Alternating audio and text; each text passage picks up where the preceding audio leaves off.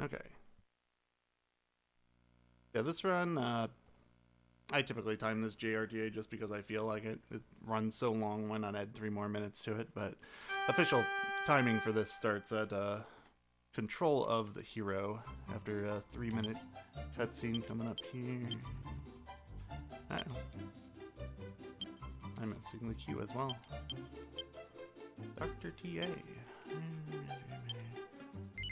No. Alright. Just my volume over here. So, yeah, Dragon Quest VII. If you're wondering why there's nothing scheduled after this run for another 18 hours, it's because this run takes 18 hours.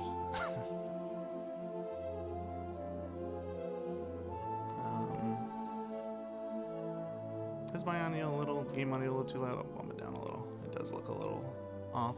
I tried to balance it yesterday, but in hindsight, I think I balanced it over the file select song, which is the quietest part of the game. So, there we go. That should be a bit better.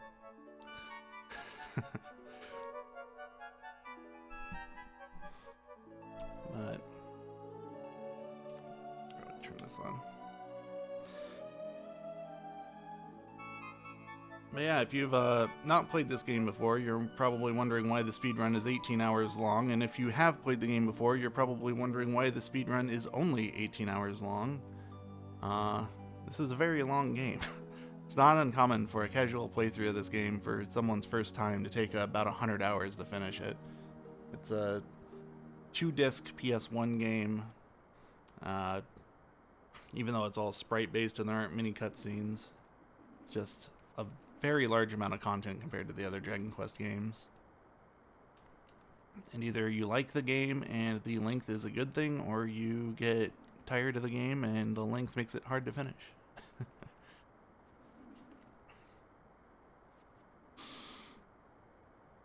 Yeah, there are... at the start of last year, we started allowing turbo controllers in most of the English language Dragon Quest speedruns because, you know, the Japanese community has been allowing them for years. So that does give a lot more breaks and opportunities just to stand up and stretch and take a mental break. There's a lot of like 1-minute breaks sprinkled throughout as people are talking to you. So that helps out a lot. But it is still, at the end of the day, your entire day. So, starting out the game here, this is Maribel. We'll see a lot of her. Need to hit a button as soon as she moves. Okay, good enough. Oops, and now I'm throwing grass around. So we're starting off this game. This is the village of Fishbell. It's a fishing village. Our dad there is kind of like the head fisherman here, so a pretty important person in the community.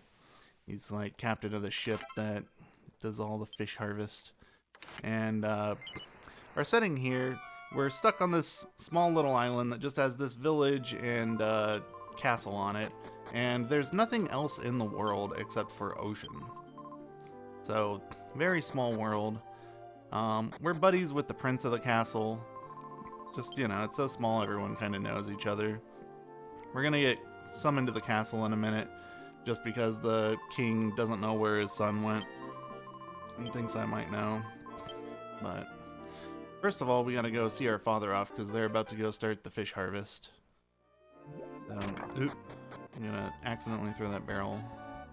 I mean, purposefully. It set something up later. I'm gonna grab this antidote. I mean, herb. I forget to pick that up a lot. I forgot which one it was. I'm gonna walk down these stairs. My mom gave me a fish sub to give to my father, but I'm not gonna give it to him because I don't get anything in return, and I'm a 15-year-old boy. There better be something in it for me.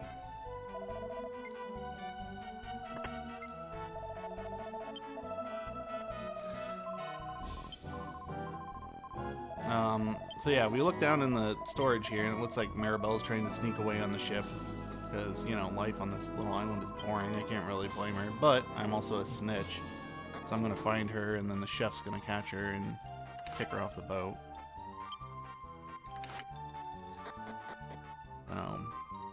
Those quest triggers hit. It's now time for the boat to head off. We got some fireworks. I'm keeping his fish sub. Dad tells me I'm not old enough to go fishing. Which, you know, I'm about to go save the world from the Demon Lord, spoilers, so I guess fishing is pretty hard work. The guy with the giant head there on the right is the mayor of the village. That's also Maribel's dad. I don't really have anywhere I'm going with this. I just wanted to point out his giant head.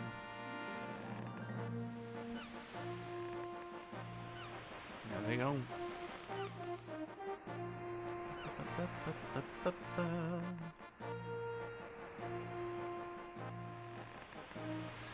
So you're gonna see me throughout this entire run rotating the camera. I'll probably explain this multiple times. But the direction you're walking in affects the speed that you're moving in, just as a kind of camera perspective type thing. They thought it would look smoother if you went full speed north and south, but only 75% speed east and west. So I'm going to be rotating the camera to kind of minimize the amount of time I spend walking left and right. Diagonals are about 90% speed, so they're usually fine. I also have not practiced this very much, but for very many cutscenes in this game, they rotate the camera at the start of a conversation, like right there, and if I had rotated the camera before walking into this trigger, it would have saved about a second. There's a lot of optimization you can do with movement and with camera angles, and it would just take an additional 300 or 400 hours for me to practice all that, so I haven't. I just kind of YOLO all of the camera movement in this game.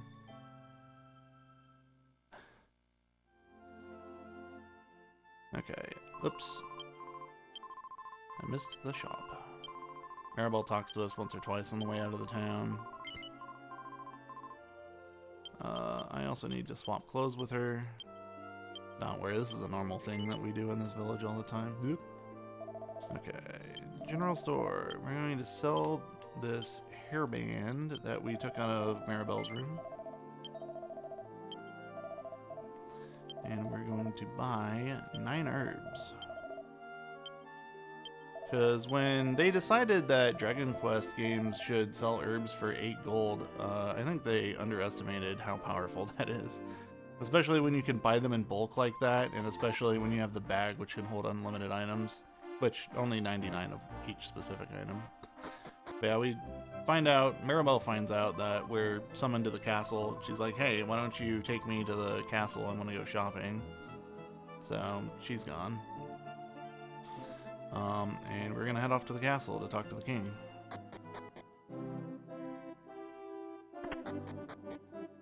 It's sort of like that. It's the same idea from the runner's perspective, but mechanically it's not the same thing. It's simply north and south you move faster. The diagonals are actually slower than moving north and south. But it's kind of like you know, the Pythagorean theorem of, you know, north being 100% and east and west being 75% means diagonal turns into 90%. But a lot of the time, like if you think about the geometry of moving the camera around as you're walking, you actually, it takes so long for the camera to move that you end up walking in kind of an arc. And so it becomes questionable as to whether it's actually worth moving, you know? Like those numbers I give off for speed percentages are best cases. That's the speed you're gonna get when you're walking in a long line like this one. But in a short distance, it may not matter as much.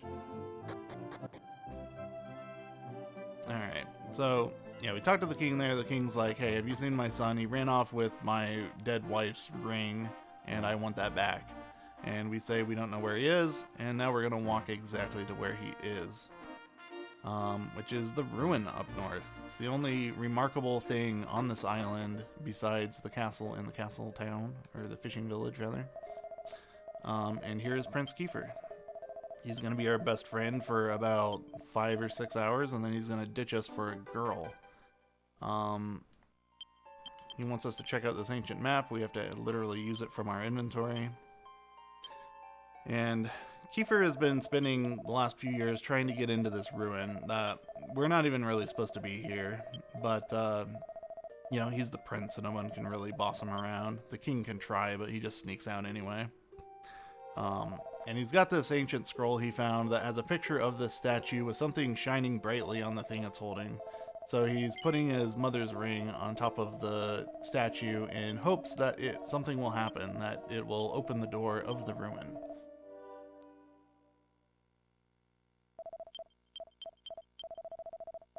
And it sparkles for a second, but nothing happens. So he spouts off some theories and then says, okay, let's keep doing some research and meet back here. So, sure, whatever. We'll do some research.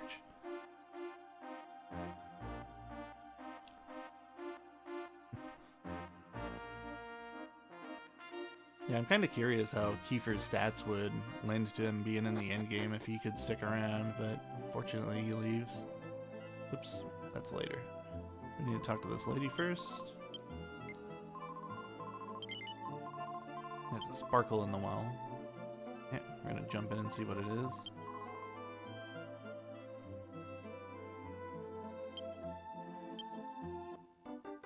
Gil H.F. Denester. He doesn't need a good luck, have fun. He's out there sunbathing on the deck. Doing fine.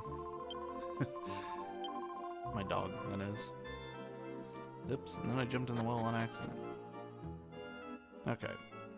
So in the well there was, it calls it a pearl orb. I think it's just some kind of shiny jewel. But for whatever reason, we think that this might be the key to opening the ruins, because it's another shiny round thing. And yeah, this particular quest trigger is just a complete waste of time. You put it on here, it doesn't do anything. Okay. I don't actually know what becomes of that item. I don't think that it stays in your inventory, but I don't know when it disappears either.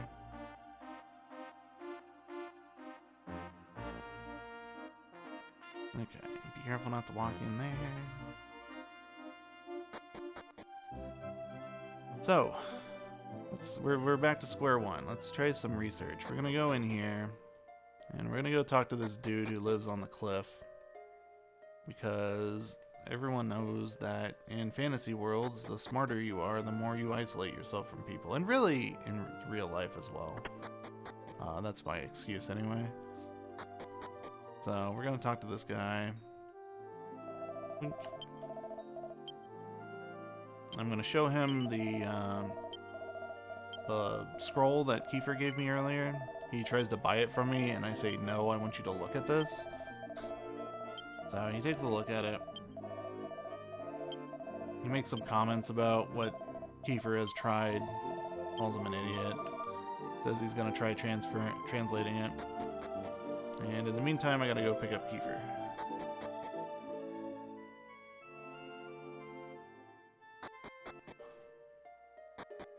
Oops.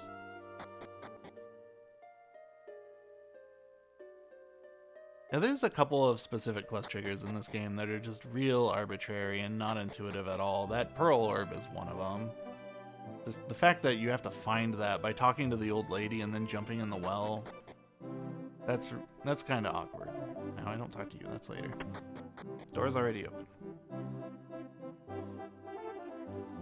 But some of this kind of flows at the beginning, some of it's just exploration. Going around talking to everybody because it's a brand new Dragon Quest game, you know? But then there's the farmer in Crage that gives you a key item. And why would you talk to all of the farmers on your way out of that island? You're already 9 islands deep. That's one of the most obnoxious quest triggers in this game, I would say. More so than anything in this opening. Maybe only marginally more so than the Pearl Orb stuff, though. The Pearl Orb is obnoxious because it, again, it's kind of pointless. I don't think that item ever comes back. It's just the hero trying something that doesn't work. And it's cool that you can find a Pearl Orb and try it and it doesn't do anything, but it's not cool that it's required. Trying to speedrun over here. Why are you making this game a speedrun 30 seconds longer than it needs to be? I'm gonna want to go to bed hours before this is done. But anyway, we talked to Kiefer. Kiefer said, "Oh, you gave it to that old man. That's brilliant." And then he comes with us. He and this old man bicker back and forth for a bit. The old man tells us that if you're the chosen one, then you just have to believe harder and then the door will open. And Kiefer's like, "I'm the chosen one, so I just need to go believe harder." And yeah, sure, Kiefer. You're the chosen one.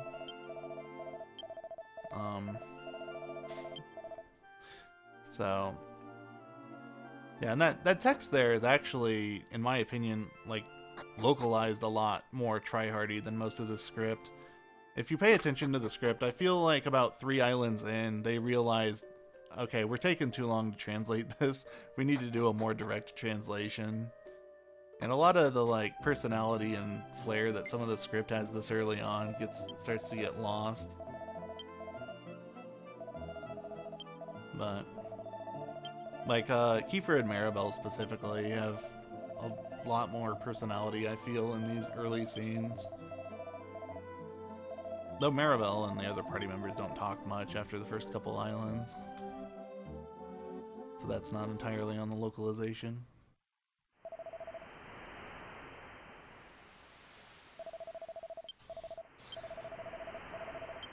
Yeah, I don't remember the specifics of the opening of the 3DS, but I know it's very different than this. I know there's even another location on the world map you have to go to, and I think that's where you do the stuff with the Saint equipment. But here, everything's contained within the ruin. I really like the ruin here, though. Why am I walking into the ocean? I don't know. Imagine if I made it through this whole run without doing anything stupid. I've never in my life gone 18 hours without doing anything stupid, so there's probably going to be more of that. Now, the guards told Kiefer, "Hey, we're probably going to get fired if you don't come with us. Please help us." And so he's like, "Whatever, I'll go to my room." And then he meets the hero before sunrise, just breaks into his house, and he's like, "Hey, let's go." And, yeah, now we're going to try harder. I did not get any water before this started. I'm going to run and do that.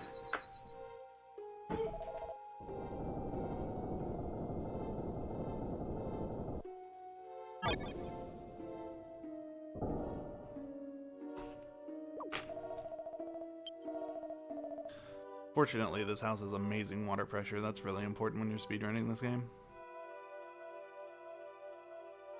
Fills up a 16-ounce cup in like a second, though it also blasts half the water out of the cup. But I've still got half a cup of water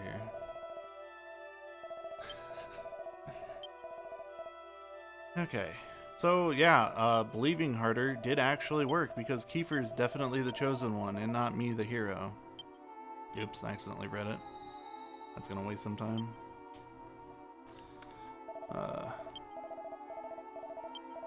So there's a lot of this text in here, and the first time you try to examine it, you find out that you can actually read it because something on your hand glows, and now it makes sense.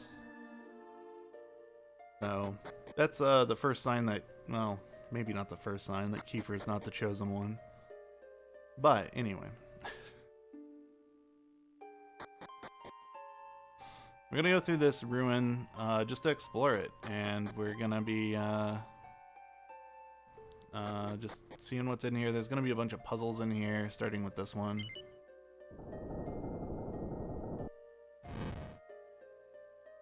Button.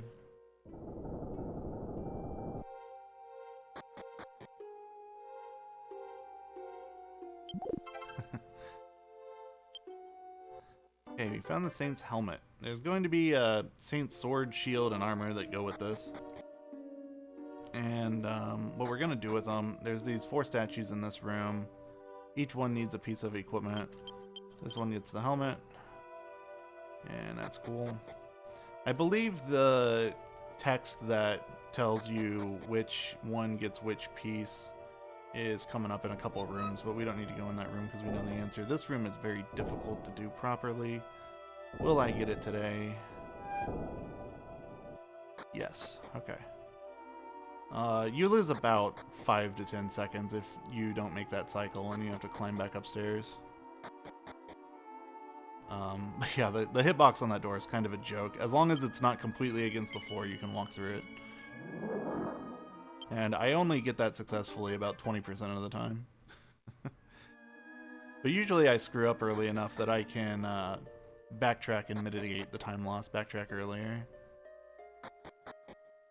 Also, it's 10 seconds, and you know, the record for this game is, I believe, 15, 20 and change.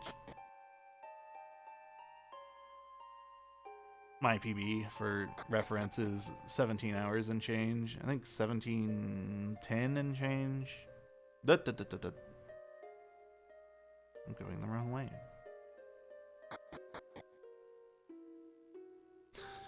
I think. I hope. I'm pretty sure I didn't walk to the right. So, left, right, left, left is the answer here. There was that painting at the beginning that had 4 trees, and you walk to the direction that they had leaves on them. First one had a leaf on the left, then right, left, left. This is just a typical JRPG. Press every button in the room one time, and you can progress. It just looks fancy. So, grab the orb. This is the worst mechanic in any Dragon Quest game. I got it first try. When we get to the Sphinx, you'll see that that's not that easy. It just doesn't land on the thing. It clips through it, it lands beside it. It helps that I lined up by pushing against the wall, though.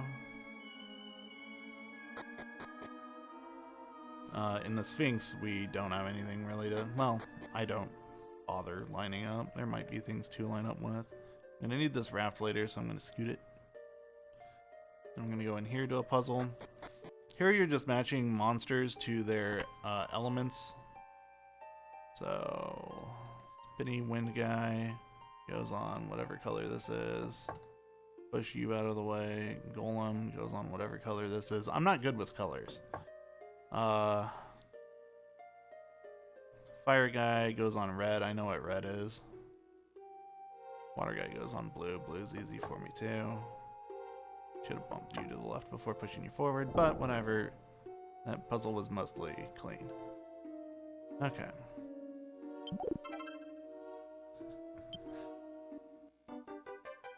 Boop-a-doop-a-doo.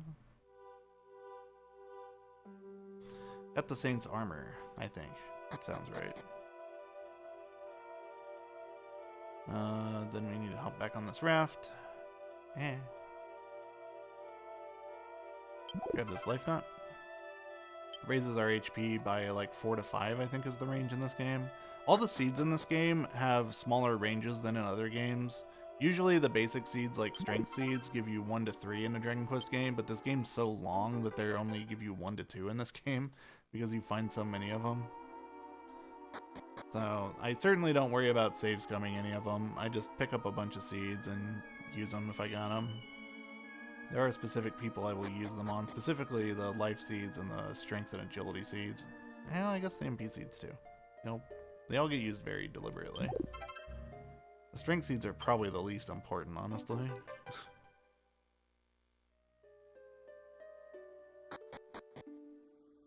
Okay, this should be sword. This should be the one in Kiefer's inventory. Good, he actually has one in his inventory today. That means I didn't forget something. And then the other one. Okay, one more puzzle. This one is pretty simple. So I just need to grab these 2 torches and light a specific pattern. The pattern is... there.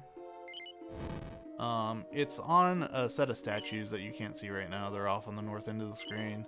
You're supposed to climb up the ladders, and the game shows off, oh, this is a 3D video game, but you can pretty clearly see the patterns right here, top left and top right. Those pedestal things, you can see them without climbing the ladder.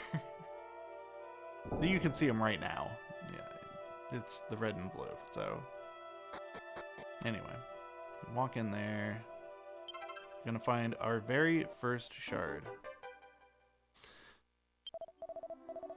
Yeah, fortunately there's no random encounters in this big puzzle maze, but also, unfortunately, it does take you, in your first playthrough, about 2 or 3 hours to find your first random encounter, and you start wondering, is this a JRPG?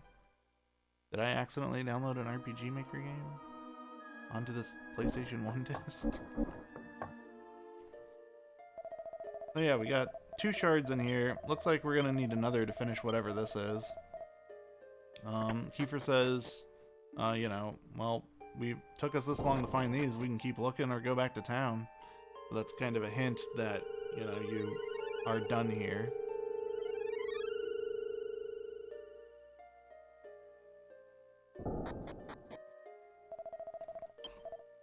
We find that portal, and Kiefer recognizes this cave as the cave we used to explore. If you were paying attention to the FMV at the very start of the game, before we met Mirabelle, you saw a hero popping out of, he kind of lifted off a manhole cover and then climbed out of a hole.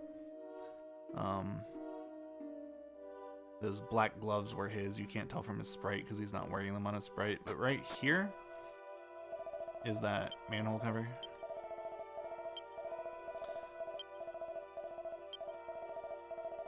So, yeah, the sun's up. We must have been in there a while. We're going to go back to town and see what we can research.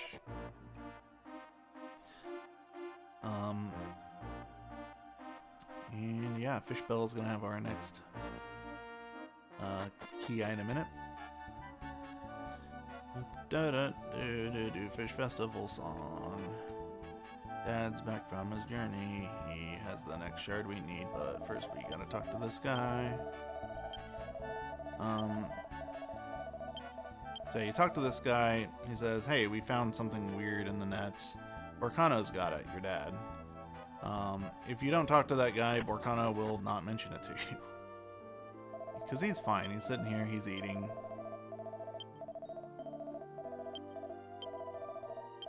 Our uncle's there in bed for some reason. He doesn't live here, but he thinks he does. So Volcano just rambles on for a bit. He mentions that you were born 5 months after conception, which is a small number, spoiler, if you did not know that. It's usually more like 9-ish.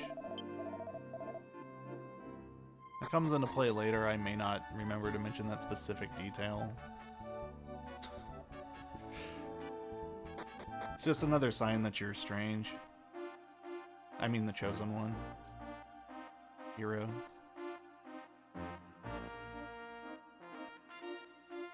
Oh yeah, Japanese text makes a big difference. I mentioned High Spirits PB in this game is like 1520 and change. The Japanese record is sub 12, I think. It's absurd. But the Japanese record is also incredibly optimized. High Spirits PB is a deathless run, and he does a pretty good job of movement, but Keta is on a very different level.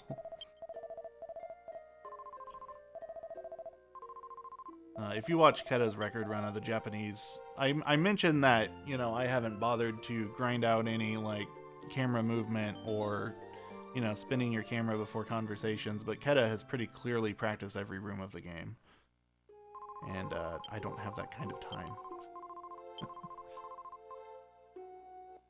Sub 13, okay. I was off by an hour. 1240 and change then. And for a while he had the record by like over 20 minutes, but recently I think there have been more sub 13s within the last year or two.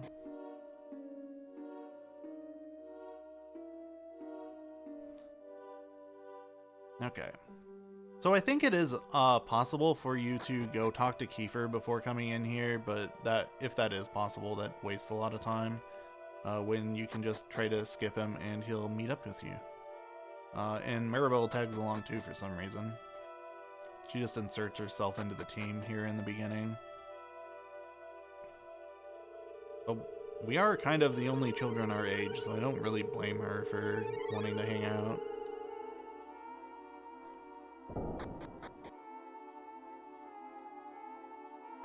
Sum of Est is 14 flat? Yeah. My Sum of Est is almost as good as your PB. It's getting there. Hey, I'm a minute ahead of my PB. Speaking of PBs, it's actually not unlikely that I will PB today simply because I have played the game within the last week, and normally I have not, because this game is so long that if I'm not on PTO, I can only run it on Saturdays. So, I'm basically warmed up from, what was it, Monday's run? As warmed up as I can get. I also almost PB'd on Monday, but I lost it to Orgodemir. He spent an hour killing me, which has not happened to me before. Hopefully that didn't happen today. But his second phase was the worst I've ever seen. He just did everything right.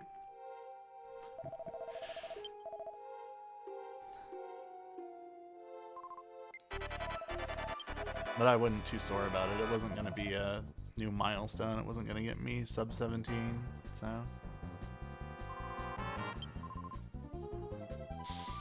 Yeah, Maribel runs off.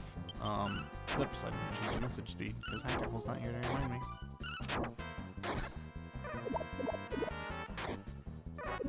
I'm gonna shut up for a second so I remember to change it this time. Okay, change text speed to slow. Message speed has probably come up in other Dragon Quest runs so far in this event, but when you're on message speed 8, it says slow, but what that means is you have to push the button to progress the text. And in many Dragon Quest games, it's fastest for you to pick the slow speed and mash through text or use a turbo controller than it is to use the fast speed that advances on its own as quickly as, you know, faster than all the other 6 options.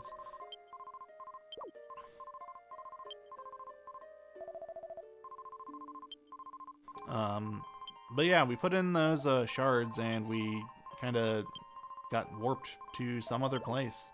And Maribel's freaking out about it. She ran off and she found these slimes, and their methodic jiggling was making her queasy, so Kiefer beat them up for her. There's some really interesting localized text in the first couple islands, like I said. You don't get any lines like, their methodic jiggling is making me queasy after the 3rd island.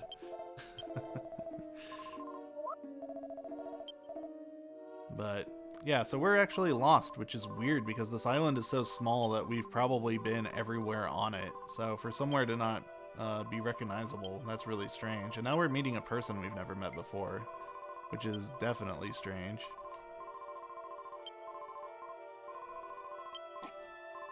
So Matilda's here.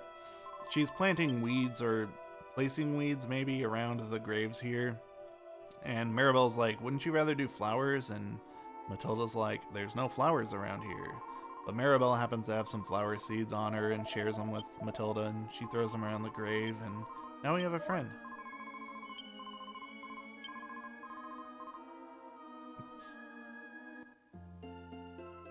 Matilda's joined the party. So yeah, this is our new party member. Matilda's very, very strong.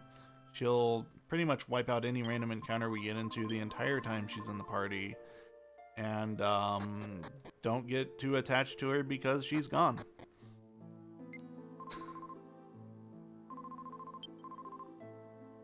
Alright.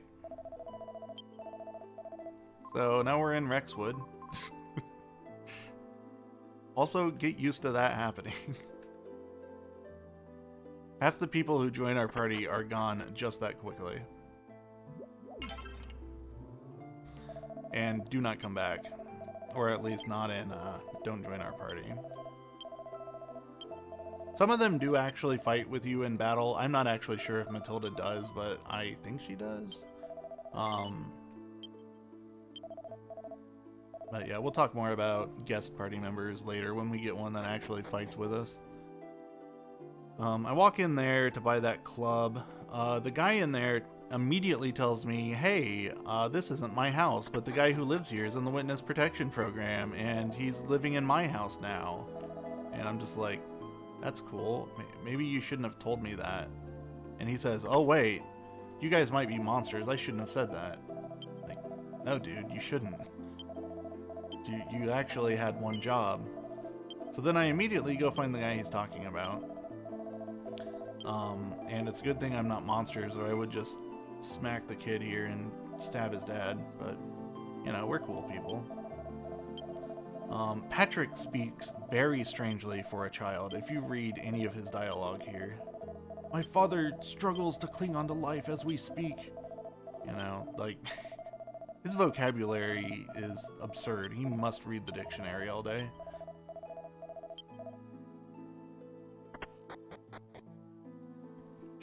Alright.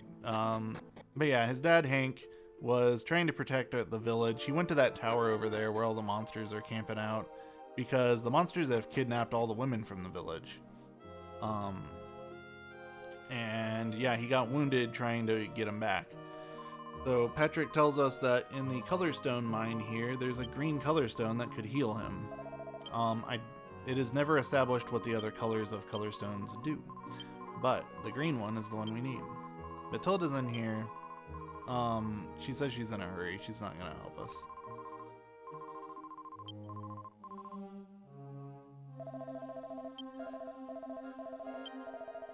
It seems a vicious mass of depravity lie where Matilda's heart used to be. Yeah, that's... maybe I should have fought the eggplants. I forget how many slimes I killed. I killed 2, okay. I have 2 gold, so I know I killed 2 of the slimes at the start. I need 4 more XP so that Maribel hits level 3 off of the first boss fight. So yeah, eggplants would not have been a good fight. See, it's by itself, I'm gonna fight it. And yeah, we got random encounters now in our RPG. That's crazy.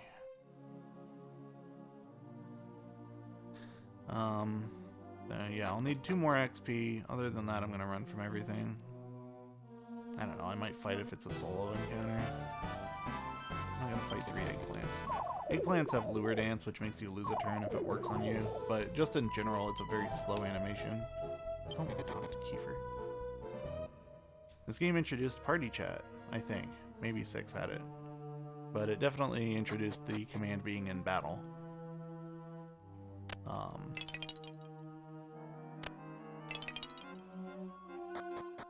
But yeah, there's actually something, a glitch you can do with the party chat that I'll do much later.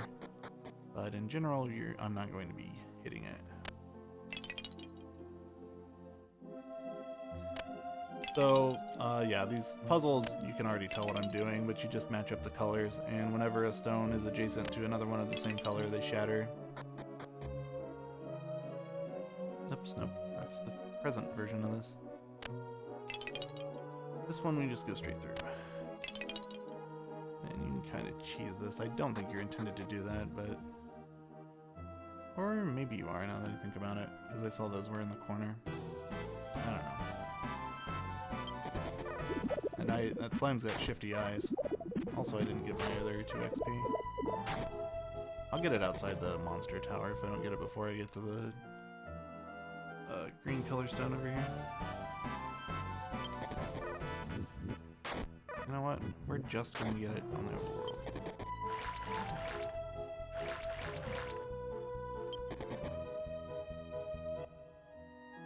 It's like Bejeweled. Yeah, kinda. Match 2 instead of a match 3.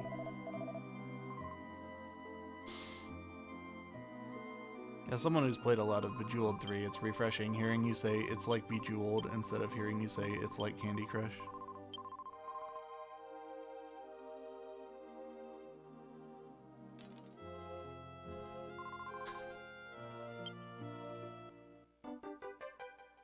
Picked up the green orb. Okay. Now I need to death warp to get back to town faster.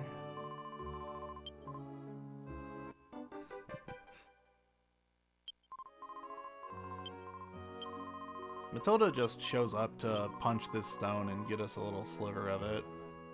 And then she's gone. It'd be kind of cool if we could keep more of those in case we get hurt.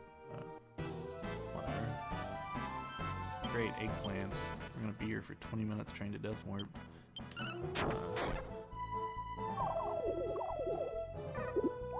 I should probably just run from this actually, instead of using my seeds here. Oops. What did I do? Oh, I was stunned. That's what it is. Lure dance. Just run away. Stop dancing.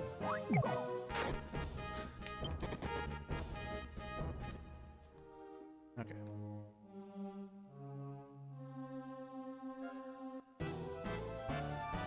That's much better. Okay. Life acorn, use that on hero. If he gets a turn. If not, I'll use it after we die.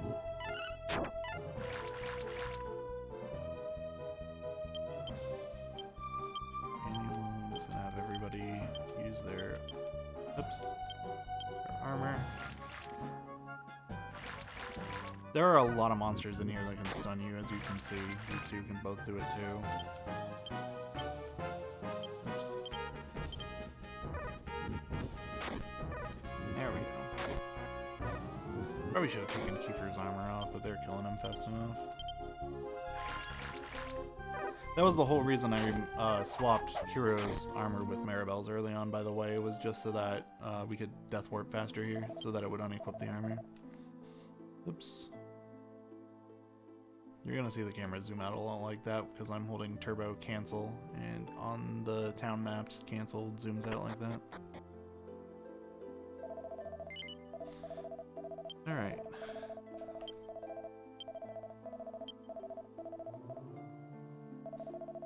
We have the green color stone to Patrick. He just gives it to his dad, uses it, I don't know. And yeah, this is gonna be a pretty short cutscene, about a minute long.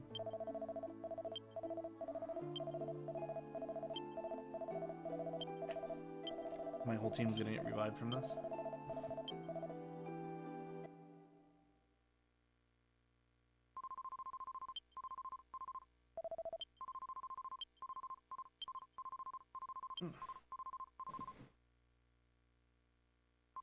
Maribel's just kind of complaining about being lost. Do you think we'll ever get back home?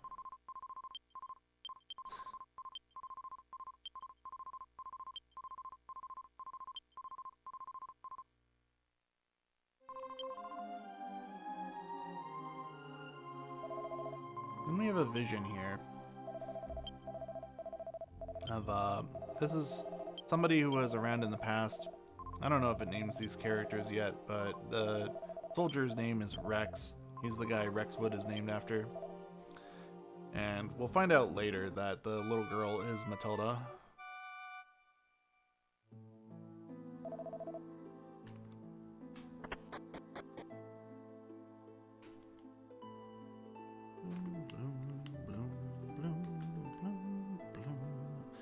Before I forget, I need to put my armor back on. Okay.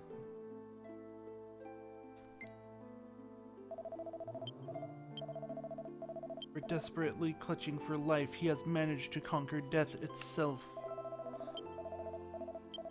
Patrick looks like he's 7 or 8 years old, and 7 and 8 year olds do not talk like that.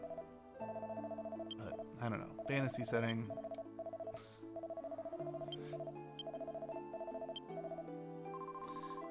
So, yeah, this is Hank if I didn't say what his name was. Again, he was trying to clear out the monsters from the tower. He wants to give it another shot, and we're gonna help him.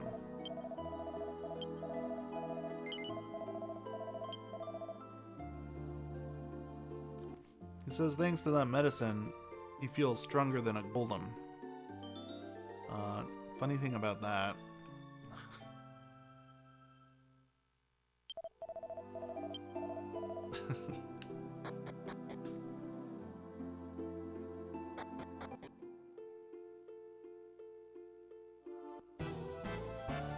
Yeah, he might have recovered faster if he wasn't covered in full plate armor and having a sword in his bed. He's gonna fight these eggplants because we've got Hank with us now. So, the way these guest characters work, they typically have an effectively infinite amount of HP. And they also always act like they are the second character slot. So, you can... So for purposes of enemy targeting, enemies typically target the character in the lead more often than the characters in the back. So you can pretend that Hank is sitting between DQRTA and Kiefer for purposes of enemy targeting. Now Hank specifically, he can be useful if he wants to be, but he usually doesn't want to be. we want to see him attack Golem as much as possible. He can also heal, he can also cast Sap, but we want to see him attack. Parry, attack, parry. Kiefer's going to try to contribute damage, but Kiefer doesn't do that much damage at level 1. There you go, Hank. Golem's got 280 HP. And yeah, Kiefer's going to take it away 5 at a time, or Hank can hit for about 30. If Hank casts Sap twice, Kiefer will do up to about 10 damage. Alright, thanks for making me waste my herb, Hank. Oops, Maribel's attacking. Hopefully she doesn't get hit. Okay.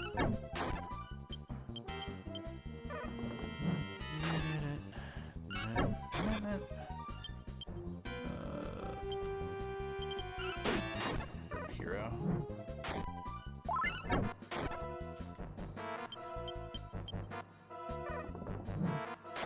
Very straightforward fight, because again, the team's all level 1. We're hoping Hank does most of the work here. Oh, there was a hit for 8 damage.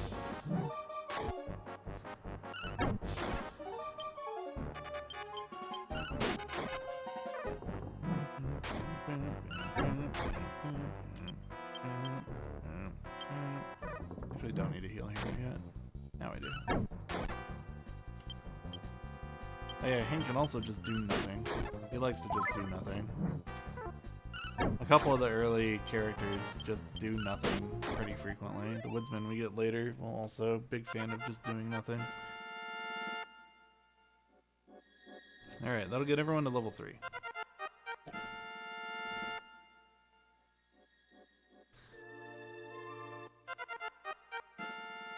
The mayor's pet hellworm is Chibi in the PS1 version. Squirmy might be right on 3DS.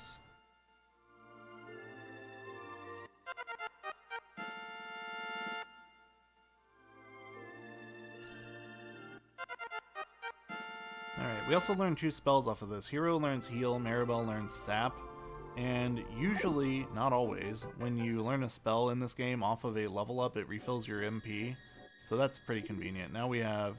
oh, it's not Sap, it's Blaze. Yeah, so now I have 3 casts of Heal and 5 casts of Blaze. Did I choose to use them? Oh, I'm skipping 2 floors in my head. I thought I was on this floor. Nope, not yet. Up the stairs. Grab this treasure chest. I'm not sure what's in that pot, but I don't need it. It's probably a tiny metal. Typically, if I open a treasure chest that isn't in my notes to pick up, it's a tiny metal, so I just don't do that. Ba-doo-ba-doo. Are any of the runs in our marathon this year collecting tiny metals? I don't think so. Not very many runs do, because they take so long to pick up.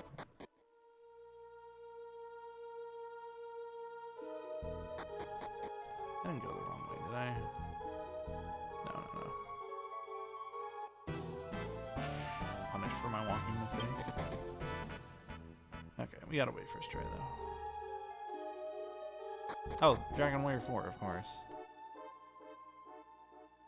Things are cheap in Dragon Warrior 4. You don't have to collect 60 medals to get a good item. I know DQ6 SFC collects enough medals for a Sword of Miracles, which I think is at least 45 medals. If you think about just the little medal animation and, you know, assuming you have to take 2 seconds out of your way to grab each one, you're still going to spend 5 to 10 minutes getting that weapon, but Sword of Miracles can be worth it. We get a free one in this run though, so, oops. We don't need medals.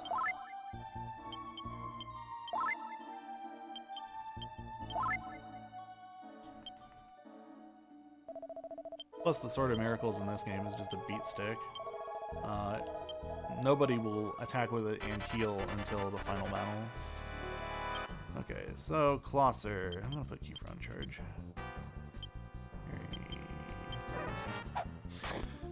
So Crabber here has a lot of HP. He's got more defense power than the previous boss.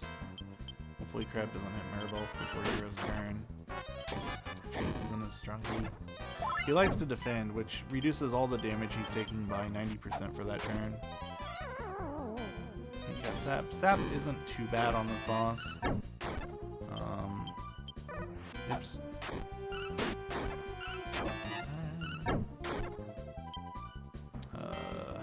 Healing.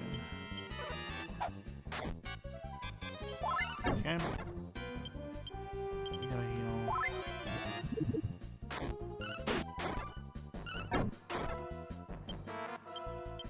Above parry. Crazy, he's really out for Maribel today. Okay, there's a Sap. Sap coming in at the defend turn is definitely not a bad thing.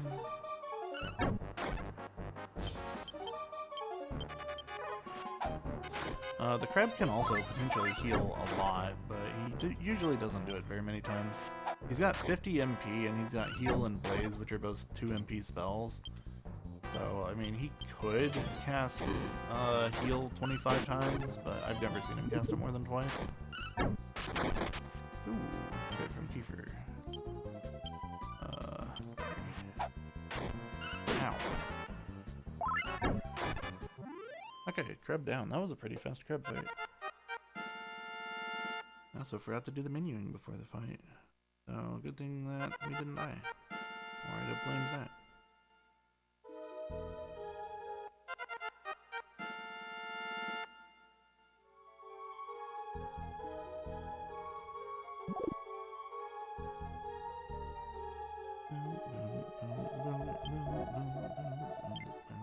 Got a cave demon. The crab battle.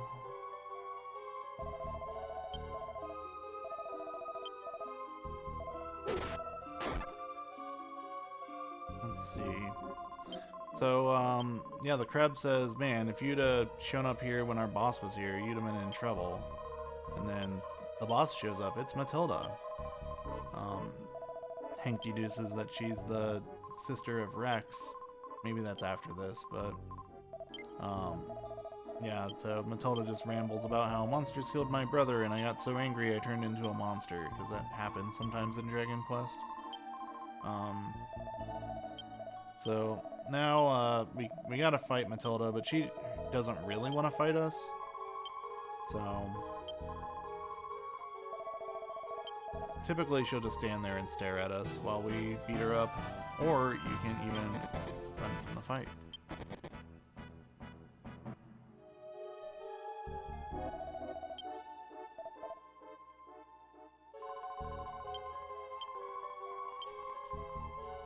This is an awkward time to do this, but I'm gonna do the menuing I was supposed to do earlier.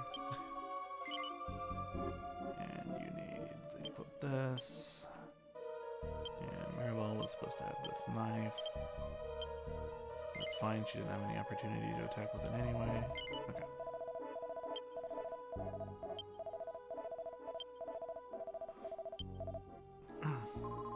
So if you let Hank walk all the way up to her, he will kill her. And this cutscene's a little longer. But if you talk to him to stop him, she'll die anyway, and less dialogue. Faster. And it's the morally correct thing to do. Yes, definitely. We care about that. Should have put up a poll for kill versus save Matilda. I'll probably do one later for Chibi.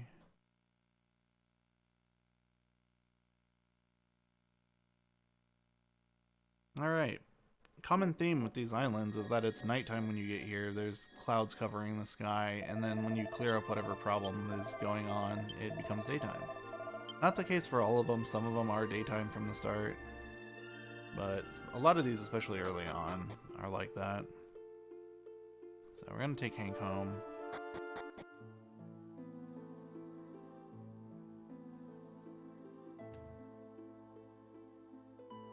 And drop him off. Patrick's like, wow, Hank, your dad, you didn't die. And Hank's like, hey, here, I have a gift for you. And then Patrick makes a Star Wars reference, and then we go home.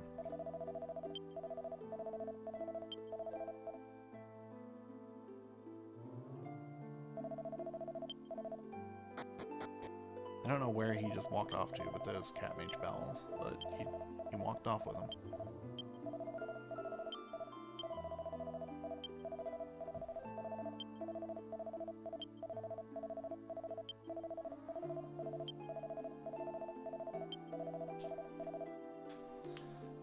Hank said a lot there, but he's really just thanking us. And I think Matilda also, before she disappeared, she told us to go back to where we met her. On the one hand, there's flowers there now. Wow, yay, flowers. But the real thing she was trying to get us to do is go over here where the portal is that takes us home. This is the only island where we have to go through so many hoops to get out of here. All of the other islands we go to, spoiler, there's other islands. There's one for every pedestal in this building, which is 18 in total. But all the others you can immediately leave. The portal's right where you start. But they want you to be forced into this one so that you finish it and it stays self-contained before you leave.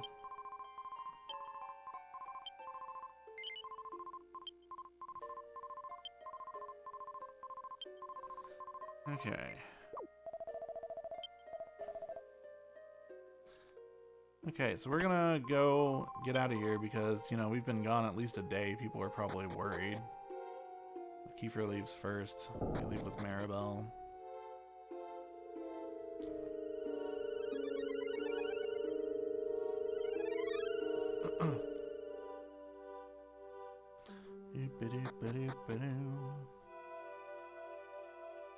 I'm gonna show off something that actually loses about a second of time. But, so normally on the overworld, you walk more slowly than you do in towns and caves. But there's something you can do at this specific point in the game to give you this faster walking speed on the overworld. But the dialogue you have to sit through takes so long that it doesn't actually save time. But if I go out here with Maribel and then try to re-enter the ruins, she talks to me, and that dialogue changes my move speed. So now I'm moving quite a bit faster than I normally am on the overworld. That happens again later, but it happens automatically on the second to last pedestal island. So I'll point it out when it happens there. No, she's in the house this time. Later we talk to her at the docks. This is the downside to having played this game within the last week, is that I'm not really looking at my notes right now, and I'm being wrong a lot about what I need to do next, because I just remember, I know I talked to her down at the docks, right? No, that's later in the run. In fact, I think that's much later in the run. But whatever. Talk to Mom there. She says, and if you talk to other people too, they'll talk about this as well, but there's apparently another island now, and everybody's talking about that. Is he in here? No, he's in his house. Neds didn't even say where he is, so we can blame the Neds for that one. Alright, so here's our uncle. He lives kind of like we all do. I like the plate on the floor. Fork and knife right on the carpet too. Not even on the plate. My house isn't that bad. But anyway. Yeah, we go down here. So you talk to Handara, and since we talked to Mom and found out about that extra island, we can tell him about it. And then he's going to try to trade the information for money, because that's just kind of how he lives. Doesn't have a job, he just kind of schmozzes off people.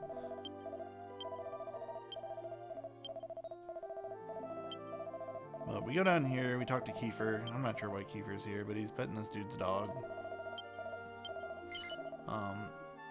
Kiefer mentions this island. Currently, the king and some other important people are talking about this island, and they won't let Kiefer in. So Kiefer says, we should go check it out ourselves. Why don't you meet us in our secret spot in Fishbell? So we gotta go find that. How am I way?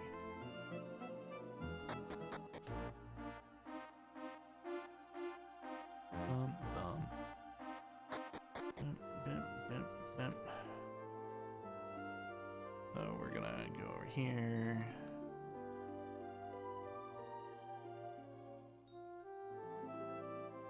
And there's a cave right behind our house. Maribel's here for some reason. But whatever, we tolerate her.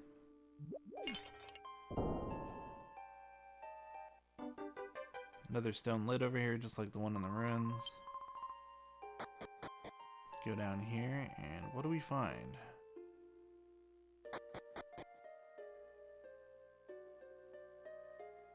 A very dinky little boat that me and Kiefer have been working on restoring. Where did it come from? I don't know, but here it is. It's all fixed up. Took a few years, but it's ready to sail. Very conveniently.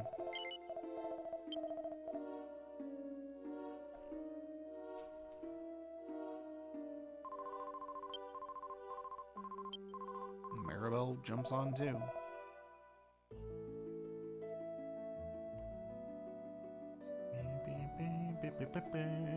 Boat theme.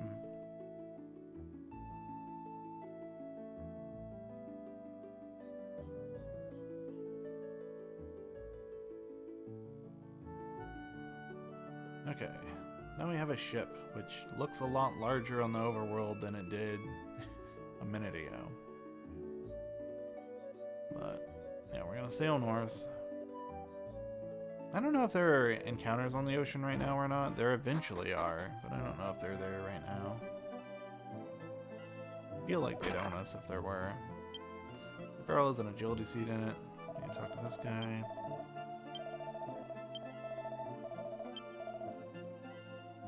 Buy a copper sword or a Kiefer.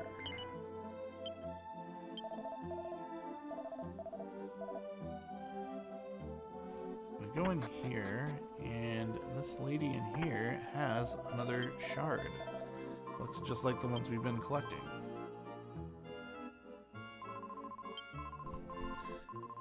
I didn't point this out, but also when we killed the golem, he dropped a shard. So we've already got at least one. I don't remember if the crab dropped one too or not. But yeah, wind shard. And the lady there, she's upset with her husband. Her husband gave that to her and she didn't appreciate it at all. She tells you to go talk to her husband and tell him that he is as worthless as the stone he gave her. He's just kind of defeated when you tell him this. Like, oh man.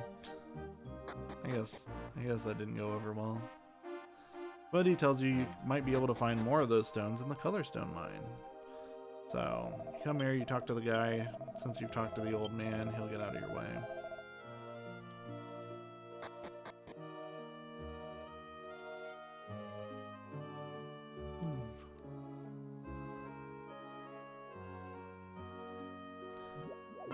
And grab a mystic nut out of here. I think this one's empty. Yeah.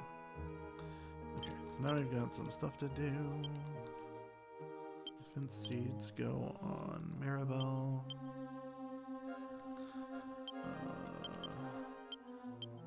Every agility seed in the game gets saved for Gabo.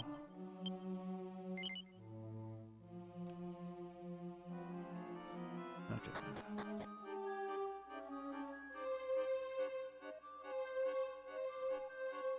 So, yeah, we'll make our way through here again. There's a lot of backtracking in this game because you go through past and present versions of every dungeon pretty much. Which is pretty... That's what is going on with Rexwood here. You can tell just from talking to people that what you went to from the shrine was a past version of this island. And now you're, you know, in the present. Things are a little different. The houses are bigger because they've had time to repair after the monster attacks. The puzzles have changed in this mine. This room wasn't even a puzzle in the past.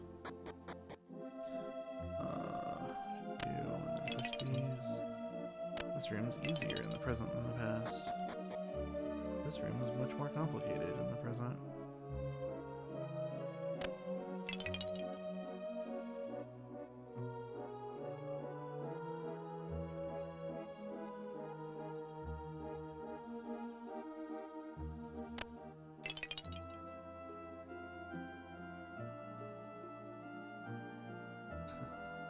Eat the luck. I think this is one of the I think this game looks fine. I don't know.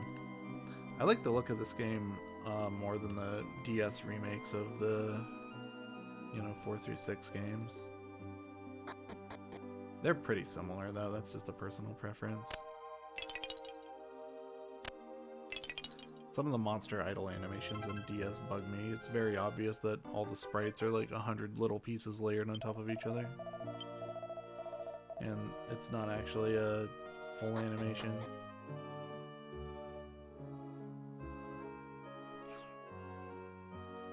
Okay. I found a fire shard, I think, right there. Which is convenient because we're about to go to a fire island. I think wind is the next one. So right now we're finding fire and wind, but we're not going to find enough to get into the wind area.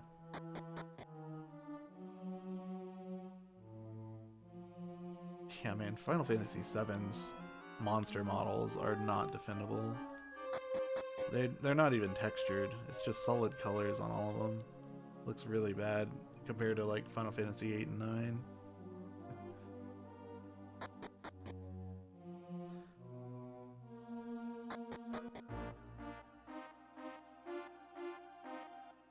Okay, that'd be my... well, I don't know. There's another shard in the Estardi Castle. There's a lot of walking in this segment. This segment kind of drags, honestly, but... yeah, the guard on the left here, you talk to him with the prince in your team, and he'll open the door for you.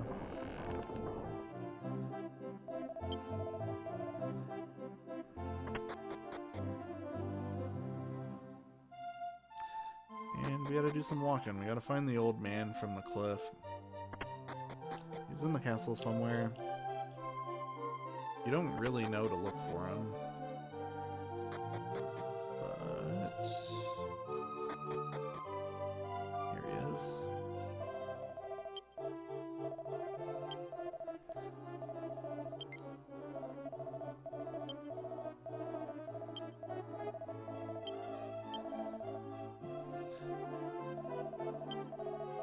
Yeah, this is definitely the longest Dragon Quest game to play casually or to speedrun. Unless you count the 3DS remake of the same game. It's actually quite a bit longer, largely just because they changed a lot that just makes things slower. Like the 3D models, the larger overworld, like the whole overworld is 3D, so instead of walking from the ruins to Fishbell taking 3 seconds in this version, it might take 30 seconds to a minute on 3DS. Not you. You're on the right.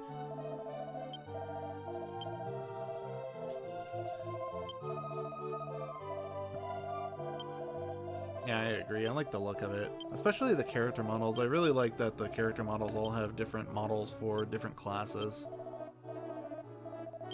But it is unfortunate that the speedrun of that game is hard to do under 24 hours. It's like a third longer than this version.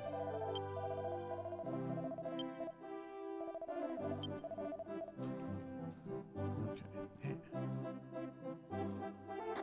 The conversation that they have is just so weird. The old men bickering there, and then it ends with the captain-looking dude saying, "I knew this would happen someday. Fine, you can take my raft." Like, what did you know? You knew that some kids would show up and find the stone that you've been looking for and haven't been able to find? Also, by the way, it's right here. I don't know. Another agility seed. Again, we're gonna save that for Gabo. Move these pots out of the way, and then you can shove this bookshelf. The main clue that it can be moved is if you rotate your camera, you can see the door behind it. There might be some markings on the wall too, I'm not certain about that. Just to indicate that something had been sliding around. I know somewhere in the game they do that. Maybe not there.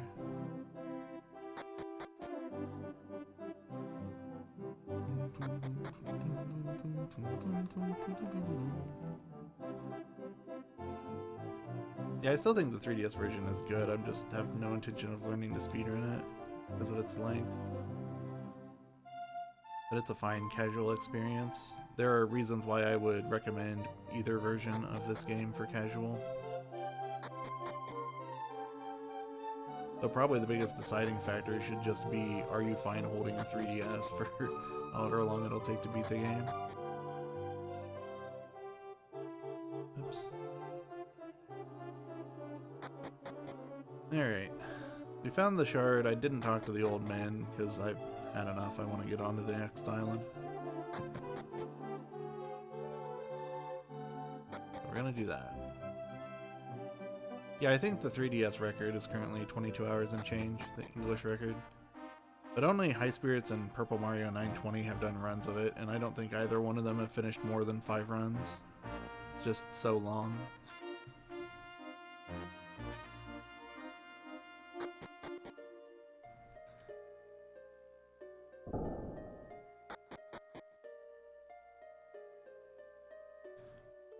That 5 is a bit of an exaggeration. That's being generous. I don't think either of them have finished more than 3 full runs. But maybe up to 5.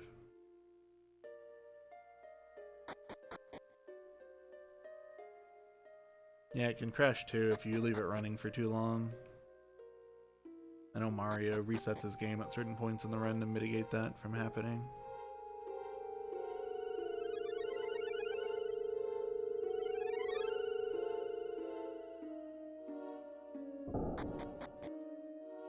Alright, so the shards are color-coded.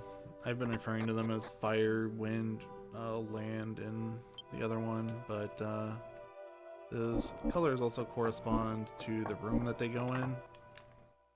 So fire shards go in the northwest room up here. That's why I really need to heal.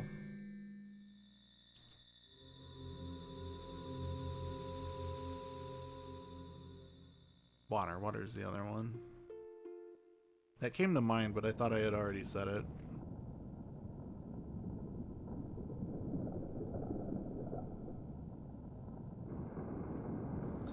Fire, wind, land, and question mark. In the Japanese script, they're actually just colors. They're not, fire. They're red shards. The name is Mysterious Stone Fragment Red instead of Fire Shard.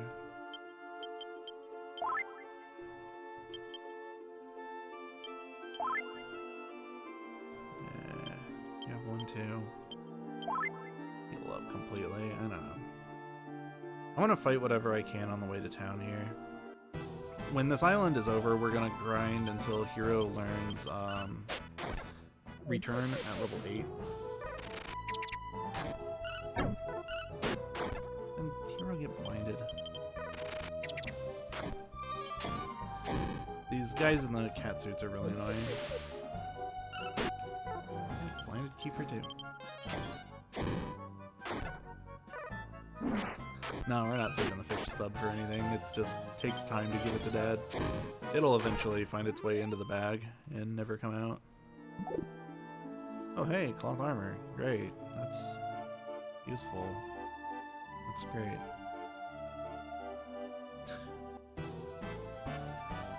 Okay. I'm gonna parry. Sword of Ruse hit really hard. I think they hit the hardest of anything out here. Maybe the catsuit guys hit harder, but they also have spin turns using Sandstorm instead of attacking.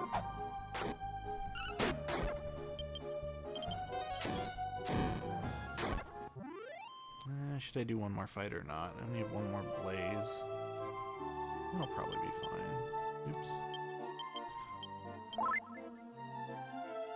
The more I fight right now, the more herbs I can buy. 70 gold's pretty good. I might regret this. The Flora Jades on the right are not a threat. If we can kill the Sword of Return one, we're probably okay. Yeah, I got a turn. Don't blind everyone. Okay. Kiefer wasn't blind, so we'll keep going. Nice crit from Maribel. No, now Kiefer's blind.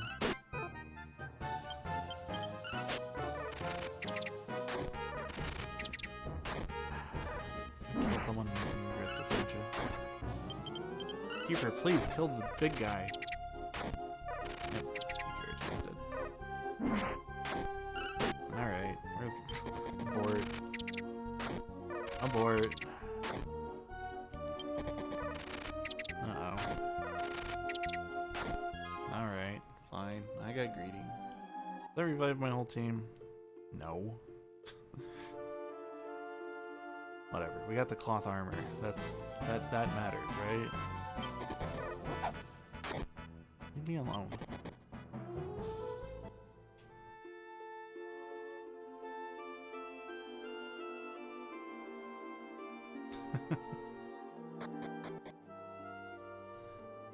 Hey, Slurpee Ninja. Ooh.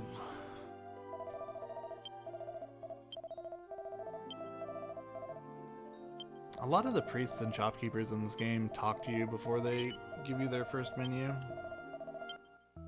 I may not have enough gold to revive Maribel.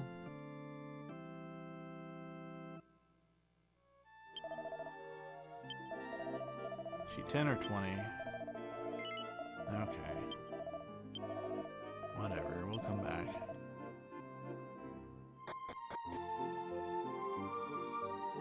Alright. So this is the town of Engow. You may have seen as we were walking up that there's a big old volcano. We also had a vision as we were entering this place. Only time that happens, don't read the book. And the mayor's reading How to Be a Mayor for Dummies. And yeah, the volcano is rumbling a lot. The mayor thinks that means it's time for the Festival of Flame. There's a lady named Pamela that we'll meet in a minute who thinks that the rumbling is the end times. And that lines up with the vision we saw. We saw a vision of some people standing up on the volcano and a lady in a red dress threw a torch into... Oops, go to the end first. Torch into the volcano, and then the volcano erupted.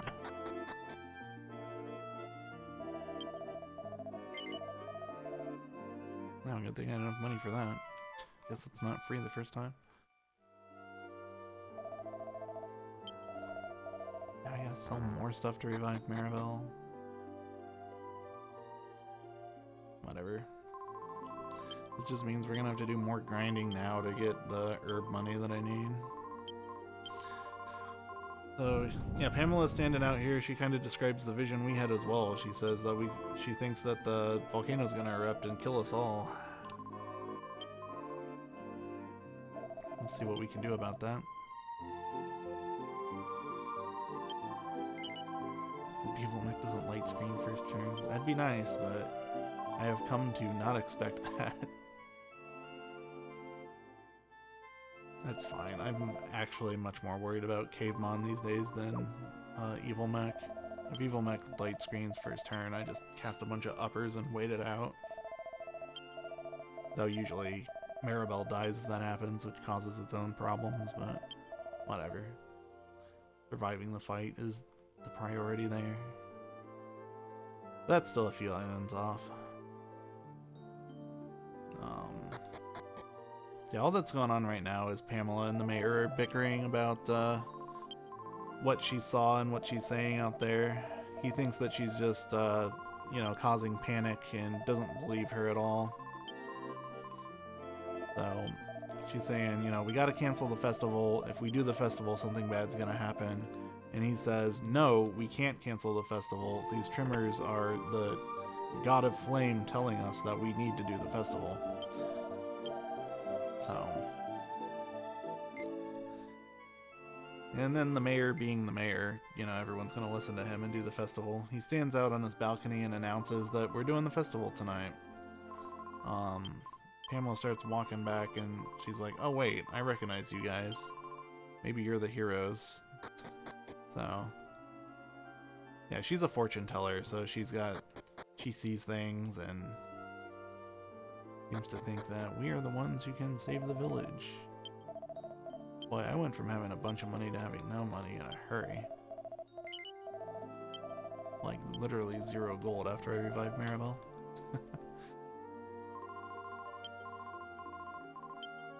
Alright. Hey, we saved time because Maribel didn't introduce herself. Shouldn't have revived Kiefer before this. Would have saved more time.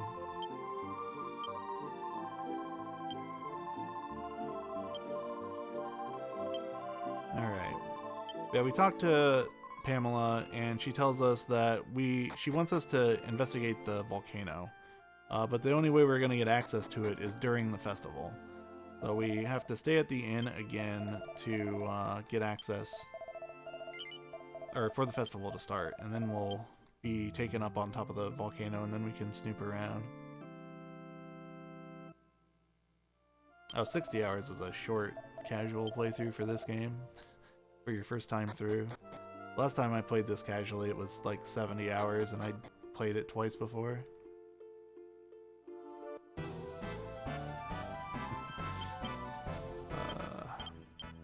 Oh, you didn't get your magic back because you were dead when you used the inn?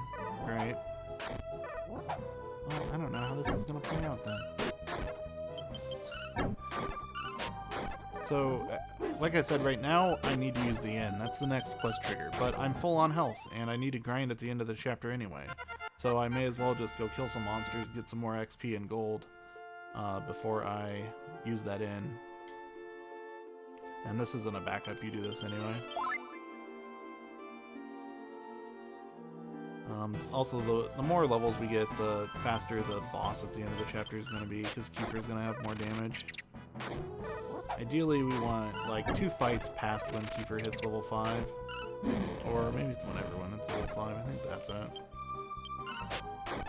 I don't know. I should be scrolling my notes, but I'm not. Yeah, 555 plus 1 more battle. If I don't get those levels here, which I may not because Maribel has no magic, I'll just grind in the volcano a little bit. There's a tile down there that fully heals you and refills your magic.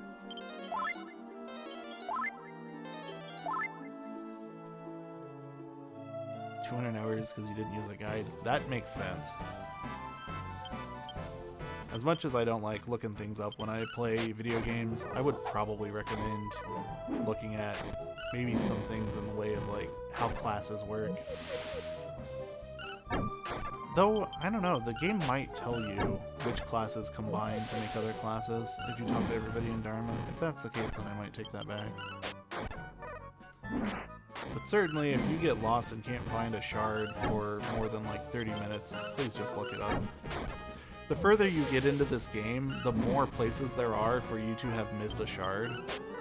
And it's very easy for you to get to, you know, like 12 islands in, and you can't find one of the shards for island 13, and that's because you missed it back on island number 5.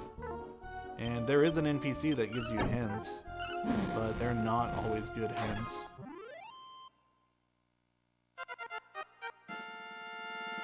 There's a level 5 and learn Retaliate. Retaliate's a funny skill. It's really weird that Maribel has that, but it's a fun skill. Basically, if a monster hits Maribel, she will use the same attack right back at the monster, and if I get blind, I'm running from this. Yep. All 3. Okay, we're running, and we're done grinding for now. Please don't kill Kiefer again. Okay, we're good. Okay, the inn should be free this time, so I'm going to spend all the money I have right now on herbs. I was supposed to do this earlier, but I had $0. Still don't really have much money. Is there anything I can sell? I still have that pearl orb. I could sell the bronze knife. Why don't I do that? Oops.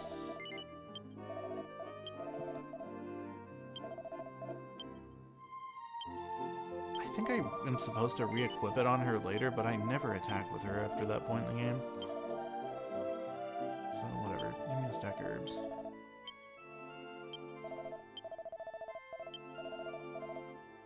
Okay. Yeah, that's one benefit of the 3DS version is if you're familiar with the echoing flute from Dragon Quest 2 and 3, you have that in Dragon Quest 7 as well. Anytime you're on a screen where there's a shard, something will light up, which I think that maybe holds your hand a little too much. I like the hints that 3DS gives you, but the knowing exactly that there's a shard on your screen is a little bit like you know, why are you bothering making me look for these at all? I need to get this item. Festival song. Are you enjoying the festival, faux flame? Yeah, it's great.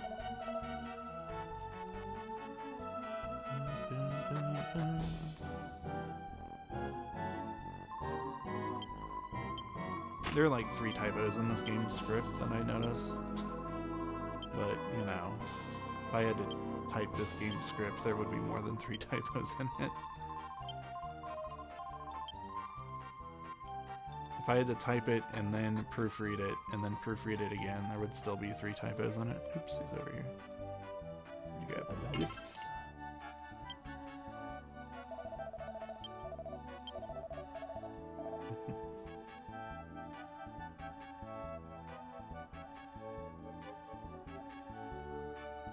Alright, I'm gonna stand up real quick because I've got about a 1-minute cutscene here.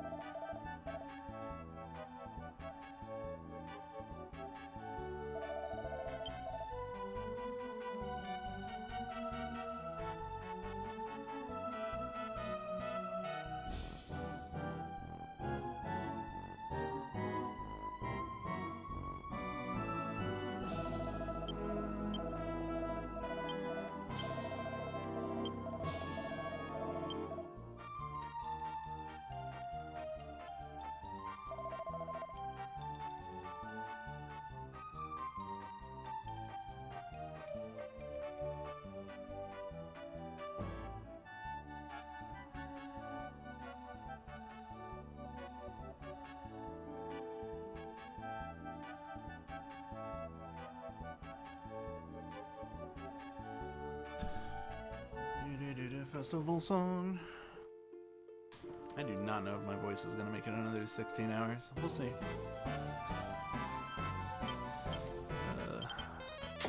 Like this for sure. Stall your progress about a third of the game. Dang, you just got the classes then. You just unlocked the core game mechanic.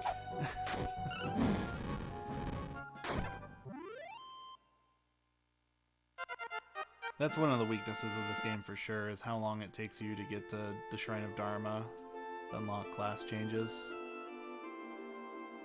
Even though proportional, it's about the same as DQ6 and DQ3, which DQ3 is a little different because you at least start with classes.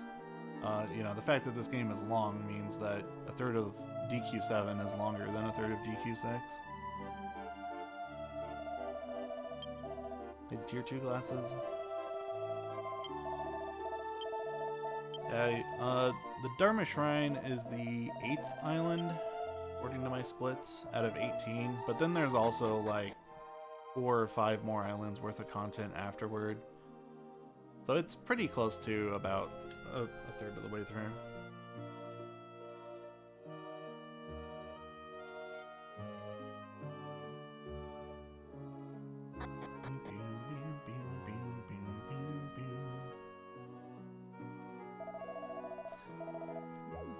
Yeah, even if you grinded a lot to get the tier 2 classes, you probably weren't earlier than Krakos.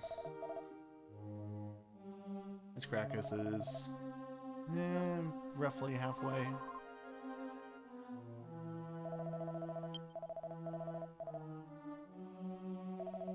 Oops.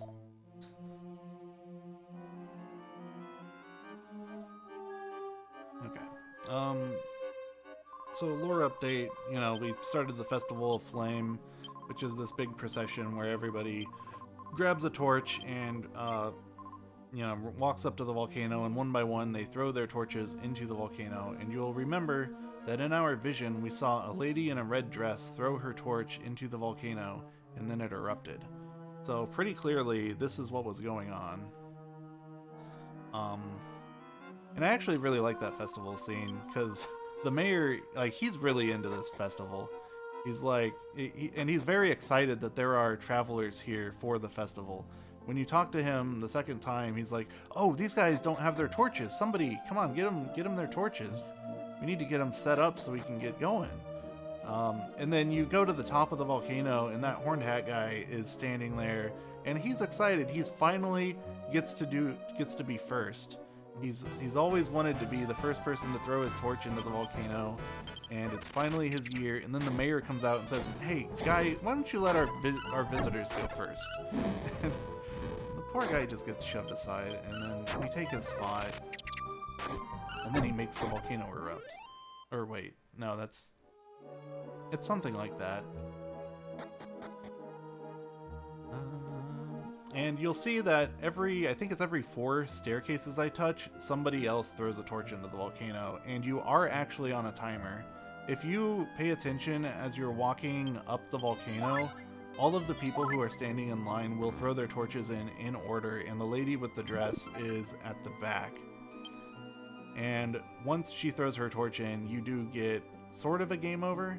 It sends you back to the inn at the start of the festival. You just kind of wake up in bed and like you had a bad dream.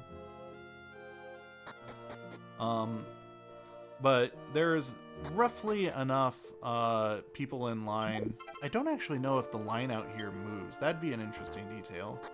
Why don't we check? Why don't we go in and out until somebody throws? That was the front guy. So now let's go back out and see if it's somebody different. I bet the guy with the turban has moved to the front of the line now. Yep, that's a cool detail. Can we see the lady? No. We've got a while still till she gets up there.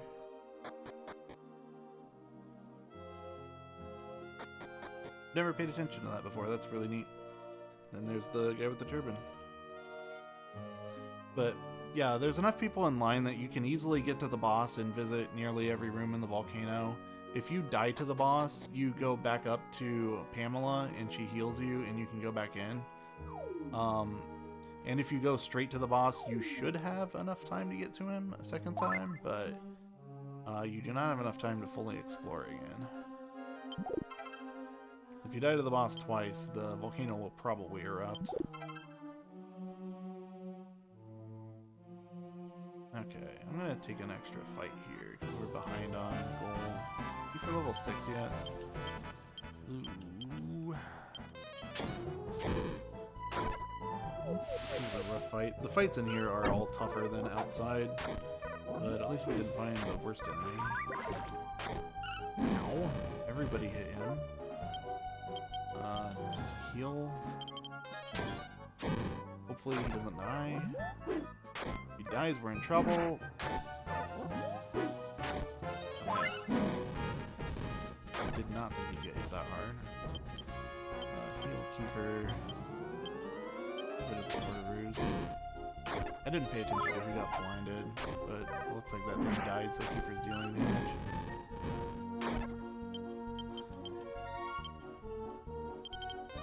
We do want Kiefer level 6 before the boss. He doesn't get a whole lot, he just gets some HP and like 3 strength. I think it's 7 HP and 3 strength. My notes would tell me. It's fine if he's not level 6, it's just a good target.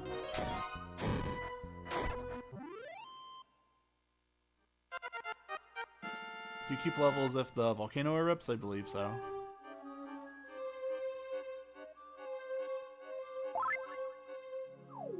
Okay. So now we're gonna go down and fight this big ol' head. So the fire giant here is on a pattern. He has 3 turns he cycles between. Each turn he has 2 different attacks he can pick from. It's a fairly common boss pattern. So turn 1 he will attack or breathe fire. Second turn he will build up power or crush, which is an AoE attack for about 10 damage. Turn 3 he will always just attack, but it does 50% more damage if he builds up power. So fairly straightforward fight with a fairly common tactic. We're just going to cast Sap on him a lot. I'm going to have Hero Parry turn 1. Maribel learned Sap, I think at 4 or 5. I don't actually know which level. But while we were grinding outside, she learned it. He can attack. There's Fire Breath. It's charging the party, which is what I called Crush. So now we need you to heal, Maribel to parry, and then this won't kill anybody. Okay.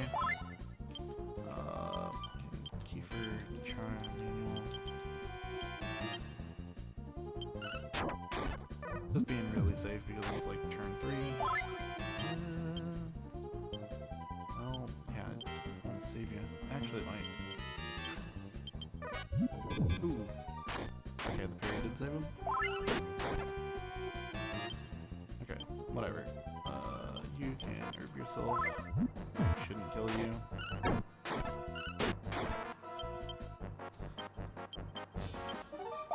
So this is also a decent time to talk about buffs and debuffs. You see his defense just reset there. I don't remember if this game introduced debuffs resetting or DQ6, but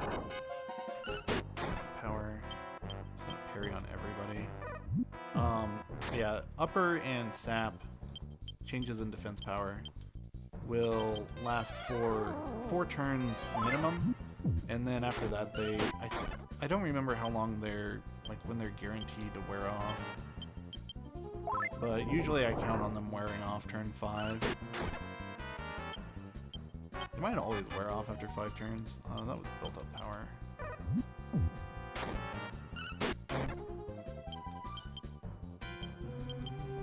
Just be liberal with these herbs. I bought a bunch of them. More than I could afford, to be honest. Training the team. This will be a normal attack.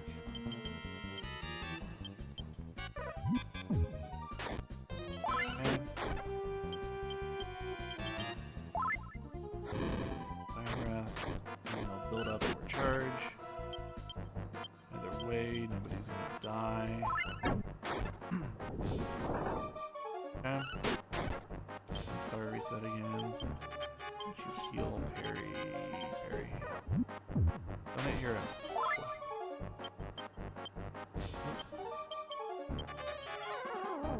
Building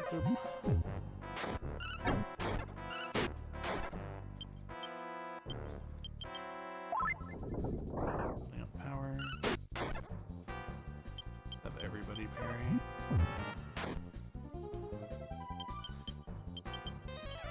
Fight's being kind of slow today. Also, every time you, I guess another important part of that, so sap takes off half of their current defense power. If I cast it a second time, the duration will reset. So, if I wanted to, I could space out my sap casts, lower it once, and then a couple turns later, lower it again, and now it'll last for 4 more turns. I don't usually do that with sap, but I do that with upper, to raise my own defense. So I'll just cast it on myself every 4 turns. It's also worth noting, when a monster has 0 defense power, you cannot lower it again. It'll just tell you the spell can't work. It won't even let you cast it. So you can't just keep casting sap to refresh the duration. I think they changed that in DQ4 PS1 though. I know you can hit enemies with like stop spell, like Balzac, when they're already stop spelled to refresh the duration. But also, while raising your defense power, you cannot raise your defense power again if you have gained a static 200 defense power from the spells, which is kind of obnoxious. I'm going to spin my camera here because it's going to spin it for me. I need to use the holy water that our uncle gave us, very conveniently. If you don't have this, you have to leave and find it.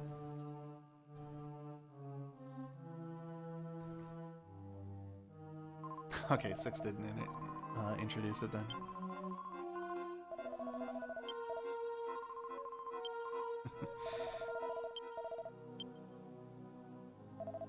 Yeah, it's kind of annoying that starting at this point in the series, buffs reset after a few turns, but I also fully understand why it does. If you watch people fight Baramos, just the fact that he's extremely dangerous at the beginning, but then once you get set up, he's much more manageable and stays that way permanently. Unless he kills somebody. But just like physical attacks are kind of a joke when the boss doesn't have freezing waves to remove your buffs. Okay. Here. No, Pamela, right? Where's the door?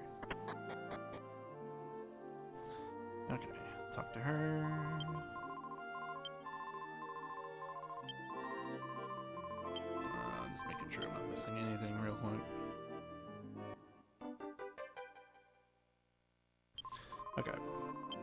So, yeah, end of the story there is that we killed the fire giant who was doing something with that big old pot downstairs, which was going to make the volcano erupt. But we prevented that.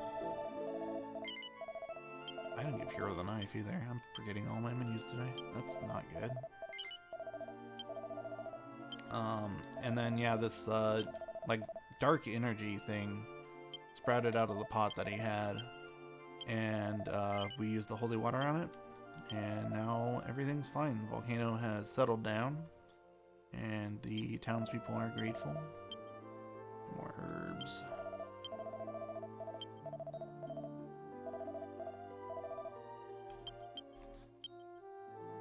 Yeah, especially in the later games, waves, the freezing wave ability gets thrown around a lot. Like DQ9, like most of the enemies in the last half of the game have it.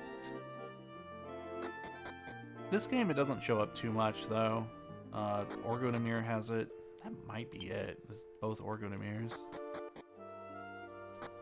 Alright, now we're starting our grind here to learn the return spell. So we're kind of just going to be sitting here fighting stuff for a bit. For the most part, we're just going to attack our way through all these fights. I'm going to focus the enemies that do the most damage, or the catsuit guys, so that I don't get blinded. Hang on, I'm going to put Kiefer on charge so he does Fire Slash automatically. Heal, and then you blaze. Okay. Once Maribel learns or hits level 7, though, she'll learn Sleep, which I will use a lot because all of the enemies out here can be hit with it 100% of the time. If you please stop hitting the tongue rats. Hit the Sword of Ruse. That's why Hero's dead. That's not enough money to revive Hero. Have to do one more. Hero needs the XP too. I should probably just go in and sell something. That was bad. After a couple levels, these fights get a lot safer too. I don't have to heal nearly as much.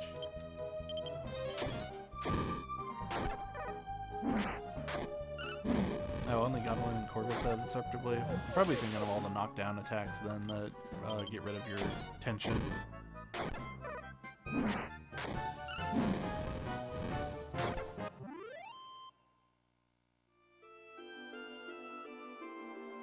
What level is Hero? Still 5. Okay, we got the money then.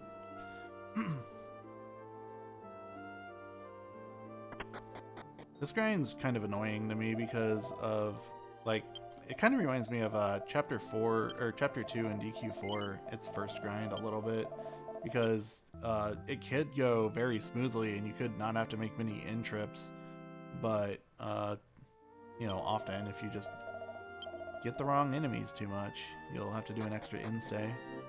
Because I mentioned earlier, when you learn a spell off leveling up, it refills your MP. And if Maribel hits level 7 right as she runs out of magic, then you don't have to go in and use the N. However, what's the one health? Tongue rats aren't too dangerous, though.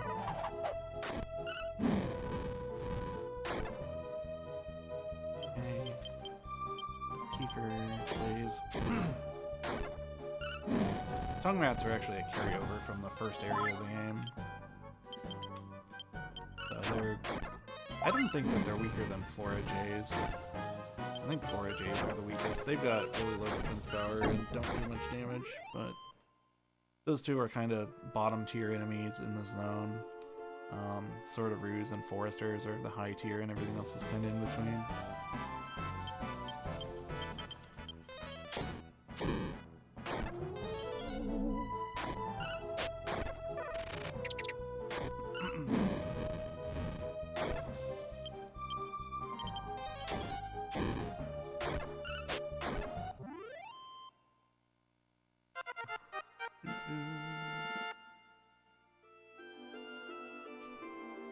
There's a level up. Right there, Hero learned Upper, so his magic got refilled. Wasn't a very convenient time for that, though. He wasn't missing too much.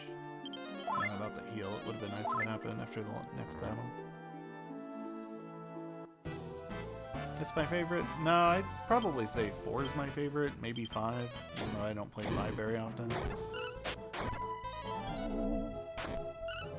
this game. A lot of the reason I'm speedrunning this is just kind of a sunk cost type deal. I put so much time into learning this game, I may as well squeeze a few runs out of it.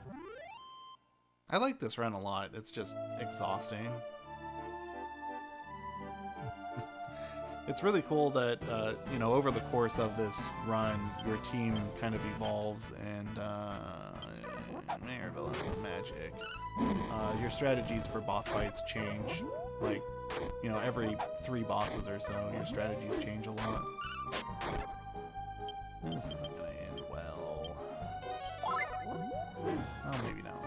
I didn't think you'd go first.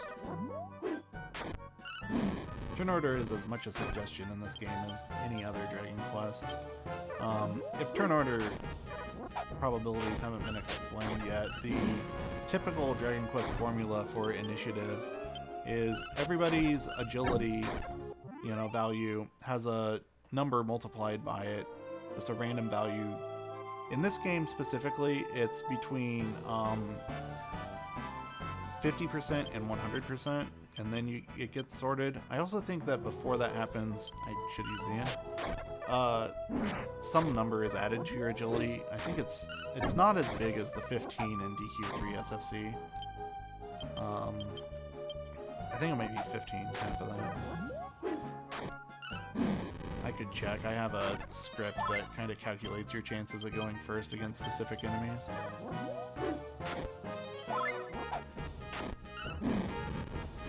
But yeah, especially early on, because of that flat value that's added to your agility before the calculation even happens, turn order is really a suggestion.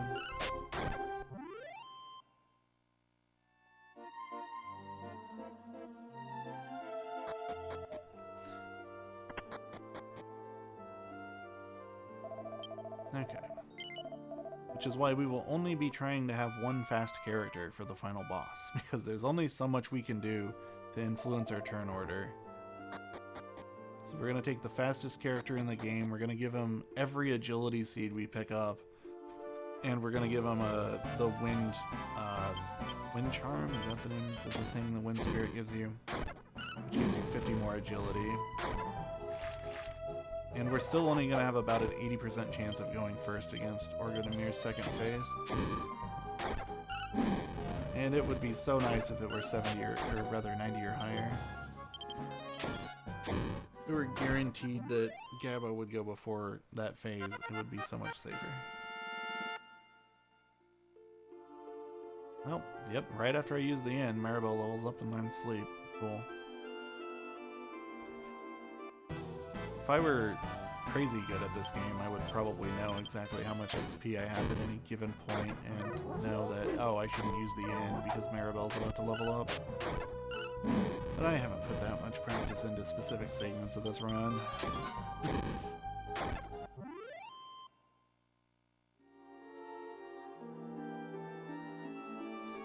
This run just has too many specific segments that would need that kind of attention.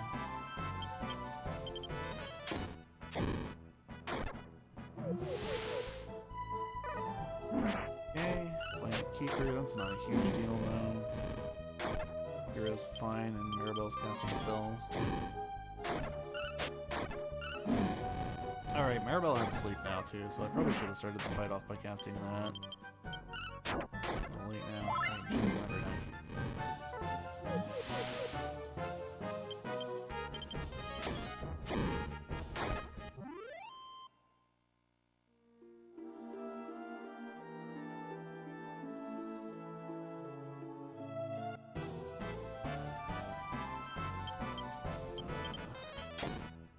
This one directly in line. This is a main series Dragon Quest, yeah. It's Dragon Quest VII.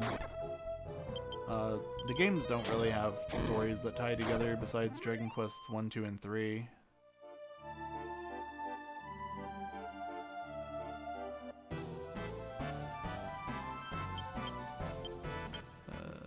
Sleep. Some people call Dragon Quest 4 through 6 a trilogy, but their stories really don't connect at all either. They share a castle and a set of equipment. That's about it.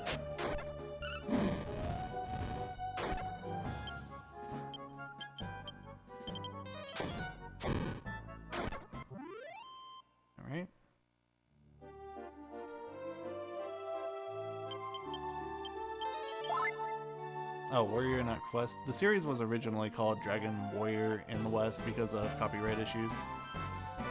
But it was always called Dragon Quest in Japan.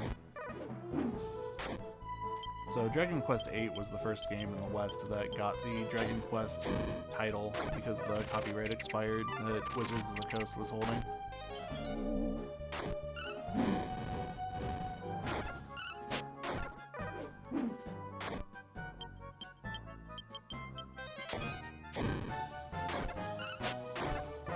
But like the remakes, the recent releases of all those games are called Dragon Quest. So there is a Dragon Quest 1 through 3 on Switch and Dragon Quest 7 3DS.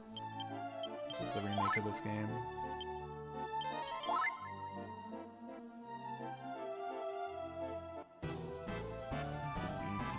This is about a 15-minute grind, by the way. Yeah, and imagine probably a little longer because I keep screwing up. To get better locked in.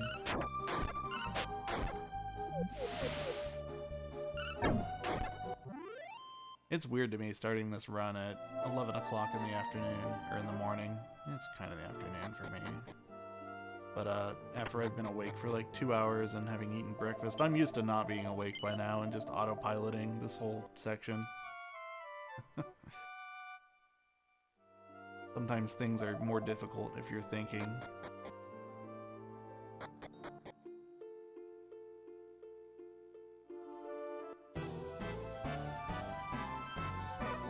Oh, ambush. Oops. Sleep, Sword of Ruse. Get the Cat Mage. Kiefer likes the flame slash things that I put to sleep, and I don't know why. I wish he would just follow hero and hit the Cat Mage.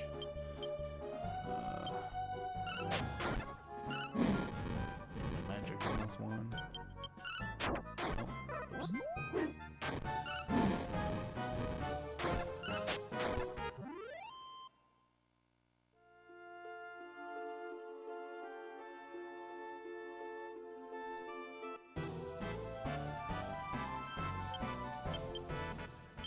Okay, if they haven't noticed me, I won't cast sleep.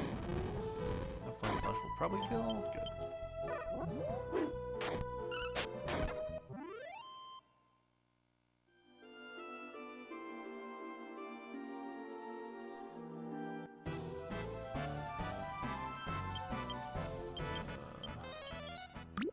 You still got a ways to go here. After Maribel hits level 8, I will need about 250 more experience on hero. And that's when I'll start paying attention to how much XP I have and move a little closer to the exit of the island.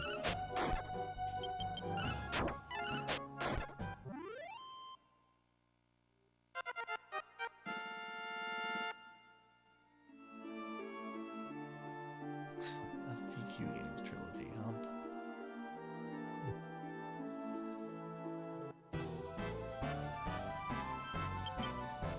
I don't even personally consider 4 through 6 a trilogy. They just simply, they don't really have a lot in common. They're not the same closeness as DQ 1, 2, and 3, where, you know, characters recur throughout those games. You hear about Erdrick in Dragon Quest 1 and 2, and then you meet him in Dragon Quest 3, and the Zenithian trilogy has none of that except for Master Dragon. So, I don't know. I guess, sure, there's a Zenithian sword in all 3 games. Sure, you're a hero.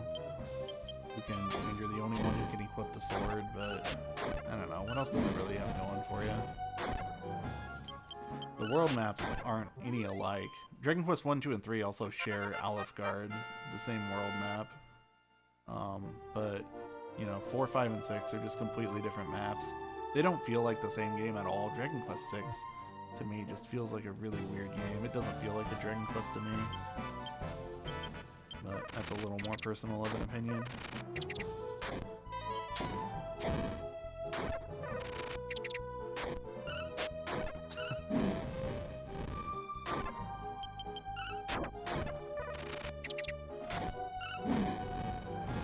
I don't even like saying that Dragon Quest XI is canon to DQ3 because it depends on whether that book is fiction or non-fiction, right?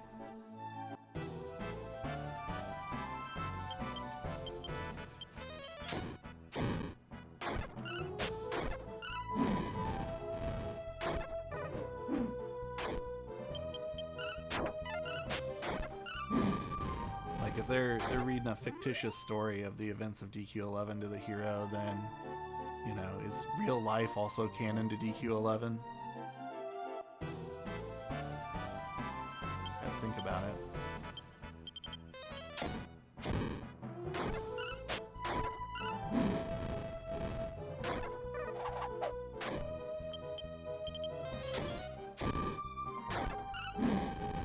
All that scene is to me is fan service. DQ11 had way too much fan service in it. It's such a shame, because I really liked what DQ11 brought to the table that was new. But every time that DQ11 pulled out a song from DQ5's soundtrack, or a reference to Dragon Quest III, I was like, I don't want this reference. I want something, I want more new stuff, because I like the new stuff that you had in this game. Then at the end of the game, everything turns into DQ3. Why?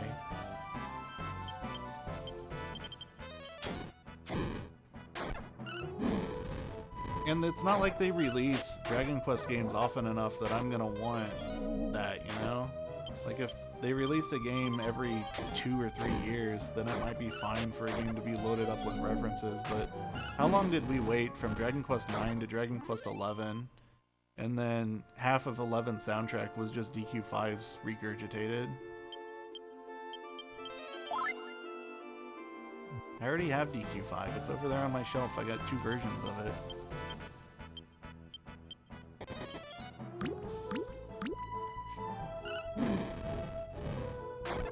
Nothing wrong with nostalgia, but I have those games still.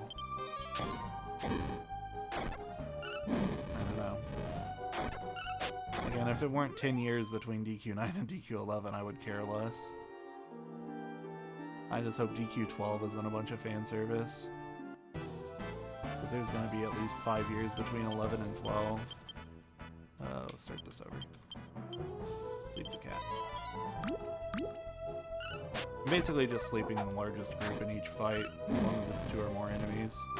Kiefer, again, is killing the sleeping enemies instead of one that's dealing damage, but, you know, casting sleep, not only does it mitigate how much damage I'm taking, but it also stops them from doing their attack animations. It just speeds things up. Okay, there's level 8. So I probably need about 300 XP from here, since Hero died for 2 fights.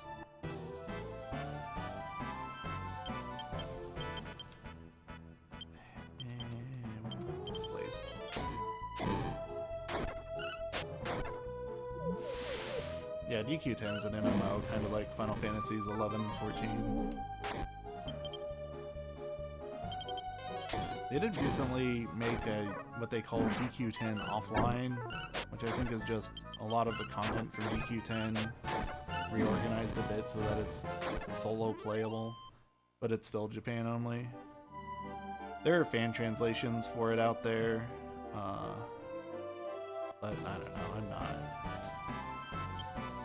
I'm not excited enough for a DQ MMO to play a fan translation. I have not had good experiences with MMOs in my life.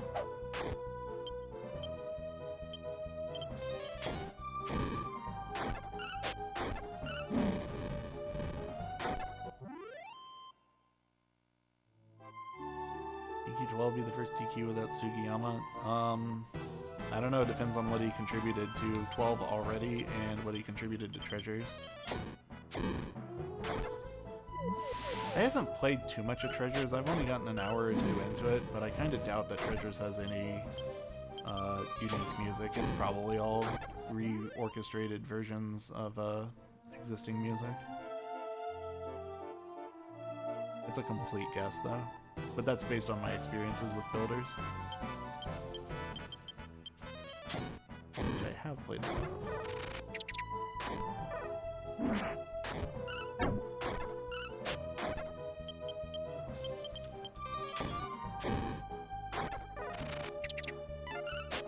I thought there was a translation for the offline version, but I might be dreaming that. Or it might have been a tool that translates like in real time with Google Translate. Because DQX offline hasn't been out very long. No. Not MP again.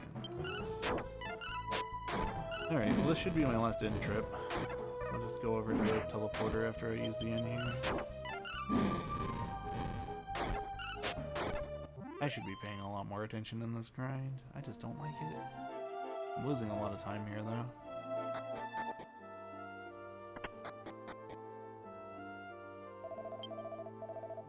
Since entering Engow, I've already lost 7 minutes, and it's not time to leave yet. Steam, oh, RPG not offline, okay.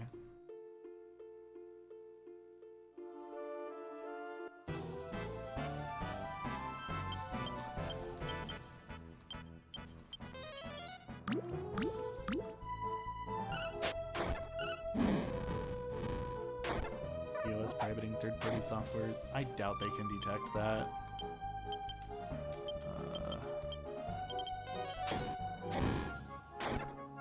If it works the way that RPG Maker translators work, it's probably not detectable.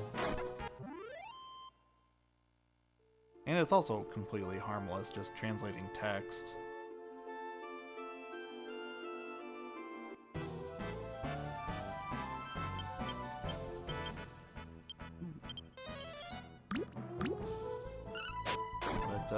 Dragon Quest games also do like to set very strange rules on what you can and cannot do while you play Precious Dragon Quest. I don't know. This is a really nasty fight. Do you sleep the Sortaroos who are going to do a lot of damage, or do you sleep the Foresters and blind you?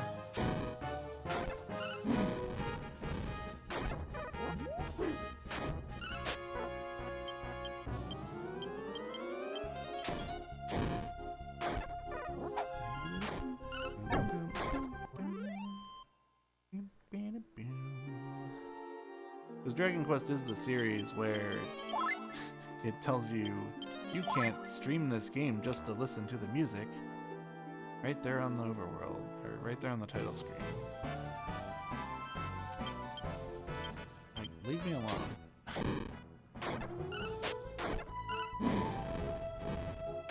Fine, I'll go to YouTube and listen to music on YouTube instead, on our old screens, instead of playing the game music. Please, Square Enix, don't shut down our humble marathon.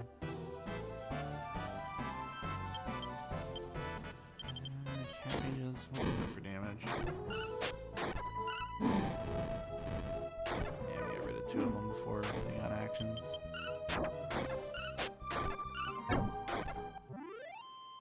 We should be getting close. I'm gonna check Heroes XP because I have no idea where I'm at. Yeah, we're like 50 off. Exactly 50, it's 13:53. Exactly the same fight. This will do exactly the same thing.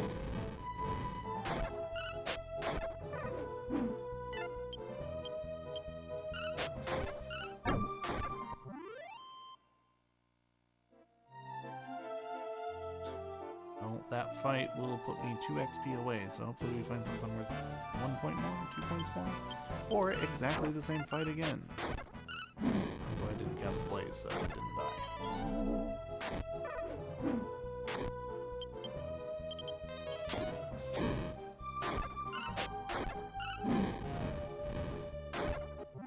Unless I misread my XP. No. 2 XP away. Come on, 2 slimes. I did not find 2 slimes. Really? Forages are separate groups.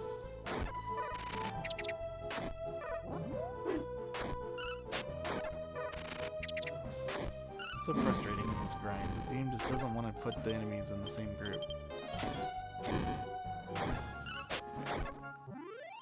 There's our level. Level 8. We can move on with the story. Just 11 minutes in Engow. Okay.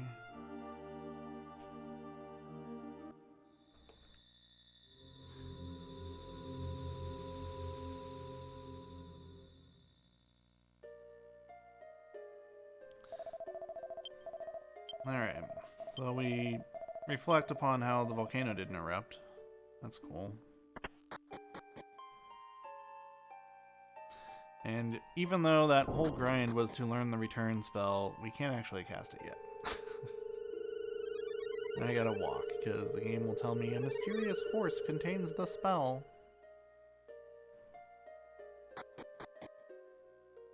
But this is our last time walking out of here. For a while. We walk out of here in disc 2, but that's a ways off. Uh-oh.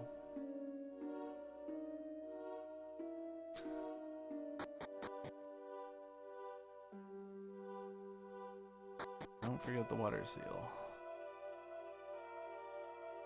If I forget to do this, then I'm going to regret it in about 10 hours. So, yeah, we're going to grab this rainbow dew.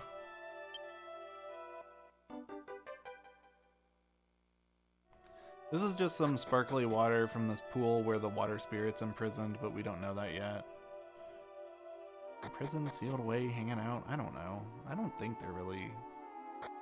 You talk about summoning them, but I don't think they're, like, sealed away. Maybe they are.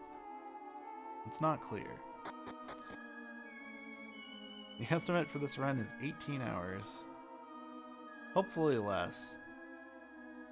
If I pay more attention than I was paying in Engow, then there's a good chance that I PB today, but I don't know. My PB being about 1720.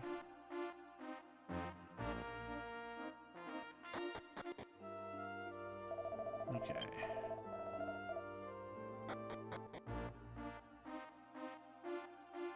To the castle, my bad.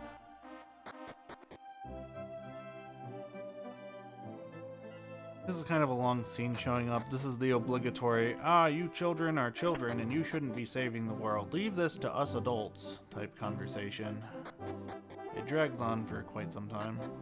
I might stand up and stretch for a minute.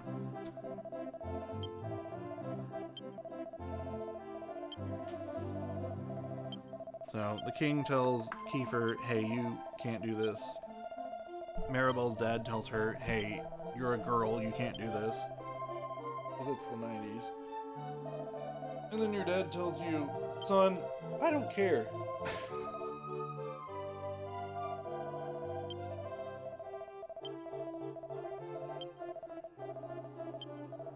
Do what you want.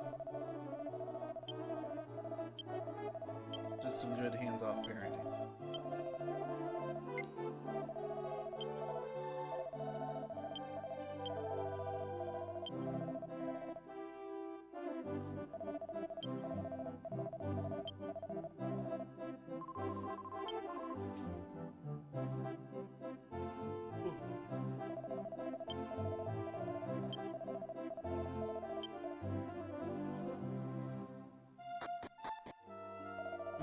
Back to the chair.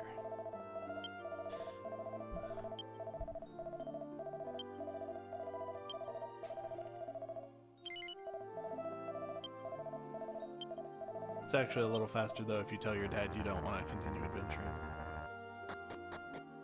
So I lied.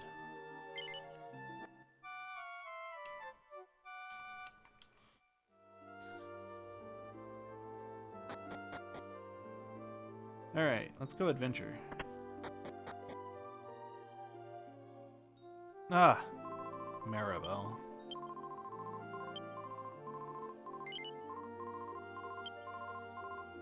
There's a lot of dialogue in this game where if you say yes or no, like often in Dragon Quest, you'll get stuck in a loop, like the but thou must loop, where you say no and they're like, hey, I don't like that answer, say the other one. And you're just forced to say yes, like the Owl and Ocarina of Time, you know? But in this game, it's actually much more common that you do get a different answer if you say yes or no. There's no long-term impact. It's just, you'll get different text, so my notes tell me whether I should say yes or no to people.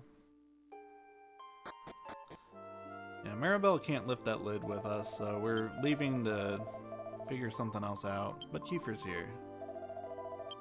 So, Maribel talked her dad into letting her adventure. Kiefer was less successful, but he just went out the window, whatever. They can't keep an eye on him all the time.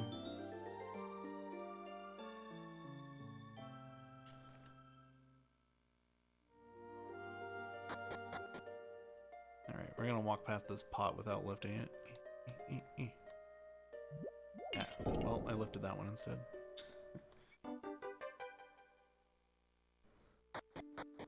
I'm sure a task could walk past that pot and it would be faster than lifting it up, but real time, you just have to wiggle so much that you may as well just pick it up. But it's funny to walk past it, I think.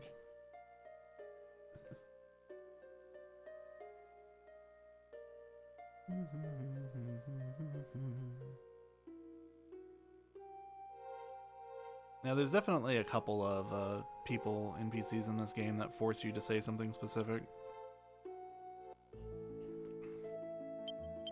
Okay, return works now. We're gonna return to Rexwood. And sail to Engow from here. Just because it's a little closer. I go straight north. Yeah.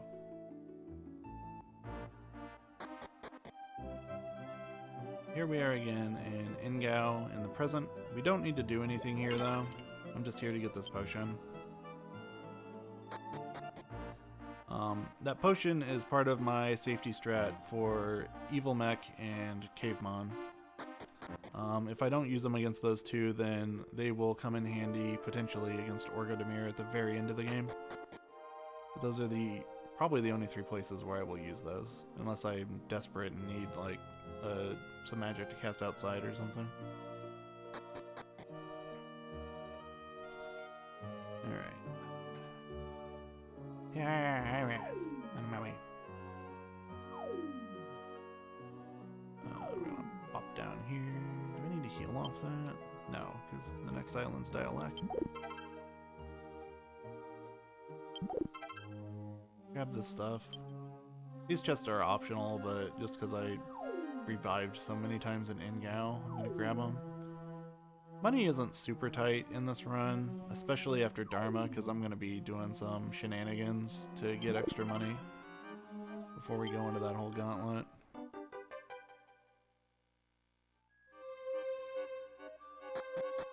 Can you have a better job system than this one? I don't know. I think DQ3's job system is probably my favorite. Though, you know, there's not much variety realistically in the classes in Dragon Quest III. I think it'd be cool to see a game with engine more similar to DQ3, but the number of classes that this game has.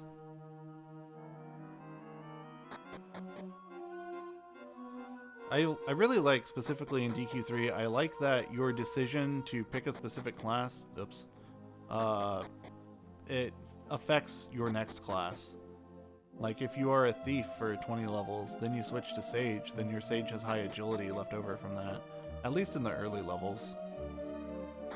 But in a lot of games like this one, like it doesn't matter how long you spend on thief class, your next class isn't going to be any faster, you just pick up some skills.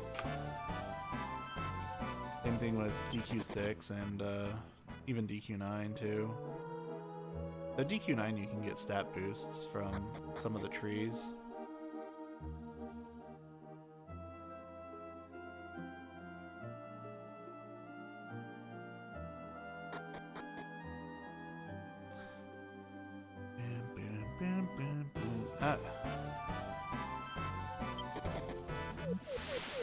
Oh, let me go.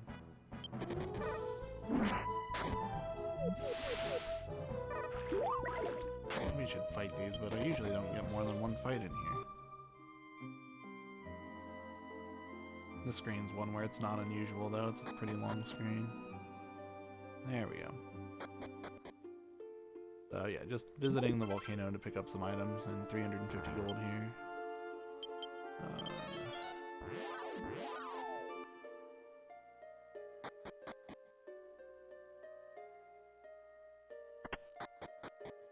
Okay. Following the trend of doing the northeast pedestal.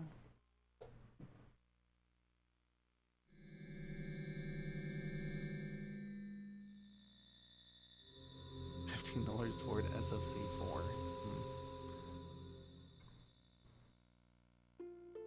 Let me get on that ROM hack. I'm curious if a GBC DQ4 was ever actually planned. because the game data for DQ3 GBC has monster metal sprites for all of DQ4's monsters. Oops. I don't know if I've done that before. Turn the camera. Talk to him. Hero.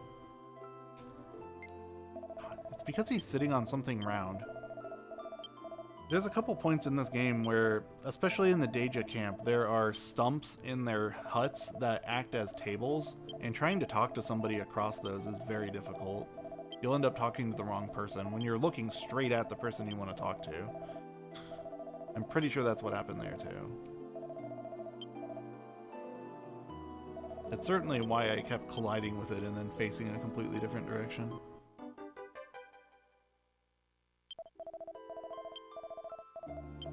DQ4 with Pachisi. I didn't even think about that. Now I'm extra interested. Yeah, I wonder if that got canned and they decided to do a DS port of the PS1 engine instead. But I haven't heard anything, like any actual news on that. I just know from the cutting room floor that that monster data, the metal data, exists in DQ3's data.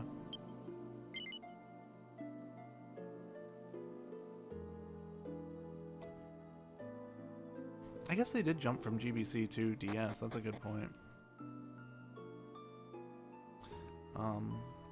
So this island we're on now, this is Dialac. What's going on here, there's a bunch of statues that look like people, but they're actually people who were turned to stone 50 years ago. And you can't really tell from the sprites, but the weather has not been nice to these statues. You know, they've been worn, and this old man that's in here, he used to live here, and he actually found the cure for the petrification, but everybody's, you know, their statues are so worn that it won't work on them anymore. But if we go around and we talk to or interact with the statues, we get little visions of what life was like in the town here. We find out that the town was going through a bad drought. It was a farming village, and there was no rain until one day they get this gray rain falling from the sky, and it turns everyone to stone. And the old man was someone who lived here, but he was out of town at the time and came back and saw everyone petrified. So he went off to find the cure. And right now we're following this little subplot where there was a child who has secret bases scattered around the town that he has hidden instructions on how to get to them. And eventually we're going to be going in those secret bases, but for now we're going to talk to some people on the surface here. The first person we talked to was the kid's dad, the child in question. This girl is just a friend of his. There he is there. I'm pretty sure he has a name, but I don't know what it is off the top of my head. No, Joseph. There we go.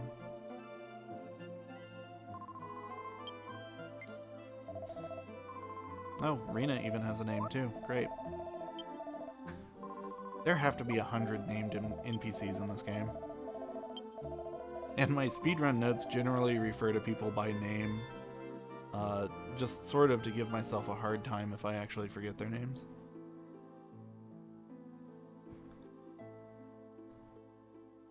Yeah, her name was not in the notes. So this lady was Clayton's girlfriend, the old man. I didn't mention, but that's his name. You find that out in this flashback. Millie, she has a name too. Oh, Clayman. My bad. So, Clayman is heading off. He's leaving town to go get supplies for the town. She's complaining that there's monsters out there, it's dangerous, but turns out it's more dangerous to stay. They're talking about marriage. Makeout session. And yeah, he's leaving just as the town's about to get together and do a rain dance to hopefully call the rain. And they do call the rain, but not the rain they wanted. Talk to the old man here. He confirms that he is Clayton. Clayman. I worked with a guy named Clayton for 4 years, so that's where that's coming from.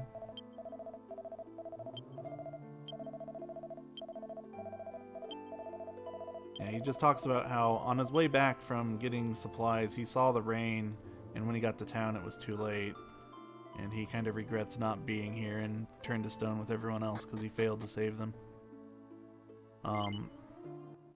And the first time we met him, he gave us an item called the Angel Tear, which is the cure for petrification. But like he was saying, it won't work on any of these people because they are too worn from the elements. If I look over here, we find secret base number 2. So what do we find in secret base number 2?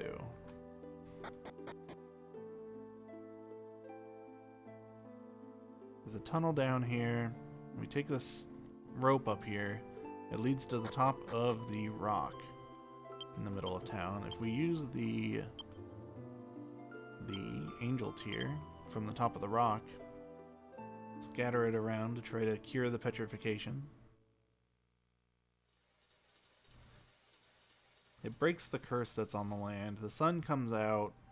Most of the people do not get restored, but Joseph was hiding in secret base number 1. He was protected from the elements, and it returns him to his unpetrified state. We saved one person.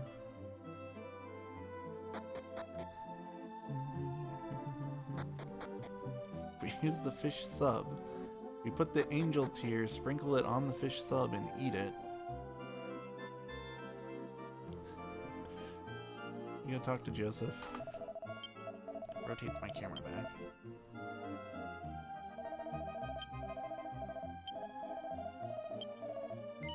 We tell Joseph that we don't know anything about what's going on because it's faster than telling him yes.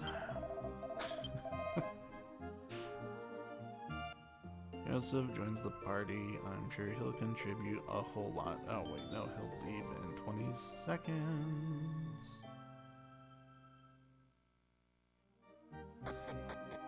Anyway. Boom. Secret base number 1 is a land shard. That's all we really care about.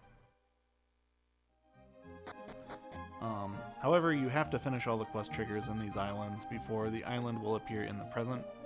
So, for that reason alone, we're going to deliver Joseph to Clayman. And he's going to be happy that somebody was actually saved. It's going to make him feel a lot better. And then they're going to decide to go off on a journey together to warn other people about this gray rain that plagued their town. Which, I mean, it's been 50 years since this happened. I would think that the gray rain would have already hit anyone else it was going to hit. But we will find out later in my least favorite island that they did actually successfully warn a group of people. Sorta. They warned them, but it didn't help. But whatever. We'll get to that in a couple islands. I hate that island.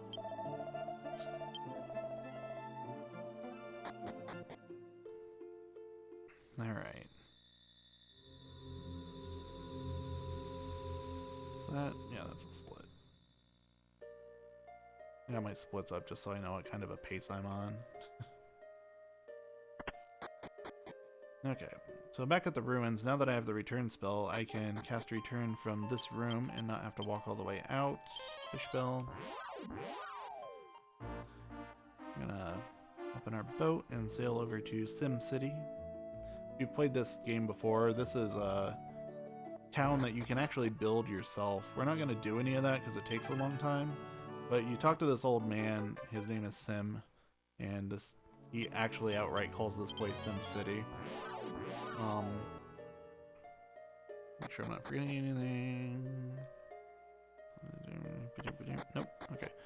And yeah, after that point, certain NPCs will start randomly appearing in specific spots in towns. You talk to them and they say, oh man, I'm so-and-so and I want to, I wish I had somewhere cooler to live. And you tell them about the town and then they go there. And then the more people you recruit, the more the town develops, just like the town in DQ3. Though there's a cap to how many people you can recruit in Disc 1. but in Disc 2, when you recruit up to the cap, the hard cap, it will take one of several different final forms. And a lot of those final forms have cool stuff in them. Like, one's got a casino in it. Most of them have tiny medals. So it's actually a pretty involved process if you want to collect all the tiny medals, because you have to get the final form of the town, and then you have to tell some people to leave, and then yeah, recruit some more people of a different type. And it's a lot of randomness and a lot of entering and exiting a room to get more people to spawn. Okay, so what's going on in that town? I didn't talk to a lot of people, but you walk into that town and there's oops, going to the ruin. The people can't talk to you. I'm not really sure how your characters react to it, but they just don't speak, I believe. And you know, we're trying to figure out why. There's also a child chained up in the back room. We'll find out more about him later. For now, we're going to talk to this woodsman here. I'm not sure why you would think to come here. Maybe party chat, question mark? Maybe Kiefer or Maribel know about this guy. I'm not positive. But this guy can talk to animals, living on our hometown island here. The woodsman's going to join the party. He is the most useless of all NPCs who join you and participate in battle. He can throw herbs, which is actually helpful. He can attack for 1 point of damage, or he can do nothing. Squirrel gives me a mysterious fruit. It's actually a mystic nut. Raises your max MP. Those all go to Gabo. Oops. But we're gonna take this guy to the the village, because it's got a lot of animals in it too, not just people. And we're gonna see if he can talk to any of them.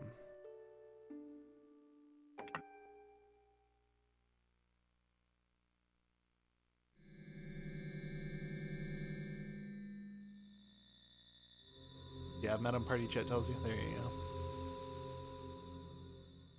Yeah, the estimate for this run's 18 hours. It's a long one, and I don't know if my voice is going to make it. We'll see.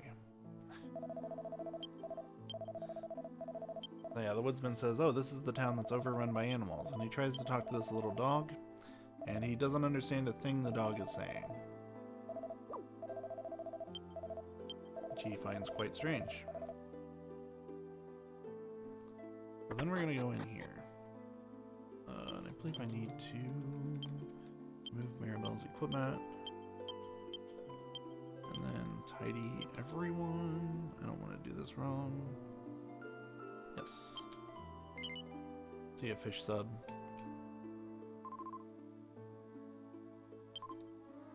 Okay, we're gonna buy a bunch of herbs here.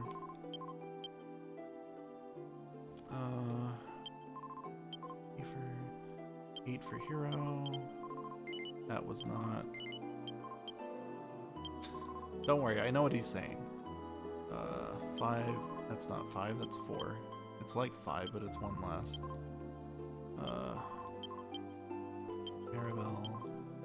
And then we're gonna buy 8 repellents. Maribel. And I'm just gonna grab some extra herbs. The bag.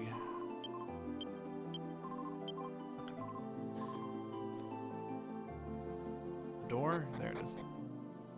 The chicken is such a fast shop to use because he speaks very quickly.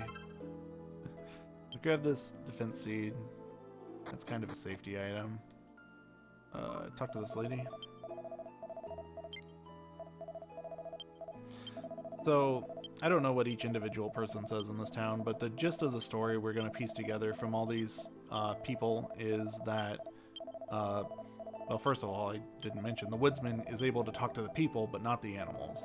And we find out that that is because there is a monster in the cave up north who has turned all the people into animals and all the animals into people. And this monster was sealed away in the cave up there by the legendary White Wolf. And there's some more fluff in there about the wolf getting injured and having a cub and some other stuff. I don't know all the details offhand. That's the important part, is monster in the cave up north turned the people into animals and the animals into people. This dude here is a horse.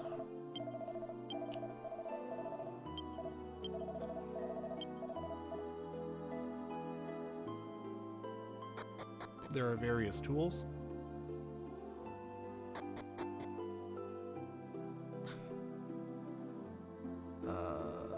Guy here in a red vest is actually a dog.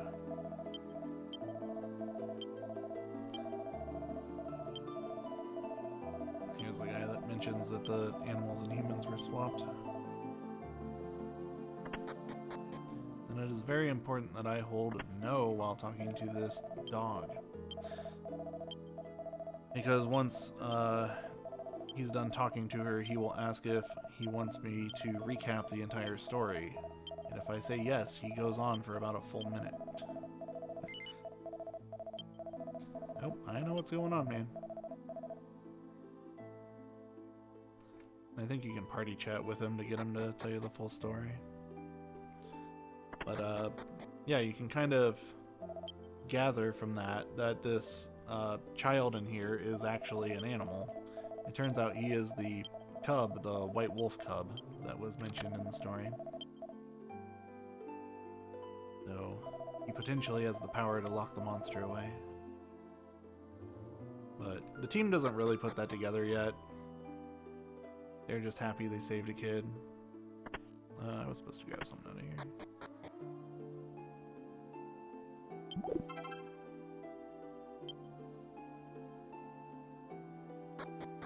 Alright.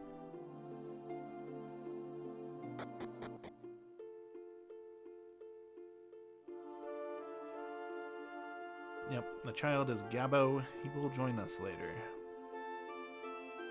At the end of this island.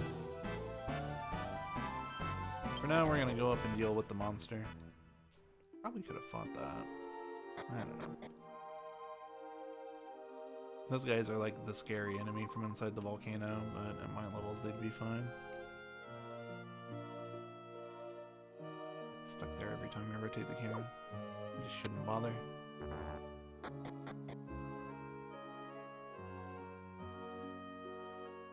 Come on.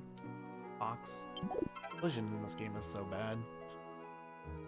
If you played the Super Famicom games, you know about, if you come at something not directly at it, then when you hit the corner of it, you're gonna bounce around it.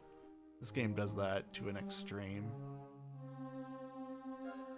It's like if it were quarter steps instead of half steps. Except your coordinates are floating point numbers. Yeah, this we're gonna cast sleep because I don't want to get poisoned. So there's subpixels. Especially when you're rotating the camera. Which we will see when we get to Probina. The subpixels are very important at Probina.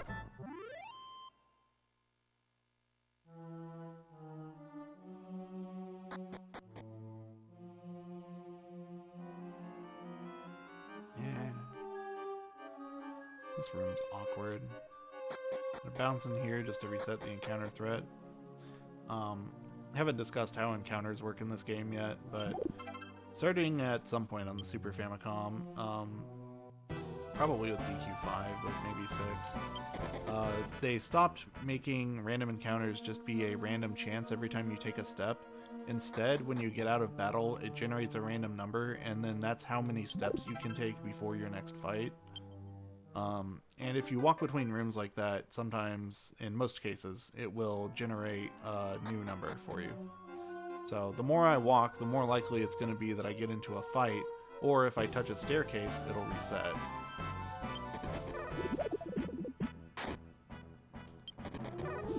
Kiefer, we have to use seeds on him, yeah. We use a couple strength seeds on him in this run, too.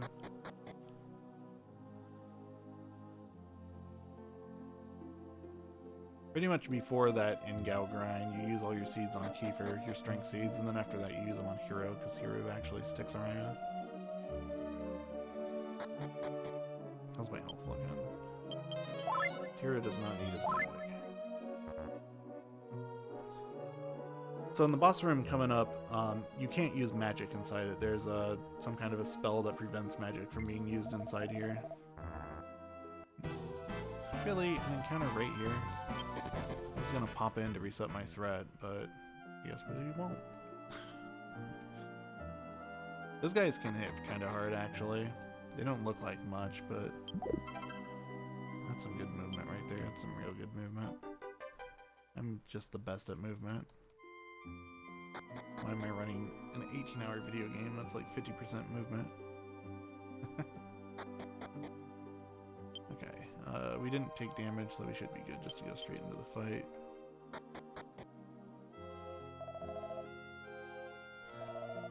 So here is the coffin that was confining the monster. Here's Gabo. The woodsman warns us that there's monsters around here. If you walk far enough into the room, you hear this voice laughing.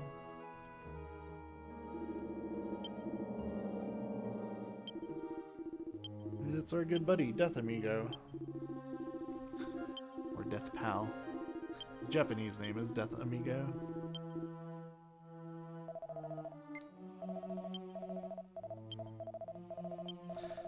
But he didn't like being sealed away, so he broke out and he's causing mischief, and we gotta beat him up and put him in his place again. Oh, woo! You hear that sound a lot on the next island. Okay, so you hit him, you throw repellents. Again, we can't use magic in here, so I can't use the heal spell. I can't use Maribel's damaging magic, I can't cast Sap. But Maribel can throw repellents. If you've seen a Dragon Quest IV Famicom run, oh. Well, they did deal damage. Now they don't. She's dead, but... Alright. I would like to reiterate that the woodsman is the second character in my party, so Maribel is in the back of a party of 4, and he just hit her twice. So, thanks. Whatever.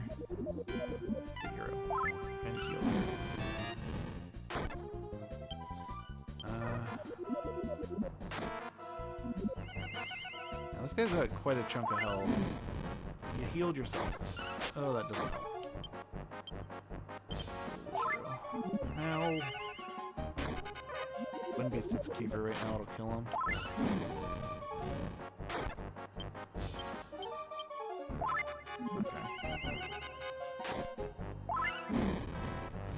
I feel like Hero should just parry this out.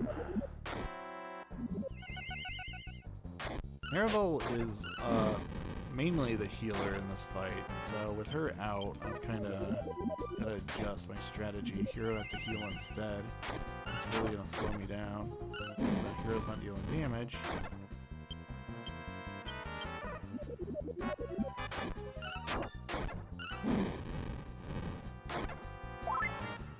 This boss is also notable because he is the first boss of the game that randomly takes either 1 or 2 actions per turn. Most bosses in this game are like that. Stop healing yourself, man. You have 65,000 HP, woodsman. You don't need healed. Heal Hero. And Death Pal is 520 HP to start.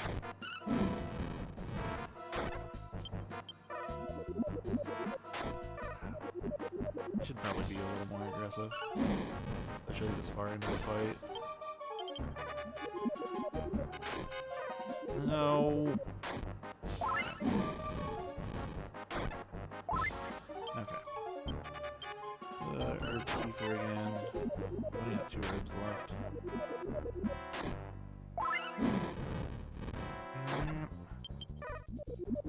Attack.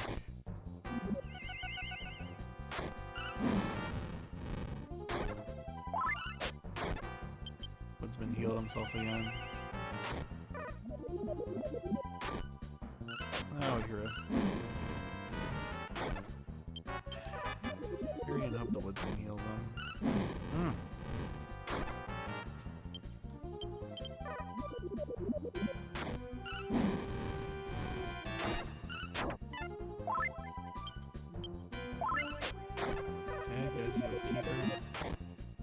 Kiefer has a bunch of herbs too, but I don't want to use them. Both because it stops Kiefer from attacking, and because those herbs are supposed to fill up his inventory so that items don't get placed in it. Oops, what am I doing? If Kiefer takes more damage, I might do that.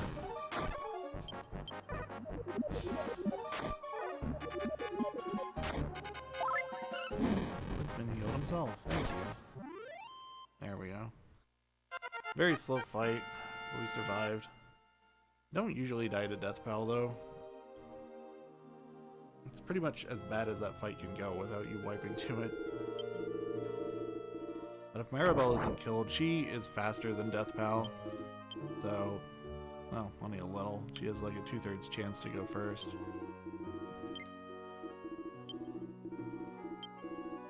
Generally, you just heal whoever he damaged and you're fine. And then Maribel usually spends a lot of turns using Retaliate because you don't even need healing.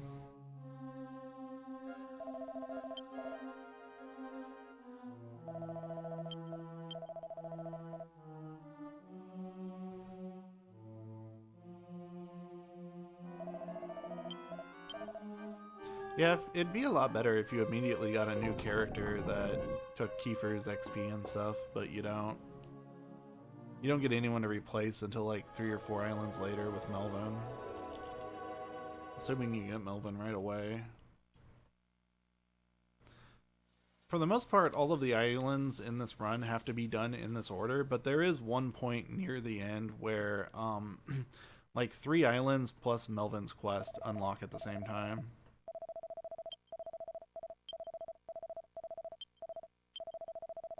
Coffin for leverage, yep. Wedge it under there and have Kiefer stand on it. That'll help lift it.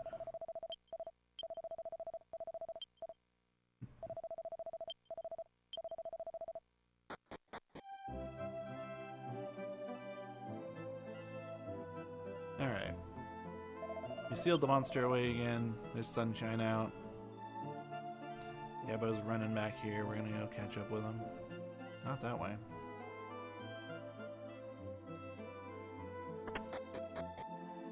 Here, you talk to the farmer who says that a few days ago he found an injured white wolf and chained it up in here.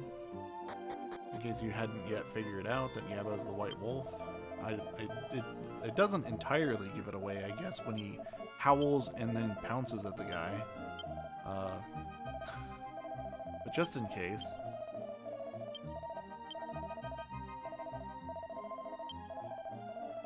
What's the next island? Fellerad? Okay, I can revive in Fellerad.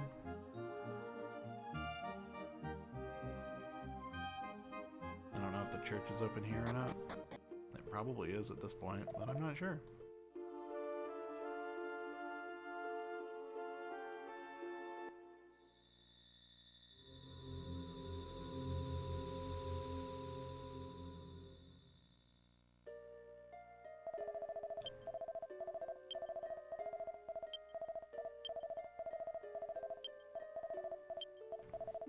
Then the woodsman decides he's going to adopt Gabo.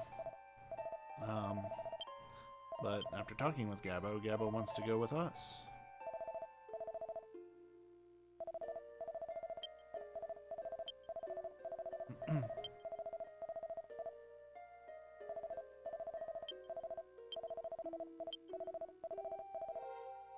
So finally, we have 4 party members. Unfortunately, as we've been discussing, it won't last forever.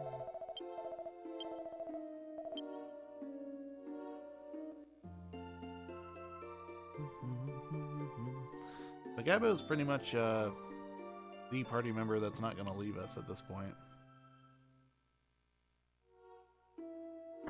Kiefer ditches us later for a girl, and Maribel ditches us because her dad's dying. Whatever. Where am I going?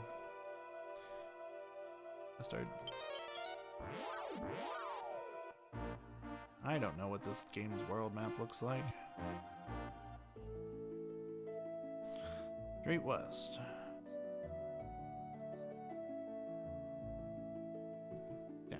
Down around the rocks. There we go.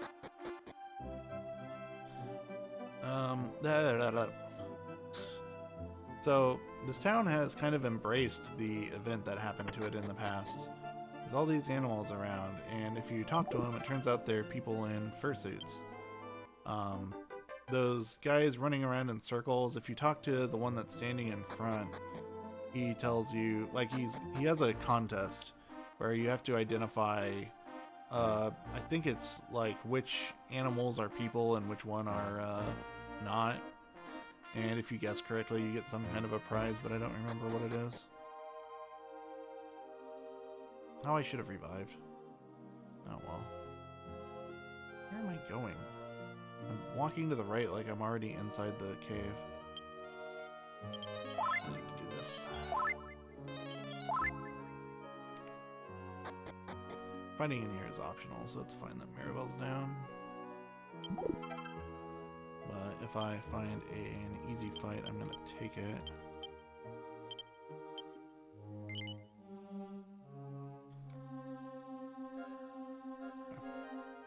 Because getting Gabo a little XP here is good.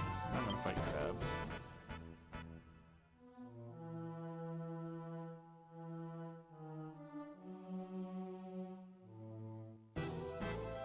What's next? More crabs and a healer. If I didn't fight you without the healer, why would I fight you with the healer?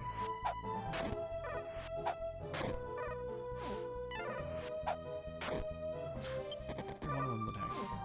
When you fail to run, it is not guaranteed for all monsters to attack you. That's really cool. Alright, well, we're taking a long way out of here.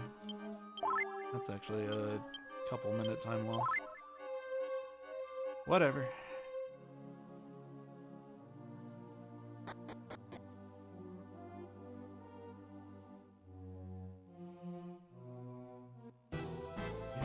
Fight here. It's more crabs. Great. Maybe they'll fight just one of us. No, no, I won't.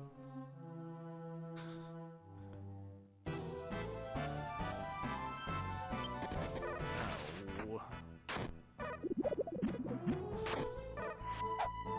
This fight's a little gross. The snake can lower your defense power, and the worm can poison you. This chest up here is a tiny metal, so I'm going to skip it. I'm going to heal very liberally with these herbs.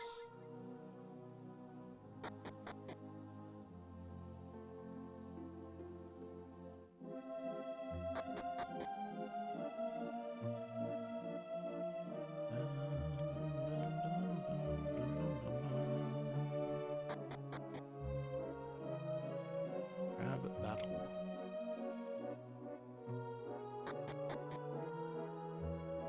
Okay, well, we're outside.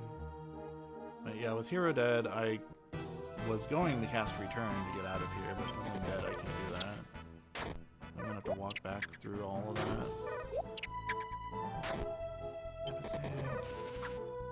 Please don't kill Gabo. Gabo dies, we're probably gonna wipe.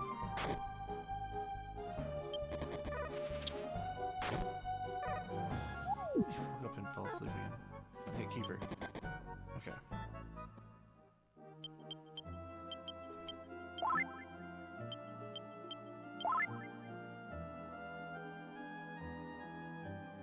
Maybe I should have just left back to the village and revived. I don't know. Then come back in here with everybody.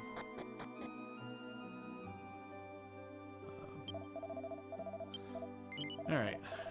I don't know why we come in here and take the lid off the coffin, but we do. I wonder what happens if Gabo's dead here.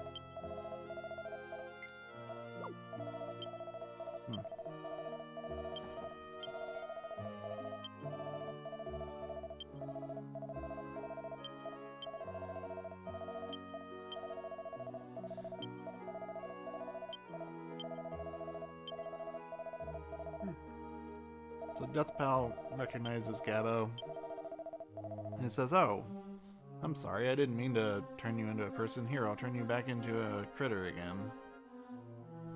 Gabo kind of freaks out, he doesn't really want that. But luckily, Deathpal kind of sucks at his job. So, the spell that tries to turn him back into a wolf actually Turns him into more of a person. Now he can speak.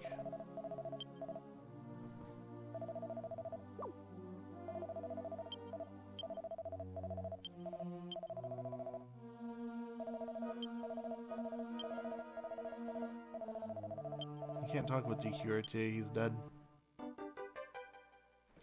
Alright, Deathpile gives us an aqua shard.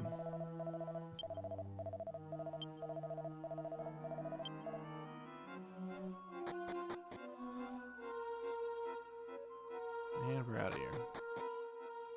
Because Deathpile's kind of over the whole terrorizing people thing. He just wants to hang out in his coffin and make fun of people who enter his room.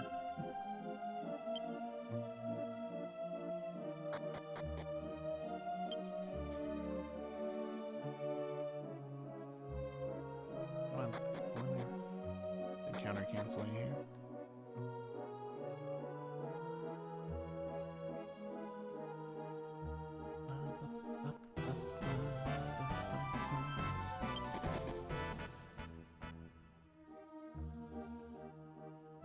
I do not know if you can revive in present Orph.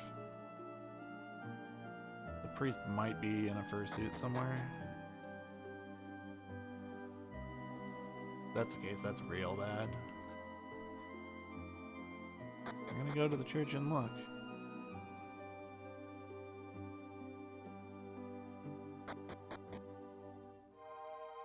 Oops, door's over here.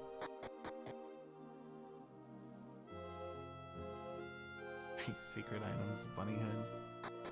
We get the tights later, we don't get a bunny suit though.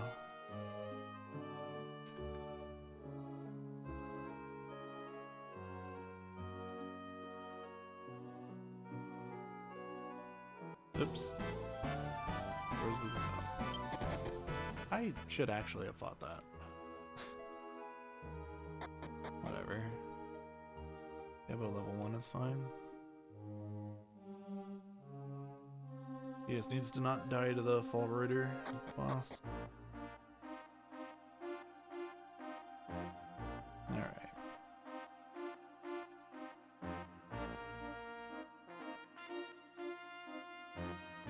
Is there a priest in that? I don't think so. Please. No! And how do I fix this?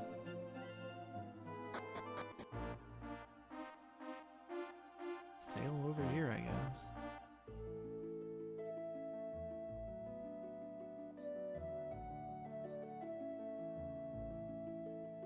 Astard doesn't. Does Astard have a priest? Fishbell does. I'm going to Rexwood.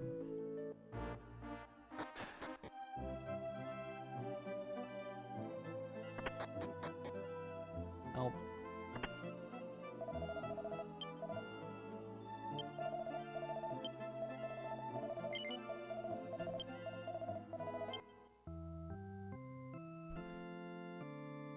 Alright.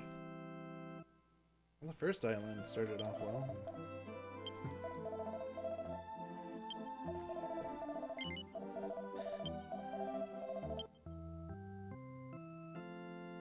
There's a couple of fights coming up here where just, you know, losing one character can cost as much time as a full wipe would have almost. Specifically Maribel and Hero, because Hero gets returned, Maribel gets outside.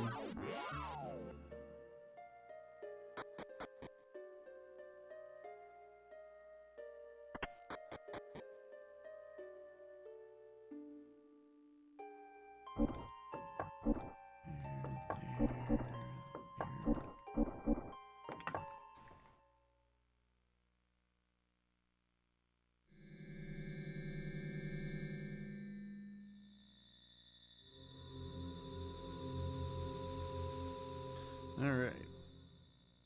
Island of Felrod. So this island's gimmick is that it's under attack by mech soldiers, robot monsters. And that's the gist of what's going on here.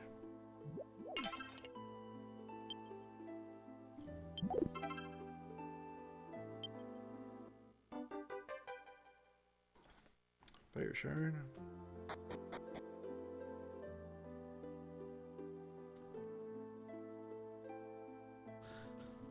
up here to this church, and we're gonna hit a quest trigger.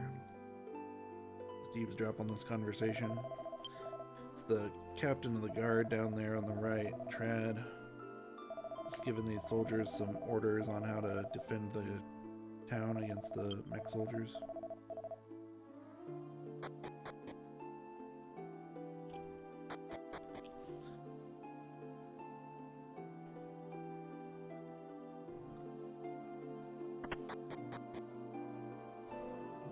This 100%. There isn't really a 100% category, but there are Japanese runs of 4 spirits where you fight all the bonus dungeon bosses. Mech soldiers, smack soldiers. Okay, we need to sell mallet, right? And there's an extra copper sword floating around somewhere I need to sell. And actually not too short on money.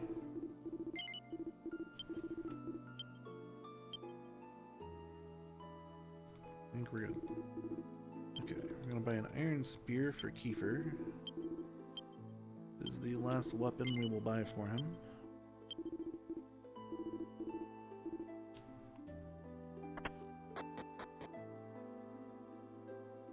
Over here. You?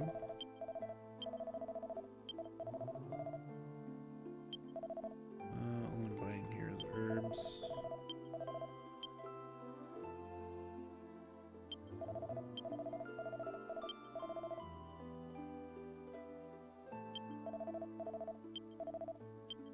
Eat for Gabo. That's fine.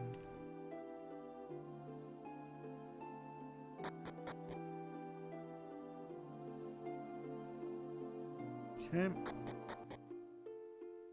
Menuing to do here too. This, here we're supposed to have a horn hat from Engow. That's going to Kiefer, yes.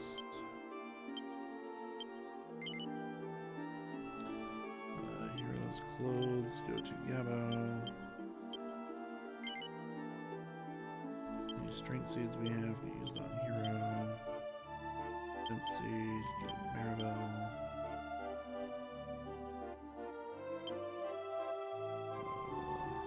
Agility seeds, Gabo.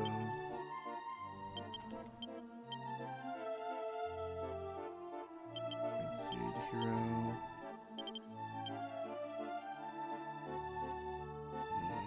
And Mystic Nuts, Gabo.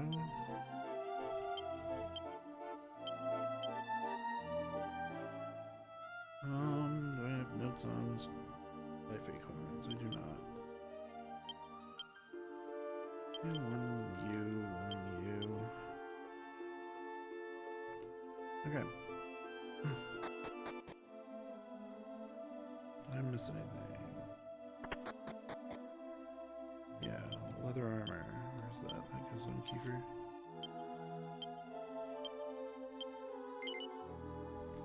And this goes to Maribel. And the bunny crown also goes to Maribel. And these shards I want to put in the bag.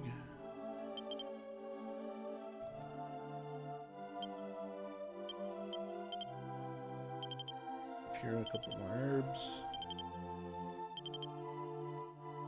Okay. And sign up for the military.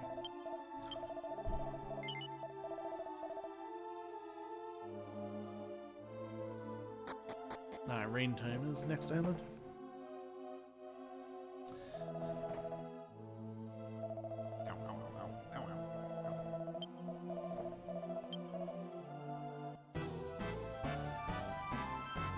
Alright, the Follower-Rider. Charge. Hero attack, Maribel. Zap him. Hero attack.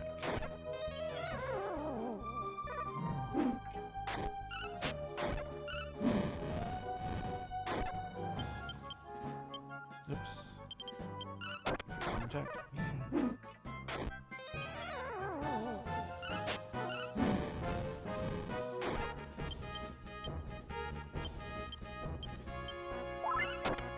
So we really need Gabo to not die here, which can happen if he gets attacked twice, but in the back of the party it shouldn't happen.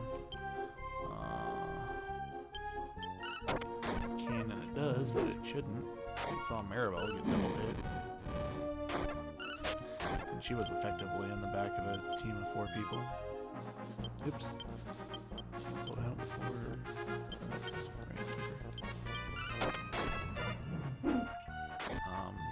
That's right. Pretty straightforward fight here, though. Just lower his defense and beat him up.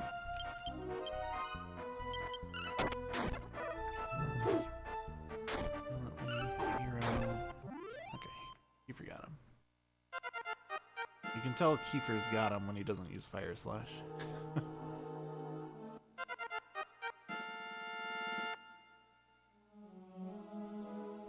I'll use the steroids, yeah. I don't know if it's supposed to be Fallreuter like steroids or if it's supposed to be like Fallrod Soldier, but just not spelled right. I don't know. Pretty sure the Japanese name for the enemy is Fallrod Soldier, but they were very limited on what they could fit in the English text. Vocations, that is 3 islands away. I'll be there about 6:30 on the clock. 3.5 more hours. Then we get to do a 45-minute grind.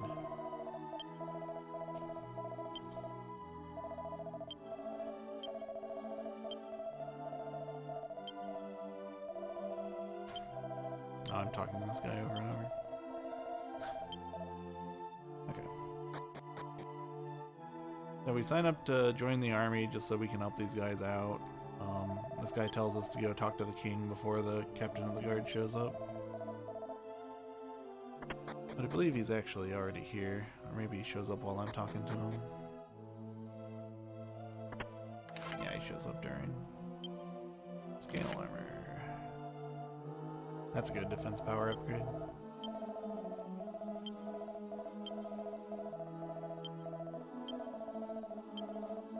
The king's just talking about mechanical soldiers. Not much going on here.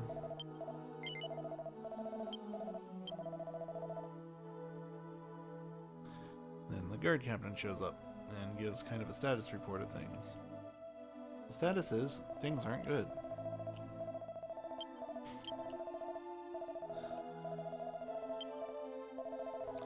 You know, all the people fighting are exhausted and robots don't really get exhausted. So he tells the king tells Trad we need to work on an offensive. You gotta do some kind of strategy session.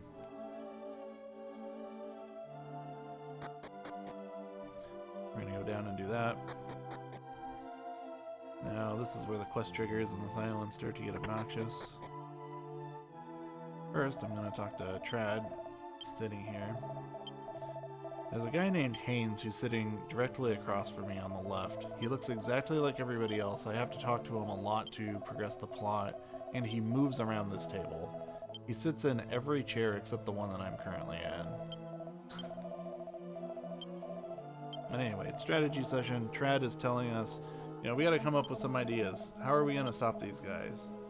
And some of these guys are idea guys, some of them aren't. That guy just wants to fight hard. This guy thinks about attacking the base. This guy says, they're machines, can we just turn them off? And what's most upsetting is that he's right. Ian says they just don't have weak points. Great.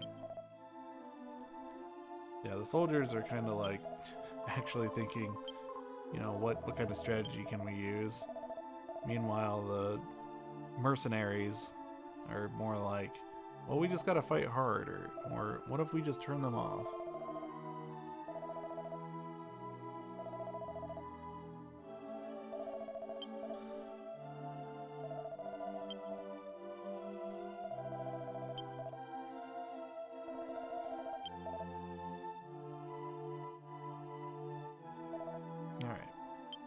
So, I want to talk to the map. I want to talk to the guy across the map.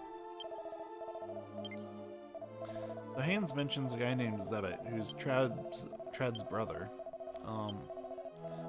And he's kind of a nerd, and Haynes thinks that maybe he could help us out. So we're gonna go talk to him. But when he brought it up in front of Trad, Trad's like, no, that's a waste of time. We're not doing that. But anything's better than what we're currently doing, right? Oops, I want this hat first. Full hat. Oh, and I'm supposed to equip that right away. Is that going the right person? Yeah, okay. I didn't think I saw it when it was flying by. Okay. So, Zebit here, we find, is in fact a nerd. He's trying to build a robot made for himself. Thanks, Japan.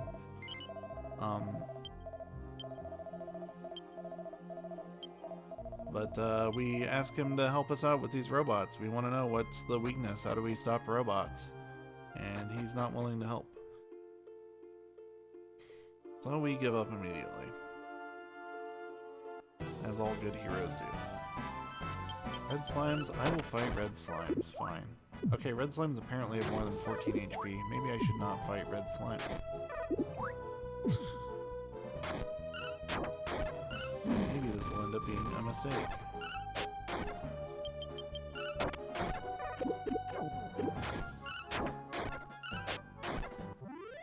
Alright. Whatever. I didn't even give Gabo level 2. Oh no, he's already got it from the Fall Rider. Anyway, left side again. Up to Haynes again, now he's over here. And my notes are super helpful in this situation. All they say is, talk to Haynes, but Haynes moves.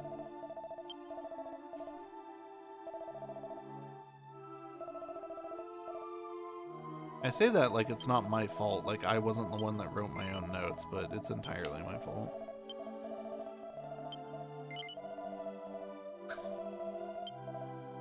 Actually, in this case, it does say East Guard is Haynes. There you go. Don't think it says that later.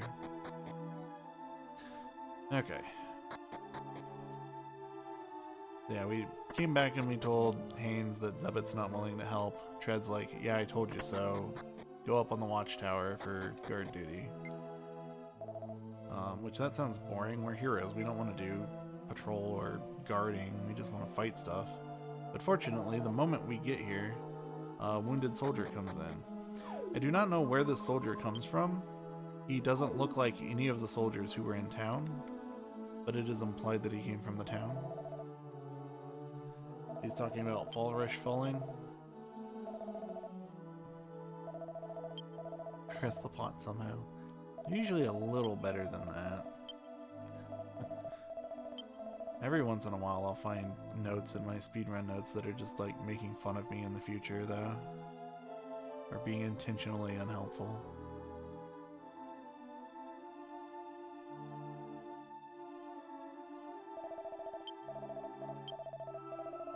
But you know what?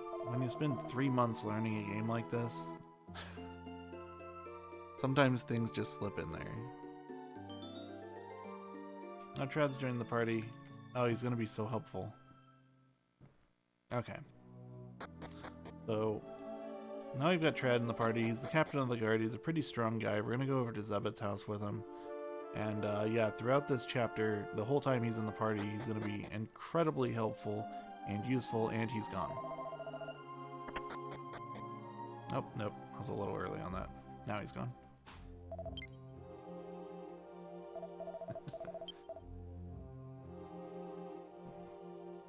Okay.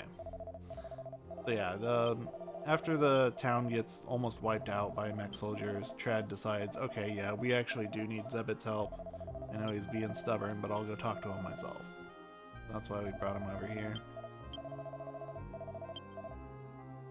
I think this is exactly the same plot that's going on at Mardra, which is part of why I don't like Mardra, but, you know, Trad and Zebit had a sister who died or something to that effect, and, Zebit isolated himself with his robotic, maid, so,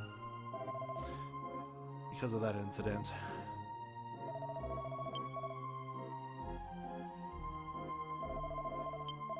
And that's just the source of their not liking each other, the source of their bickering.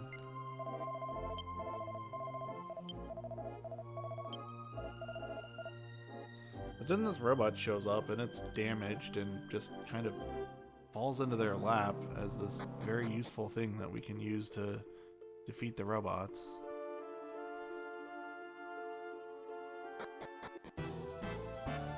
Oh no, the castle's under attack now. We go inside and we talk to the guy on the stairs and he's like, I got the stairs, you take the front door. I'll be in here. I'm not going out there.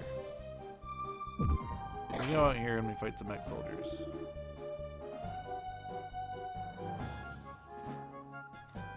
And we're gonna fight, we're gonna blaze and abort.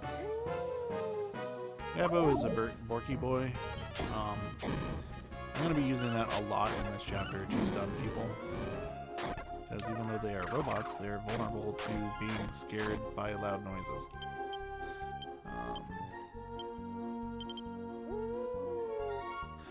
However, they can also take 2 actions per turn, so even if it does manage to hit them, sometimes they'll be stunned and then still take another action.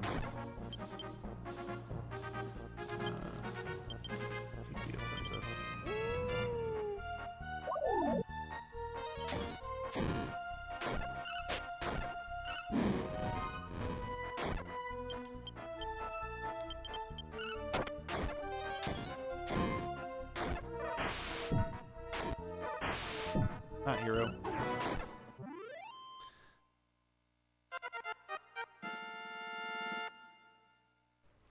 We get healed after this fight anyway. I don't know if it revives everyone, but I would assume so. There's somewhere in this game where you get a free heal that doesn't revive you, and it's annoying if you actually need the revive. Okay. Mech soldiers, schmech soldiers. Not you.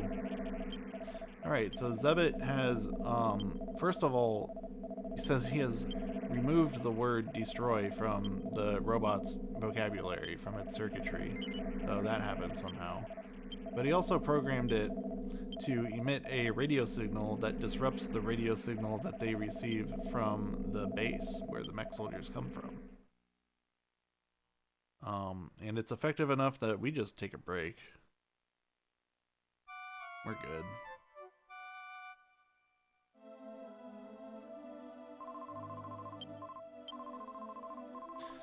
Yeah, there's, the barracks are being used for something else right now, so we're sleeping in the throne room. That's the current state of things. Could be a string seed here. Could be something in this dresser. Talk to Zebit, say no. Oh yeah, Zebit's still trying to work on some of these mech soldiers and try to figure out what makes them tick.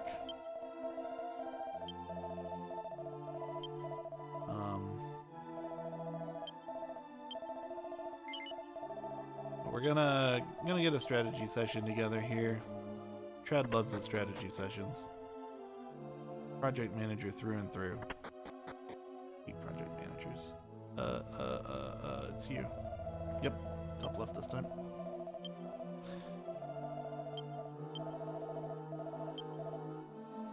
Okay. So we tell Haynes, hey, Trad said to do a strategy session. And then we go back and we tell Trad, hey, we're doing a strategy session. And then we go back over here for the strategy session. It's such a wonderful, necessary chain of quest triggers.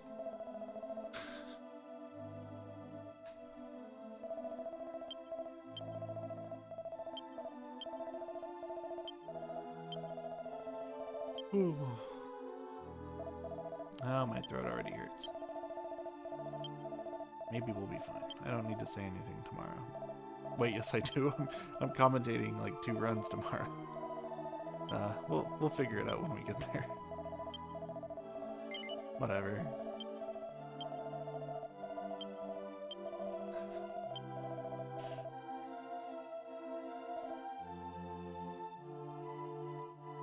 So strategy session is, you know, Zebet's got his robot that emits the signal. We're gonna take that to the base and just try to charge in there and defeat their leader. And then, yeah, that guy who earlier commented It's not. Which one is it? Let's have it first. Earlier commented, what if we just turn them off? Yeah, he's basically right. We're basically just going to turn off the robots with the signal.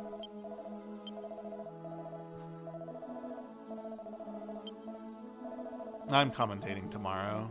I will sleep between now and then, but I'm restreaming the DQM race and the 2 runs after that. Oh, it's the guard. And then tread.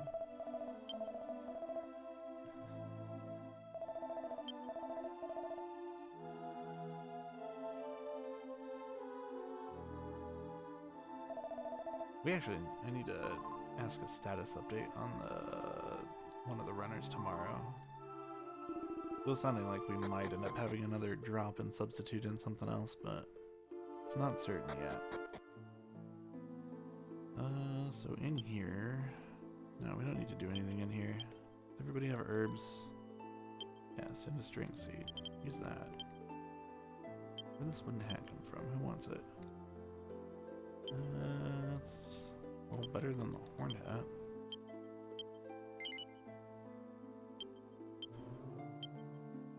No, not you. Gabo takes it, right? I think I juggle these around inside the mech soldier base. Which money do I have? Do I want to save before this? I usually don't. I think I will today. Just because I'm a little light on money. This is going to be our first save of the run. My PS2 were to crash 2 minutes ago, we would have started over. But by started over, I mean I'd probably switch to emulator where I've got a bunch of save states.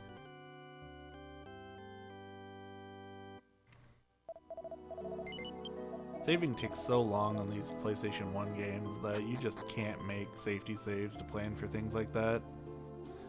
It's a near constant worry, especially with all the issues I've had with this game. To give a history of my technical issues with this game, this is my 5th copy of Dragon Warrior 7 Disc 1, because I have the first 4 don't work. My first disc, which is the one that I've owned for like 15 years, I think to Engow, and the cutscene wouldn't load. Nothing specific happened to it, it just wouldn't load. Then I bought another one off eBay, and it failed even earlier. I don't remember where, but I think somewhere in Rexwood it failed on me. Or maybe not. Maybe that one was the one that crashed on the man-eater fight in Dharma. Then I got a 3rd disc, and the PlayStation 2 ate it. Because I replaced the laser in my PlayStation 2. And apparently the ribbon cable pops up far enough that it scratches up discs. So that happened. And then I got a 4th disc. And that was where I was starting to question my life choices. But yeah, it was, I messed with the ribbon cable on the new laser. I thought it was fine. And then a few runs later, it ate another disc. So now I'm on my other PS2 with a 5th disc 1. No problem so far. I made it through a full run on Monday. We're feeling hopeful. But if anybody wants a broken Dragon Warrior 7 Disc 1, I have 4. Evil Mech is free. He can be. Don't, not the one on the right.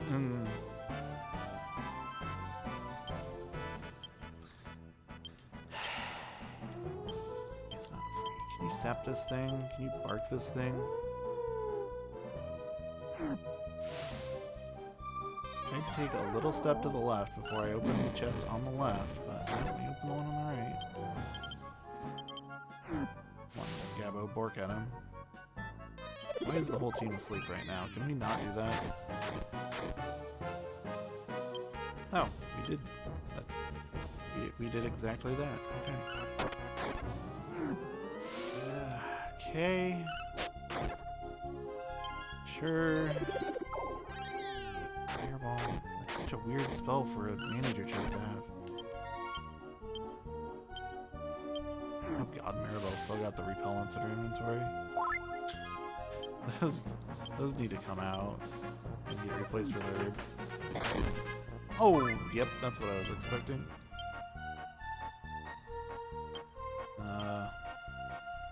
Let's snap again.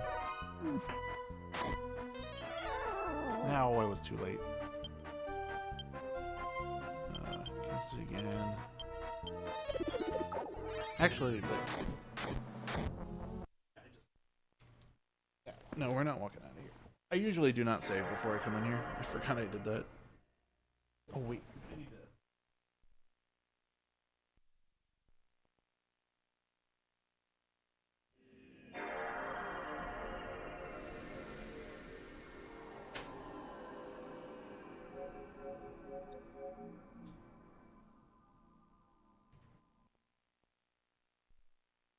Oh, this is a 75 001. I thought it was a 77.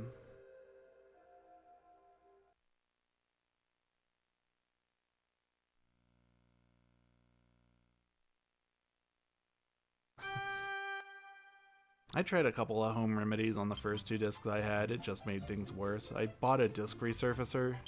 I didn't realize what disc resurfacers do to discs. That disc just looks horrible now.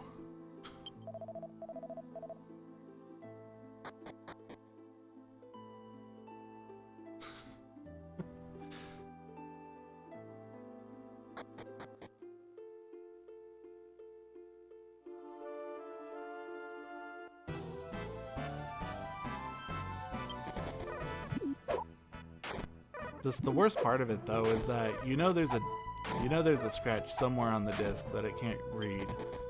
And how far into the game do you have to get before you can reproduce the issue? How do you know you've fixed the disc without breaking something on like island number 16 until you do a full run?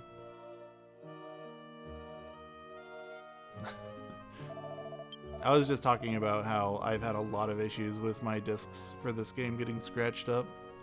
And this is the 5th Dragon Warrior 7 Disc 1 that I own. But so far, so good. Knock, knock. I shouldn't knock, I could have woken up the dog. But whatever, I didn't.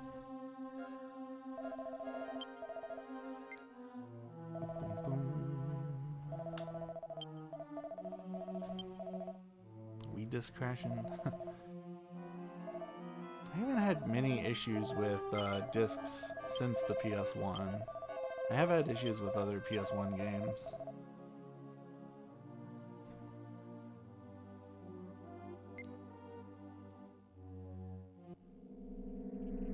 Which is kind of interesting because I would have expected that when, discs get, more densely written to, more data per square inch, that I would think that a scratch would be more impactful.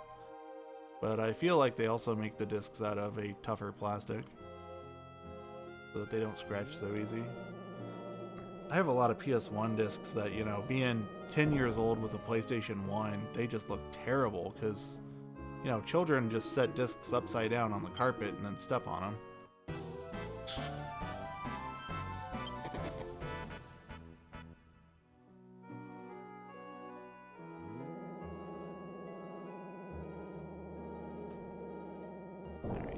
I didn't even grab the safety gold. I don't know if I'll go back for it or not.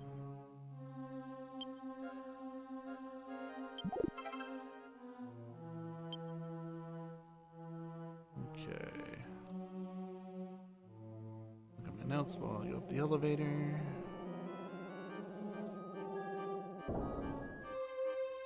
This menuing is not clearly marked as menuing. We need to take all these repellents away from you.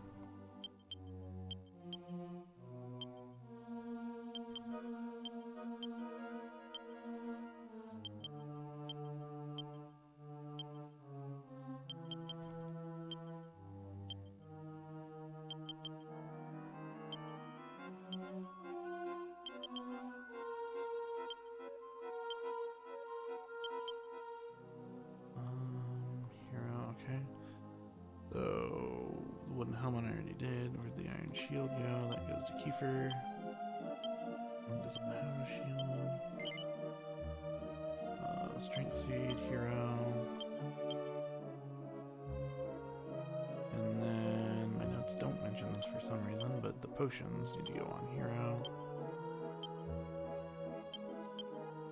I also missed a reorder somewhere. My party, I believe, should be this. Maribel in the back, because she has outside, so we want to keep her alive.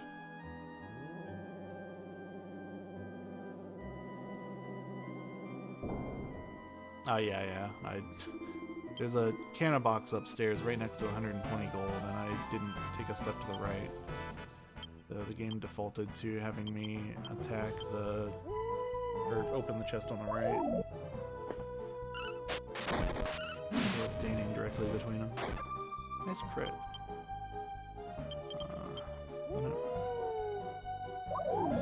Maribel's just gonna parry in these fights to save her magic.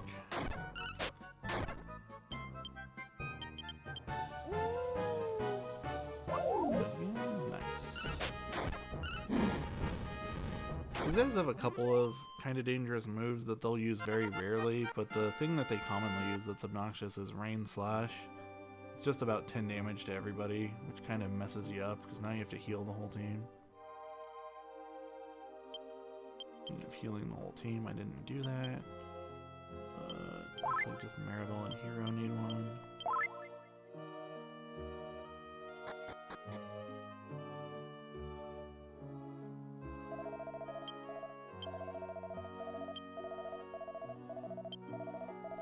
Alright. This is the leader of the soldiers. He's gonna make us fight these guys to get to him now. Again, Maribel is just gonna sit here and parry.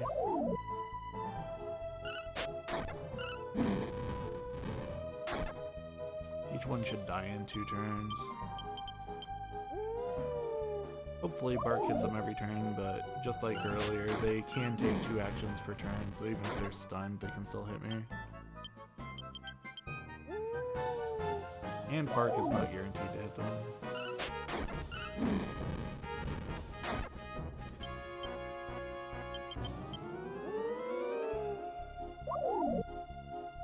Yep, just like that.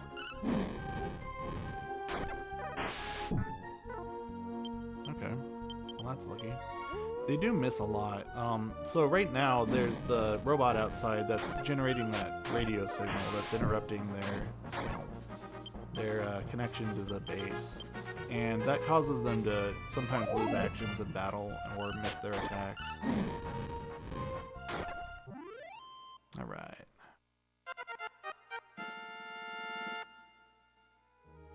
DQRTA promoted to 9.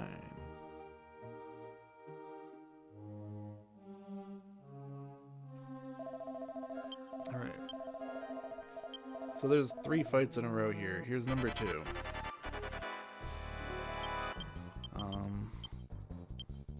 Sap, Machanoid. Ooh, Gabo scared him. This guy is pretty resistant to Bark. But if we get a couple in a row here, we can actually beat him before he calls for help a second time. He will call for help every other turn. So we're gonna kill him first, or he just floods this arena. I'm actually gonna Bark him just to try for it. Nice. He's only at 250 HP.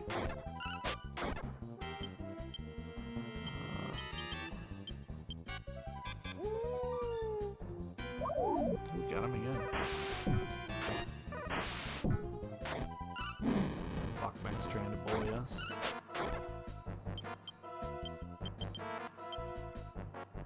Nobody needs healed yet. I need to end this fight with as much HP as possible. Yeah, he's oh, Kiefer went first. That's rare. That's rare. Okay, Kiefer, Bark, Herb. I want to heal Maribel too before this ends.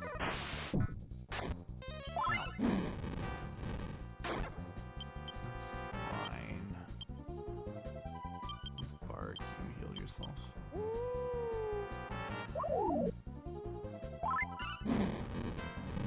rain slash there would have been pretty bad. Alright, so Evil Mech. Evil Mech is the first boss that's fairly likely to kill you in this run. I have sort of a safety strat that I will attempt. Specifically, if he casts Magic Wall before I cast Sap. This guy's on a pattern just like the Fire Giant earlier, except he can take 2 actions per turn sometimes. But his big threat is that he casts a spell called Magic Wall, which makes it very unlikely for Bark or Sap to hit him.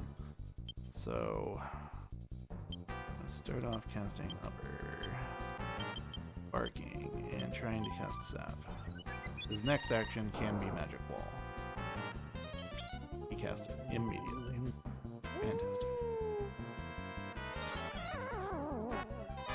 So, welcome to Evil Mech. We're gonna try to stall it out. It lasts a very long time though.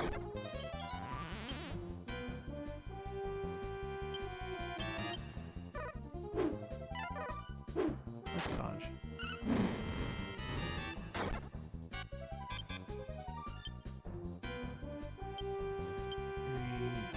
You should just keep barking, because it can hit. The animation's real slow. Needs healed. Anyone under 40 HP really needs to be healed.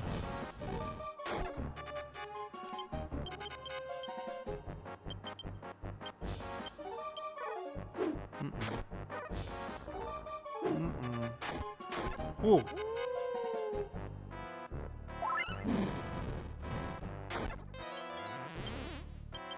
Alright. You both need to heal, hero. And he outran both of you. Okay, I need to pull action.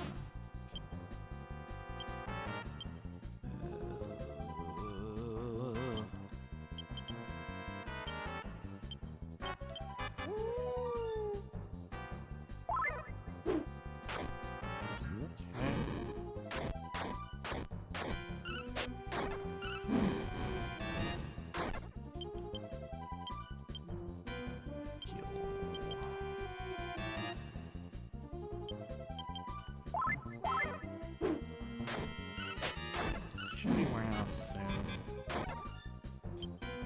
I haven't been counting turns. I'm counting how many turns Hero has acted since casting Upper, so that you can cast Upper on Kiefer and himself every 4 turns.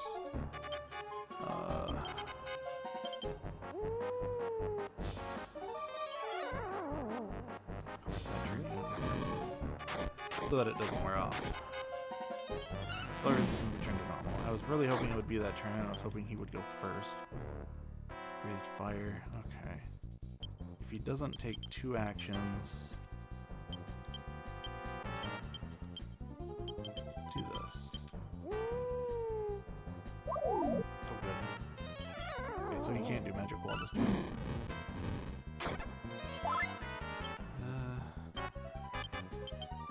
Got 2 more uppers. Hit him in. Alright, come on, get this out.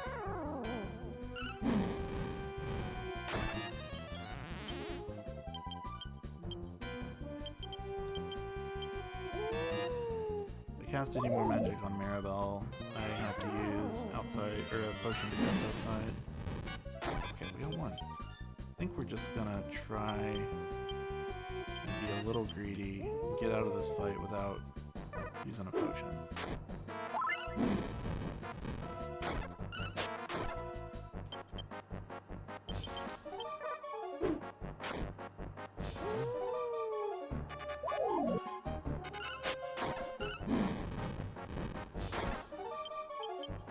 We only have 1 more upper. He should be close though. Kiefer's been doing like 13 damage. He's only at 380 to start.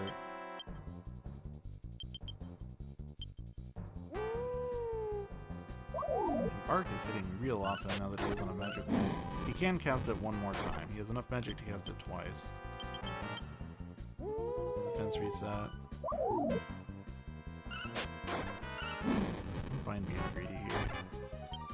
I want to keep these potions for the next guy.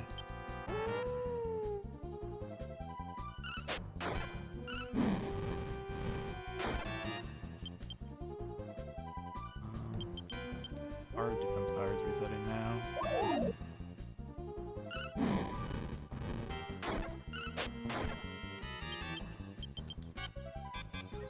Bum. Everybody just got blinded.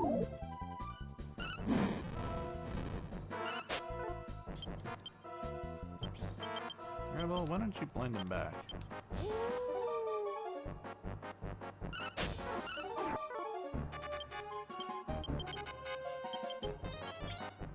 There's another magic wall. Good. That's a good damage to him.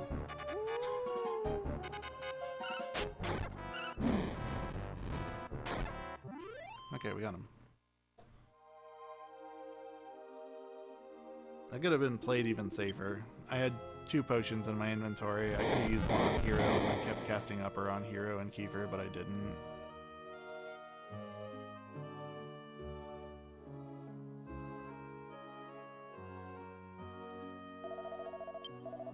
But if you get 2 uppers on both characters, you pretty much can't lose that fight. The worst case, you lose Maribel and you're not able to cast outside to get out of here.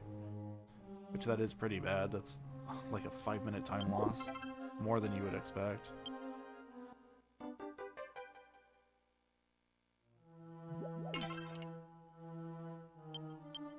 I think her missing the XP might be a problem too. Maybe I'm thinking of Cavemon. Ooh, I even got 1 MP for return. Alright, so we're pretty much done with Falrod. We defeated the evil mech and the Machinoid. We just gotta go talk to the king and debrief.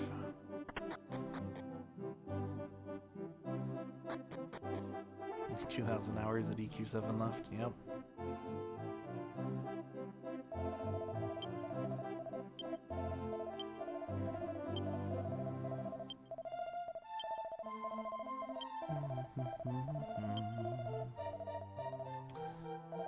The king congratulates us or thanks us, whatever. And then gives us a bug knife.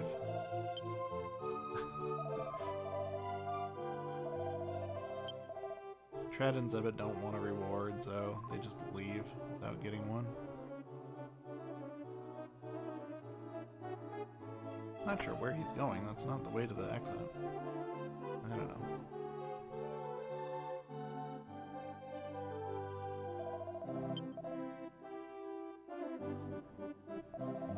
And he gives us a bug knife, which goes by a few other names. It's the venomous dagger on the NES games. It's the weapon that you attack and it can paralyze. Maribel will have it equipped for like 2 fights. Trees of Dharma. 3 hours or so and we should be finishing Dharma, so 3 to 3.5. If everything goes well. Most important person we talk to on the way out of here is Haynes. He pays us.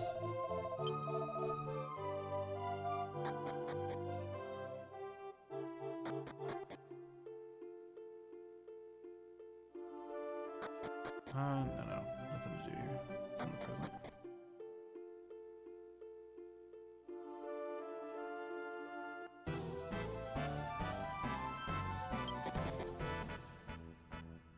Alright. The present segment of Falrod is kind of long and overstays its welcome a little bit, but we gotta do it.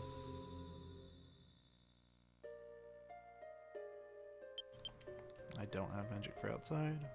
Why would I have magic for outside if I didn't use a potion? You'd have to use no magic at all. Oops.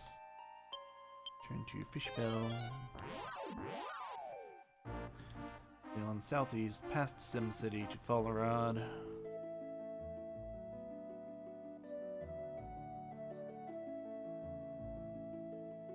Fishbell's pretty much dead center in the middle of the world, so we return to Fishbell and Estard and Rexwood a lot to get to new places. Look, a sea encounter.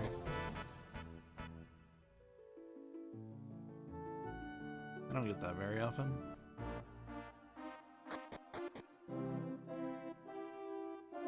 Okay. At some point during this quest line, I'm gonna want to stand up, but...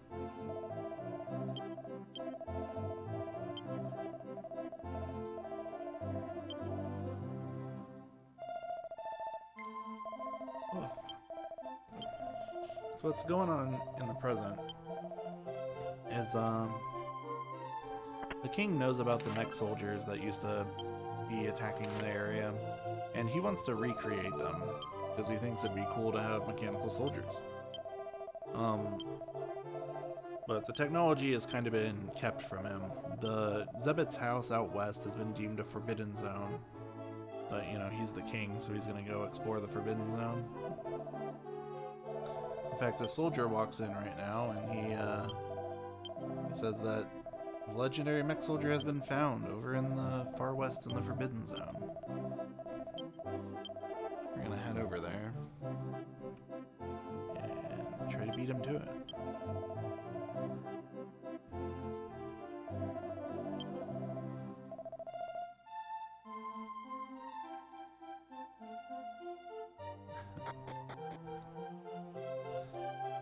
Grinding class levels in this game can be a big time waste, time sink. Especially if you're just like grinding up every class you find and not looking up, you know, what a good class is and targeting which one you want to go for.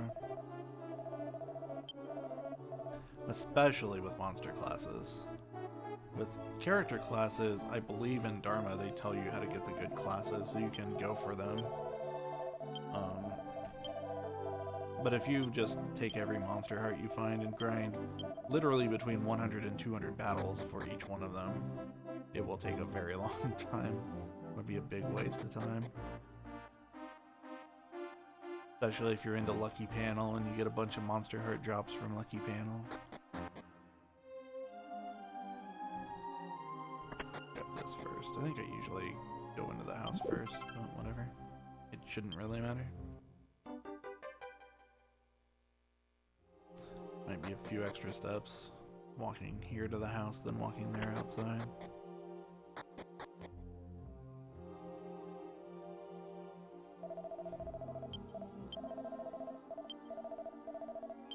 I'm gonna play Lucky Panel in a marathon.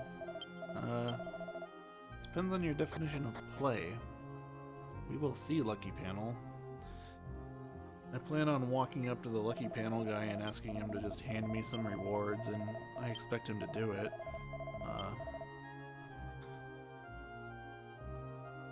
This isn't a break, is it? I don't think so.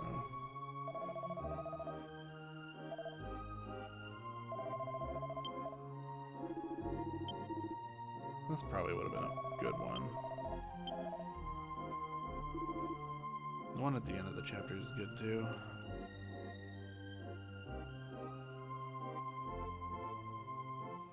It is lucky that somebody sent me this manipulation tool.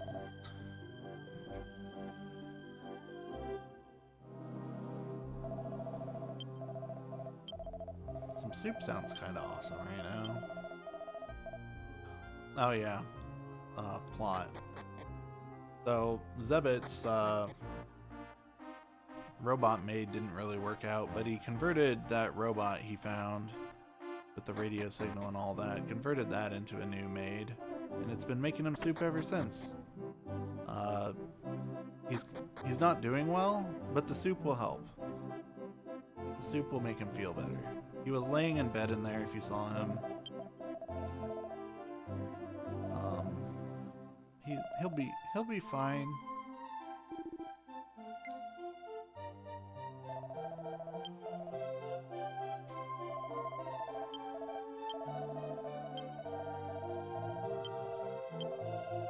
Grinding faster on 3DS? Maybe.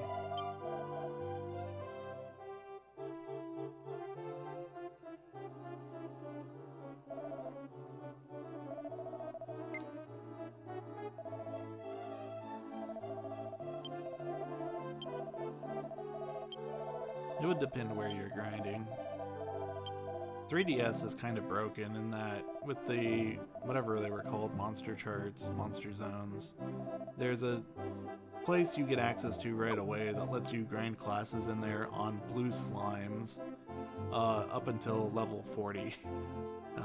So if you're grinding at level 30, yeah, that's going to be faster. But if you're grinding right when you get access to Dharma, I would think that PS1's faster. Depending on your level, though, again.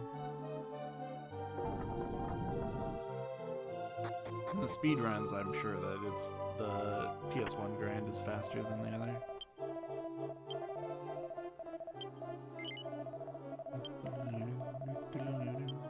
But casually, you're probably going to be a higher level than PS1 speedrun, so you're probably not going to be able to grind in the same spot I grind. So you can't just boomerang things to death.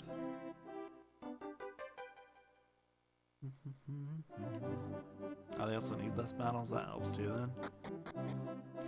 It takes 1,100 battles to get hero class in PS1. I'm completely out of magic. I'm not going to use a potion for this, though. Move. Oh, you can actually get through there. I always go left because it's hard to get past that guy. I thought you couldn't fit. Alright. I was just going to return to get outside of town. No, we go this way first.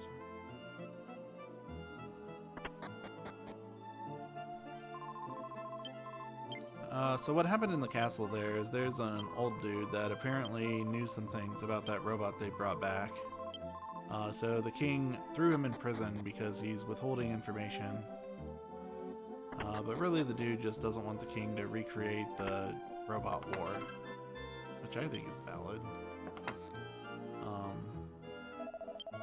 He also sneakily took some parts out of the robot and apparently hid them over here and then got back to the castle before we walked all the way back to the castle from the Forbidden Zone. I don't really know how these parts got here. But anyway. We need to find them so we can fix the robot and put the robot back in its spot so it can keep making soup for Zebit so that he can recover and be healthy. Oops.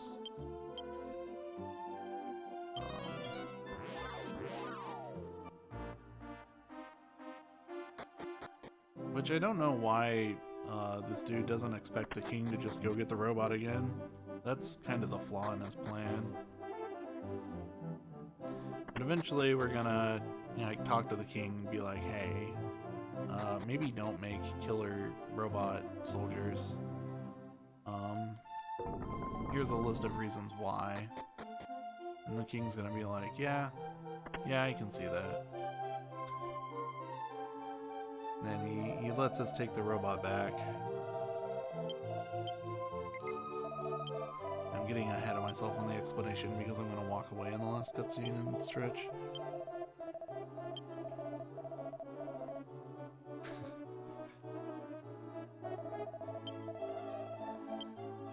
This is kind of a funny part here where this guy, Armand, we give him the parts for the robot and he starts walking out of here. The king specifically said don't lock the door when you throw this guy in prison. So he starts walking out and then the guard's like, hey, you're gonna get caught if you walk around like that. Take my uniform. So now he's wearing this guy's uniform. One size fits all.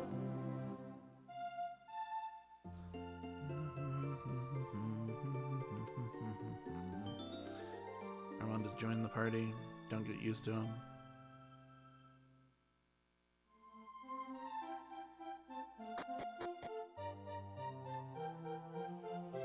I need to go to the East Guardhouse. Last time I got there from up here, I jumped in a hole, but that hole isn't there in the present. They plugged it up.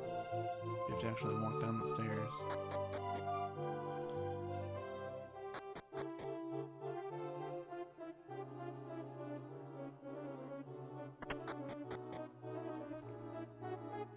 Yeah, I think this is my break, yeah. 2-minute cutscene. I'll be right back.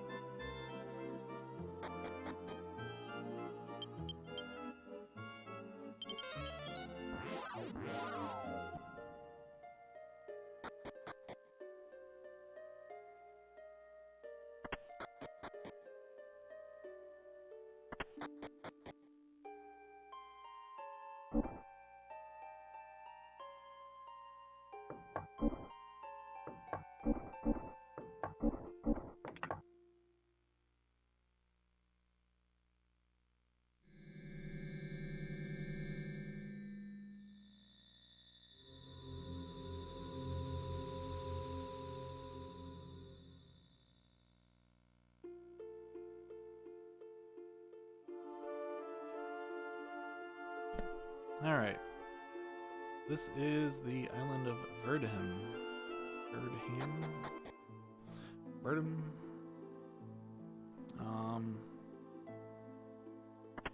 So this is the second and last island we find where everybody has turned to stone, and these people even made it inside. And it just wasn't enough. I probably should have safety saved before coming in here, but I didn't. It's fine, we just won't die to the anteater. Where's the bug knife? You have it. Mirabelle.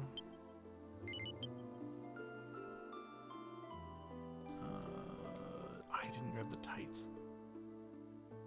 That's fine. I'll have to go back for them. Oops, you've already got these. Noble to Kiefer.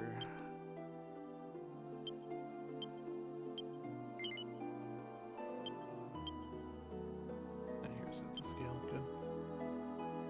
Mirabelle does have the tights. I did get them. I'll get that. That was Gabo's inventory. What did it have gaps in it then? Now, nobody needs healed. Gabo needs herbs. Mirabelle needs herbs. Fair for her to be completely out. Need to take that wind shard out of her inventory too. Or I'll use it when I'm trying to herb.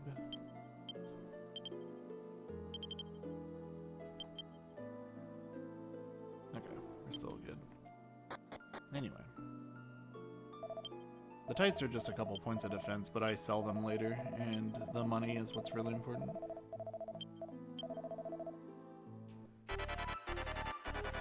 Rainmaker. Alright. I'm going to hack him, bark him, zap him. More. He can cast Heal More twice. It's very good that he did it before I damaged him.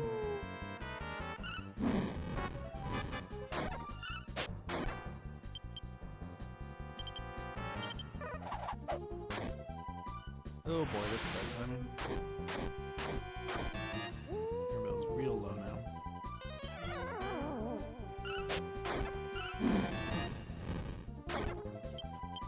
Let's hack. Herb parry. Be careful of that.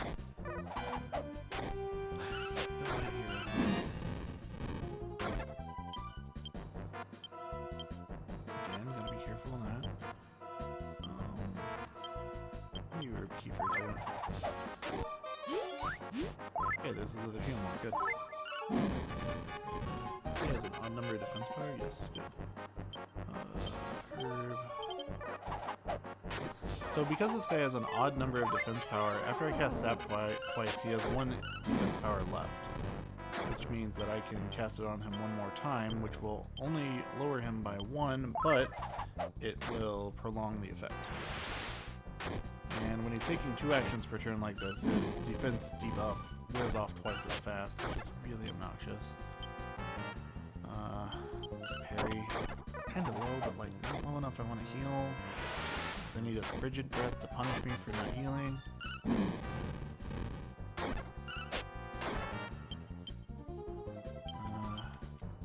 Do a bunch of healing this turn.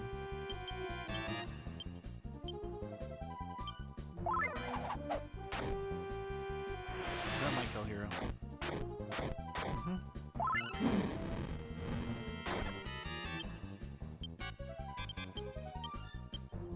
Defense is surely reset by now. Should have saved before coming up here, it said.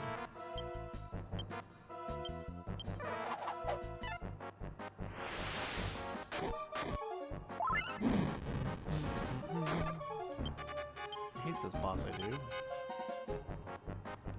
Parry.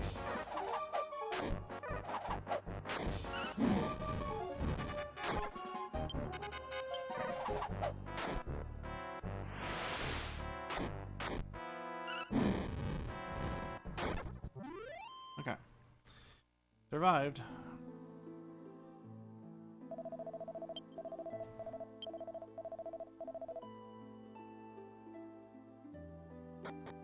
Oops. One thing we need to do before we get off of here. It's in here now. The angel tier.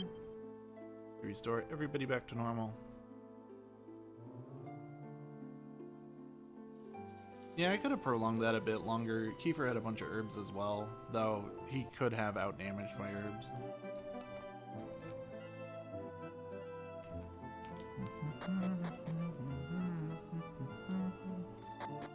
Stairs, please. Thank you.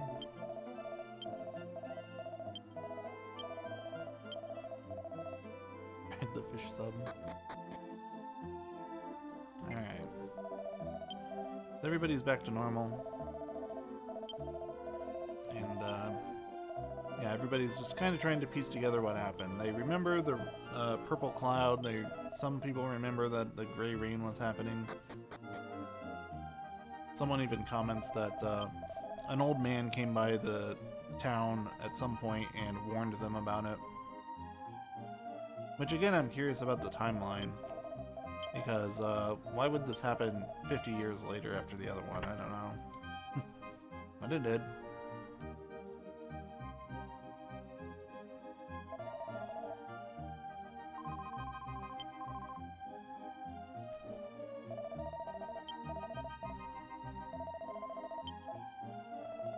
We come back here, everyone's freaking out because, oh no, Pepe, you know, threw himself on whatever the girl's name is, and he had her pinned down because he was actually, since he was exposed to the weather, he's actually not fully recovered. So, he was stuck on top of her, and now they gotta drag her into the house. Him, rather. And we gotta talk about what we can do to help him.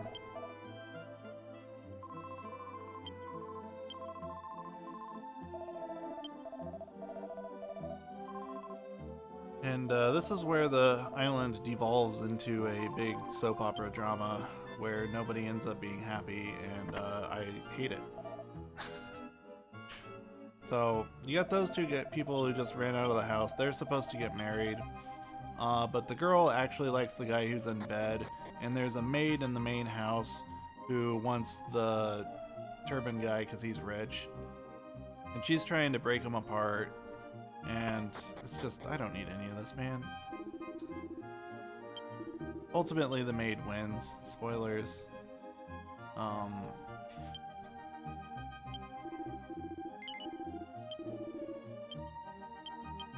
Like, I just want to fight more robots. Is that too much to ask? Here's this divine dagger, which is just called knife in this localization. Bronze knife I already sold. There's an extra scale armor somewhere that I need to sell. Get that out of Gabo's inventory that was causing problems. Scale armor. There's leather armor. Why do I not have the extra scale armor? Okay. Gabo's stone fang. I'm gonna sell the glam armor. Still not quite enough. Bug knife is what I'm missing. I'm trying to keep the tights. I said it's just a few points of defense, but it's actually nice to have for the Dharma fights. As much defense power as possible on Marimel.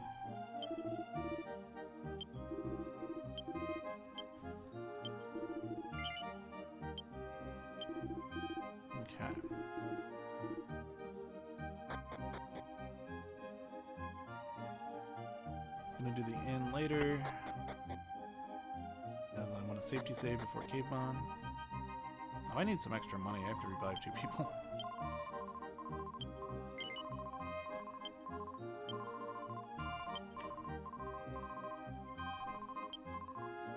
Oops. He's still talking.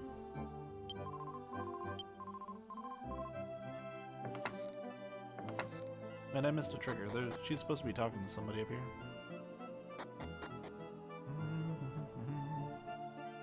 I see what I missed. Move!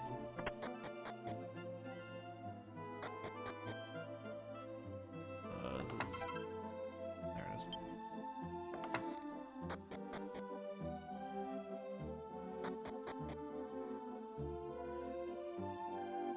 Nope, not supposed to run up here.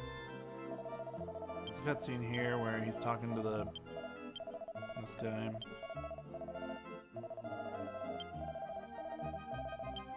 Is Turban guy his kid or is the girl? I think the girl's his daughter. I don't know who Turban guy is. He's just here. Here's the maid who's like, dang, we should be together instead of you being with Linda. Boom, makeout session. And so she starts to try to break him up, saying, "Oh, Linda hangs out with Pepe all the time. They were in the herb garden together, remember?"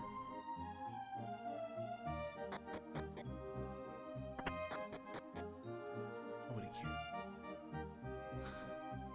Nobody cares. Kaya. Oops. Up here.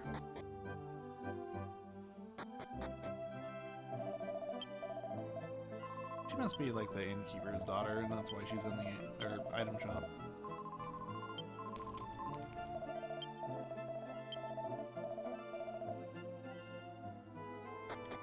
Yeah, Rainmaker was a bully, but he fixed it. I need to buy more herbs, or do I have enough? I used a bunch. We'll give Gabo some.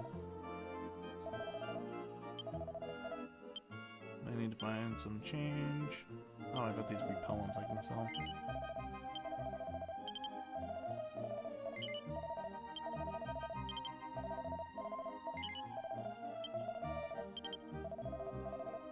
This is much less of a big deal than the Death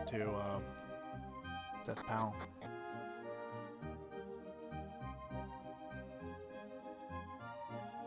Okay, so she runs off. We go back up here. And we gotta talk to Pepe's dad.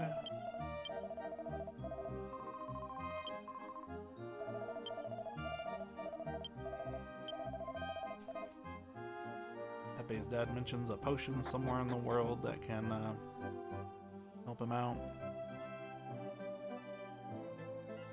Now it's time to fight Caveman.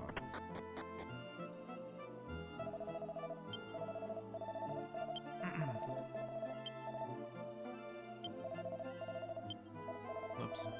Kiefer's on the lead.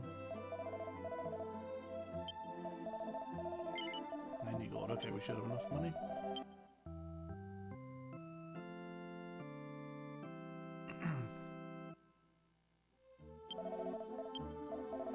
I have no interest in Verdham Part 2 in Litterud. It's not even required. I'm not going to cross the bridge and come back here.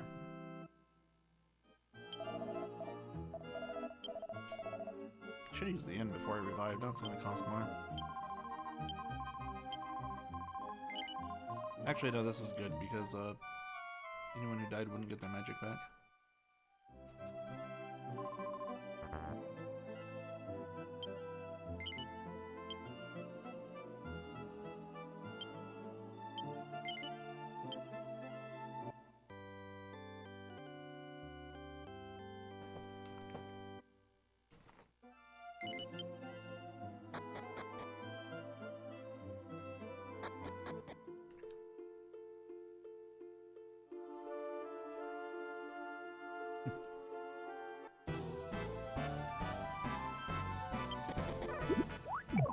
Oh, don't die to eggplants. I don't think these things can possibly kill me, but I'd still like to run away. Why are they all attacking Maribel? Stop.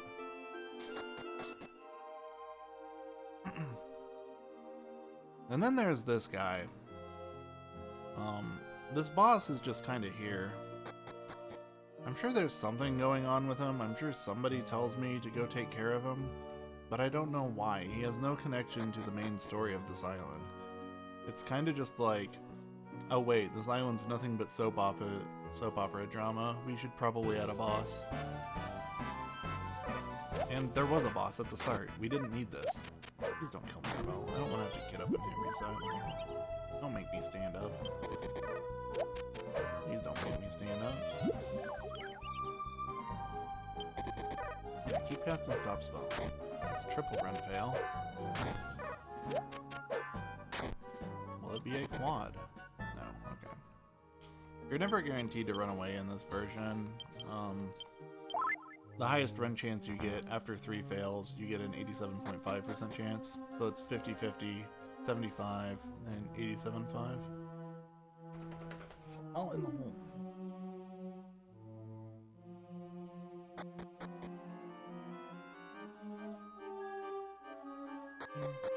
Weekend officially begins. Congrats.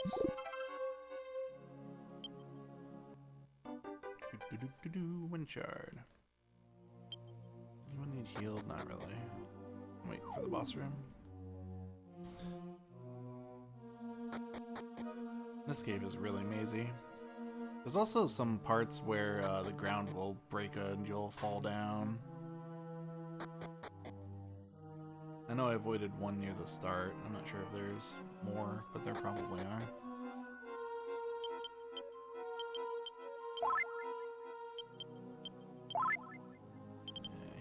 Again. Okay, does anybody else need herbs? Herbs. Maribel's got enough. Okay, now I'm going to take off all my armor, which may seem like a strange thing to do. However, this boss typically starts out by casting defense on your team twice. And the more defense power you have, the more defense will lower your defense. So we want to start off with low defense power, get hit with the spells, and then equip our armor in battle. Okay. It's fine, he'll do what I need him to do. Good, there's one. Additionally, Maribel using Retaliate, she'll cast it back.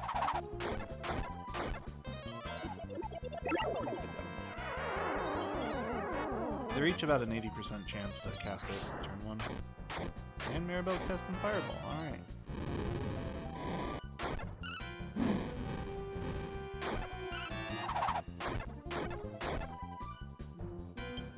Okay. Manual. Equip your armor. Fire slash the bags. We want to get rid of these bags as fast as we can. Fight gets a lot safer once they're gone. Is that your... Oh yeah, I sold you over. Okay. All that. Oops. Maribel parry. Cavemon alternates between taking 1 action and 2 actions per turn. So this turn he's gonna hit twice. Kill everybody. Good, we got rid of one. So this is a 1 action turn. I'm gonna play it this way. The bag's odd dance is the main reason I want to get rid of him. Parry, attack, herb. Also for reference, Gabo is my fastest character, followed by Maribel. So anything that I need done right away, I'm gonna have Gabo do it. If it can wait, then I'll go for Maribel. Do this again. Probably have had Gabo herb himself instead of parrying.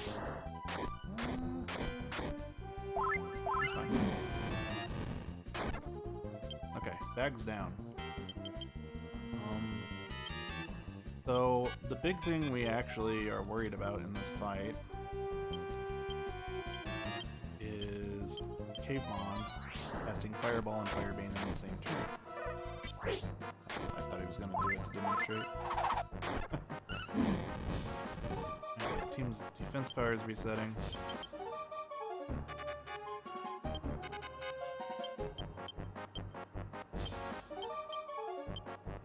Double herb Maribel. 1 action this turn. Fireball. He should be about out of magic. He cast Fireball 3 times. I think that's him half out. It's 2 actions this turn. Parry. Okay, so we get the wombo combo. That was his blind attack. Blinded Kiefer.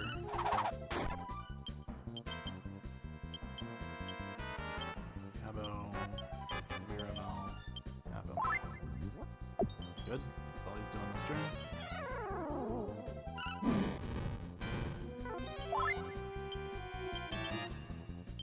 But if he does Firebane and Fireball in the same turn, it's gonna do like 40 to 50 damage to everybody. We gotta stay full until he can no longer do that. He's at 24 max MP, and I cast 4 Fireballs, I think. He's safe.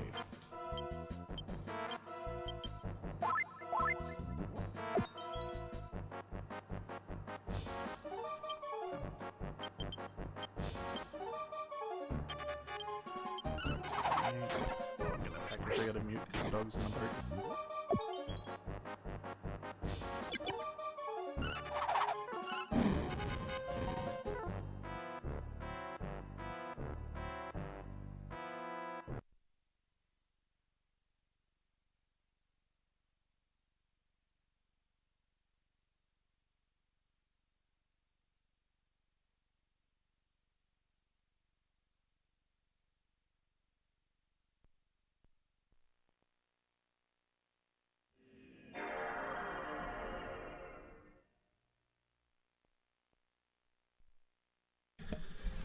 Alright, well that's my fault. I was not careful enough and he pulled the PlayStation off, but we just saved, so we'll fight Caveman again.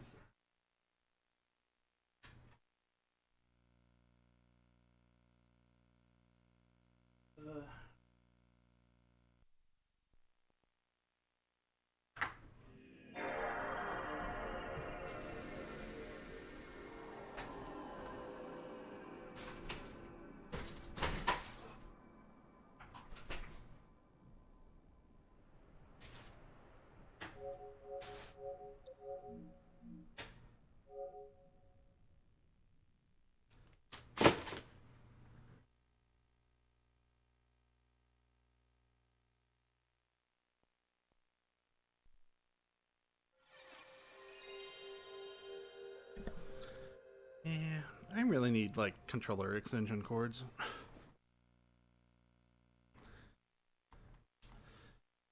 That's less of an issue. Sorry for the interruption.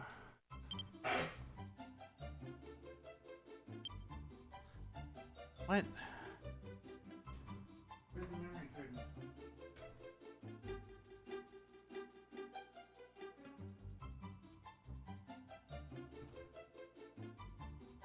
Don't know how he managed to eject the SD card on my memory card. Alright, well. The sick 10-minute time loss when we were gonna win the fight.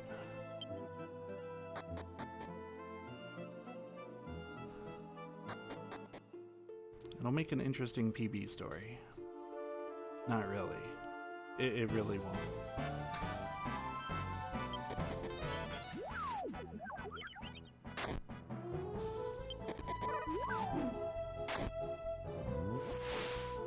Alright.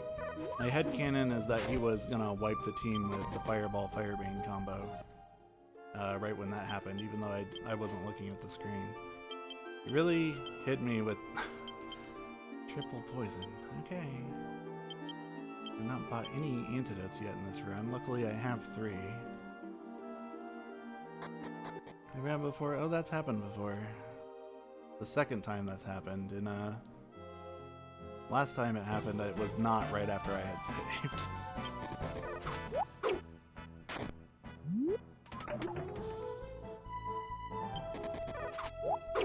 Mud dolls are stealing Gabo's magic. That's fine. He doesn't need it. Well, Hero needs his.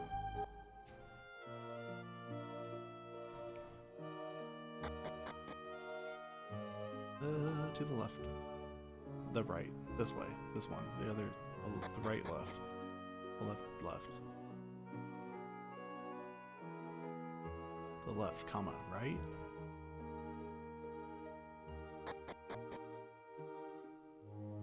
Alright. Now, it's over here. The hole. Unfortunate thing is you gotta grab this, shard here every time you run through. Boink.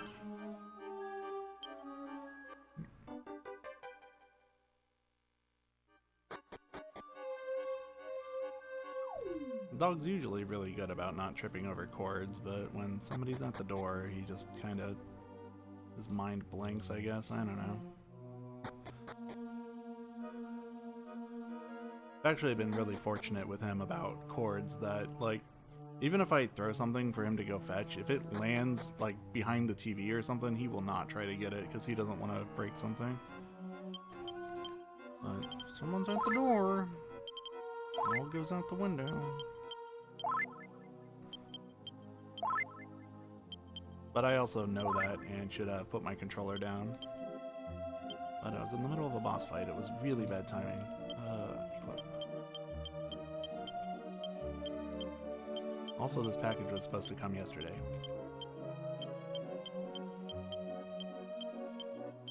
So we can really blame Amazon for this, is what I'm getting at. I was going to give Maribel 3 more herbs. That's fine. It was fine last time, it'll be fine this time too, right? That's how that works. When something goes wrong and it's not your fault, the game doesn't punish you for that. Why would it? I didn't. It wasn't. Why would I be punished? This is gonna go great. They're gonna both cast defense again. Okay.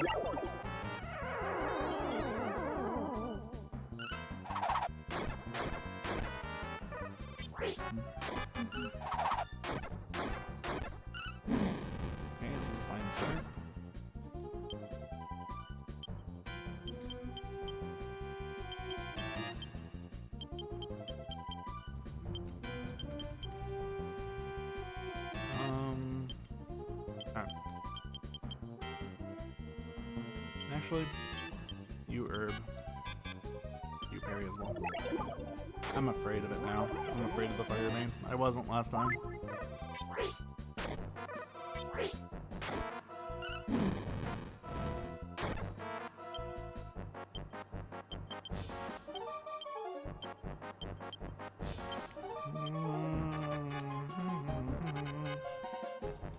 Do it yourself. Her. And you sap. Good one.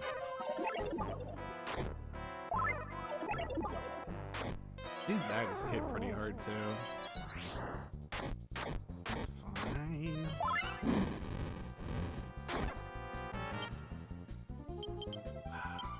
Not a good spot. Herb, Maribel, herb yourself, parry. Don't hear it. That's it. This is it.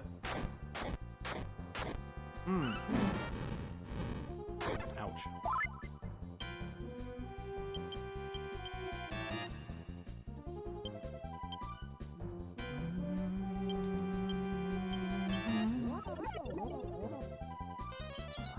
Nope. Maribel and Kiefer are the two that are alive. I mean, it's technically not over. The fire bane. Now it's over. Now it's over.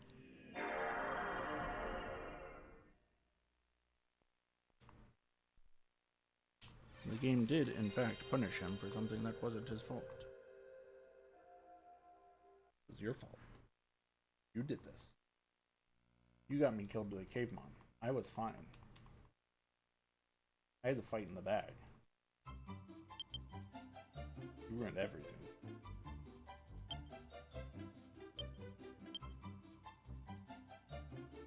I don't think he cares.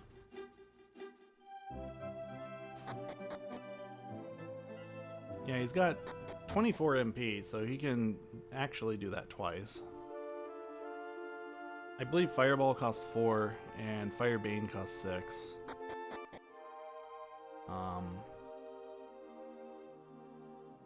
Yeah, that's enough for 2 of each plus 1 more Fireball. Or 6 Fireballs or 4 Firebanes.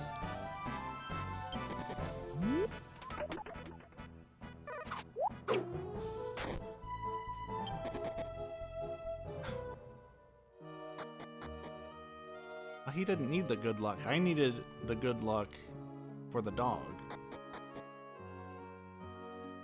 It's not unlucky for him that He did that, and it's unlucky for me. It's gonna be green on my splits. Now I'm looking at +8 and counting.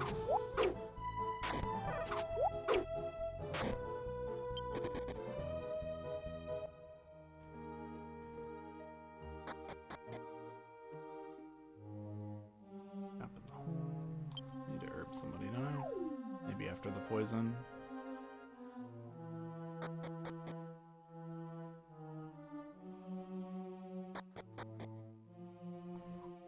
It's usually Dharma where I get punished for not healing halfway through the poison.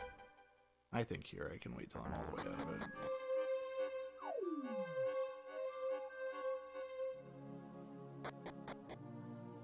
But this room I'll probably get a fight.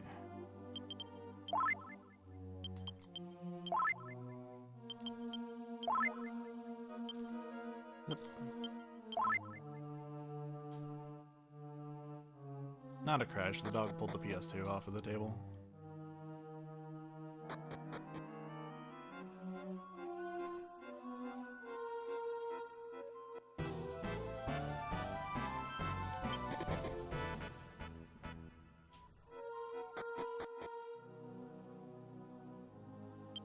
Alright, let's go again. Oops. Oh, you were full too. Give. Maribel, 3 more herbs.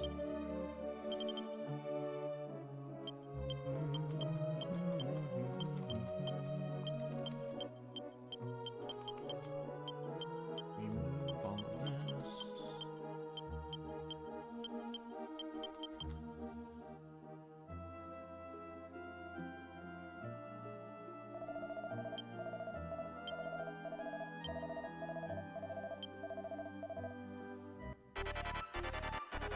Alright, here we go. Once more. Oops. Air slash, attack. I tell you. Get an odd dance this time. I have to decide, do I equip this turn or not?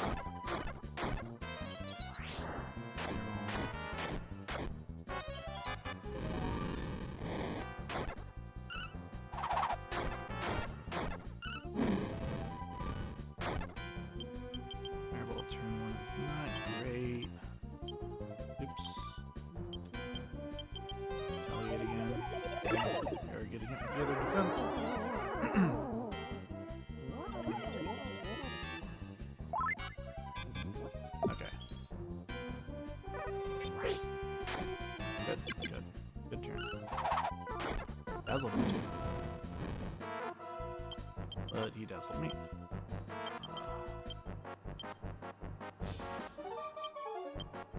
I think Kiefer will live. Oh, I need to equip my armor. Hero, please. Where'd you throw that boomerang?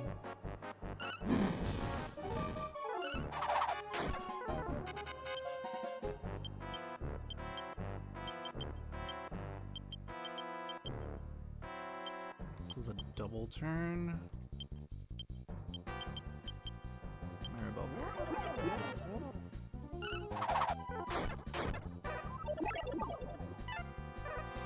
No damage. Good. Okay. One bag down. Single turn. Hero will probably be fine.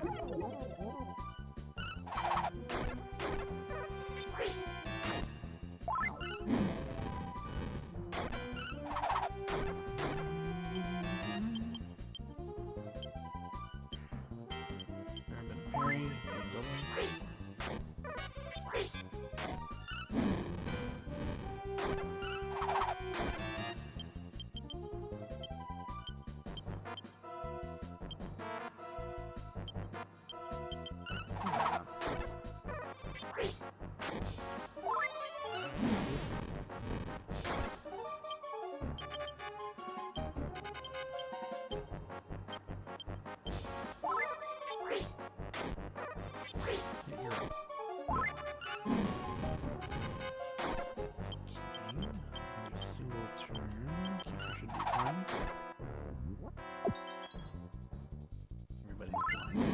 No, just keep everything.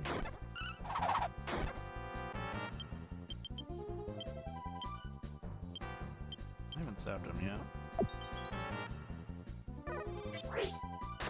Kind of funny, when he runs out of magic and you raise your defense power, all he'll do is the blind attack over and over and over. It's just kind of a stupid looking animation. Yeah, I knew you still had magic. I was curious why you weren't using it.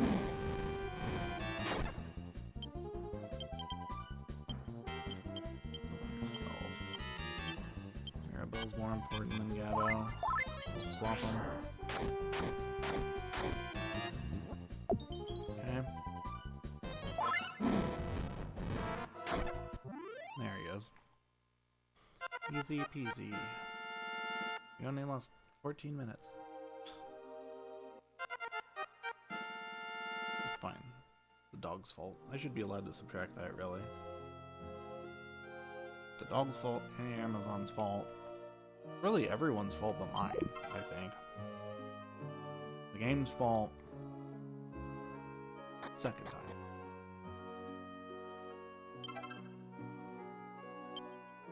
Alright, it's all good.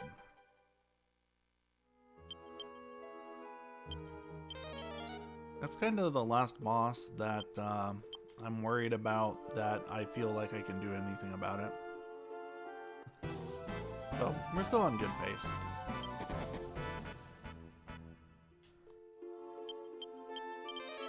Oops, that's not heal.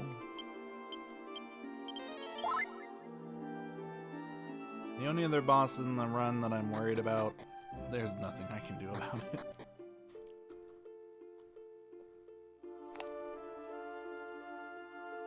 It's also the next boss, isn't it? Cool. But it's about an hour away. Let me go.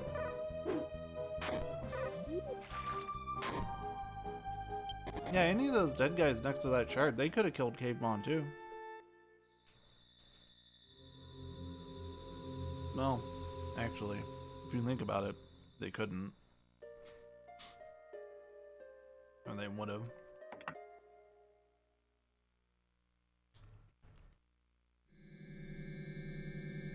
Alright. So this is one of my least favorite quest triggers in the game. I really don't like this. Because I think this is the only time in the game when you have to go back to a past area that you've been in before. So it sets a precedent for, you know, maybe to progress the plot, I have to go to, you know, some random pedestal world when you really don't have to, except for right now. She in here? She's the mayor. She's not the mayor. I could look at my notes, but that would require me to scroll them.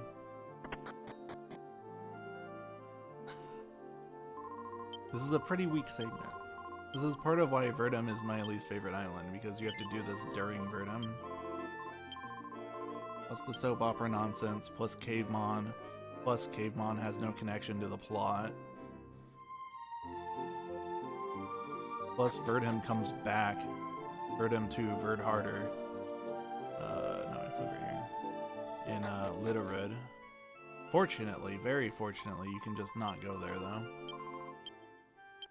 High Spirits goes there in his PB. Screw that. I don't want any more to do with Verdum. In the revisit, you can buy agility scarves and pick up a strength ring, but it's like a 7-minute investment for all that. And turn order is a suggestion anyway. And you ultimately get to agility scarves, just not for a couple islands.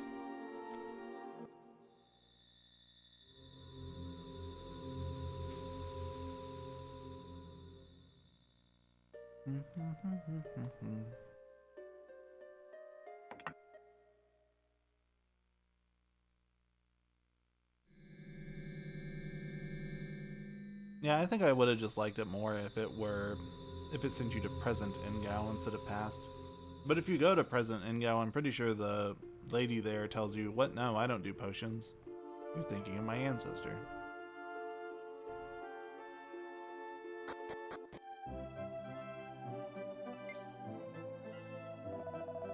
There's only 13 hours left. I believe it.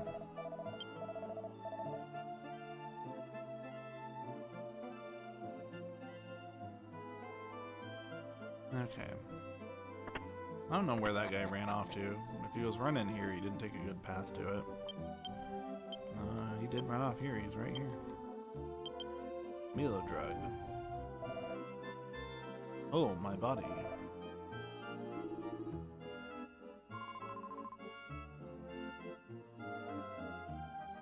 Alright, Pepe's awake. And that's pretty much the sum of this cutscene. You take a lot of words to say it, but Pepe's awake. Let's have a feast.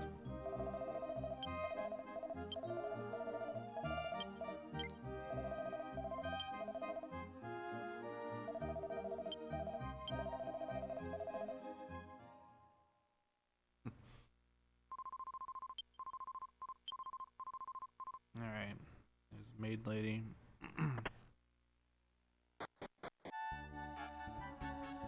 You know when the maid says preparations are complete, something bad's gonna happen?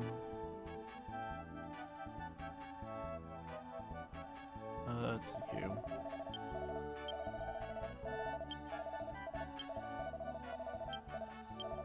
Where could Pepe have gone?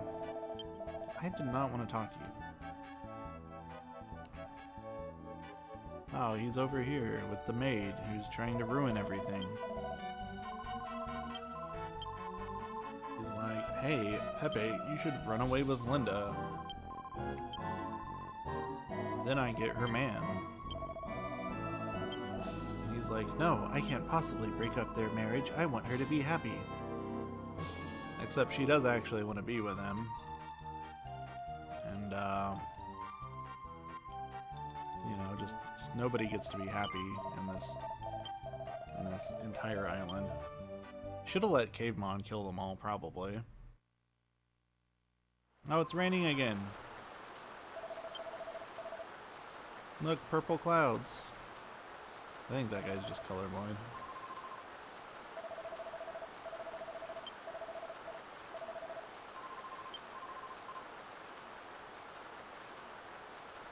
Not gray rain.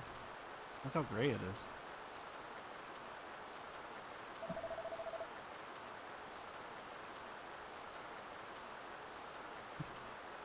Alright.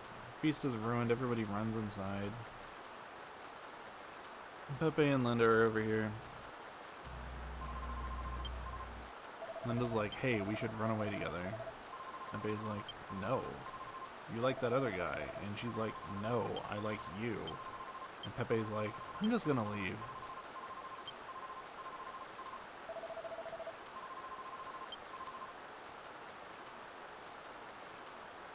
And, yeah, neither of them are happy again for the rest of their lives. The end. She doesn't even marry the other guy. She just becomes a nun, builds a new church, becomes head nun. Pepe just makes a big old garden somewhere and dies single as well. And yeah, this island's horrible. There we go.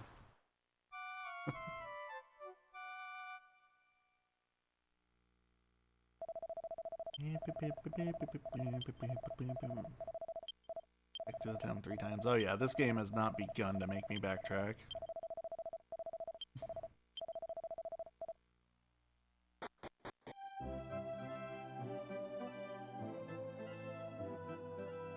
My tablet is completely turned off because I died to Cavemon so many times that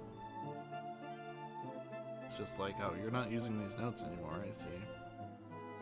Yeah, we're just getting out of here.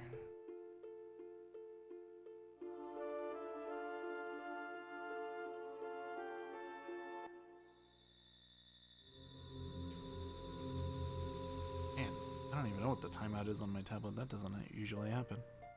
It's gotta be 30 minutes. Outside. Not you. Estard or Engow? Estard or Engow? Engow. Most of Estard was Orf.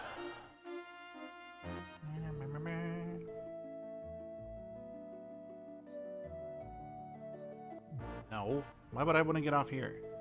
Why can't you even get off there? There's a rock there. I don't know. This is the town of Minter, which you'll notice is not, oops, Verdham, which I enjoy. I'm gonna buy some spider webs. This guy just happens to be selling spider webs. Ooh. Things in my way. Yoink. Slime ring and some money in here. I don't know if I'll need these. I needed them last time because I screwed some stuff up. We've screwed some stuff up this time, so I might need them. I don't know. This treasure. Nope. Treasure chest. Has a shard in it.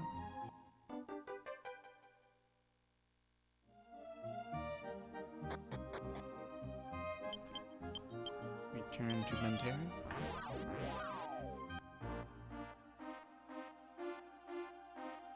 Now over here is the town of Verdham.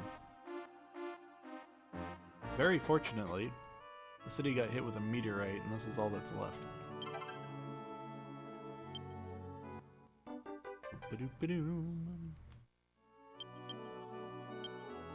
Oops. Alright, now we go to an island that I actually enjoy. Why do I enjoy this island?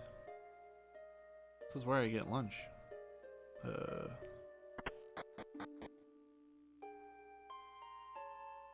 Southwest, southwest, this one.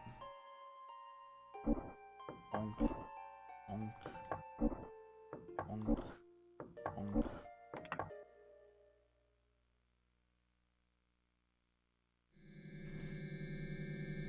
There's 2 or 3 cutscenes or conversations in this island that are like 2 minutes long.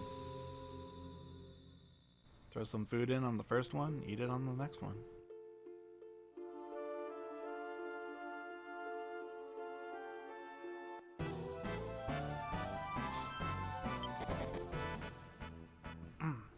So, this is the camp of the Deja tribe.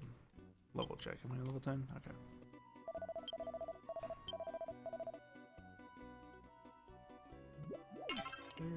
No, that's the present. That one's empty. This one. So what we're doing here right now is just talking to everybody.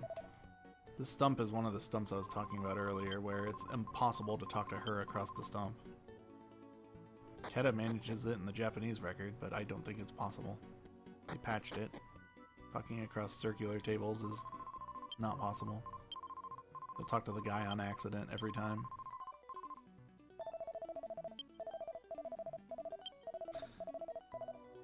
But yeah, we got the Deja tribe here. We're finding out that they are a group of people wandering around trying to revive God. Apparently God's dead. But Cavemon's existence kind of proves that. Verdham's existence kind of proves that. That should be everything.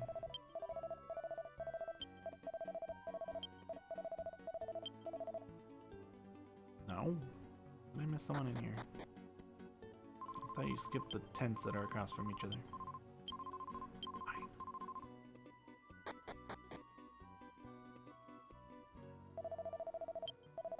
Alright. Gonna stand up and stretch for a minute.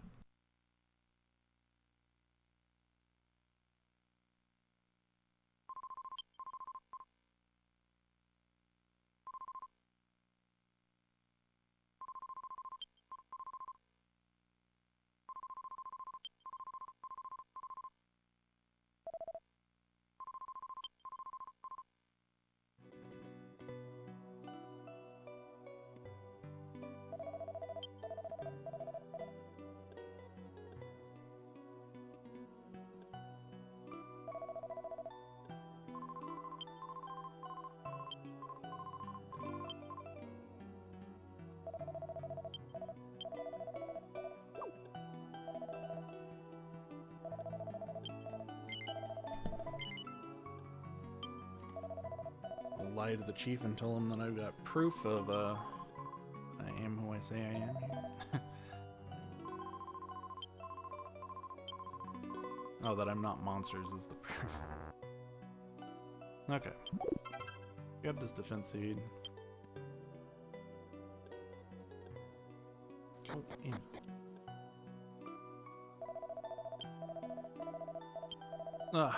Okay.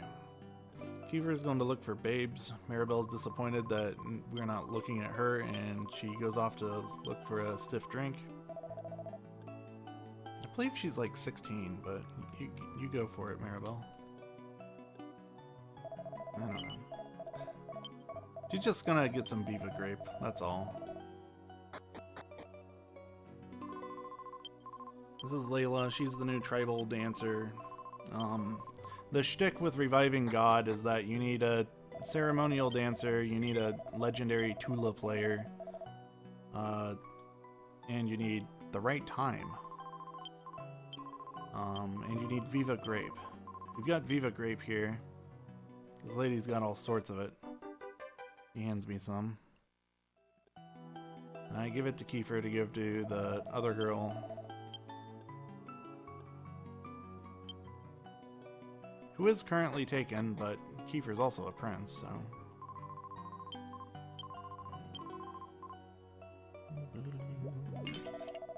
yeah, I threw that on purpose.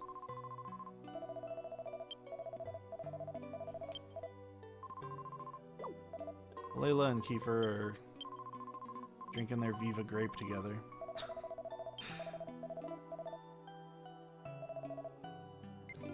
And then her boyfriend shows up, and that's awkward.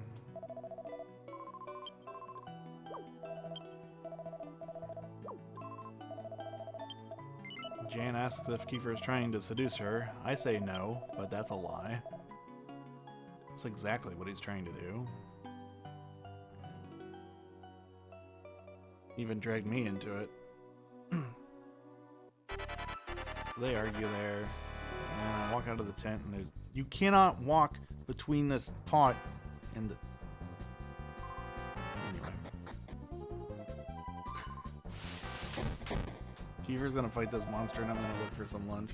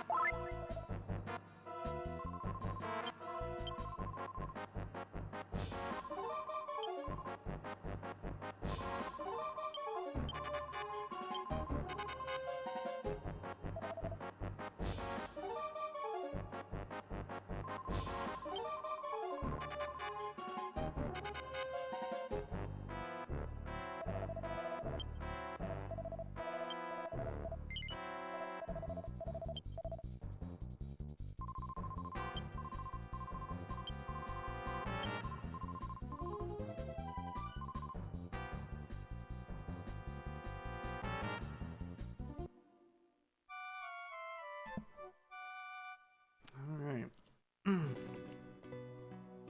Oh, also, Kiefer has, at this point, left our party forever.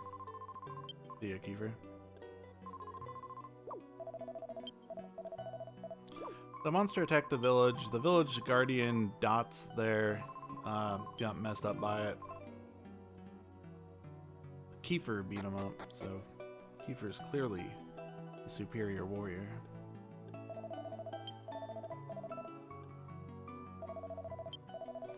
Dan's ranting about the Tula playing abilities.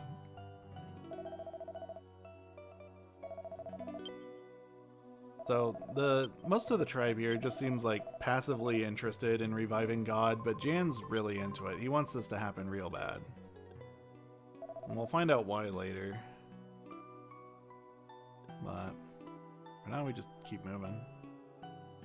Since the village guardian was wounded, Kiefer is going to escort what's-her-face to the place. What's the place? I don't know if it really has a name. The shrine? The revival thingy? So now escort her to the revival thingy so she can dance her dance. And we're just kind of hanging out right now.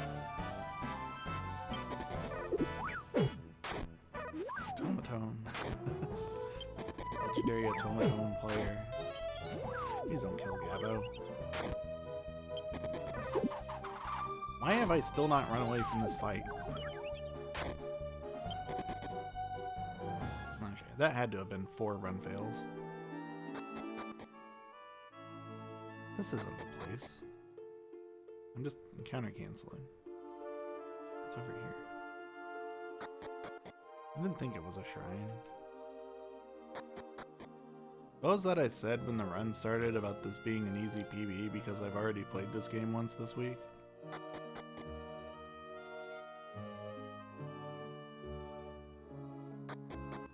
I believe I followed it up though with maybe not. I'm probably going to be too confident and not look at my notes for the whole thing, which is what's actually happening. Nothing happens here. We just rest.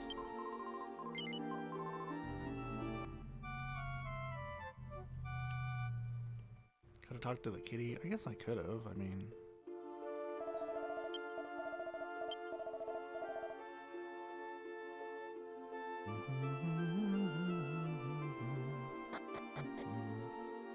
How can he have JRPG pro tag abilities if he's not in the party? It's gone forever. He did say he was the chosen one, but I think he was full of it. At this stop, we need to talk to the lady before we talk to this lady before we rest. But yeah, this is supposedly where God's supposed to be revived. But he's at the bottom of the lake, and we gotta find out how to drain the lake. And it's an RPG, so of course there's a way to drain the lake. It's a normal thing to have, is a way to drain the lake. And join the party. I don't know if he does anything.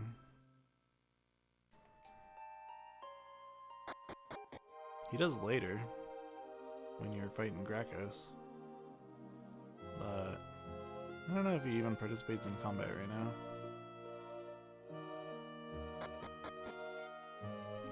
The Elder earlier said something about Jan's Tula playing Keeping Monsters Away, but I guess he's just not doing that for me. Because here's the monsters. Go away, dwarves!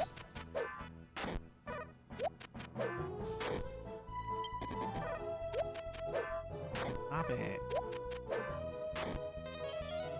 Yeah. Stop spell. Rerun fails.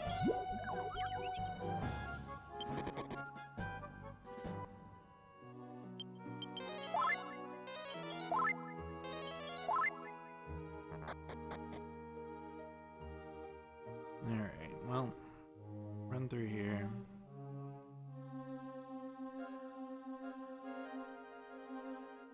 These rooms are kind of puzzly, but also not really. Yeah. In this room, like, it's just pretty simple that there are paths between the sections you can actually see, but they're pretty clearly marked.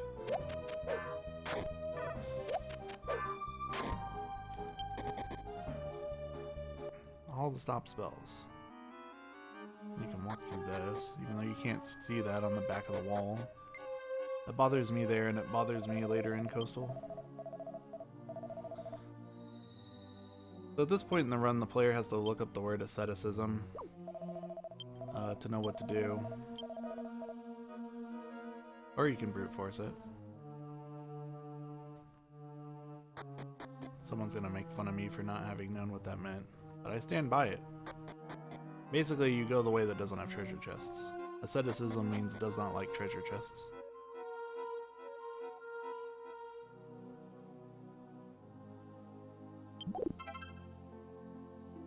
Except this treasure chest. We go that way.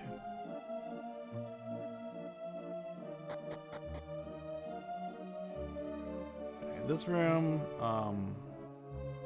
you just walk between the stones, invisible paths. They say, "Oh, if you're faithful, you'll make it through this room." And faithful just means walk on the invisible path that you can't fall off of.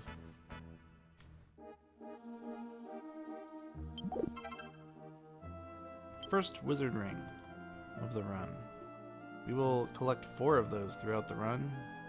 Hopefully, they will not break every time Gabo touches them. So what a wizard ring is, I'm sure they've come up before in the marathon, but it's a sort of consumable item, but you get multiple uses out of it. It refills your magic, and then there's like a 10% chance it breaks. So if you're playing any game that relies on them and you break 2 or 3 in a row, you kind of just give up. But, playing the odds, you get a lot of magic from them. This chest has a shard in it, but I'm not going to pick it up because if I don't pick it up, it will magic itself into my inventory at the end of the chapter because it becomes otherwise impossible to collect.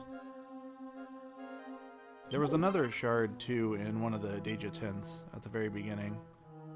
And likewise, if you don't pick it up, it will find its way into your bag.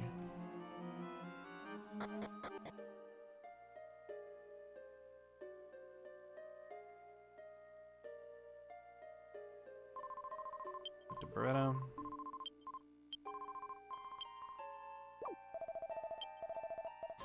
We've made it to the temple, we drained the lake.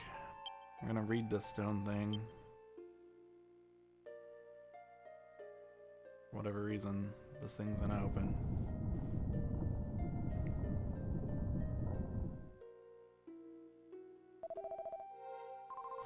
Now I have to issue a warning where if you don't want to be hexed, you should probably not watch this cutscene that's coming up with your naked eye. I recommend a pair of heavy sunglasses, or you know how when people watch an eclipse, they punch a hole in a piece of paper and look at it through that. That helps. Even just a mirror, I think, should block it. But the cutscene coming up is not good.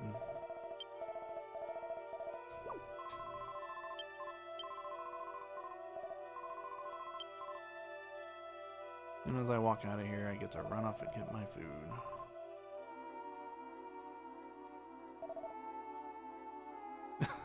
Oh, well, now there's an announcement from a channel moderator saying you must watch the cutscene. Good luck with that. Just, at least a mirror, I think, will help.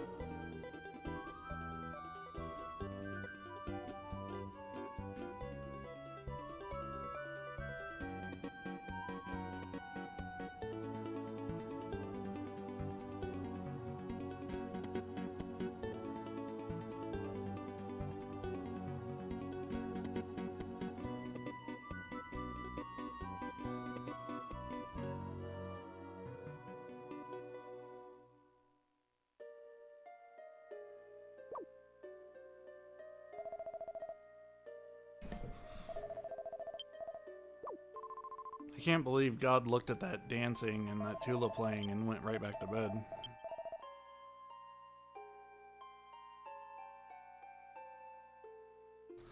Alright, so God wasn't revived. Jan's annoyed by this. The chief is like, oh well, maybe next life.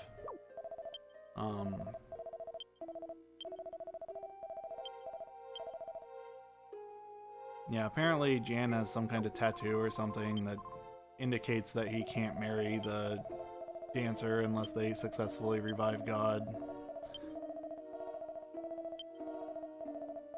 So he's gonna throw a fit and leave.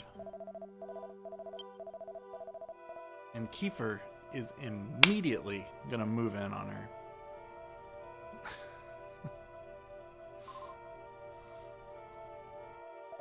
Big opportunity here for Kiefer. Did we at least revive anything? Not this time.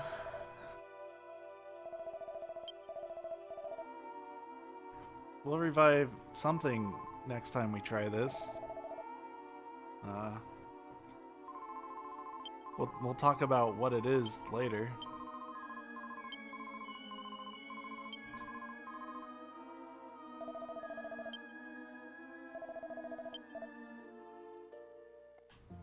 Datsu's joining the party. I'm sure he'll contribute a whole lot. So yeah, Kiefer's out of the party, but we've got discount Kiefer. We've got the old Guardian who Kiefer wants to replace him as Guardian because Kiefer is a tough guy. And he can beat up the monster that beat up Dats. So now Dats is with us. Hand me down. And while he's in the party, he's going to be really good in combat. All the fights that we're going to get into while he's with us, he will carry us. We don't have anything to worry about regarding random encounters while Dats is in the party. He's got a lot of strong abilities, and he's gone.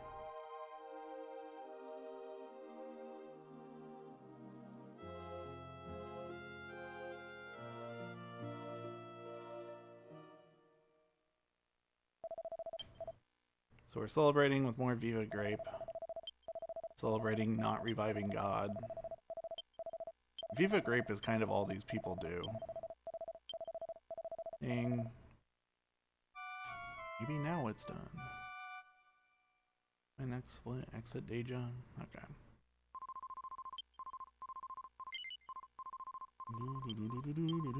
So we wake up and there's some noise outside. Gabo makes a comment that he's dog tired. I don't really know what that means. But yeah, Kiefer's out here fighting Dats to become the new guardian of the Deja tribe. But it's like, but Kiefer, weren't we adventuring together? And he's like, but hero, cute girl and her boyfriend just left. This isn't a rash decision, this is an opportunity. So yeah, Kiefer's done being an adventurer and being a prince, and he's gonna hang with these people instead. These people that he's known for about a day. Well, maybe more so. I guess that we have slept 3 times since we got here, so you know, he's done them for 3 days. So yeah, whatever. Sure, Kiefer, we'll just leave you in this magic portal. See ya. Enjoy the past.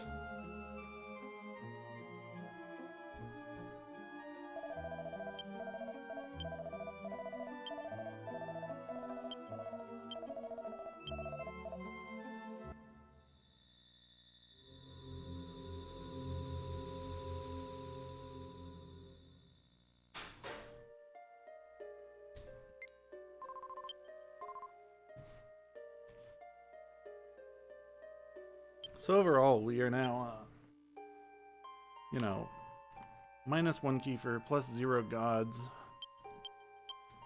Oops, really not our best moment.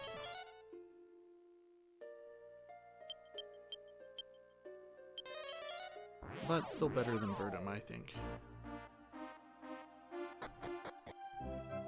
First thing we're gonna do is go talk to Kiefer's dad, because Kiefer said, hey, you talk to my dad again, tell him I'm cool. We're gonna go talk to his dad and tell him he's cool.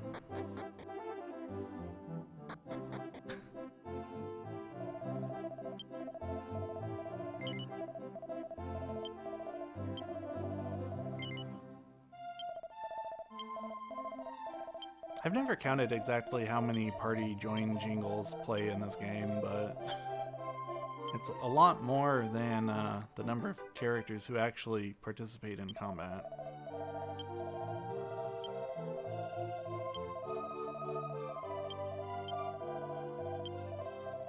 So yeah, the king here has decided that he was going to tell Kiefer that he endorses his adventure and that it's fine if he wants to go off and do shard questing. But too little too late. Rexwood. As Kiefer is now gone forever. And the king's like, here, take the shard I was going to give him. I got stuff to think about. We leave him with that. That's fine. We'll find him a replacement. Oops, it's up here. The dig site. There's this guy outside yelling about, hey, pay 5 gold and you can come in this tent and look at this fossil of this prehistoric monster. So I give him the $5.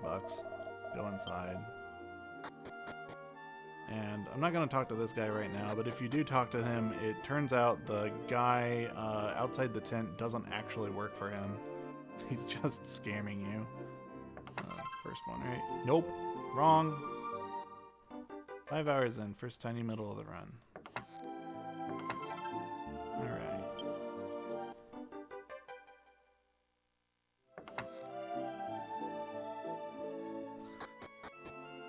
Now it's time for Dharma. Been a lot of discussion of Dharma. Dharma is a big sticking point in the speedrun and casually. Largely because of one boss fight, Inop and Gons. I'm gonna take some precautions, but nothing makes that fight guaranteed. Nothing even makes it feel safe. Too much going on my tray here.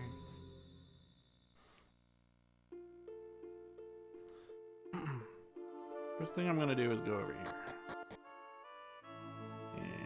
Here. We're gonna use Lucky Panel to get some extra armor, hopefully. That's the goal. We'll see what it actually gives me.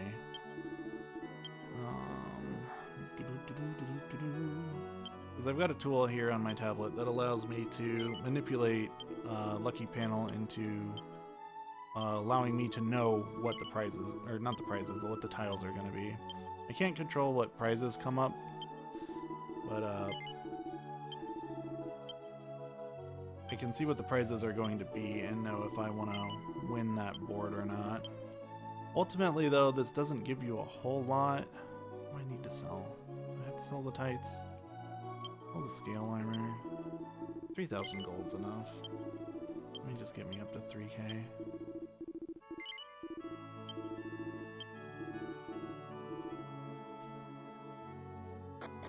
Okay.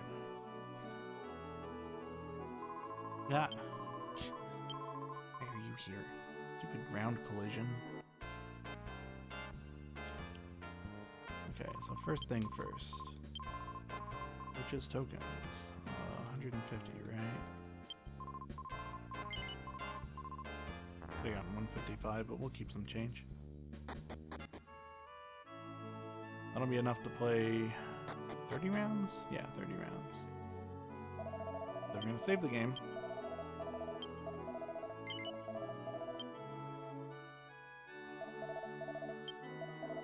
Refresh my browser tab.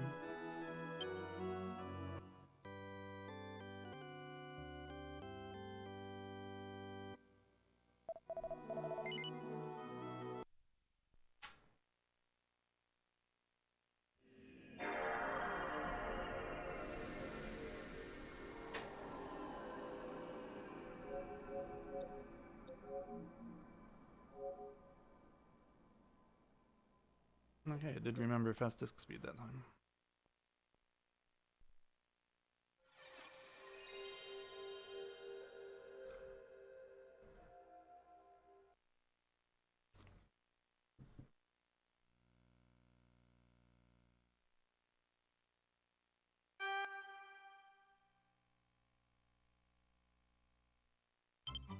Oh right, because I died to Cavemon after the dog pulled the console off. Okay.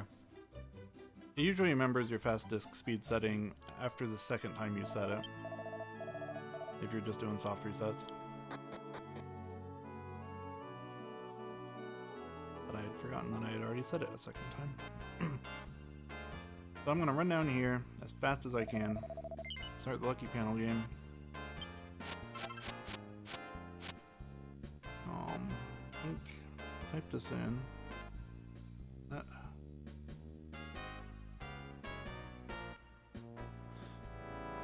one.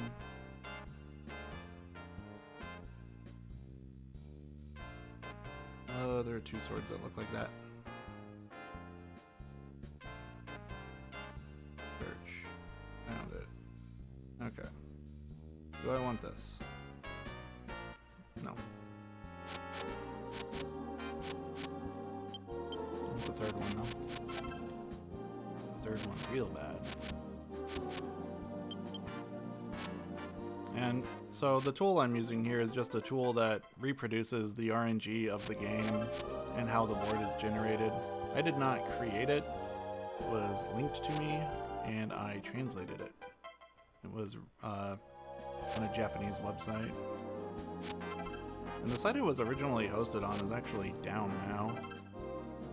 I had to, in the compendium, I linked to archive.org backup of it.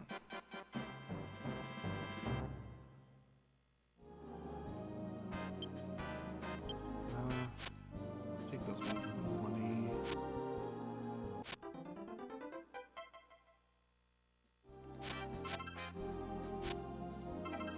I'm kind of prioritizing opening the panels that are next to the shuffle hand, because if I screw up and hit the shuffle hand, it's over. The tool stops working.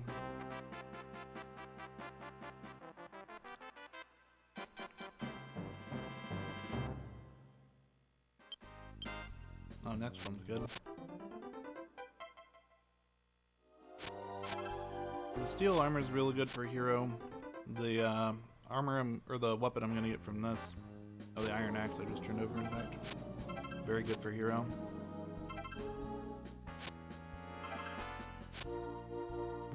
That's fine. We're gonna get an extra jingle. I want to turn over one of the items last so that I skip one of the jingles.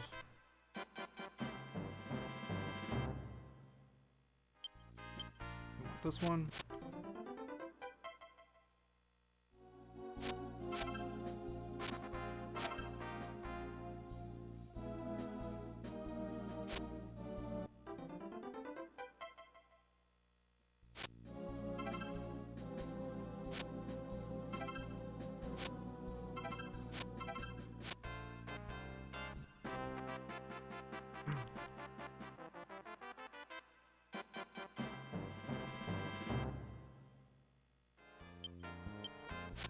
This one. Oops, I skipped. No, I'm good.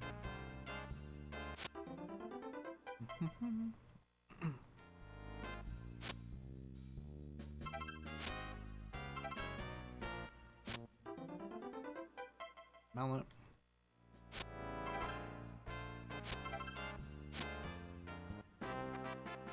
Okay, so that steel sword will sell for a bit.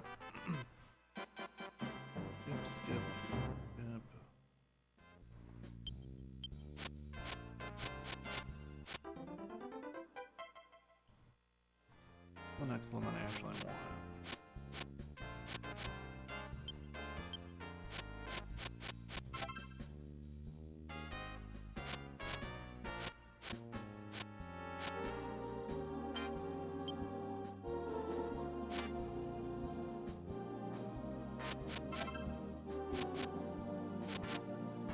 I do need to get a certain amount of money out of this, even if I already have good items. This one. Oops. Yeah, hacksaw is the best weapon I can find here. Warhammer and iron axe are also great.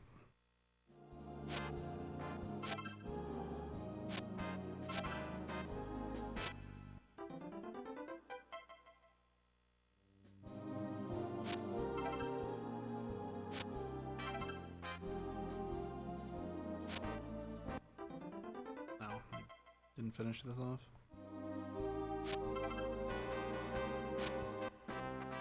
I've already got good enough as far as like the equipment drops that I can get from this, but I still need to get a couple that are worth some money. I have enough to get down there.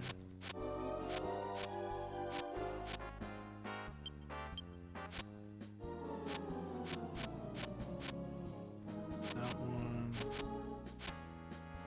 Actually, I'm thinking about this now.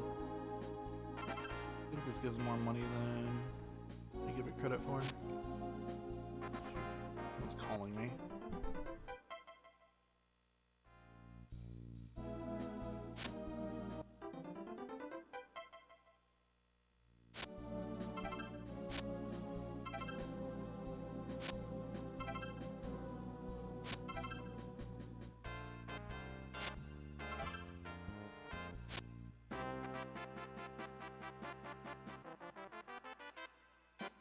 That was really weird. My phone was playing like 2 songs at once.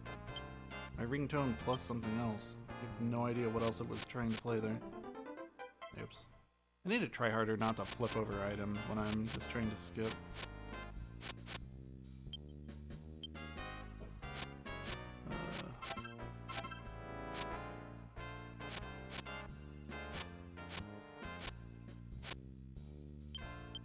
Man, a lot of these are just not worth anything. So I'm probably going to run all the way through my tokens here. Usually I try not to do more than 20 games worth. Yeah, this is just traveler's clothes and an herb. And a leather hat. I think I'm desperate enough to take this.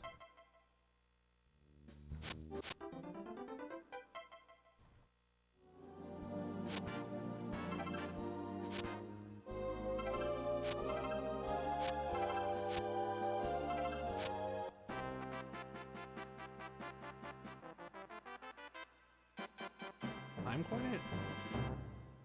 I haven't really changed anything. I can move my mic a little bit. I don't know if that'll help.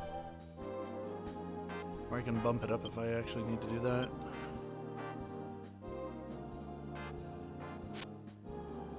Oh, this one's good.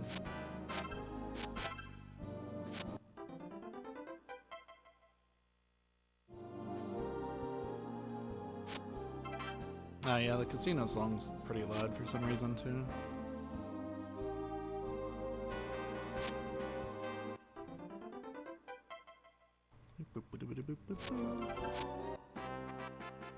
I really feel like it would benefit me to practice Lucky Panel a bit.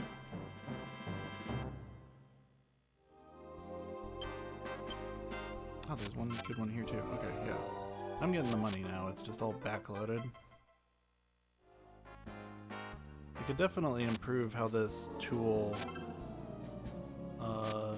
points out the good items. Because right now it's just all based on how rare the item is, and there's a lot of junk in here that's rare, and it highlights those. I'm looking at the wrong one.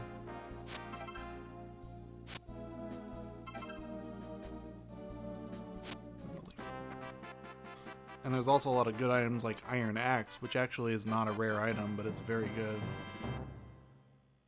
Oh, this is actually 2 Iron Axes in a row. Maybe I don't have to go as far as I thought.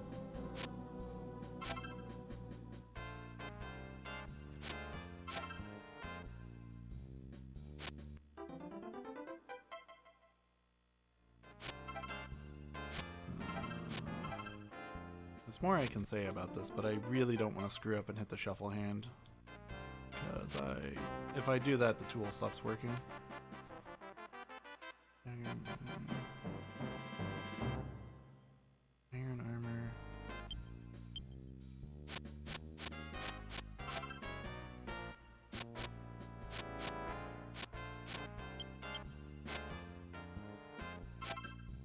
No, I don't want this.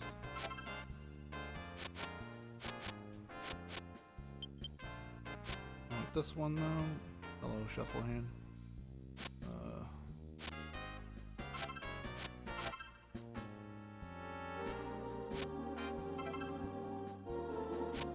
So wizard wand, that'll sell for a bit.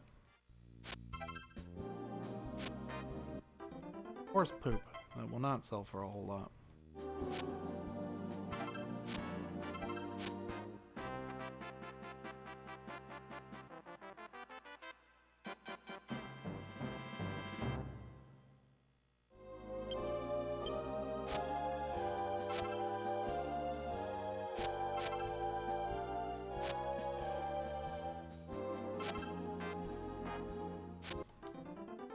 Iron armor. This might be the last thing I want from the boards available to me.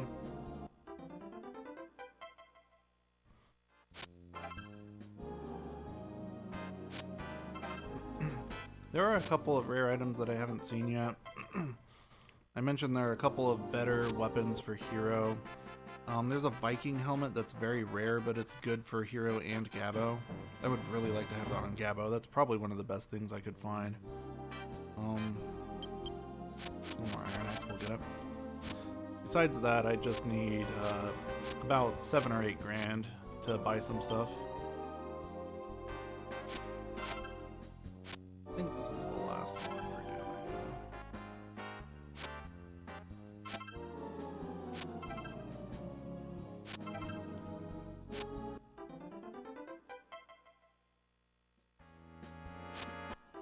Yeah, I'm gonna hit 2 more after this.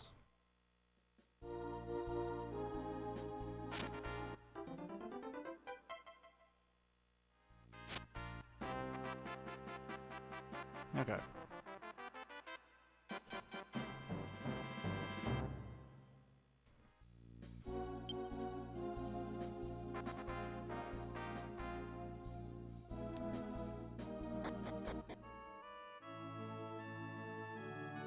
What? Oh, there's a dude there too. Great. There's people walking into me when I can't even see him today. There's a lot of common items that I didn't see in there, like Iron Shield. But I don't think I need that because Kiefer should have left me one. Another Iron Helmet would have been nice for Gabo. I think he can use it anyway. Talk about what's going on here in a second, but yeah, the lucky panel manipulation, like I said, was a tool on a Japanese website that I translated. I don't know if it's allowed to do that in Japanese speedruns.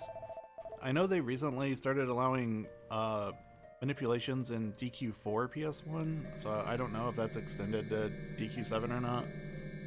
But on the Western speedrun.com board, we just call it any %, so I can do whatever I want.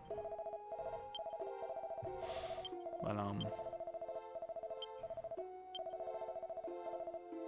I know the skip I do later in Probina is not allowed in Japanese RTAs.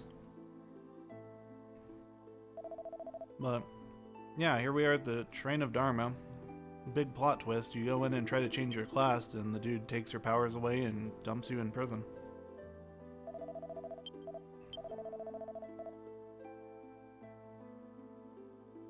So everyone down here is upset that they got tricked by the priest. They're all kind of just not nice people. Gonna sell this rock. Here's where I need to sell up to about 7,000.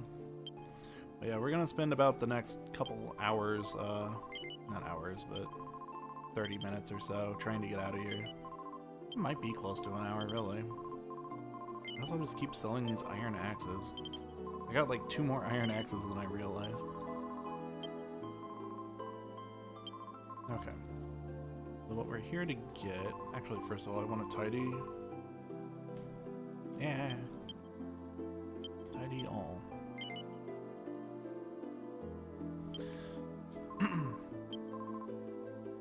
Now, Poichus.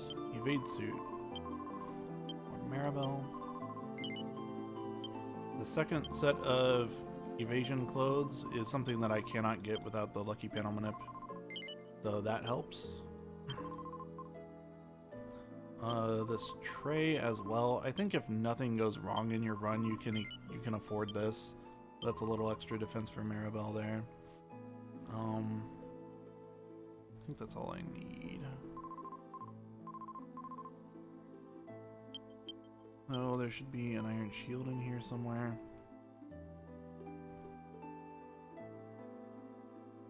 I'm not seeing it.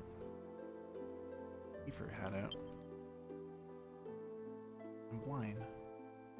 Other shield, scale shield. Maybe he didn't have iron. Well, I got scale. The steel armor went in here.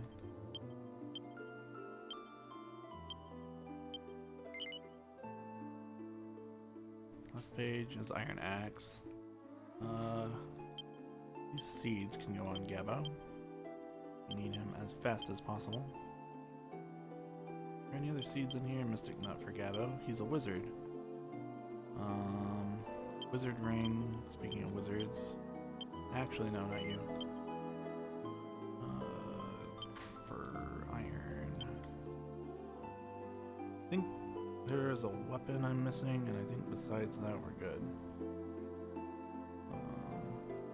Oh, defense seeds. I'm gonna put those on Gabo today.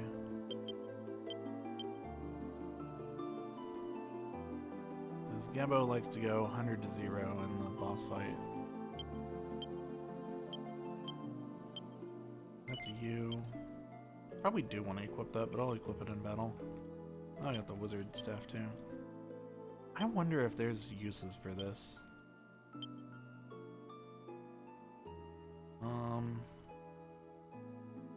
I don't know what spell it casts though when you use it. Okay, item shop. Herbs for hero.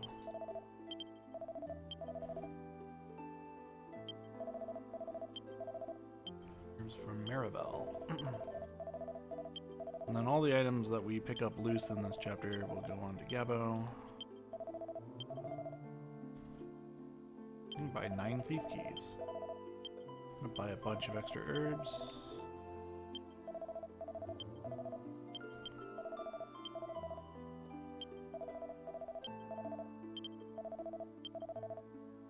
Buy a bunch of antidotes. Better not need all these antidotes. Poison annoys me so much in Dragon Quest. And moon herbs we actually might use. One more stack of herbs. Why not? One for the road. Okay, I want to get rid of these. And I want to put the wizard ring on Gabo. Give him 5 more points of defense.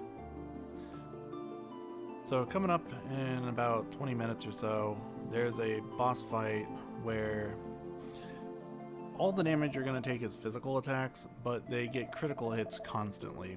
And critical hits in this game usually are not, they usually do not ignore your defense power like they do in most games, most Dragon Quest games. They just do 2.5 times normal damage. So actually, defense power helps 2.5 times as much against them. But we'll get to that later. So I've got as much defense power as I can possibly get without grinding more Lucky Panel. And we just kind of gonna have to pray that that fight goes well. But first, before we get to that fight, we have to lose 2 other fights.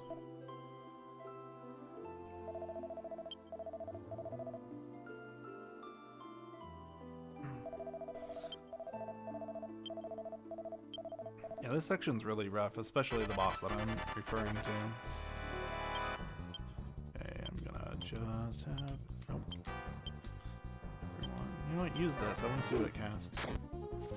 Don't kill Gabo. I want to see what the wizard one does. Got him.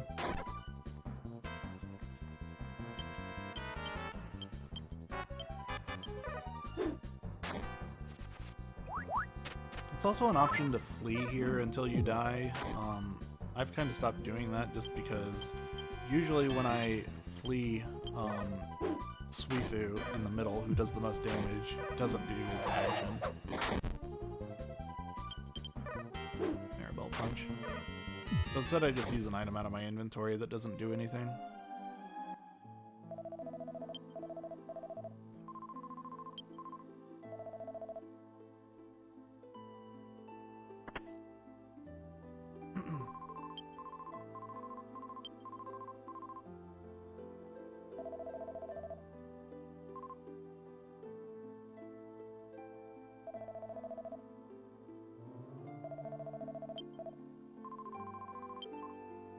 So the subplot going on here, there's not really too much to it.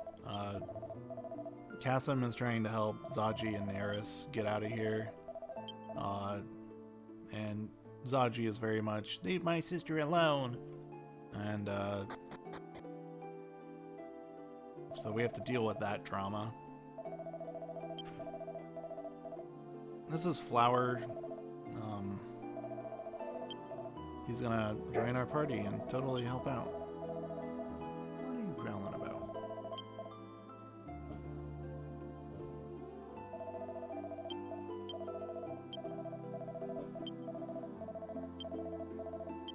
So yeah, he's gonna say, hey, you should trust me, and he's gonna hand me a rock called the Wonder Rock, which is your best friend in this whole section. It will cast heal for free. It's just an herb that you can use multiple times.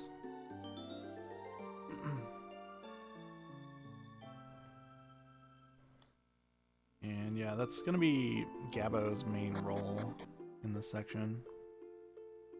And really for the rest of the run, Gabo is going to be our healer because he has the most agility.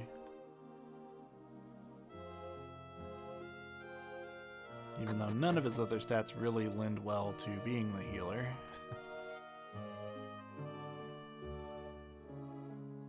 Oh, come on.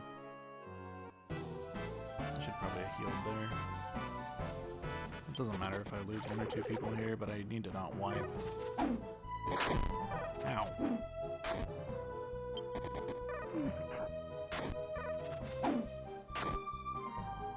That was the crit animation, but he didn't do it.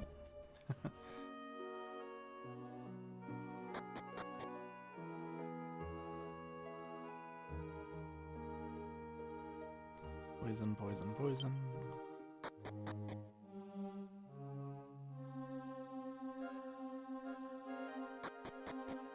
Okay. So Flower's like, hey, that cave to the west, you know, it's got monsters guarding it, but I'll distract them for you. So even here, he's like, okay, if we attack them, we're not gonna win, so let's distract them. So he throws a coin, and they find us. And he just runs off. And I'm not sure what we were expecting. Okay, so this one I will just flee from.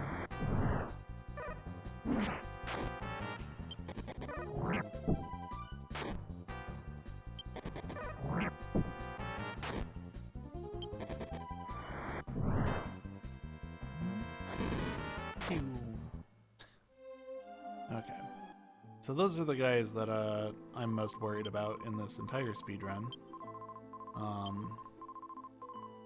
But when we fight them, they're a little weaker than what you just saw there. Oops.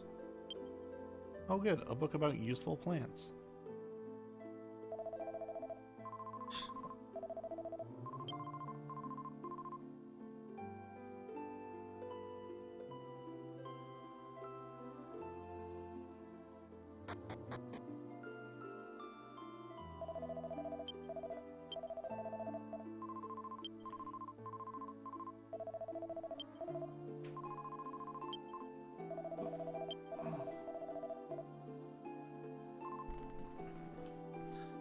He's still telling his sister to stay away from that hoodlum.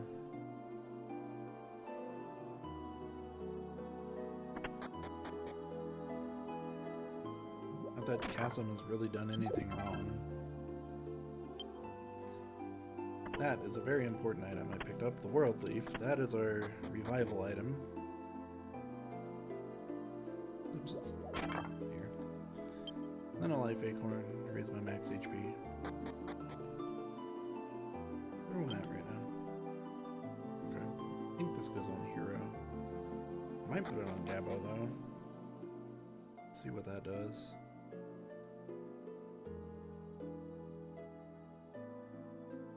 Zaji ran off over here to confront Kasim and say, hey, stay away from my sister. And Kasim's literally like, no. Nah. No. Nah. And Zaji's like, I'll get you for this. You better stay away from her.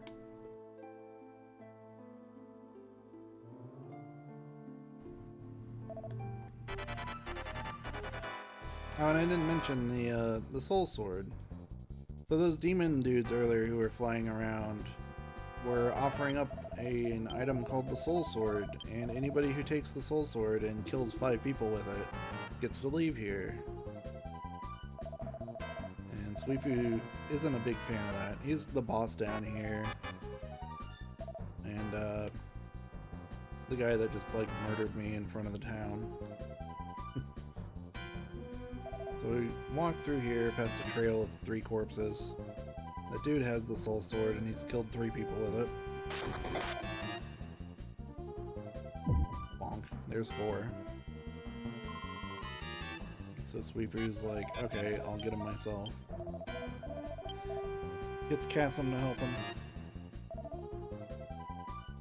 They fight this dude for a minute.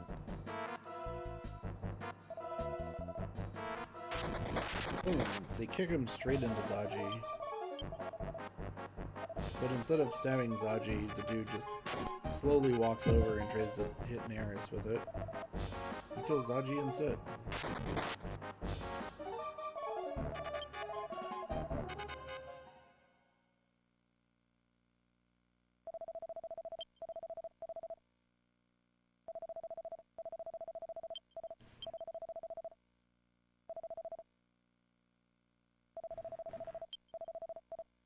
And then the monster comments that he didn't kill Zaji hard enough. I don't really understand why, because the monster then says, good enough, come with me. Nobody attempts to stop any of this.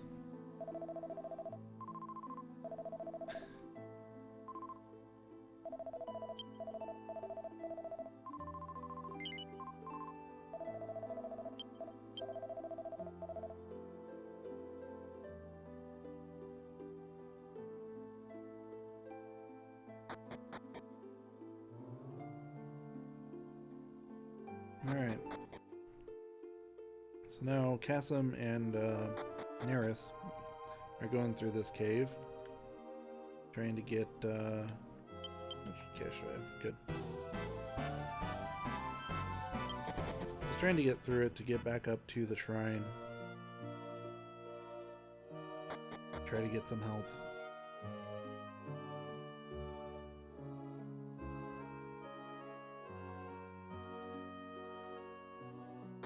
No monsters in that room, wow. That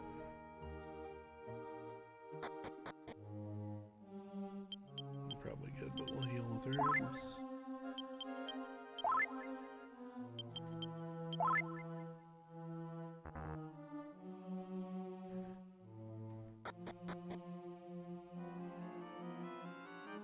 Now the story is that the soul sword sucks the souls out of anybody that you so much as scratch with it.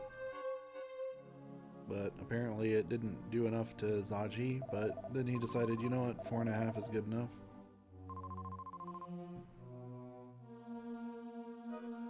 Chasm gives Neris a hair ornament here, just kind of stopping here to hit on her.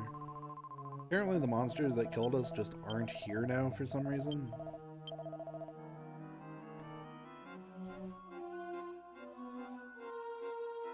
But it's convenient for us.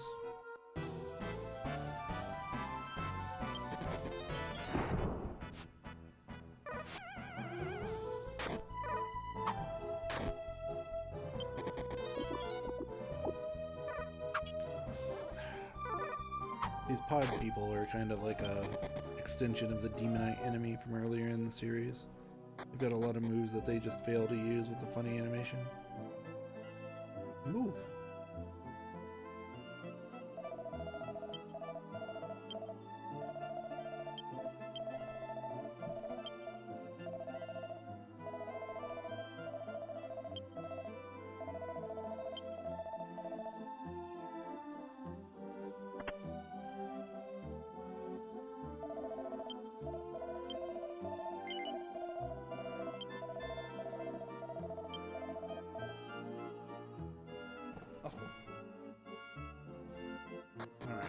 this house here. Here we've got the head priest, who isn't the actual, like, class-changing priest. That's somebody else.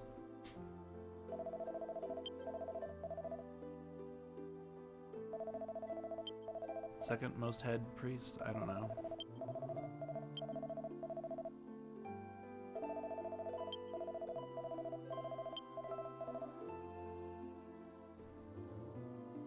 And he just kind of explains that the priestess who changes people's class isn't here.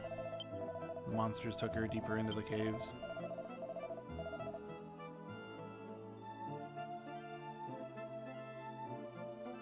Yeah, before I save my game, I'm going to go over here and get this scene.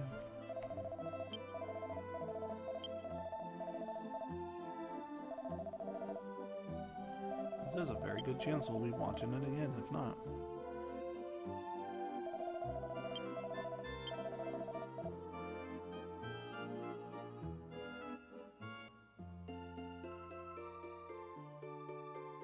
Yep, we're here.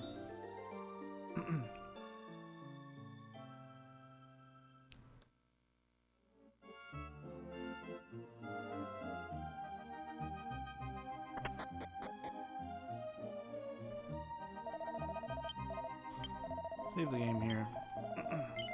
So if I die to In-Up and Gons and I don't use any world leaves, I'll probably just revive and continue. So that I don't have to pick up any treasure chests along the way or watch any scenes.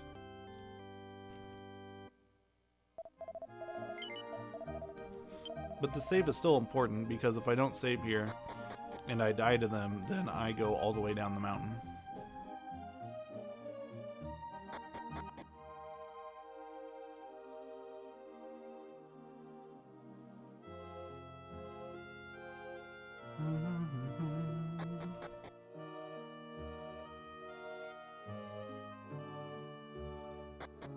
Oh wait, there's something in here that I wanted now.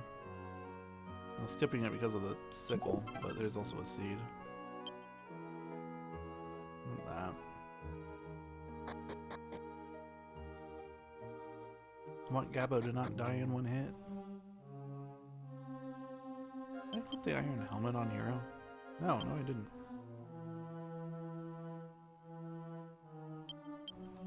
Goodness.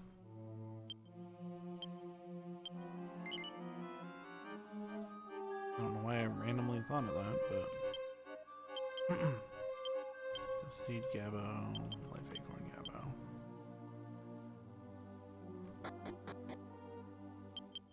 Whoa, that's not where that goes.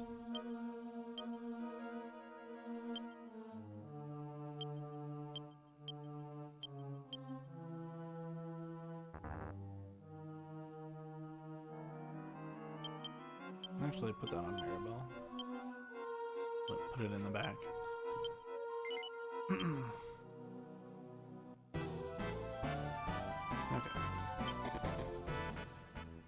Now that I've done all that menuing, I'm sure not to die to the boss. The game wouldn't want me to have to redo that.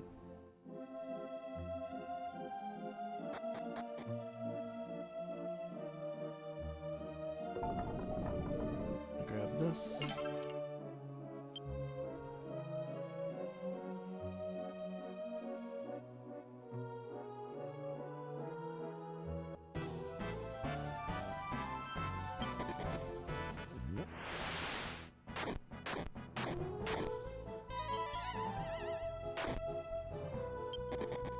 Okay. Hang on, let me go down here. I should have another iron shield. Why do I not? I don't know why I'm not finding it.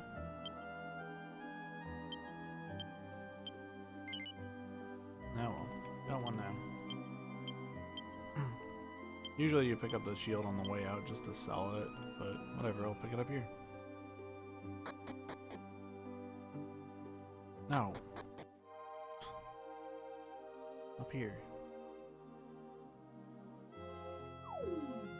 Oh, I missed the hole. Okay. So over here we have another world leaf. Now we have 2 opportunities to revive if we get owned in this fight. Don't get crit. That is very good advice.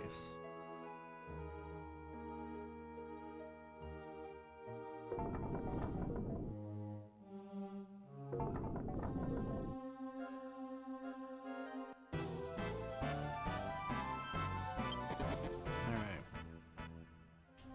Monster in the very last possible step. So here is the Dharma priestess. She's got bunny ears for some reason.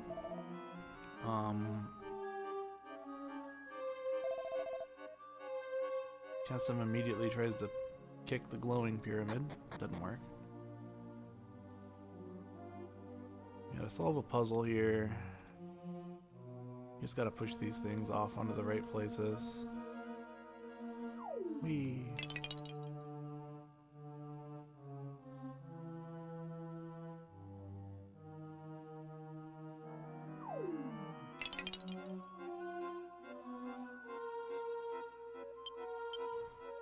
Reorder. Maribel, Hero Gabo. Herb up.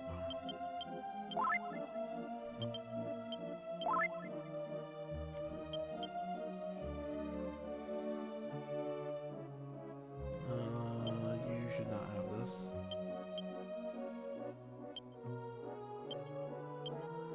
One each to you two, and it should be as good as we can get for this fight. So in this fight, Maribel's gonna parry every single turn. Gabo's gonna use the Wonder Rock unless everybody's full HP, and Hero's gonna attack. Yeah, Maribel on the front line because she just can't do anything.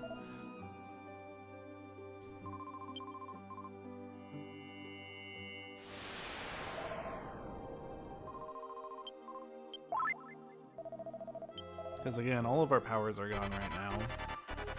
She healed us there, but we can't use our spells or skills.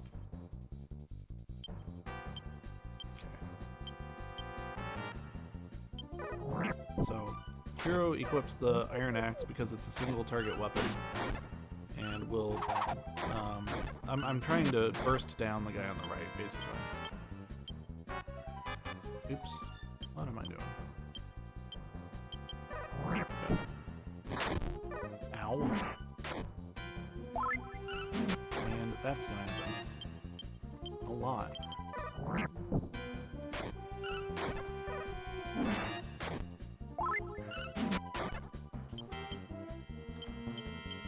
We're just gonna hope that they attack Kassim or just don't do anything. I hope if they target Maribel and Gabo that the evade suit lets them dodge. This is a really good start.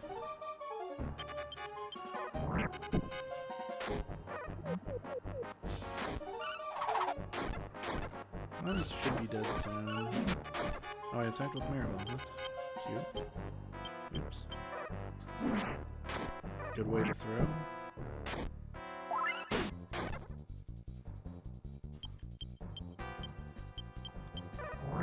Attack with Hero's not at full HP, but he's close enough.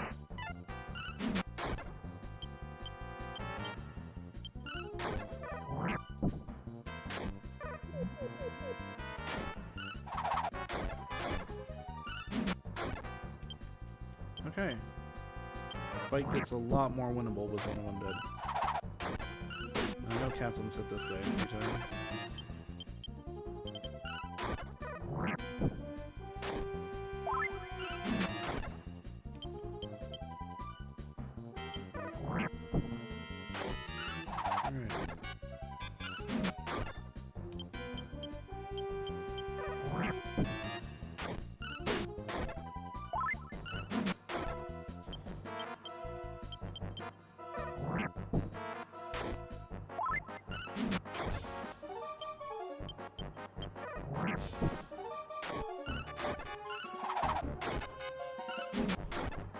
There he goes. Good. Getting that fight first try is very good.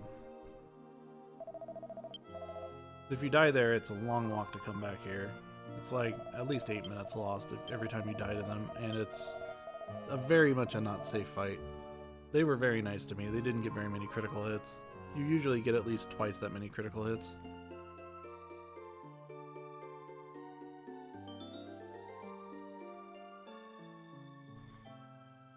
Yeah, they hit Chasm a lot too.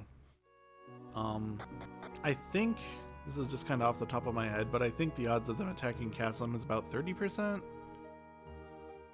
It's probably the same as DQ4 PS1. But I think with 4 people in your party, it's 40, 30, 20, 10 in this game. But that's something that changes between every single game. Oh, I could be mistaken. Is it this one or is it the one up there? Okay. I know my notes just say the cell on the left. There's 2 cells that meet that description.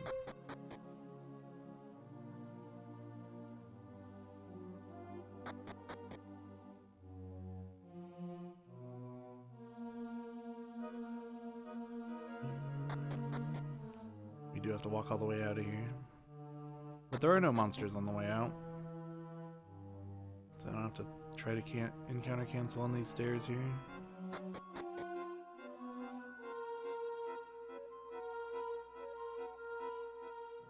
We had a 4th party member, but he left a minute ago.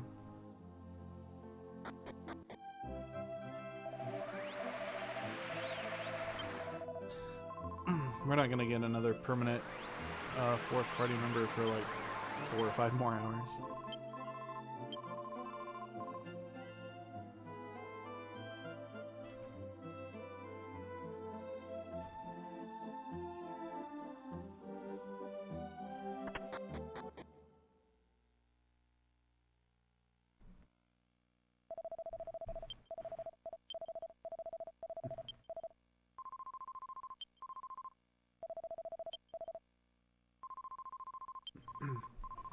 Alright. So we get back to the priest's hut here. And now Neris and Zaji are here for some reason. Zaji is kind of catatonic because he's missing his soul. But Neris is in good spirits.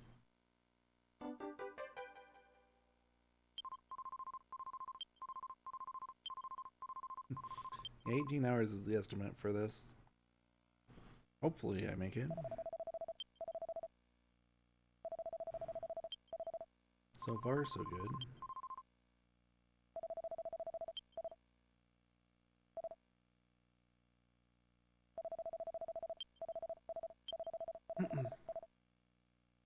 So we're continuing our attempt to reclaim Dharma Temple. Oh look, they've got a party of 4. How come I only have 3?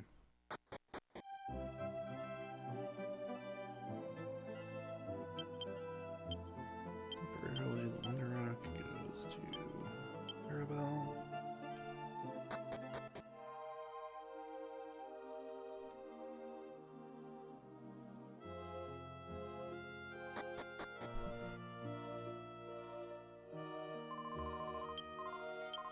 Yeah, this cutscene's gonna happen.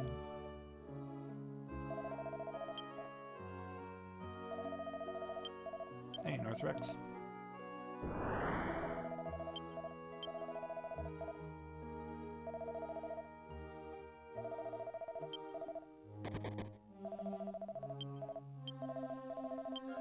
It turns out Neris was a monster. They've kidnapped Neris, and now I've got to fight this imposter.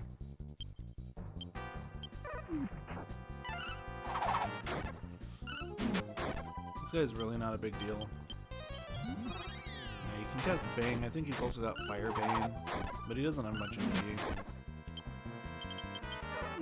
So you just have Maribel heal. Anybody who gets under like 50 or so, probably have him parry.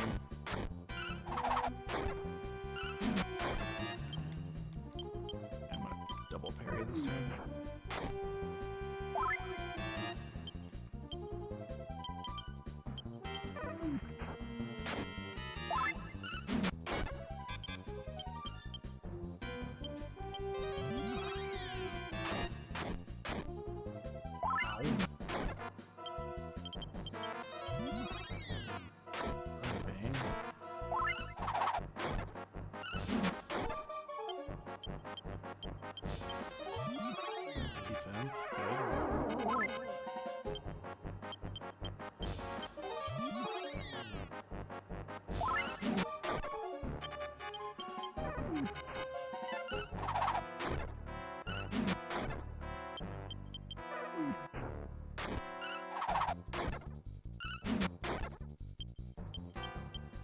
If you forget to give the Wonder Rock to Maribel, this fight gets really slow because it's just hero dealing damage. But I did not forget, so.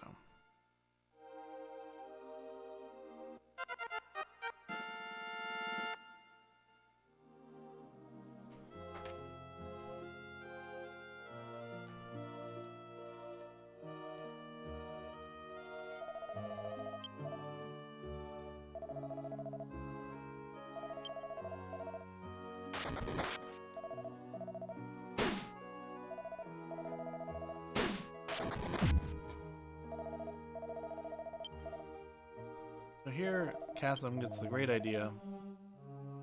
Zaji just attacked him with a soul sword, and he decides, hey, if I stab Zaji with this, it's got his soul in it, so it'll go back into him, right? And for some reason that works.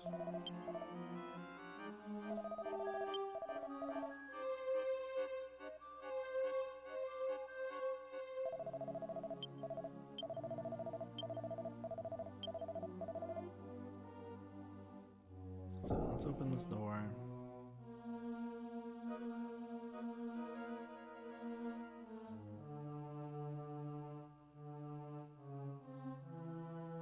Now leaving again. So now we go up here.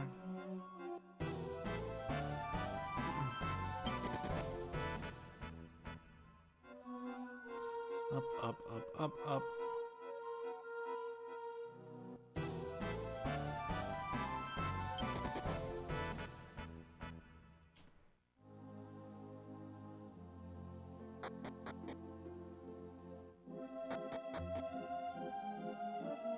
And this room's kind of funny looking.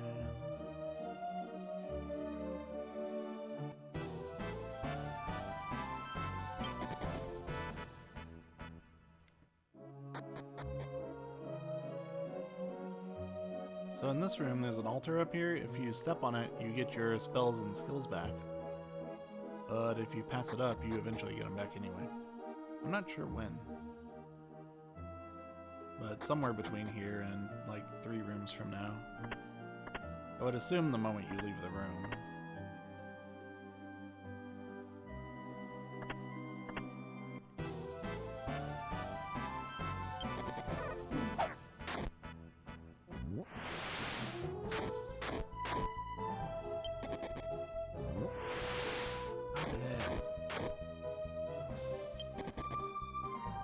Let's see if I have my spells back. No. Alright, so not right away. The third world leaf.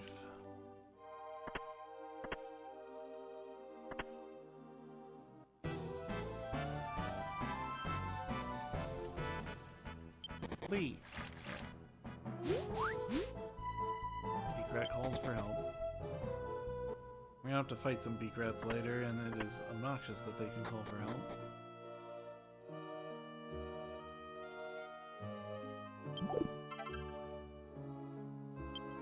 This room lags a lot.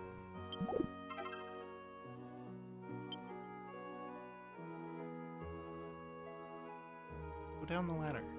There. Beak-rats.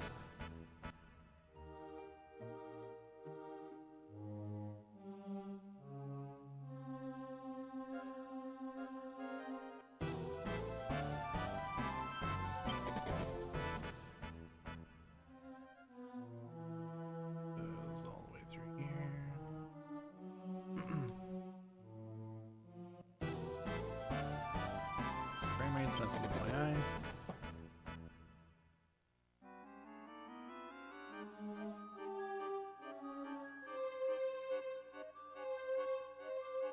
Okay.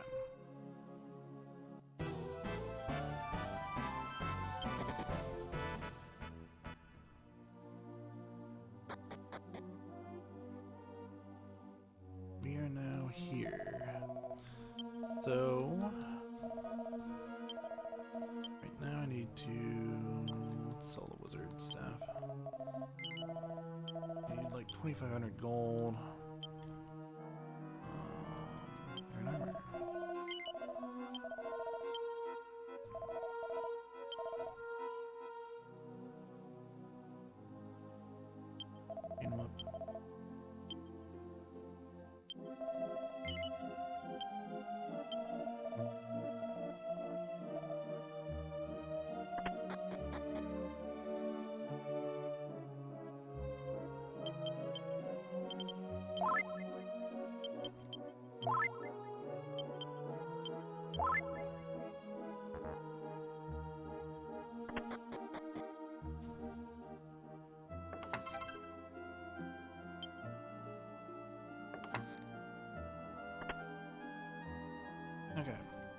In this room, we find actual Neris, who is hanging out with her scorpion buddy and her slime knight friend.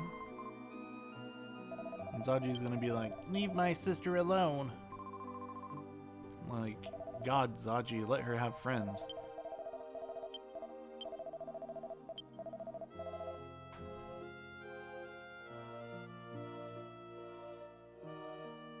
Just a little possessive, that's all.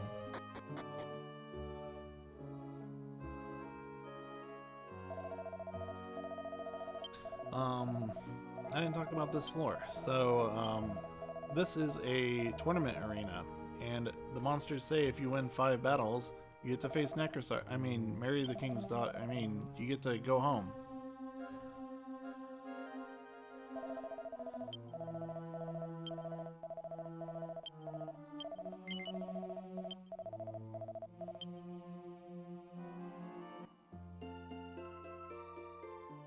So Zaji's gonna join our team, and we're gonna make a shot at the arena here.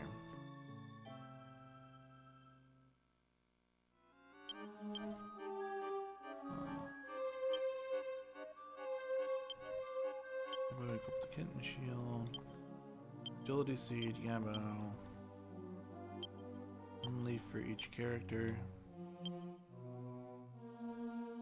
Right here.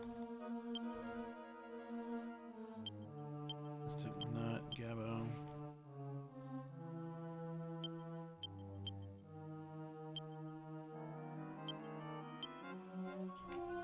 Underrun goes to Gabo.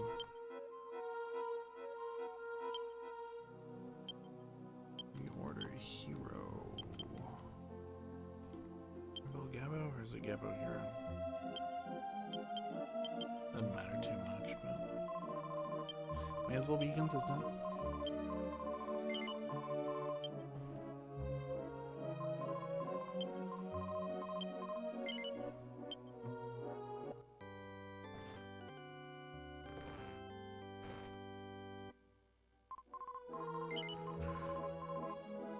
Alright.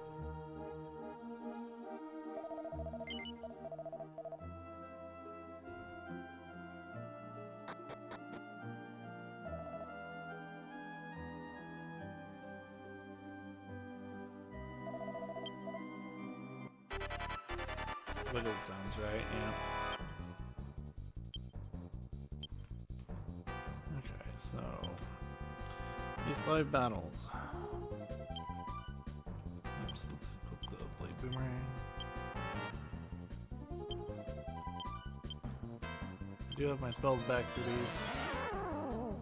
Zaji is again occupying our 2nd battle slot, but he also casts quite a few different spells. He's got Bang, he's got Heal, Heal more rather. He's got Upper, and he can attack for a decent amount. It's really nice if he starts off these fights by casting Bang to help clear out the trash.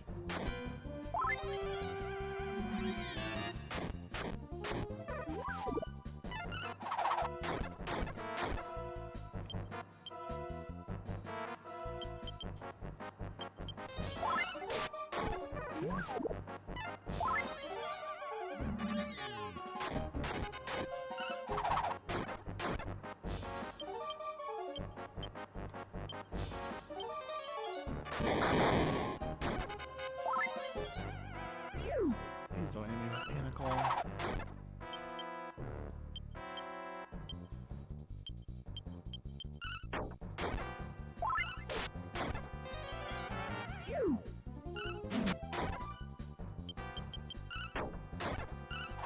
And with Maribel's Chain Whip, she can do decent damage to enemies here. And she'll hit a whole group if she attacks the trash.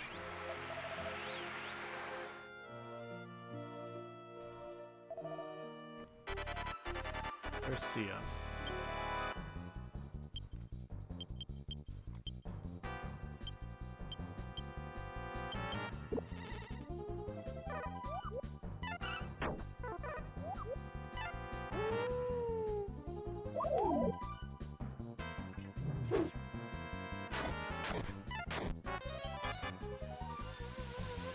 round hit.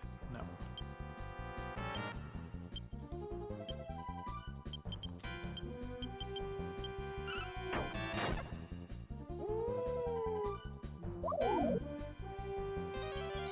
The bolt rats will blind me if they get a turn. Come on.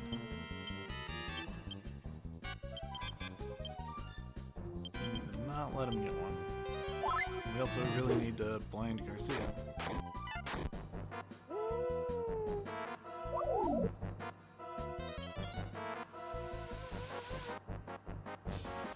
Still unaffected. Wow.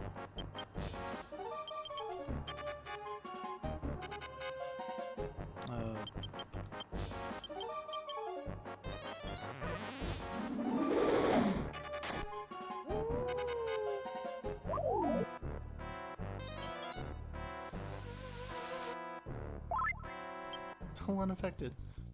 Well, I gotta start making progress.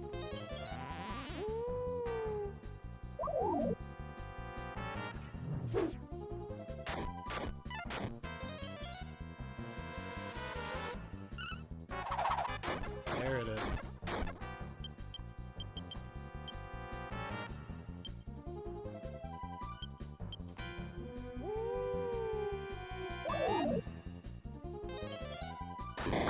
Thank you, Zaji.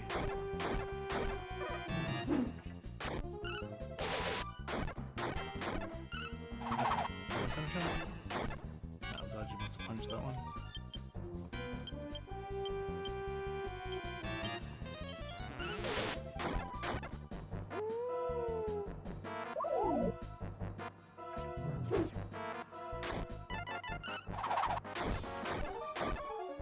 Okay. Now, Wonder Rock. Sap.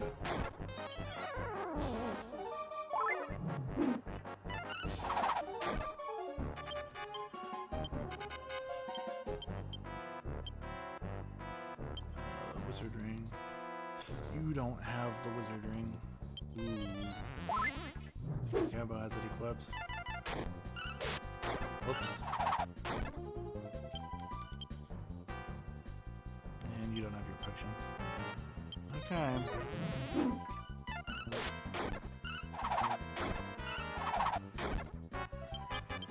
I'm not sure how this is gonna go. Would have been nice if this dude didn't resist surround 5 times in a row.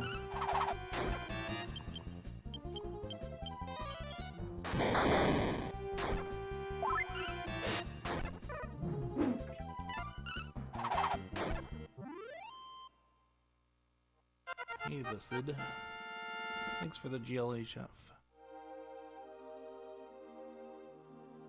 Yeah, we're here about a third of the way through Dragon Quest VII.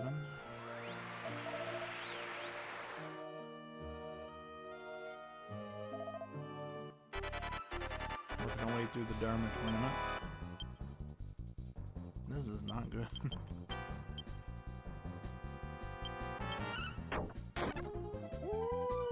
This fight, I really need to put that guy to sleep, but I can't. Okay, Koopies are gone. Axe.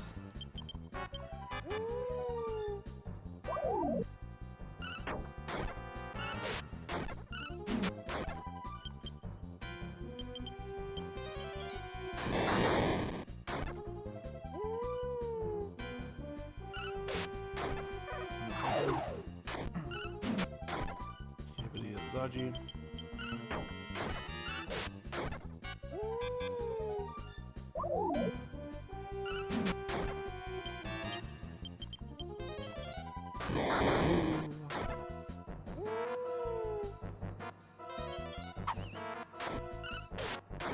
Good, that is Zaji.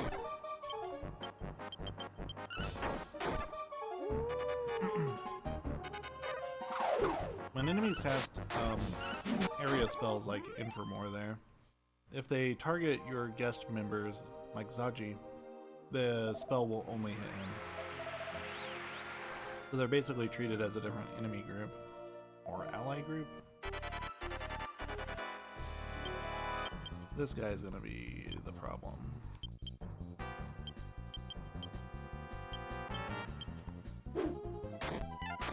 hits real hard. He crits a lot too. And the switchers are trying to make me lose turns. Okay. Oops.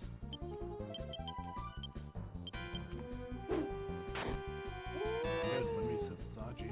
His Wind Beast hits for like 60 like you saw.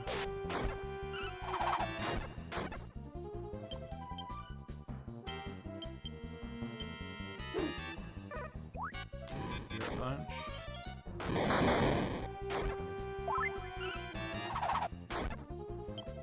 Zaji, I wouldn't say no to a couple of uppers. Yeah, there we go.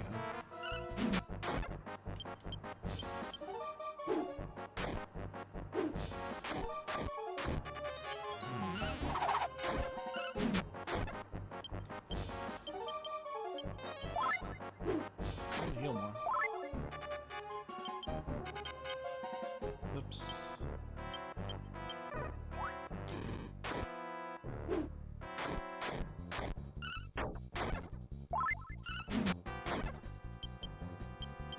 I wonder if there's any fights here where I would want to use Calculator. The answer is every fight. Okay, we're still alive somehow. Despite not being able to cast around on these guys that are very powerful. This next one's another one where you really need to surround him.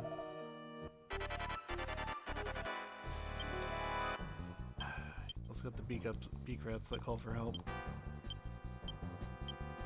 I'm gonna heal him. Very good bank. One more would be awesome. Sleep hit on Hero.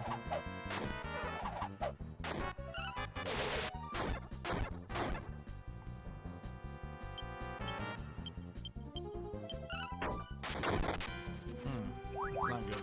They're gonna call for help.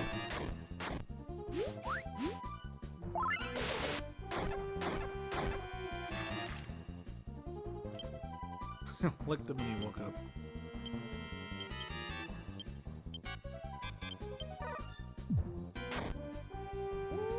Haji fell asleep. Not good. Bark hit one. Woke up Zaji.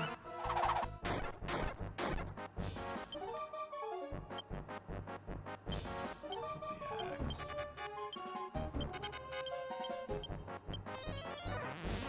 Above the fence window. Good. Good. Ow, what was that? Why did you miss?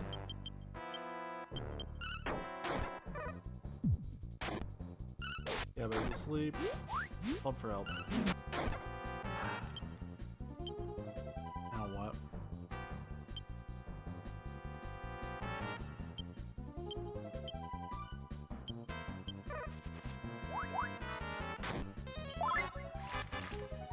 Oh, sick lick.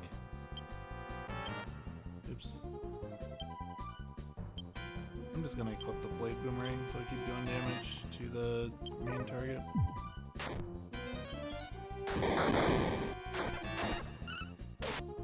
Yeah, the hero was gonna into this, and now... Okay, good, we got rid of him. Parry. They're on rocks again. Good. If I get past this fight, I'm pretty much in the clear. Good, heal more. Okay, under rock and attack. I should be okay now. It's just difficult trying to clear out the beak rats while this dude's throwing rocks at you. He's only got 300 HP himself. None of these guys have a lot of HP. Zaji's really not bringing the damage today, though.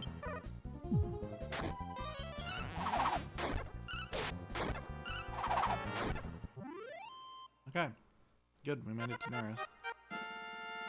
I shouldn't lose Daenerys, but we'll see. Having sleep helps at the start of the fight.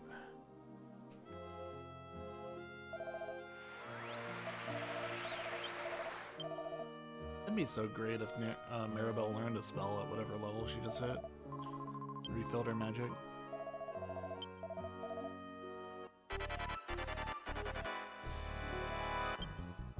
Okay. So we're gonna cast Upper. I'm gonna Bark and Maribel attack.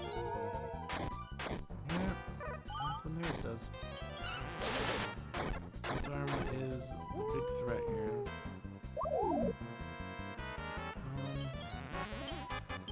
Very. She did it 2 turns in a row.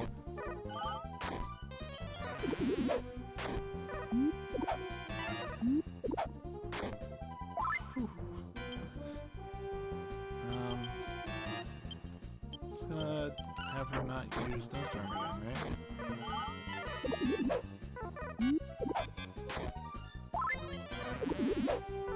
Okay. Boomerang.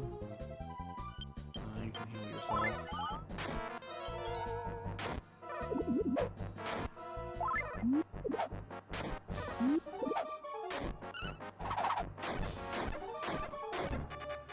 So the Slime Knights aren't really dealing damage to me at this point. The Snowstorms are. Should be out of those though. I don't know if she's out of Ice Bolts, but I don't think she has enough for another Snowstorm.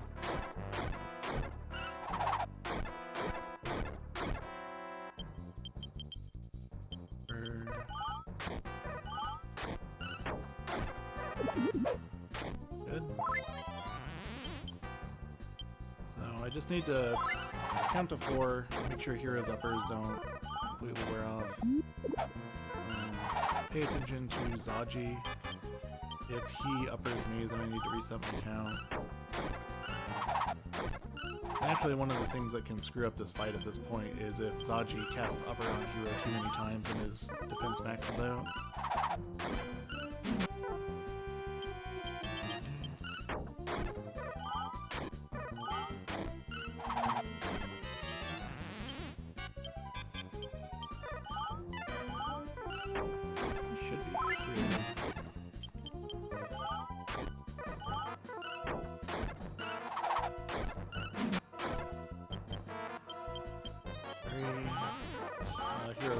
Zaji just refresh it. That's 1.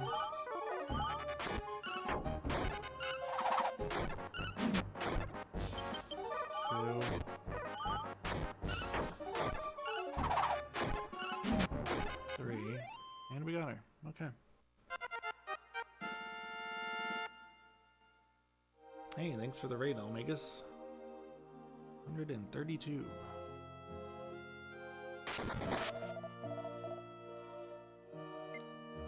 Okay, so Zaji seems to think that the Soul Sword is controlling Neris the way that it was controlling him, so he stabs her with it, and it doesn't fix her.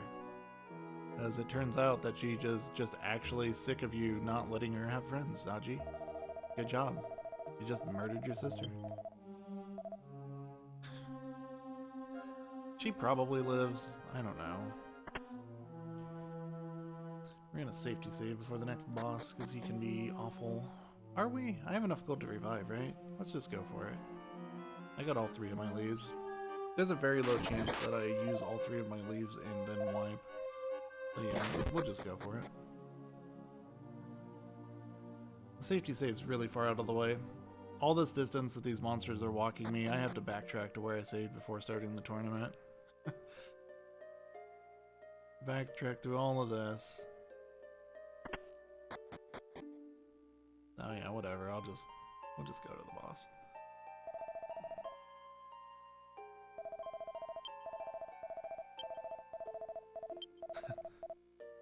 And the prayer ring's actually a big point.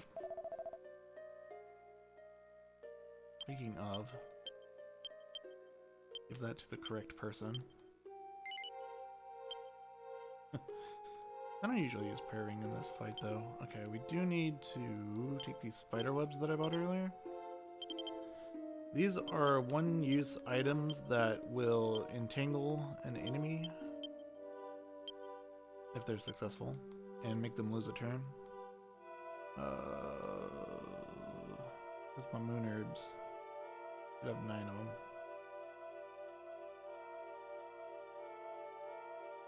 Am I blind? Yes, I have 10 of them. Don't toss them. Throw. Let's give a couple to each.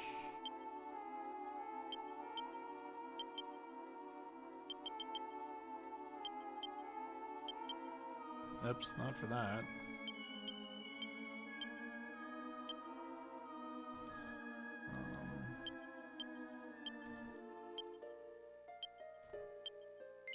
No, did not equip it. Alright, but before we go upstairs, the priestess shows back up. She just called herself High Priest, but that other dude called himself High Priest. Maybe that's a mistranslation. Maybe he's not actually the High Priest. The guy that was in her house when we got to the top of the mountain.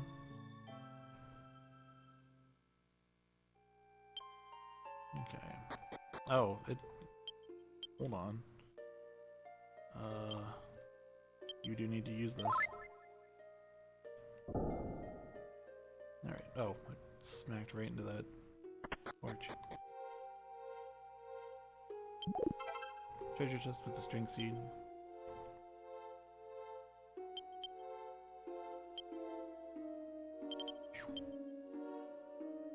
Okay, so this boss coming up is kind of scary.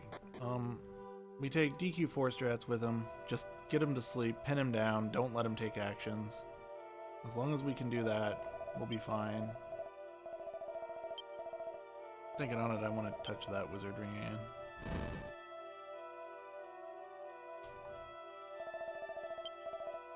Don't break it, Maribel. Don't break it. Alright, she didn't break it.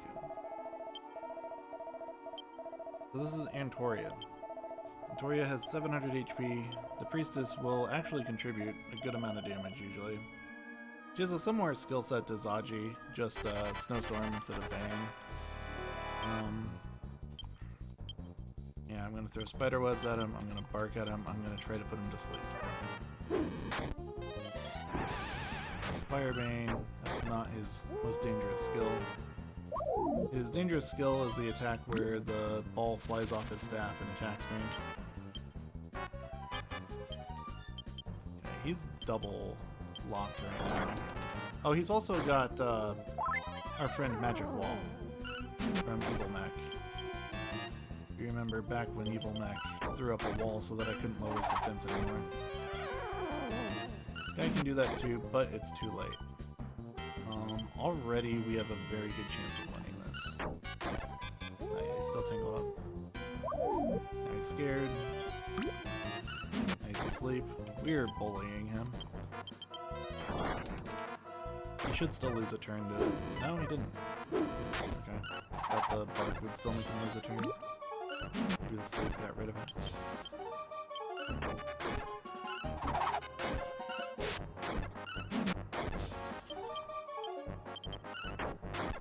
Alright, I like how this fight is going. Defense reset? Doesn't matter, he's almost dead.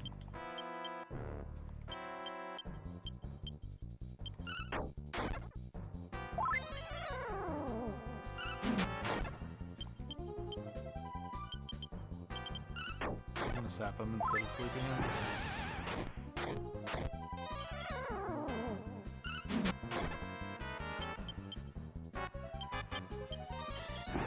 There's Magic Wall. Too little, too late.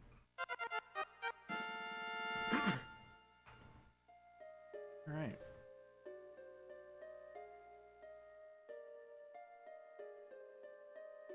Yeah, that was a gold split. I figured it would be.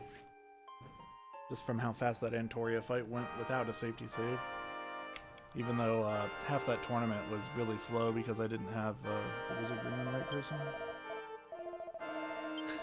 That was a brutal fight. He really bullied Antorio there. The dude deserves it though. He bullied plenty of players of this game. He can take it a little bit himself. So, Yeah, with this triumphant music here, we have restored the High Priest to the Shrine of Dharma. We get another wizard ring. Oh yeah, down here. And now we're able to assign classes to our characters. So we're also preparing for a grind here. And shard.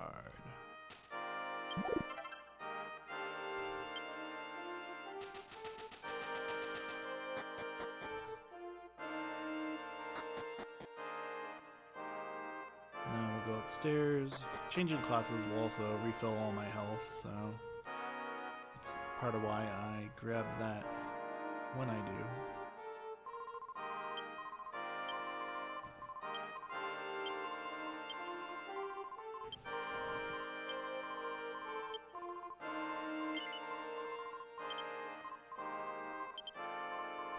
Wait, no, that's wrong. That's later. Okay, so our first classes we're gonna grind. Hero's gonna take Dancer. If you're familiar with this game, yes, I'm going straight for Sword Dance.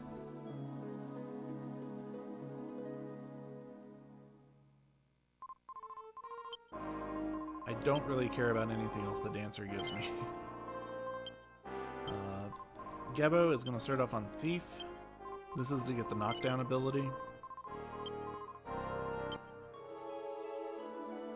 And then Maribel's gonna go Mage just for damage. Boom and Blazemore are her goals.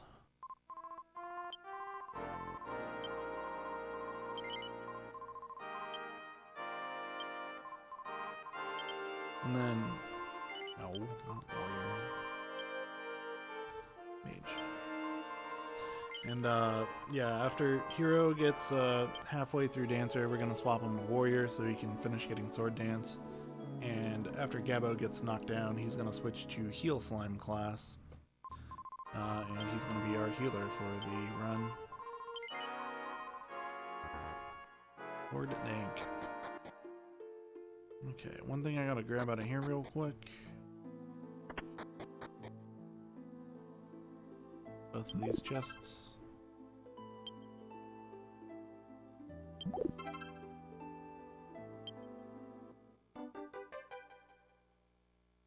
I've actually never played the Kiefer game, Caravan Heart.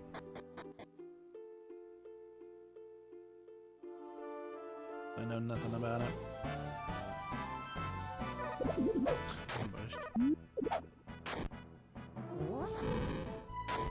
You might think, I'm about to go grind anyway, why not just fight this fight? Well, now that Hero's on Dancer class, his damage went straight into the toilet. We're just gonna get wiped to this, aren't we?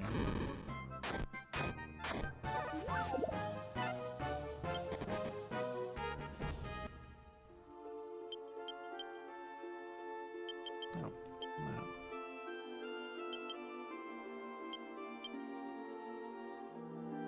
See, it's just chilling there.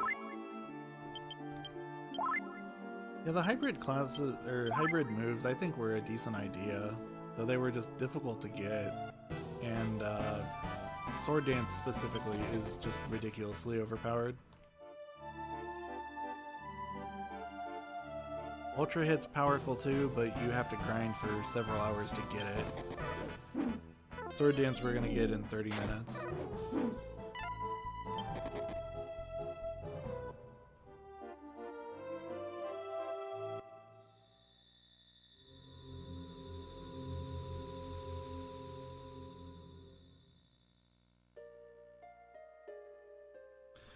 Okay, what am I doing here? Oh, we go straight into Engow, never mind.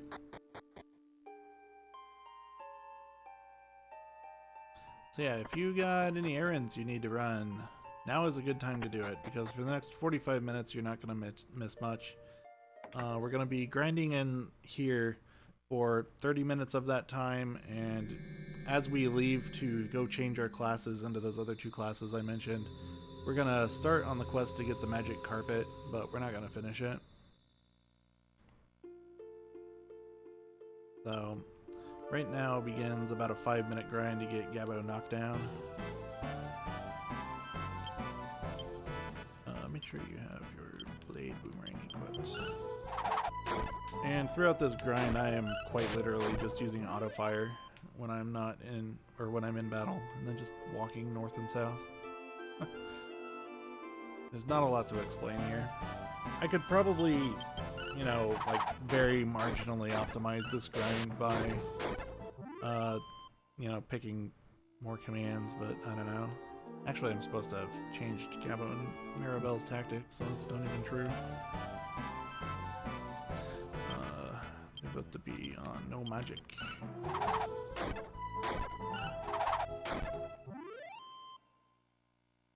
So Hero and Gabo have boomerangs. Mirabelle's got a whip.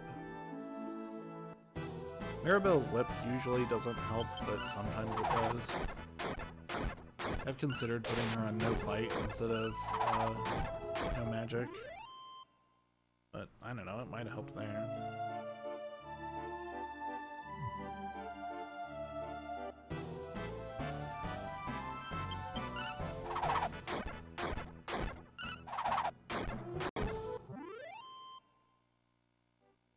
What do you keep in PS1? On PS1, when you change class, you keep everything. On 3DS, I think you lose everything except for maybe the base classes. I don't know. When I played 3DS, I avoided the character classes because I didn't like the sound of losing stuff when I changed classes. I made this comment earlier, but I really don't like the idea of, you know, grind up in a class and then change classes and not keep everything, not keep anything at all, rather. Like, you know, DQ3, if you grind a class that has high agility and then change class, you'll start off with high agility. There's actually an impact on what happens later. And you keep all your moves in DQ3. And then even in DQ9, there's all the skills where you invest in a skill tree and you get permanent stat boosts. But DQ7 3DS, there are situations where you rank in a class, change class, and then nothing you got out of that class matters.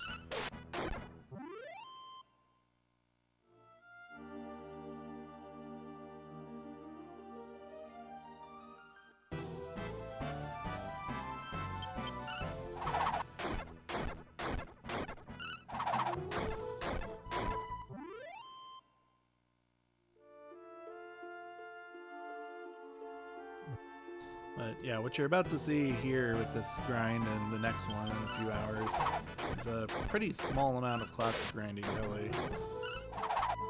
We're doing like 100 battles here, I think, and then 65 later, which is nothing compared to a casual playthrough. Which in a casual playthrough, you'll also just kill stuff as you're going to.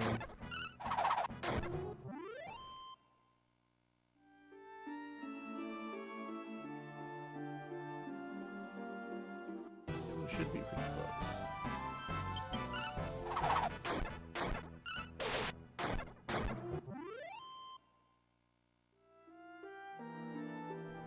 Okay, that's 13 battles of the 17.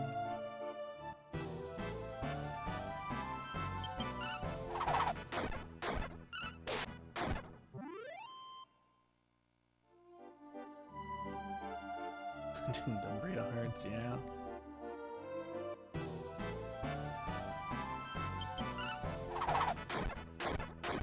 I think that you can get every monster class in the game without farming actual drops. Like, I think that just from the casino, or the casinos, you can get to everything, but maybe not. Maybe there's a couple you can't. Or maybe, like, between the casinos and the ones that are in treasure chests.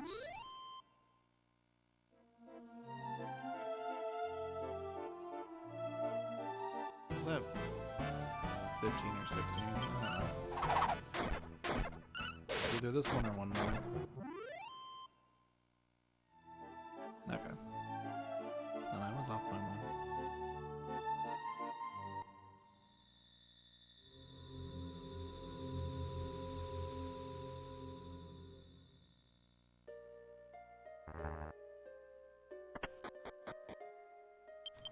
Outside, right.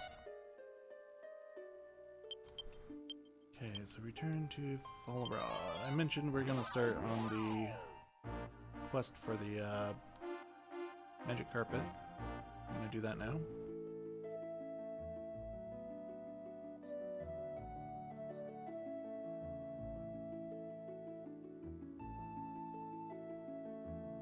Wait.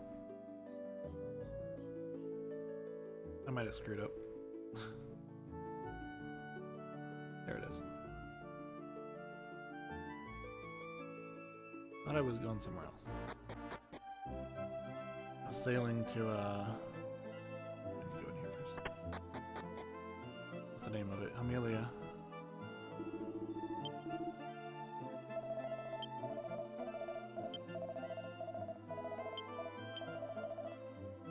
What do you get from farm money? Okay.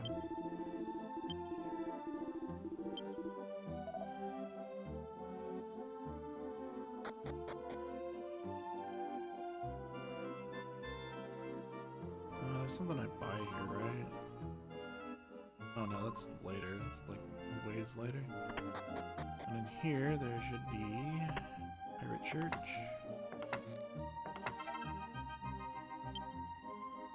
That's mostly to sell since I already have the steel armor.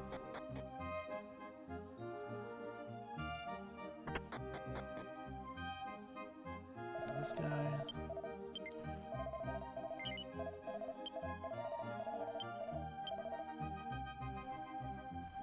So this guy, he's inherited this item called the magic carpet from his father. I'm going the wrong way. I'm going to where it actually is, not where he thinks it is. And he is told that he needs to present it to the great hero when they reveal themselves. So Nicola is trying to find the great hero, and he's going about it in the laziest way possible. Essentially, every traveler he meets, he just gives the carpet to them. Which sounds great, except the carpet doesn't work.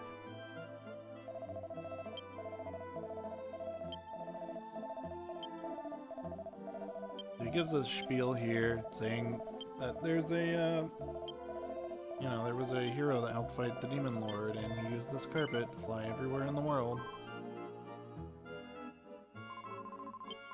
And the maid pops up and she's like, you can't just give this away to every person you see. And he's like, why not?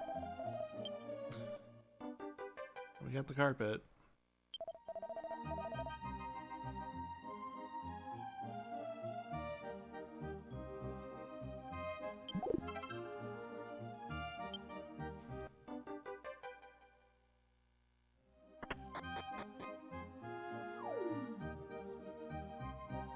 Okay, I'm gonna walk outside. I've already used those things it's telling me to use. Did it go all the way in the bag? Yes, it did. Alright, it does not work. Give this to Gabo.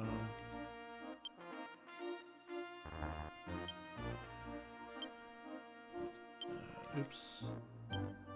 Into Ort.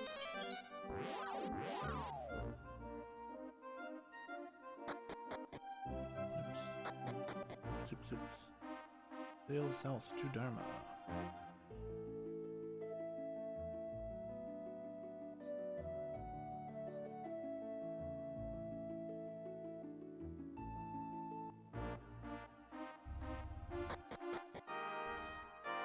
So the item we picked up in the Carpet Dude's house, we were just talking about monster hearts. There's a lot of classes in this game that are themed off of monsters. One of them is Healer, as in the heal slime. And he had a heart of a heal slime in his house that I took, and now I'm changing Gabo into heal slime class.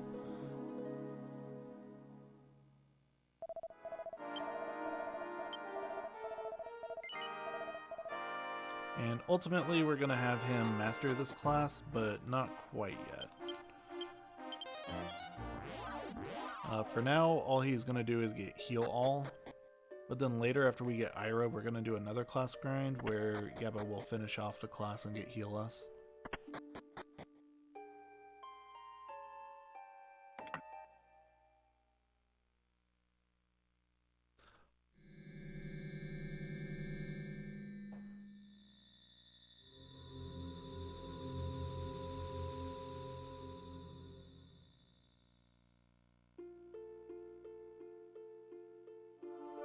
Okay.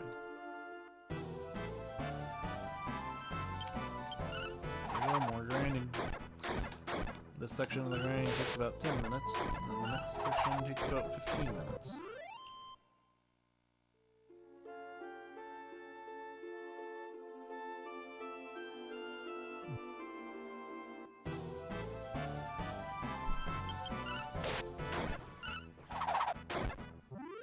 I don't think I'm going to stand up and stretch during this. Yeah.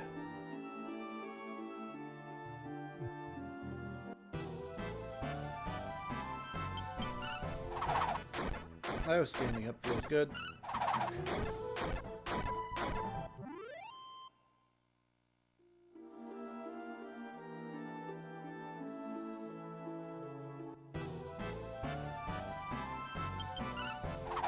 Yeah, Melvin's going to take Lipsy class, mainly just to get sick luck, and Ira goes for sword dance. Hero finishes off warrior to get evil slash, and then that's all we need.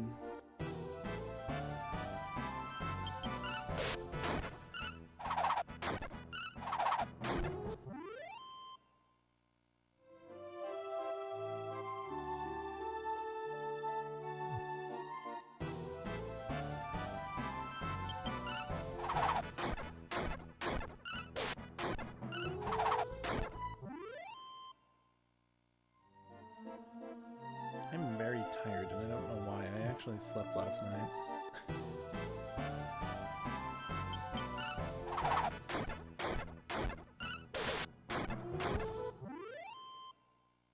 Yeah, the Orgo fight's really cool, but that second phase of his just murders you if it wants to. There's a lot you can do to avoid it, but another fight that you can't really make guaranteed.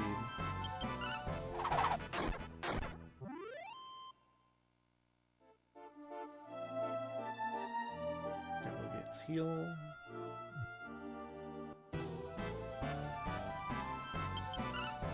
This one's gonna end when Hero, when it says Hero matures in the dancer class. I think he learns sidestep. That may not be the right move.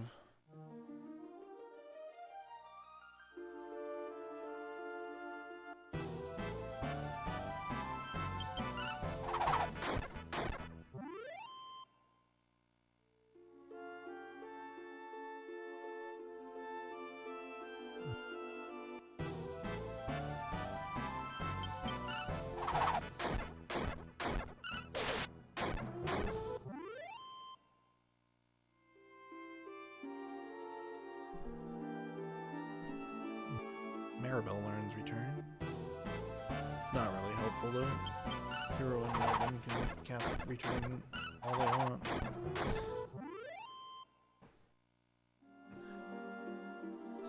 What's really not helpful is Hero learning outside at level 28.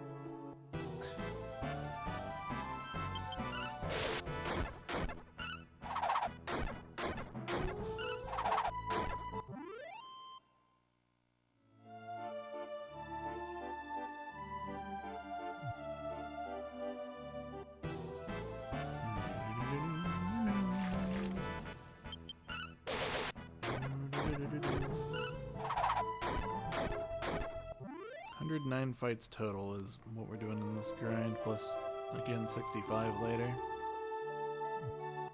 and we get a couple more on top of that. In the next island, Hero will fight a couple extra fights because he needs more levels or more fights than everybody else to get his skill, his evil slash.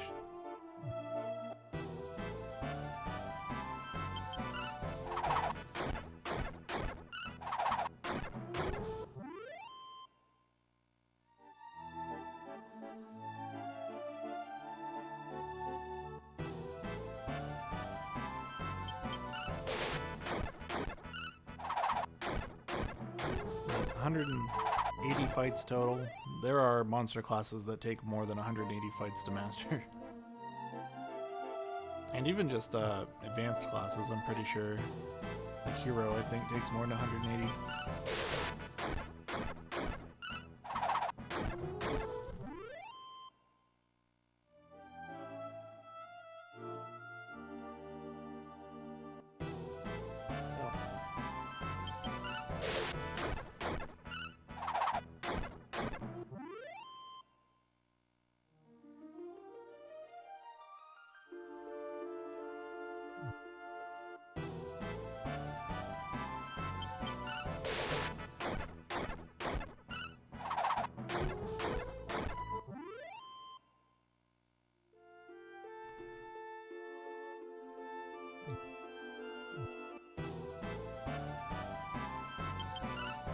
Better PSX or 3DS? I think there's reasons to like either one of them over the other. 3DS is certainly a longer speed run, but casually, even though, you know, the pacing's a little slower on 3DS, I don't think you really notice playing casually or care as much.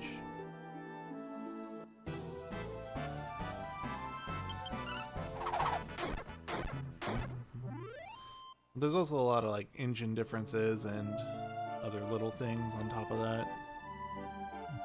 Different side quests and stuff.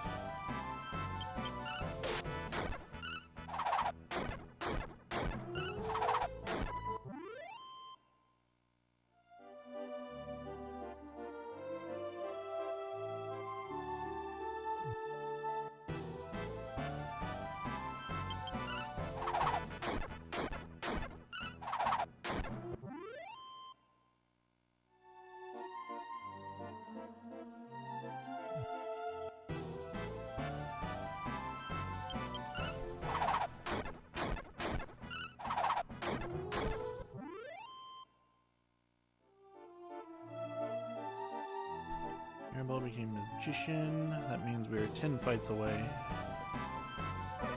I've got notes on things like that so I know when to start paying attention.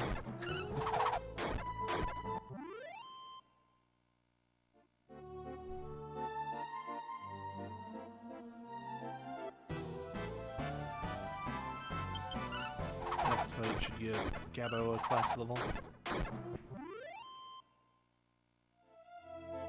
Altruist.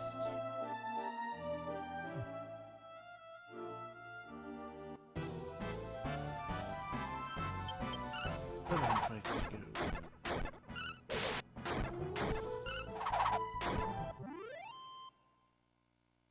See how the Ekidon's going on over here. Looks like everyone's at least playing the same game. Team A is making a big catch-up. I don't know if anyone's been watching this on the DQRTA channel. Twitch.tv/the DQRTA channel. Hey Spirits linked it in here earlier in the run, but it's a Japanese event. They're relaying the whole main series, 1 through 11. I think including 10? Yeah, including 10. Right, because Team A lost 2 hours in DQ10 somehow. But yeah, it looks like Team A's trying to make a comeback at the end.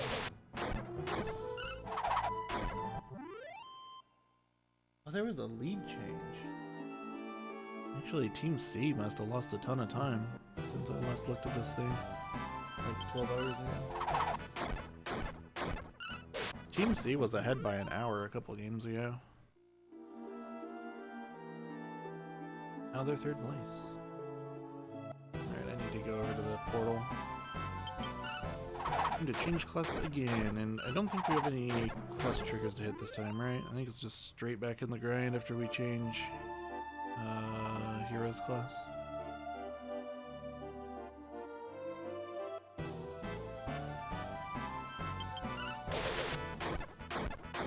Yeah.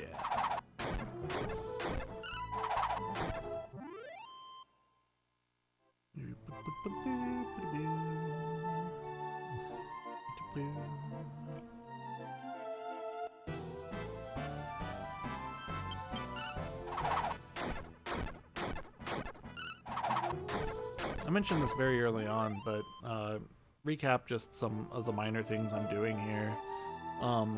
When in this game, if you're walking up and down, that is faster than walking left and right. So I'm doing that on the overworld, on the mountains, to get to encounters as fast as I can. Outside. Return to Dharma.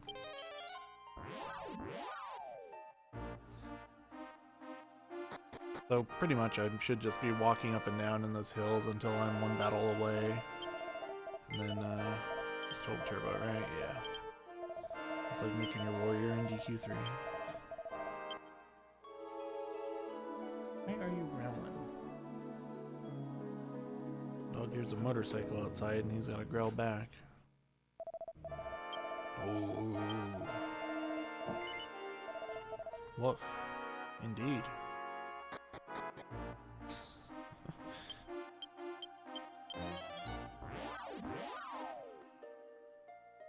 But yeah, also while I'm walking, that's why I'm rotating the camera a lot when I walk. I can't rotate it in this room. But I try to walk up and down as much as I can, or at least diagonally. Because walking up and down is, if that's 100% speed, walking left and right at 75%, diagonal is like 89 to 90%.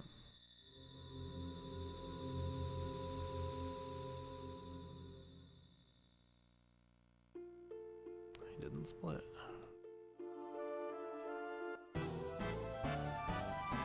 Straight back into it. Another small thing that's not really related to combat, but using a turbo controller in this game, there's actually, the controller I use has a switch on it that controls the speed I'm mashing at, because in battle, if you mash too fast, the battle actually hangs up and text stops advancing. So when I'm talking to people outside of battle, I have to flip the switch for more mashing speed. This here is, you can see what it's doing, it just doesn't advance.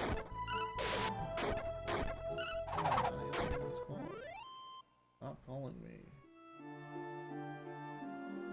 Today is not the day. Oops. Right, I need to walk.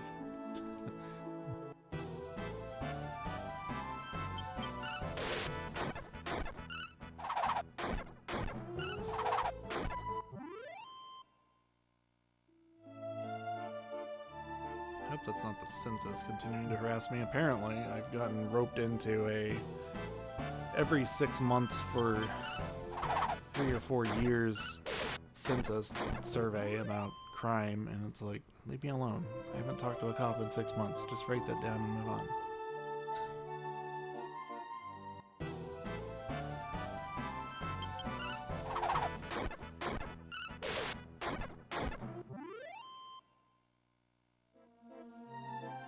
Gabo learned heal more. We're getting there.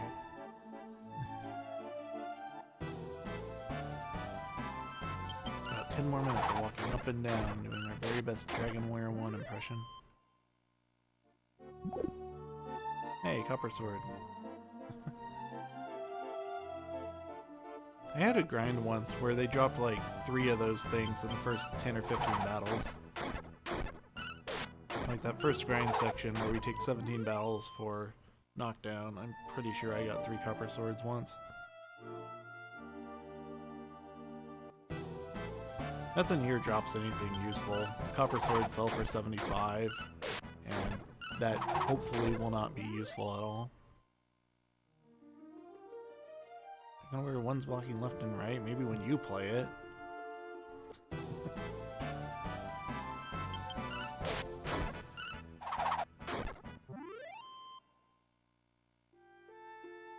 Psych Up. I discovered a use for Psych Up watching the Ekiden yesterday that I want to try to put into place when we get to Organomir. I'll see if I can pull it off. It'll depend on whether or not I can count Organomir's HP at, what, 6 in the morning?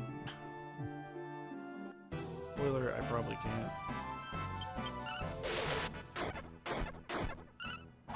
Maybe. We'll see. Maybe.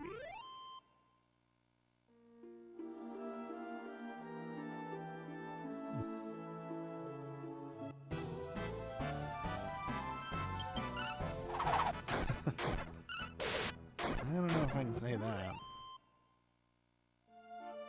They were really harassing me last time, the first time they called me for that, because I made the mistake of saying my brother was living here temporarily, and now suddenly he had to take the survey too. And she couldn't get a hold of him. He probably just didn't want to answer the phone because I warned him that she'd be calling about that. So she kept calling me and bugging me, and I'm like, dude, he's an adult. I don't know what to tell you. He's not here. Should have just lied and said nobody else was here. They only lived here for 3 months.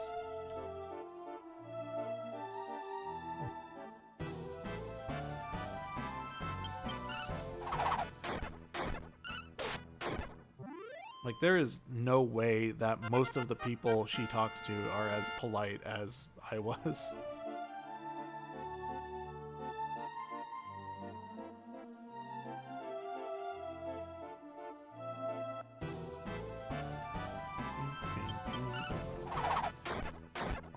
Census. I wouldn't mind if this was just like the regular actual census, but apparently it's just some random thing, random survey that I got randomly selected for, and now I have to respond to their harassment for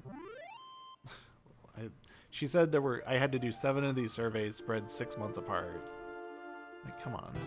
And it's not a valid for me to just say, I remember the questions from last year, write down no to all of them.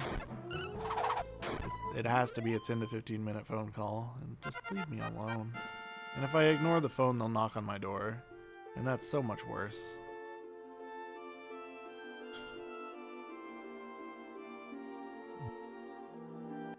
Maribel leveled up. You paying me? No.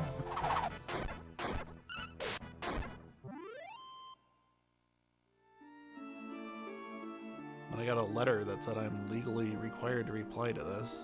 I don't know what the punishment is if I don't, but it's probably more annoying than a 15-minute phone call.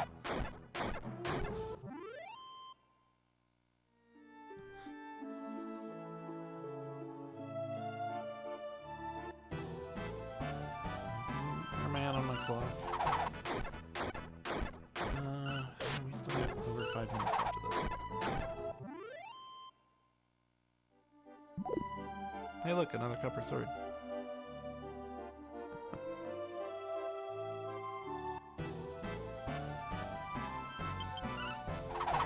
Years. Ooh. The US does theirs every 10 years, and that always seemed like not very often to like count everybody. Especially considering the things that are dependent on the results of the census. It'd make more sense to do it every 4 years to line up with each major election. Even if it's not the same year. But, you know, 2019, you're still making your decisions based on 2010's data. A lot could have changed. Yep, happy 7 hours. We're pushing through. I'm not feeling as great right now as I usually am this far into the run, but we'll make it through one way or another.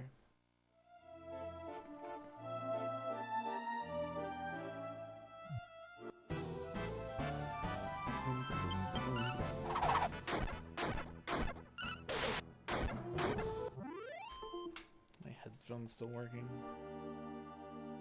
Yes. Okay.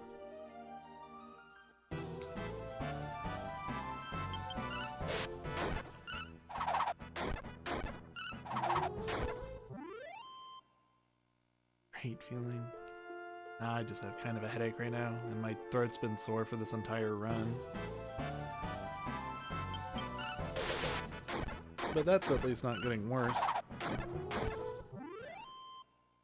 I wasn't so sure how I'd be feeling, you know, 16 hours in when I had a throat scratch an hour into the run.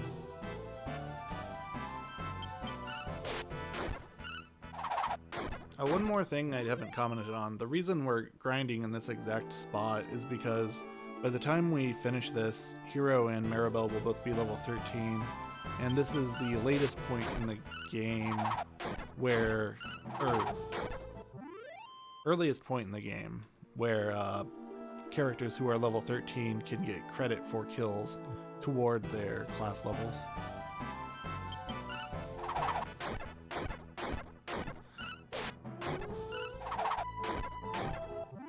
So if we even, like if I grinded extra XP to make Dharma easier, I might have to go grind somewhere else for this section, because if you're over leveled, you don't get any credit. I can't go back and grind on blue slimes, or I'll never level up in my classes. And just in general, I guess I kind of didn't explain how this class system works. And I got distracted by how many people have just talked about class systems in general so far. But yeah, so unlike Dragon Quest III, where you have, you know, your character level is your class level, it's no, we're done. No, we're not. No, we're not. That was fake. That was the fake one. He didn't learn Heal All. He hit the rank of Heal All. Yep. Okay. You gotta watch out for that. So instead of levels, you have ranks in your classes.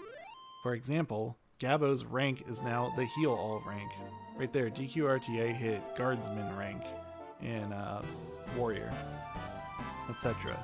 So each class has 8 ranks to it, and you advance a rank not by collecting points, but just by winning a battle. Every battle is worth exactly 1 point in effect. And then, you know, the earlier ranks take fewer points to get, so you might need, you know, 10 points to 10 battles to hit second rank. But then to get from 7 to 8, you might need 30 to 40.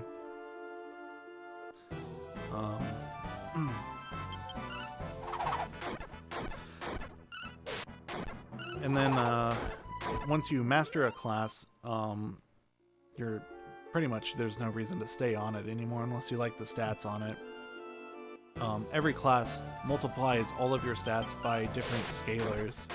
So Warrior class, for example, gives you a boost to attack power, a big hit to agility. I think HP stays even. When we're done with all of our class grinding, we're going to switch to the Mariner class, which is kind of like a, I don't know, there is a pirate class, but it's the class that leads into pirate. But the reason we take that is just because the stats are generally positive. There's a slight boost to HP, I think 10% more HP, 5% more agility. I think attack power is even. I've considered keeping Hero on Warrior. I'm kind of curious how that would affect the later run. Just having a little less HP but a little more damage. But HP is so important against Orgodemir, it's probably important to keep him on Mariner.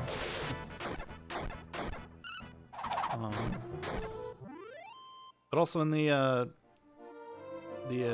class system, you can kind of combine classes. I said pirate lead or Mariner leads to pirate because if you master Mariner and pirate, you unlock. Sorry, Mariner and thief, you unlock pirate. If you master warrior and fighter, you get battle master, whatever it's called in this version. I think it's called dragoon. Warrior and mage, you get magic knight, etc. And then if you master a bunch of those tier 2 classes, you unlock hero class. And the later classes more likely have favorable stat scalars applied to them, as well as just giving you better skills. And then I don't know if I explained how I'm getting Sword Dance here, but the way you get Sword Dance is that if you hit rank 5 or higher in a class, and then switch to another class and get 5 ranks in that class, specifically with the basic classes, you'll unlock a hybrid skill. And Dancer plus Warrior is Sword Dance. And what Sword Dance is it's basically 3 attacks. It's 4 attacks for 3/4 damage. And that's going to be our main damage dealer for the rest of the run. Hero and Ira are going to be using Sword Dance. For a while, Gabo's going to have a Fire Claw that he can use to cast Blazemore. Maribel will cast Blazemore and Boom. But Sword Dance will outdamage all of those things. Maybe not Boom, because Boom is AoE.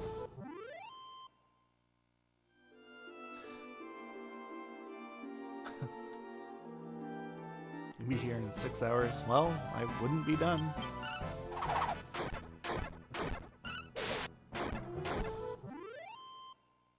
Oof. Another level, that must be Gabo? Yeah. If Gabo hasn't died anywhere, I think he hits level 10 by the end of this.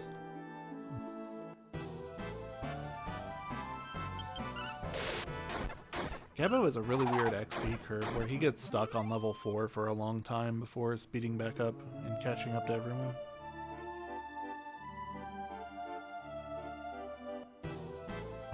We should be very close. I haven't been paying attention. Oh, there we go. Boom, that's the 4 battle warning.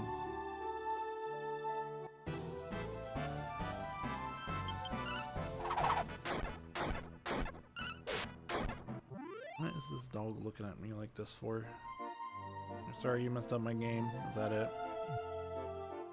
I forgive you. Fine. We only lost like 14 minutes.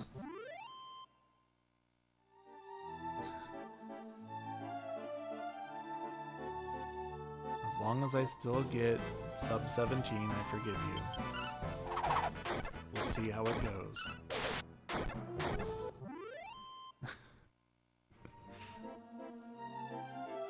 Sword Dank. There it is. One more battle will give Gabo heal all, and then we're out of here.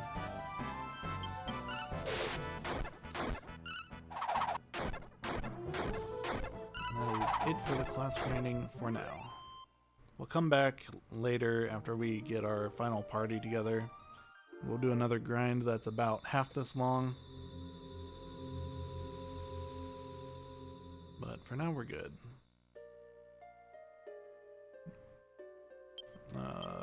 What am I doing now? Dharma.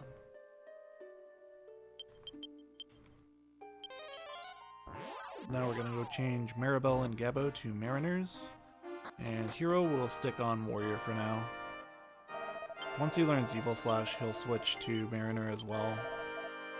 But for this point in the game, Warrior is just fine.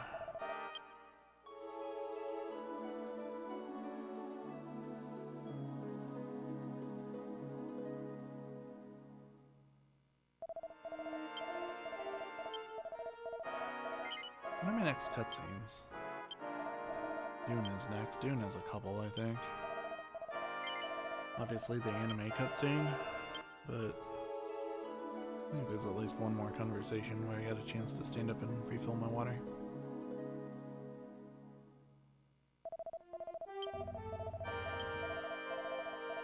Watching that DQ9 run, I heard Xance had a roommate bring him food, and I'm like, that's what I need. Why am I running a game that's twice as long and I don't have that? Alright, this priest is laying here. You walk away from him and he just yells at you. But it's fine, I don't care. He's trying to scam me. 3 of his friends run in. They're trying to rob us.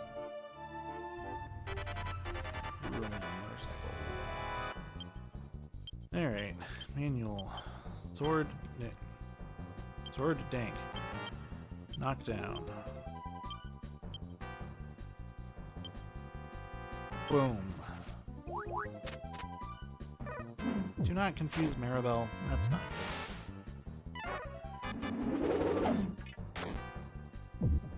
good. See you, bandit. So that's why we got 17 battles on Thief for Gabo.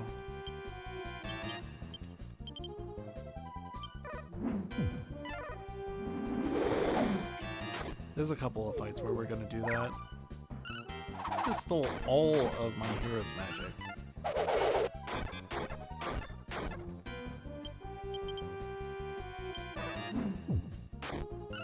Hit Maribel. Rid of that stupid confusion.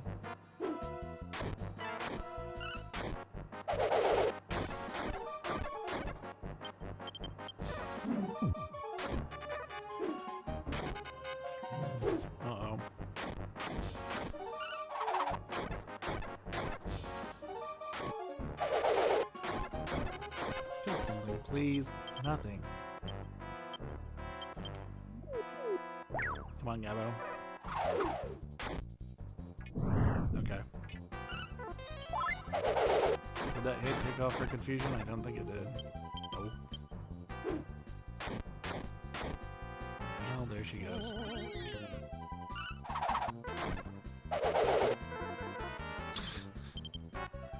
Oh my goodness.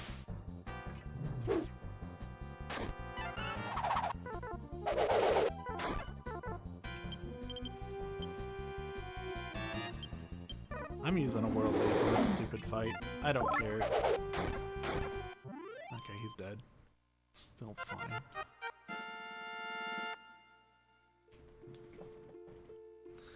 I still think Leaf is the right play there instead of going back to revive somebody, and I'll show why in a second. So this guy, this horned hat guy down there, when I exit to the south, after I use more antidotes, herb up too. Whatever. Yeah, exit to the south, and he will be on the world map, and you have to follow him over here. So if I were to leave and go revive, I would have to talk to him an extra time. He'd be hanging out in the middle of that field. Yeah, the guy walks up. This guy asks him, "What's the password?" Oh. Wait, what are you gonna do?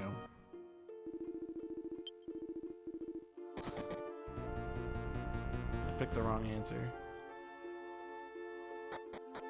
Now what? Yep. Well, now I have to do what I was just describing. Wait, you ran off to the north. Oh, but it still counted. Okay, whatever.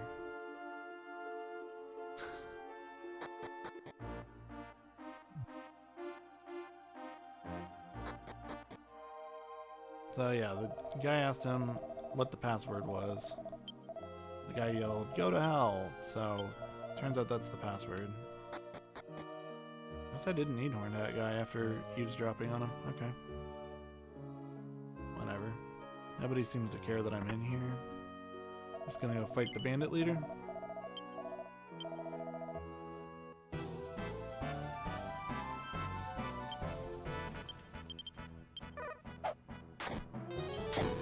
And he's just the food hero.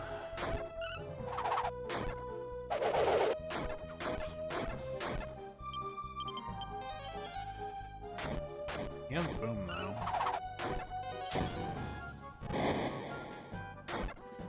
He doesn't have much HP, I think it's 500.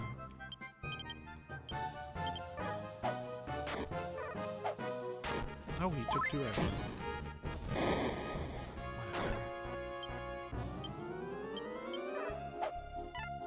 Gabo, go first. You're supposed to be fast. I give you every agility seed. There, he's gone.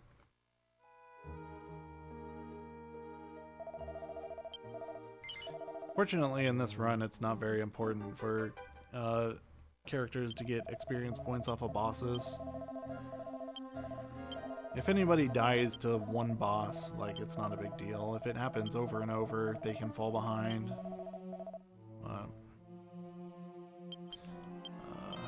Yeah, I guess it is actually going to be relevant then.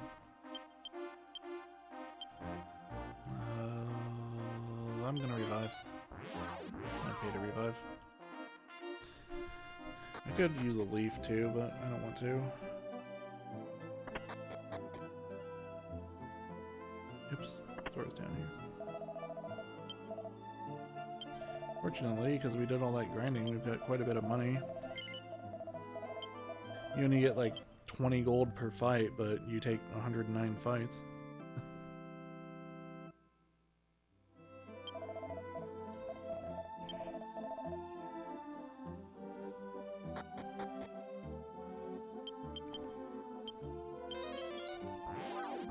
Alright.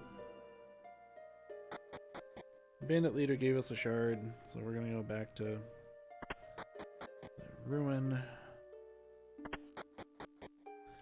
Northeast room, center pedestal, dune. Oops. That's the wrong one. Wait. Am I missing one somewhere? I think I am. I think there's one in the present. Dharma that I didn't pick up. Marble didn't have MP.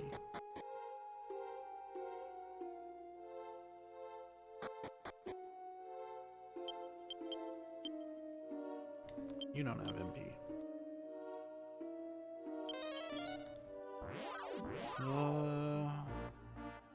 Yep, here's what I missed.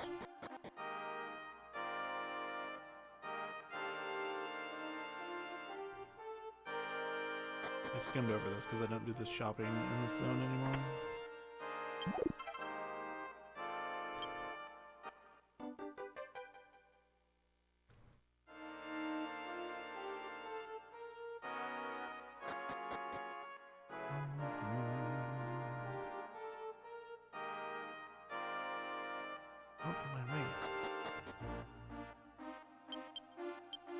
Turn to Dharma.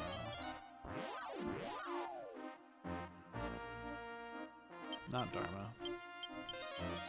We were at Dharma.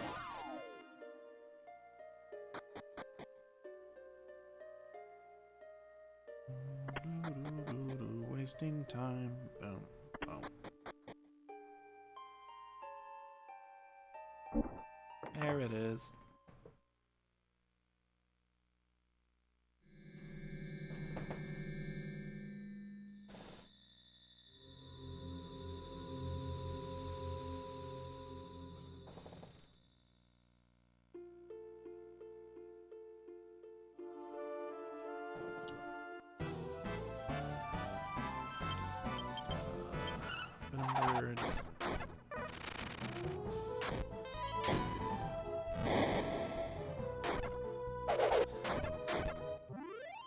We're going to take a couple of random encounters in this area because, like I explained earlier, Hero needs about 6 more battles than everybody else in the second grind.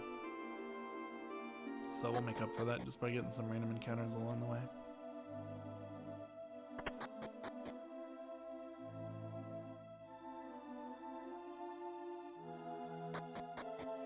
Head on down here. Oops. Down here.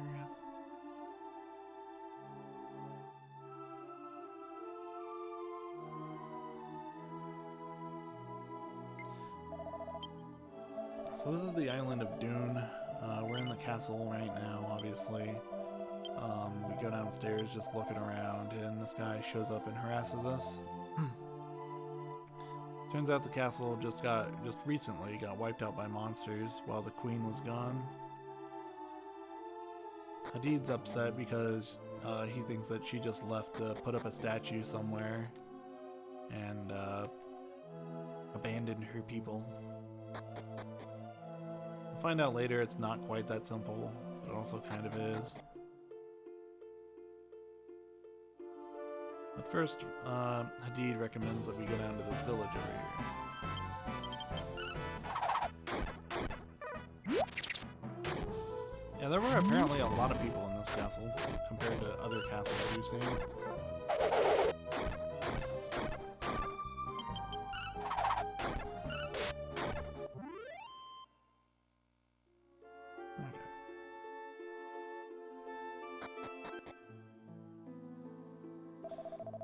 Here's the village. These people are kind of giving up hope because the queen's gone, the castle got cleared out. The elder here isn't in good health. What? Why did that take me out of the town? Okay. Oh, chief's downstairs. Talk to the village chief.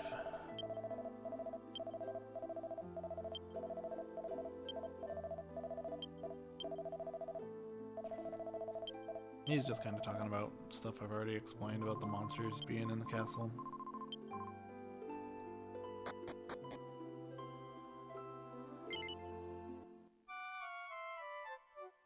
We'll find out if we haven't already. I'm not sure that Hadid, who we talked to earlier, was the son of the chief here, and he's supposed to be the next chief.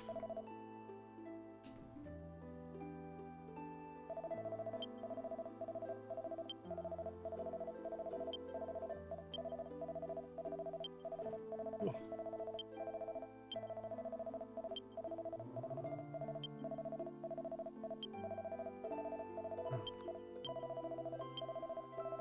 talking about how the monsters are making them sacrifice a girl from the village every year.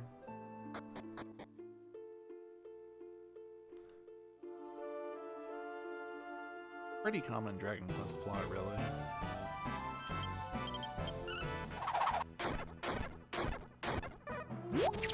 Come on, Maribel.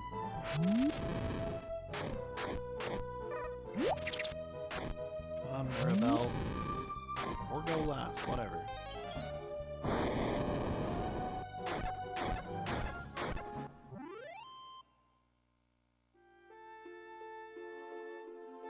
There's an ability in this game, if you take the Jester class, called Quick Joke, where you tell a joke to the enemies.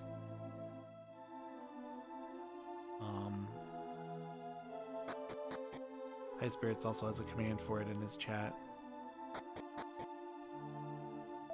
But one of the quick jokes in this version of the game is simply the name of this monster.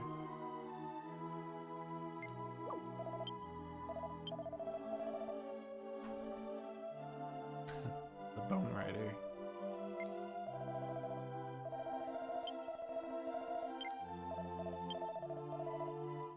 This is a completely free fight. He's at 500 HP. I'm gonna wipe him out real quick. Even compared to the guys we just fought, he's easy. Though I guess I didn't make those guys look easy. But, you know, pretty typical for a Dragon Quest speedrun. The first couple areas after a grind are pretty easy. It's more a question of, you know, getting through the fight quickly rather than trying not to die.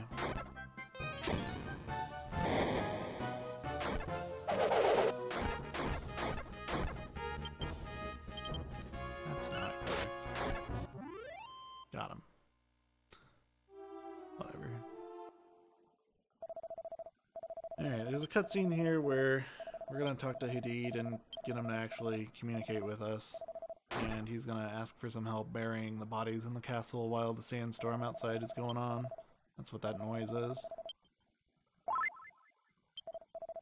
This is the only time in the game that there is a sandstorm. It's very plot convenient. Hadid's like, I'm going to lead you out of the castle. You don't have to worry about any of this. But then there's a sandstorm. So he's like, okay, well, since you're not going anywhere, can you please help me? I'm gonna get up and refill my water during this.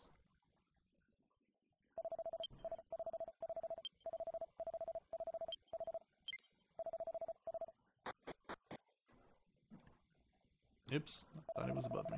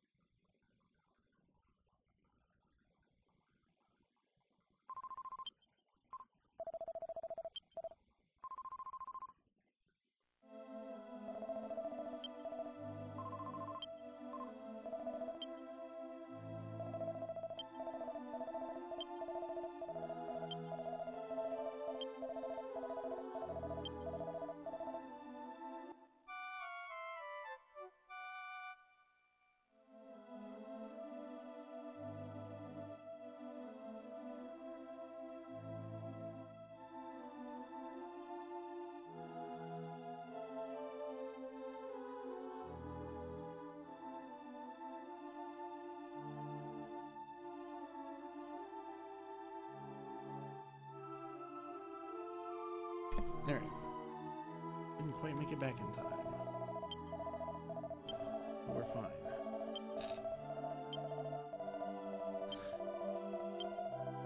There's a good Maribel moment in that cutscene there. Maribel's complaining about having to dig these graves. Oh, it's such hard work. Gabo just looks at her and says, okay, I'll dig the graves. You go grab the bodies. That shut her up. Oops. Why am I not remembering that there's 2 sets of staircases today?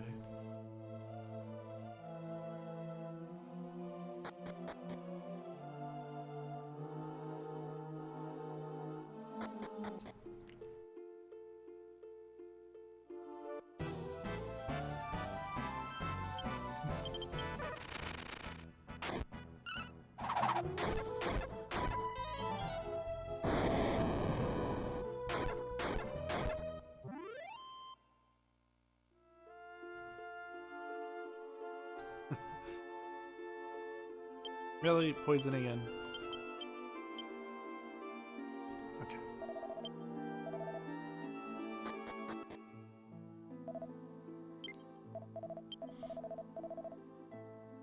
Alright, Hadid's back, everybody. Hooray! Hadid doesn't care about you, he's just walking straight on to the chief's hut.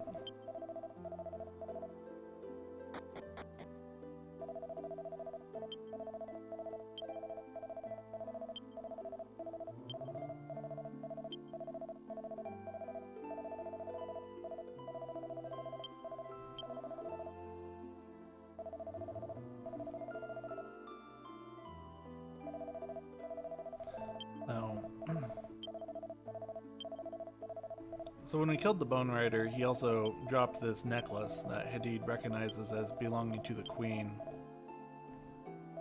And he thinks that the Queen is dead now because they've got the necklace. So he gave that over to his father here, the chief. And they've been talking about that.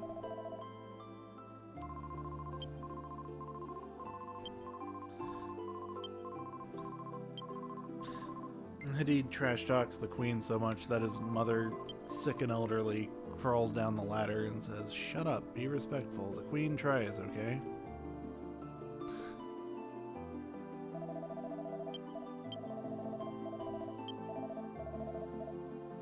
Can I talk to him across the table? Of course not.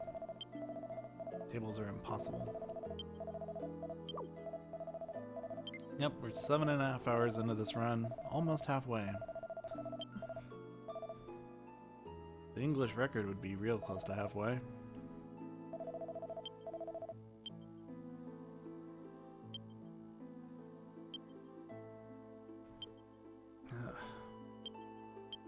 So the chief notices the necklace, or pendant, whatever it is, has a message inside it. Inside is a message from the Queen who says that, you know, you guys gotta watch out. They're turning our statue into an evil statue, as one does.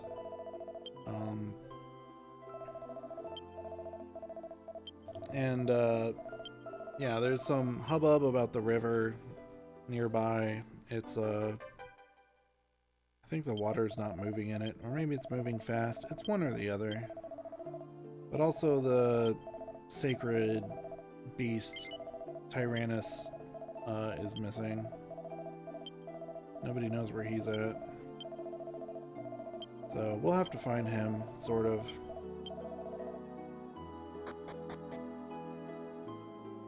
That's up to you.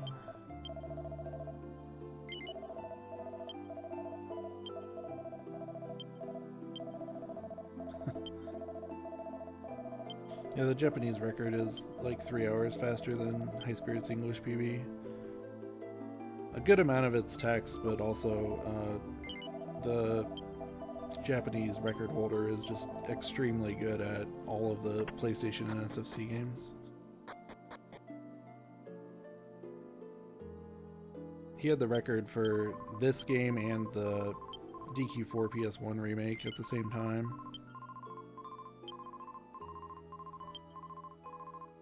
And he only doesn't have the DQ4 record because they merged the board with the non-manipulation, or the manipulated and non-manipulated categories. He has like 3rd place, and the 2 above him have manipulations in their runs. I think that's everything.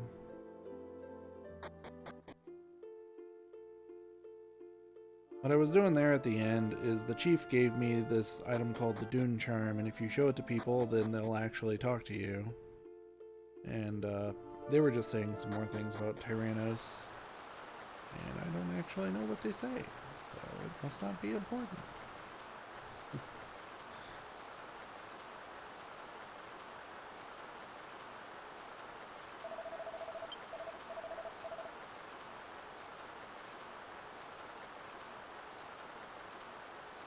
So Hadid, swimming around, points out that there's no fish, no living things in this river. So, you know, the mythical beast Tyrannus must not be here. There's no way. There's nothing for him to eat here. So he comments again on the fact that Tyrannus is this big monster that has a golden horn on top of his head. And So, you know, he's like, be on the lookout for a monster with a big golden horn on its head. And it turns out that we actually recently found a monster with a golden horn on its head, didn't we? So we're gonna go back there and check it out.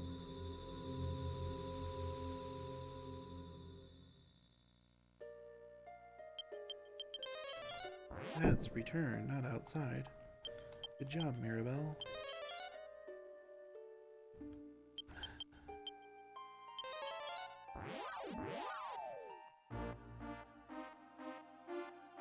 Gotta go to Rexwood, because this place doesn't have a return point yet.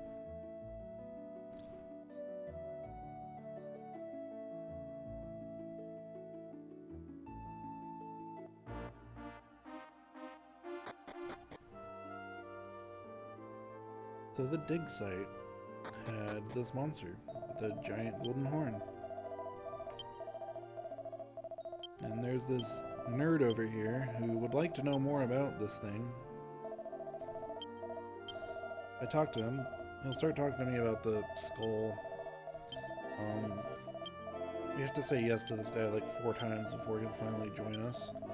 But the gist is, we're going to try to take the skull back with us to Dune to show it to the village chief.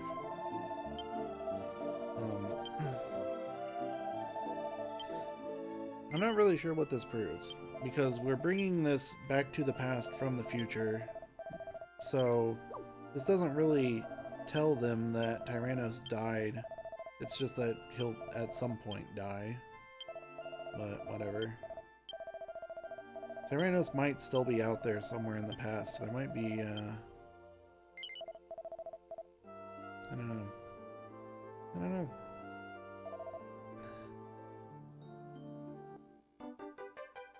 We might be making a time paradox here, is what I'm getting at.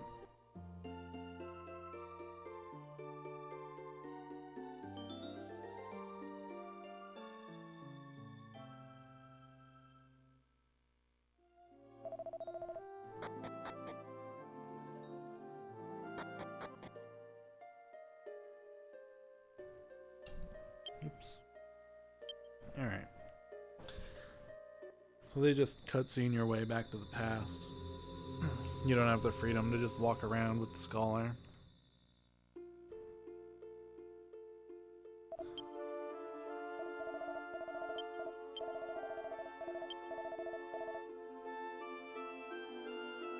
And he just immediately believes that he's in the past, even though all we've shown him is that he's in a different place now.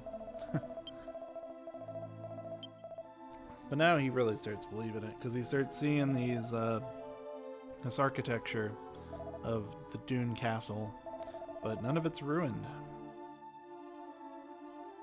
And we're just gonna leave him. See ya, buddy.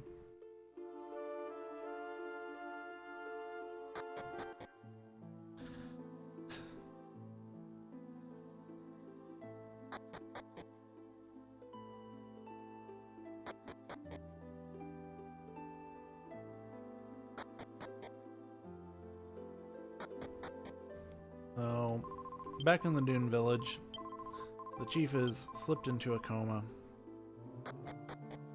Not doing so hot. I need to talk to the chief too. Oops. Do I collect any medals on the run? Not on purpose. I know I've got at least one already. Just from opening the wrong treasure chests.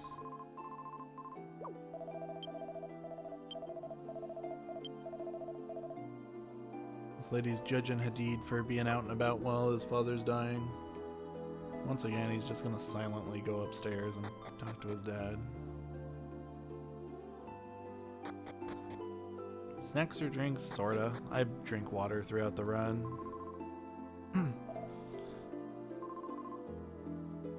I usually have snacks, but today I don't seem to.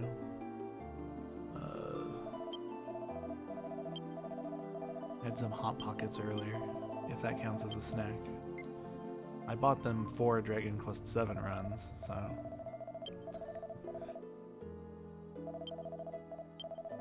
I certainly need to have microwavable food on hand for this run.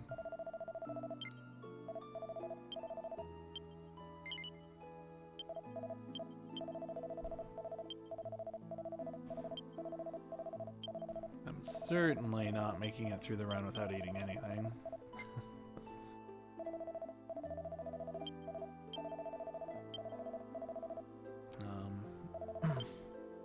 Back in the story here, though, the chief is actually dying here. He wakes up to talk to his son last time.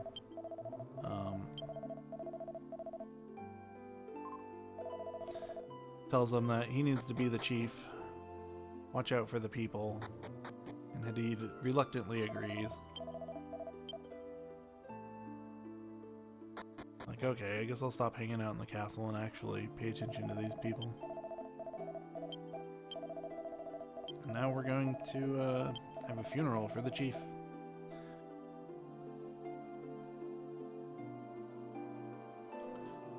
The chief who has a name, but nobody uses it except his son, because it's so long it doesn't fit in the text box.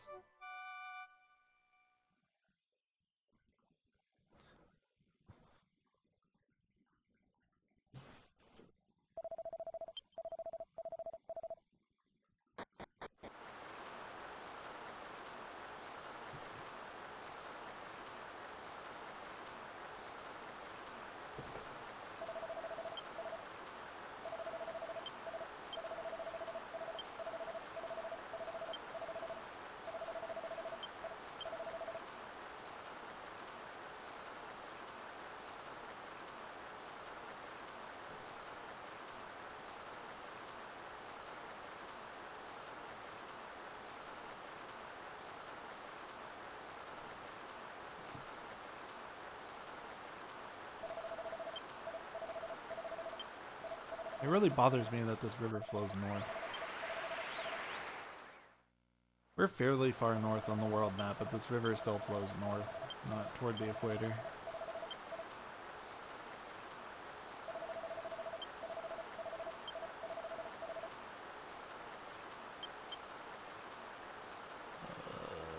Where is the Tyran bone? There's always room in your bag.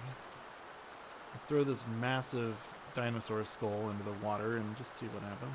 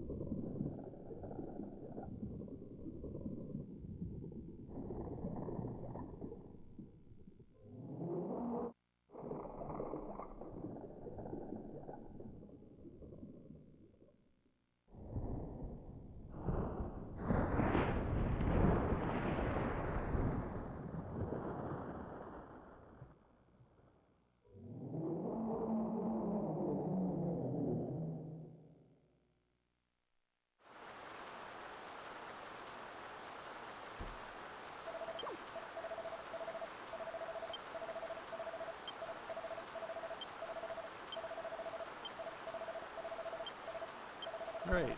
And now there are 2 Tyrannoses in this timeline. As far as we know, we don't have any evidence the original one died.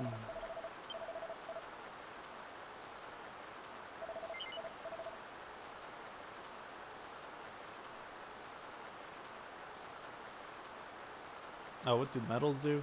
They just, you trade them for items. Or rather, starting with DQ6 SFC, it's less of a trade and more of a turn in X number and you get the next reward. Every 5 to 10 you give them, you get something new. In DQ4 and DQ5, the original versions of each, it was more of a currency system. But then I guess they changed it so that you can't, like, get the Sword of Miracles right away. Are there any skips in this game? There's only one real skip I'm going to be doing, and that's going to come up in Probina in about 2 hours. Woof.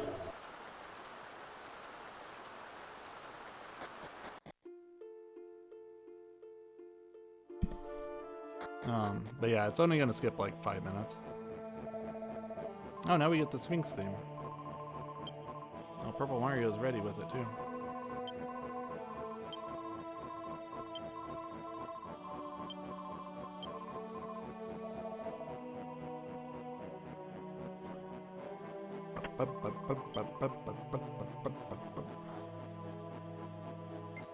Pigmon.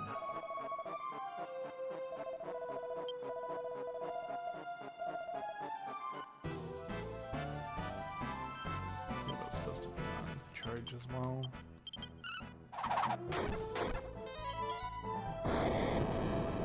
Pigmon are chumps.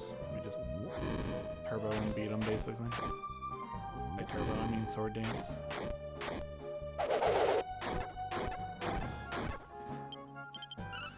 As I described earlier, the sword dance attack heroes using is really our main damage for the rest of the run.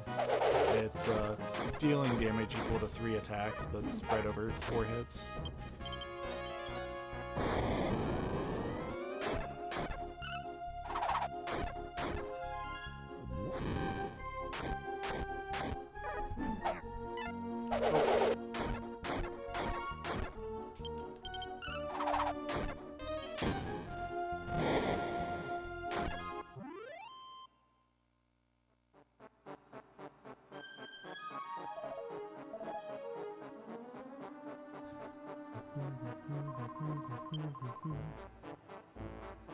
Okay, coming up in 2 seconds is the worst room in the game.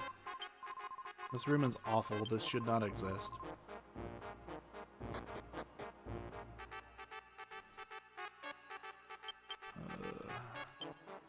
Hopefully, this goes well enough that you don't understand what I'm talking about when I'm done with it. But we have to throw these things, these 2-dimensional sprites, onto 3-dimensional pedestals. And they don't like to be thrown onto 3-dimensional pedestals. That's more like it. Third try is not bad. It's really not. No, it's this one next. I could have at least thrown that in the right direction.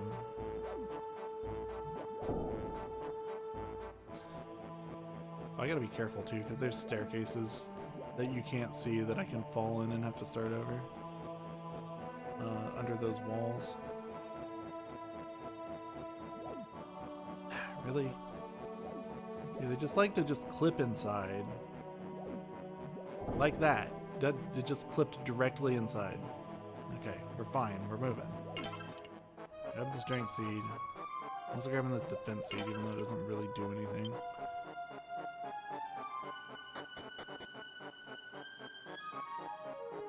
This room's got these pig demons that I've never paid attention to, so I don't know what they say. I'm sure it's important.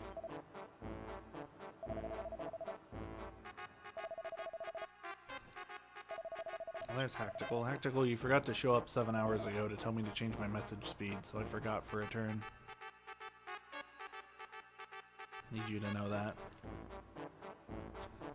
We're gonna run through these spikes. Oh, you were here? Well... then you drop the ball.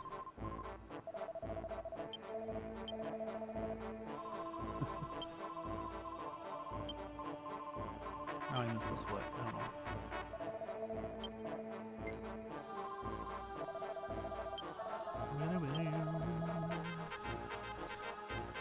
Hadid finds the queen. He somehow gets in the cell there.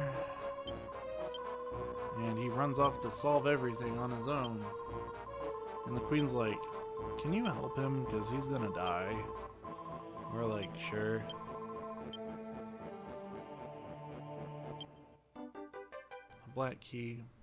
Off the top of my head, I don't know what this key does. It probably opens something in this dungeon. I can't think of any doors in here, though. This room here, you're expected to walk on these damage tiles. If you walk off of them, there are pits everywhere in the room.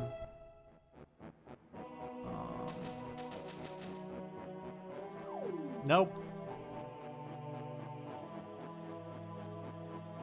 I knew better than that too.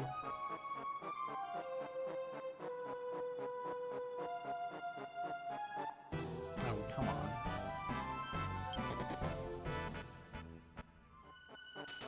Let me fix my mistake. There we go.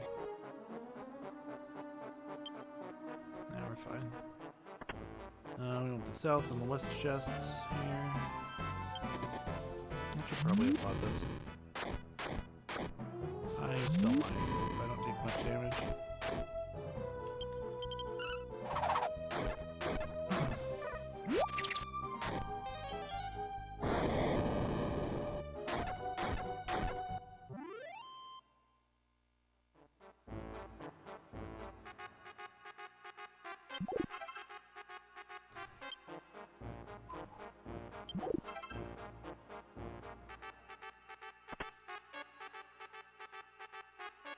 Boop, boop, boop, boop, boop, boop, boop, boop, boop, boop.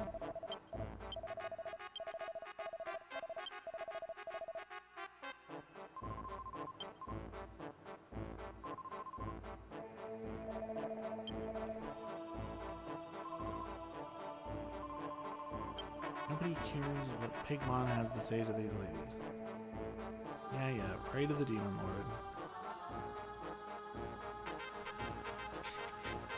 In the box. Yeah.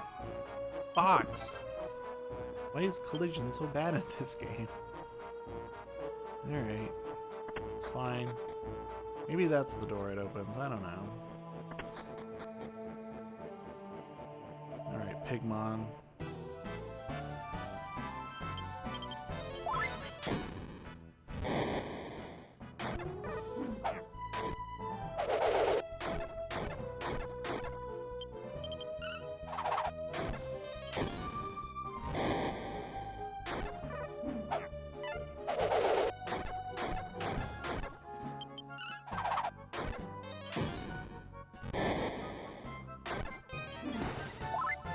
Heal.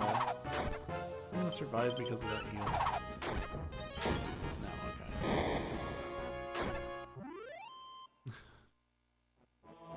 Why does a monster with 400 HP have heal?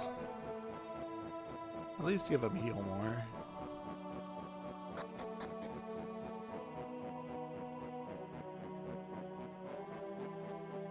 Round we go. Oops.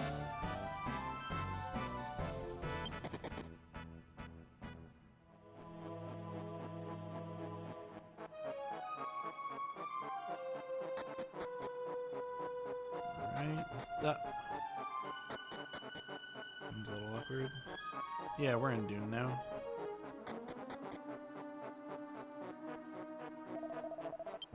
Oh, well, we were too late. The dude tried to fight the boss and got on.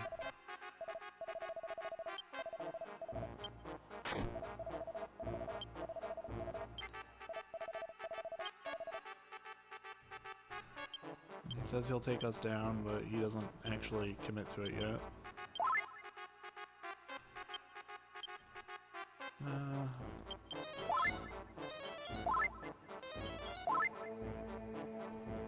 Oops.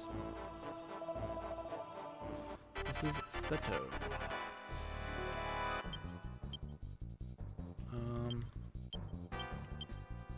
Actually.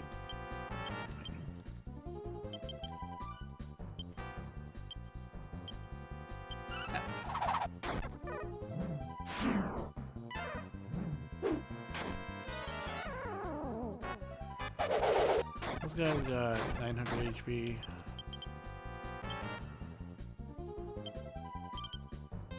Oops.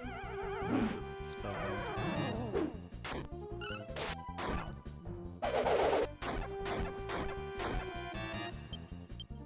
actually supposed to have you on heal. Boom, boom. And then power and attacking in the same time. That did not do much damage.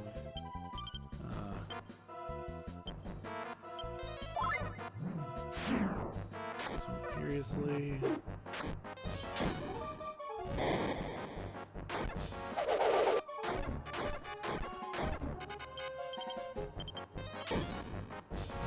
Now we're in the swing of things. Massacred. Massacred himself, but he missed? That's not fair. He should take 100 damage from that.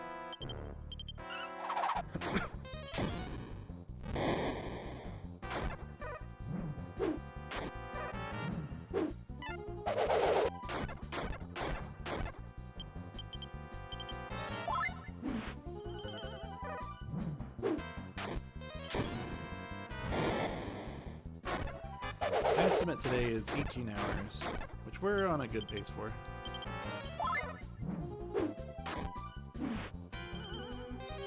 We would have to get bullied by Orgodemir for me to not make that.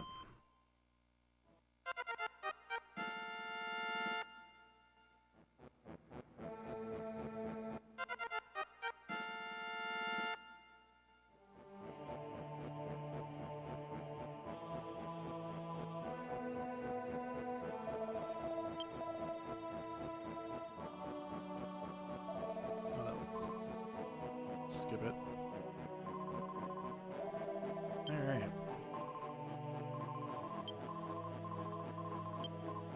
So yeah, we gotta take these rubies out of the evil statue. I'm not really sure what these evil rubies are doing. I think they're just generally making more monsters appear in the area and nebulously giving the Demon Lord more power. Wolf.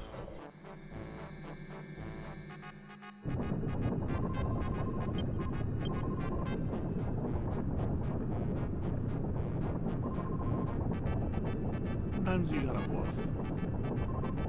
Just now and then a little woof in a step. He needs a woof a little more. Is it okay if he woofs a little more? You can tell he, yep.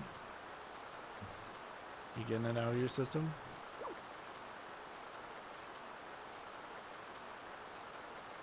Yeah.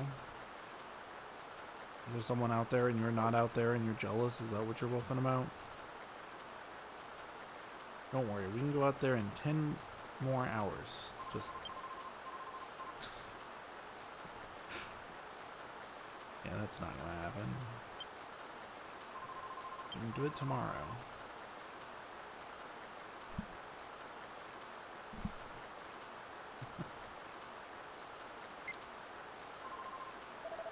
Alright.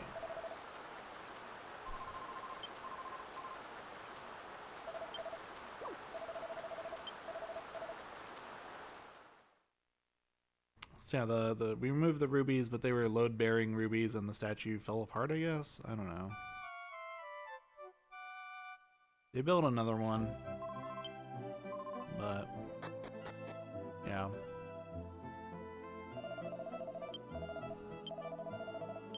They say that he died in the collapse, and then they threw him in the river. And then he got better, so now everything's fine again. We need to go in the storeroom. Will you stop your growling? Will you let those nice people be? Can I open these treasure chests, please?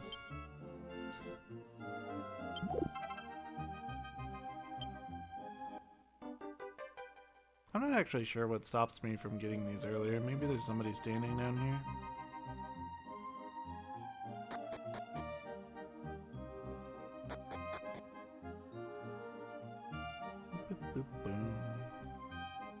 Also, take note of the village, like just what it looks like with its high walls and the windmill things and such. And then when we go there in the present, just kind of mentally compare the two. Certainly, I should have pointed that out like 5 minutes ago. Not as the screen was fading out. Last quest trigger in here, we need to talk to the nerd, and then ditch the nerd. Come in here, we tell him, hey, we're going home. You want to come with us? He says, no, I want to study the past. And we tell him, dude, if you live here permanently, this isn't the past, this is your present. He says, I like the past. Okay. See ya, dude.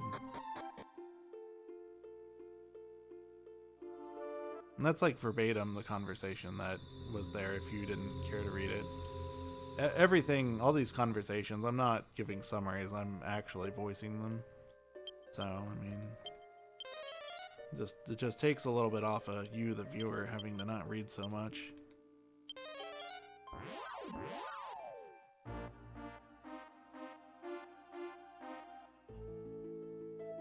Like not being able to find a land shard, yep, can certainly happen. I could probably guess which one it is. If the one in Crage is a land shard, I would guess that one. We're almost there. We'll point out what I think is the worst. Do not step in the castle. The worst shard in the game. Oops, over here. If you step in the castle, you get dragged into a 3-minute cutscene that's completely unnecessary. Yeah, if you look at the town now, you see it's completely different, and if you look around the edge, you can see the fence from before is like buried under 10 feet of sand. In the pot, right? Where am I at in my notes right now?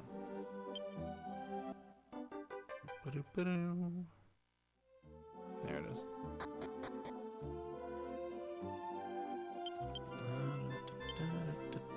Strength seed on here.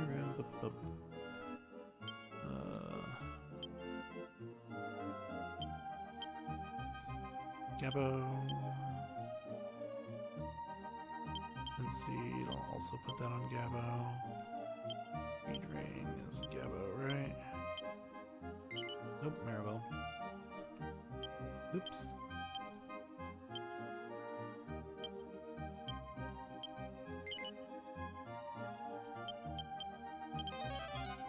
Now we go to Crage.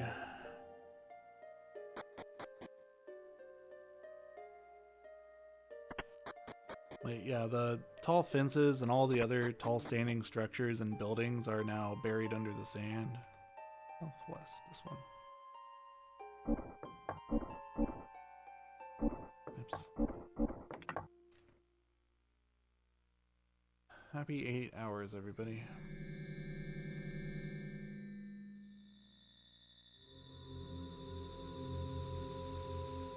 This is kind of a cute world.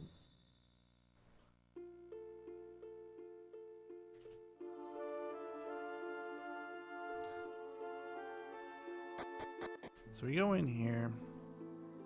There's this big haze over the town. And there's some people talking over there to some shady dude.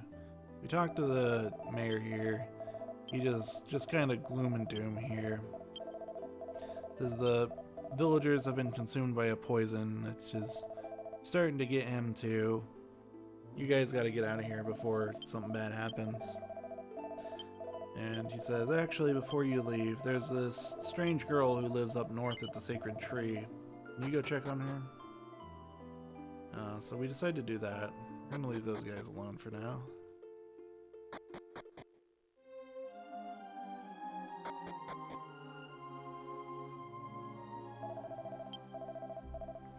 This girl's more of a sleepyhead than Maribel, says Gabo. And Maribel just goes off on him. Cannot take a joke.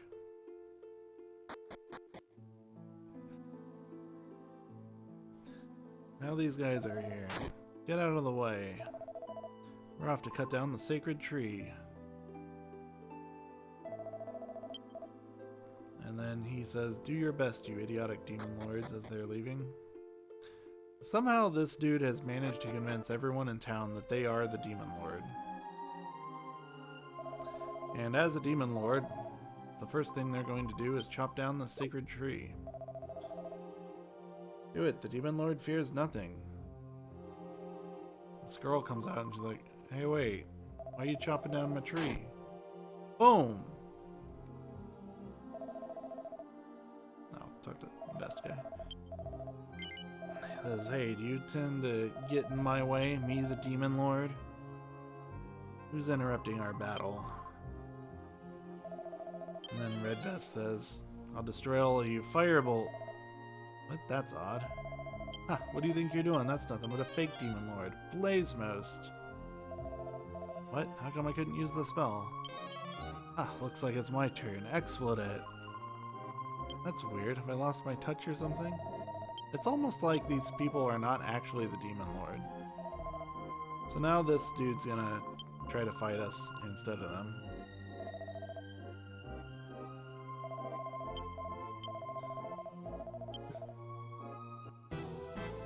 And this is, of course, Weird Guy. Oops. He was supposed to blaze me.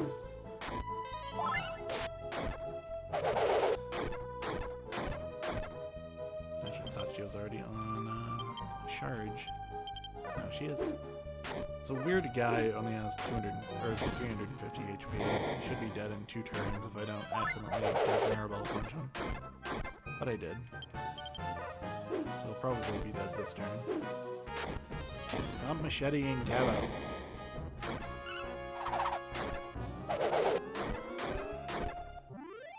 And he's dead. Yeah, that's true. This is not Demon Lord music.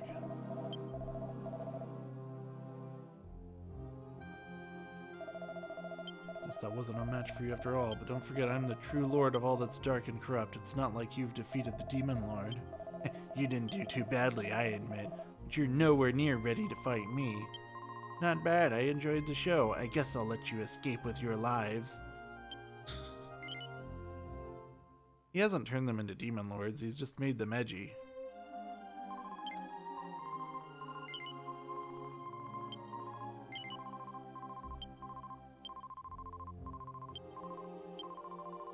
Alright, so we talked to this girl. She's a elf or something that's in charge of minding the sacred tree.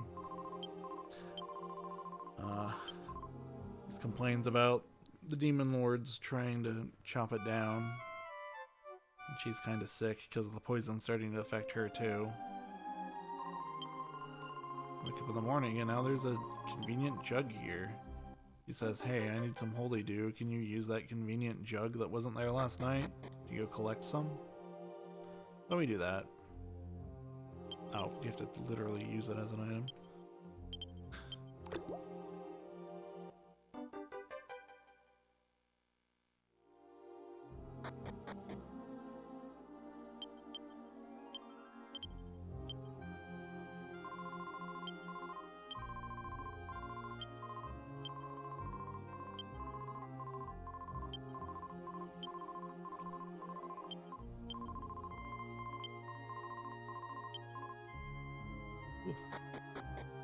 Alright. So she's feeling a lot better after we use the holy dew on her. We're gonna go try it out on the mayor as well.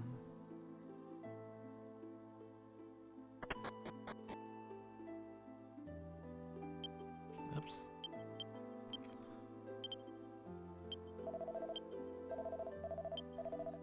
Give it to him and he just immediately feels better. Hops straight out of bed. And he tells us that, you know, if you can pour some of this in the well, that should counteract the poison. So we're gonna go try that. Unfortunately, Weird Guy is down here. Hey guys, don't mind me. Weird Guy immediately shoves you out of the way. And here's his master plan for stopping me from unpoisoning the well. Everyone's like, oh man, they're trying to put something in the well, we should stop them. And he says, no, these guys are pretty strong. But here, what if we just surrounded the well so that the player can't actually stand next to it?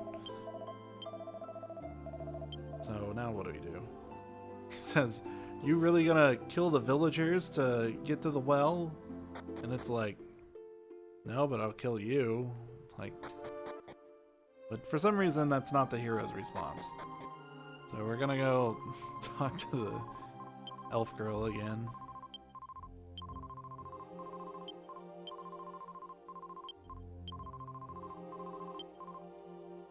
My current PB in this game is 17 hours and change. I think it's like a 17:10. The record in English is a 15:20 and change. I don't know the exact minutes on either time.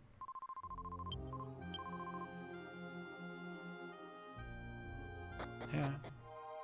High Spirits, who has the record, has completed many more runs than me, though. I could probably count how many I've done without taking my shoes off. I really need my notes for this, don't I?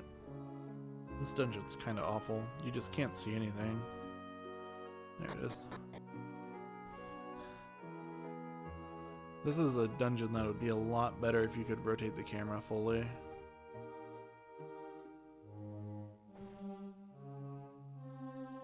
Which is something else I haven't talked about. In some rooms in this game, you can't rotate the camera at all. In some rooms, you can rotate it completely 360 around you. And in some rooms, like this is usually the normal, is that you can only move it 22.5 degrees off of its initial position.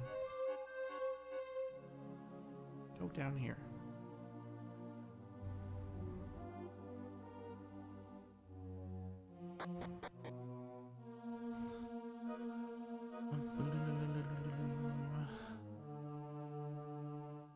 Third fork. South.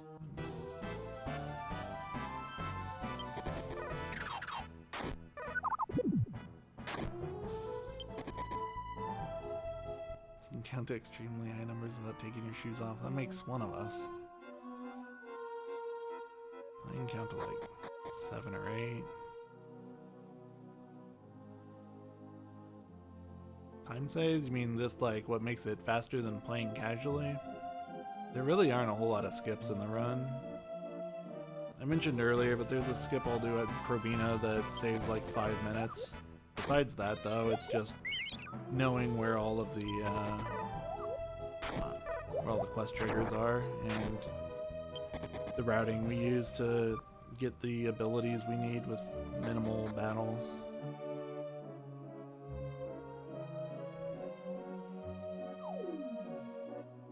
I know there are other routes for what class grinding that have been used in the past, but I don't know if they're like routes that people still use or if they're just old routes, and I'm not too familiar with what exactly they are. I just know on the Nico leaderboards there are sometimes times that'll say like Maribel chart instead of Ira.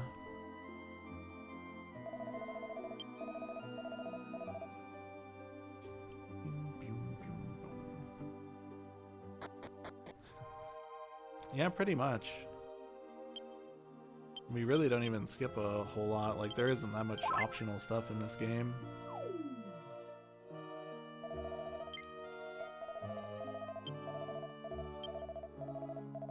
Just a lot less grinding than you do casually, and a lot less talking to every single NPC in the game.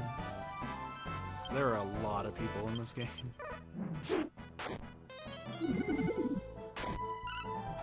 Perhaps not surprisingly, inside the well that's poisoned, there is an evil well. This guy's not too tough, though. He'll be dead in like 3 turns.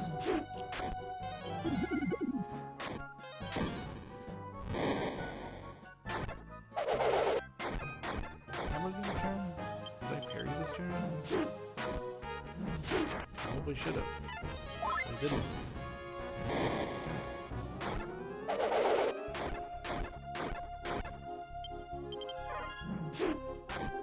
Oh. Let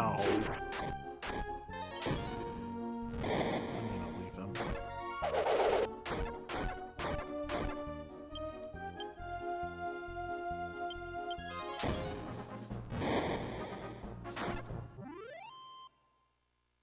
Fine, I'll leave him after the battle.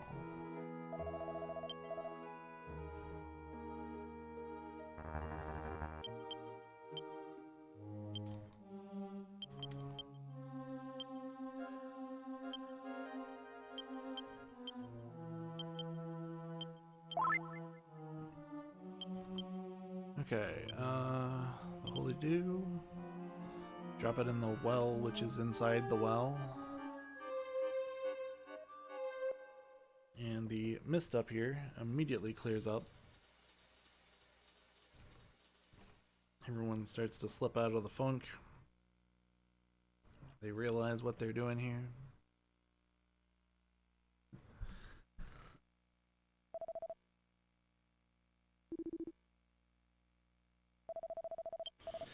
Weird guy's freaking out.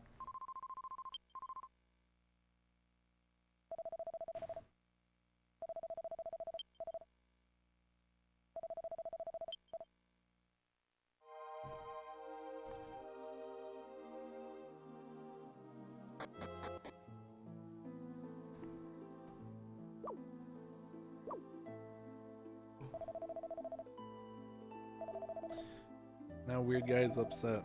And he's going to reveal to us his true form after he shoves these villagers around.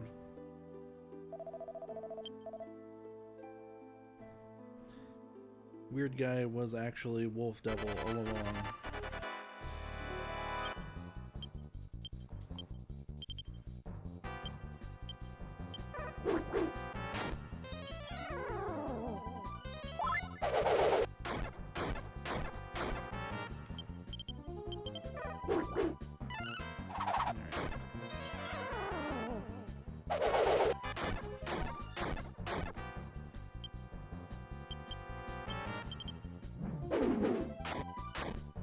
Wolf Devil is not too dangerous. He does have twin hits. If he does that, it'll double his attack power, which will, you know, it'll make his single target punches do a bit more damage.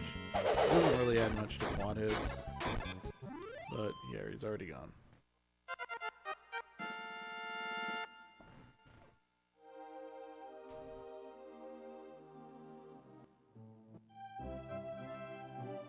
Oops. I jumped into the well. Okay.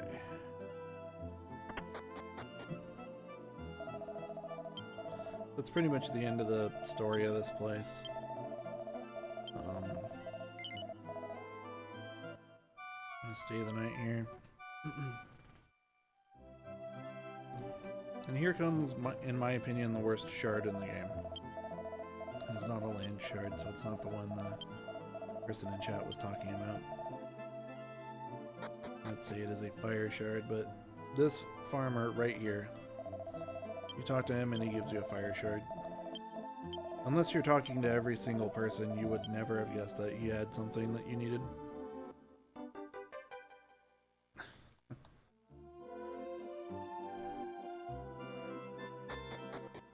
Okay. Now we're gonna go pick up one of the most important items in the run.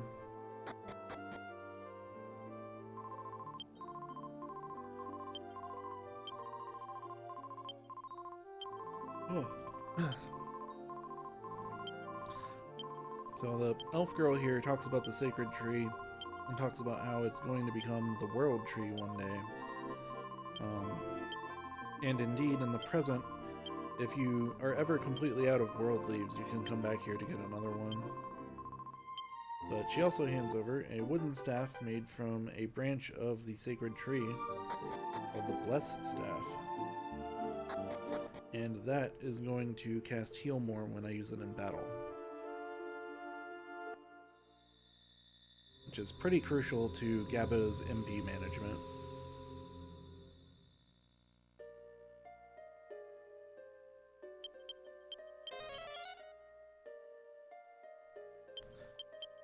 And we're going to Mazar.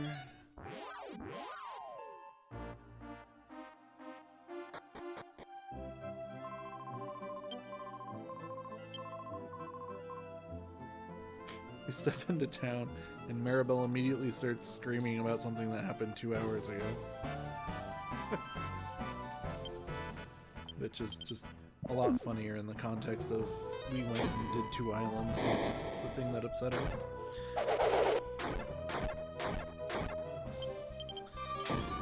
This evil well here is not the same evil well we fought. It has like half as much HP. It's the random encounter version.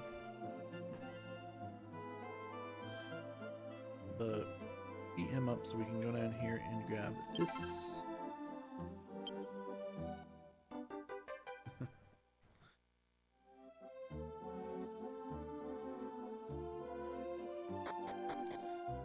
Now we're going to go back to the house here and talk to Nicola, and we're going to give him back his broken magic carpet.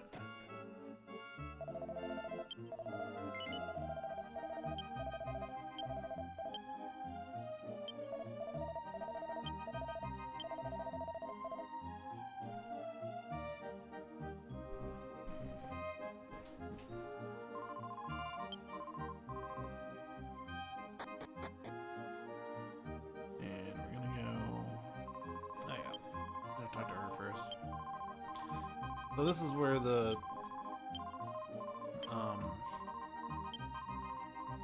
maybe she doesn't completely give it away. She just tells me to go check on him.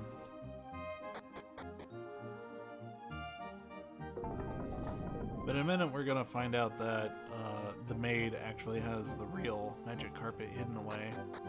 She specifically hid it so that he would stop trying to give it away to people.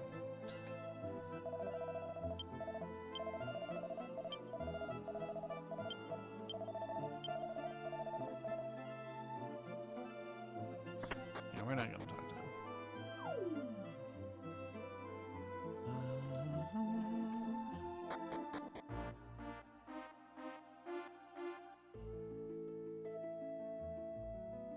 Maybe we actually figure that out later, I'm not sure. For now, We're gonna go to Crage, the present version of the place we were just at. The Sacred Tree. And in the present, the place has a lot of waterways.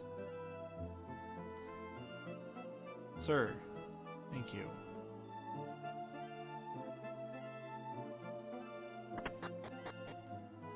Back here, go down here. There's some items you can get in the room the maid is guarding, but talking to her takes a minute. But it's like backup gold, I think.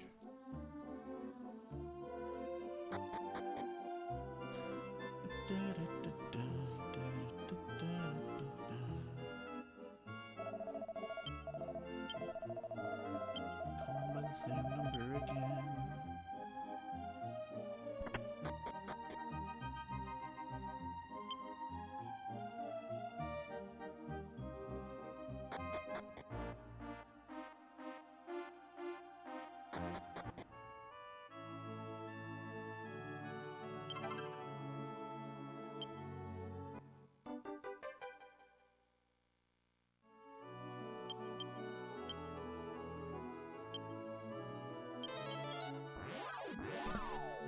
Imagine calling somebody 3 times and not leaving a message, but continuing to call.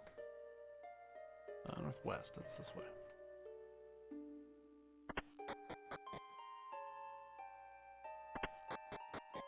Northwest, center pedestal, lit red.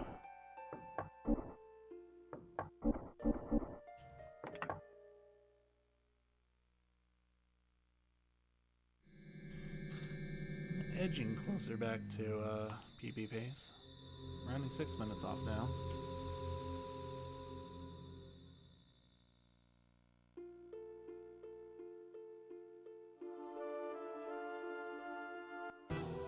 Hey, this one's sunshine when we get here.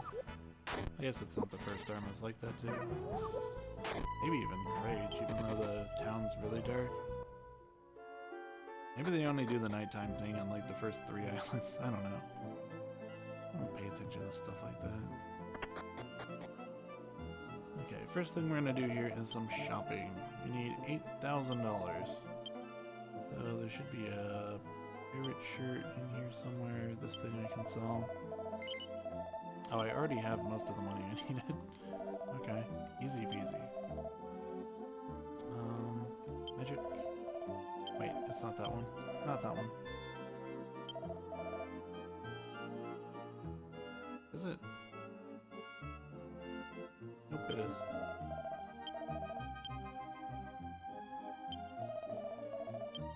Yeah, organize my items. I must have missed a tidy somewhere. Even though I flagged them all in my notes with exclamation marks, I still managed to miss it. Oops. Do want to equip that.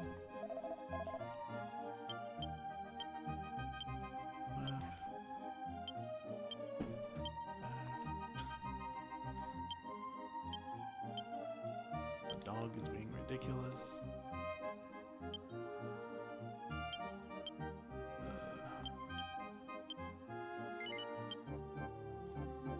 Make sure they both have one of these.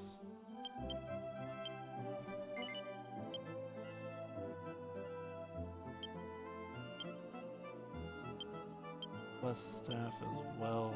Give that to Maribel for now.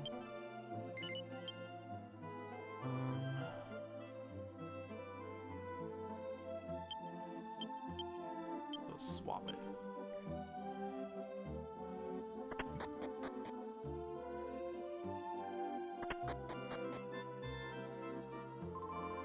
Okay. So the story in this town is that this town is basically the movie Groundhog Day. Every time you use the inn here, the town resets. You find out that this girl, Amy, who works in the inn, fell down the stairs in the morning and hurt herself.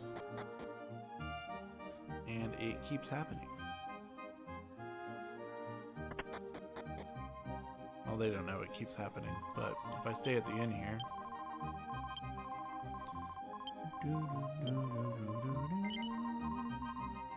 Nice gold.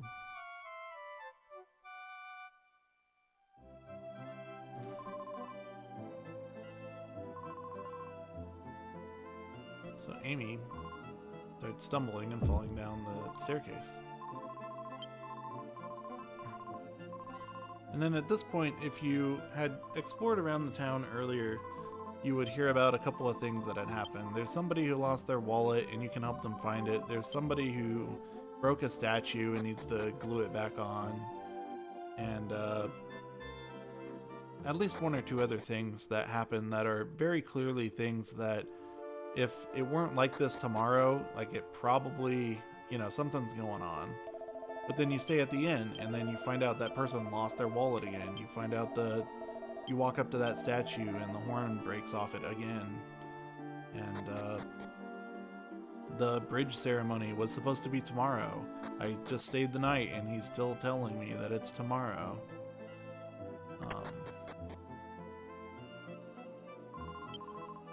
But in the case of the bridge ceremony, I have to stay 2 nights. But the bridge guy just told me, no, you must be mistaken. It's actually tomorrow, not today. So we're gonna try one more time.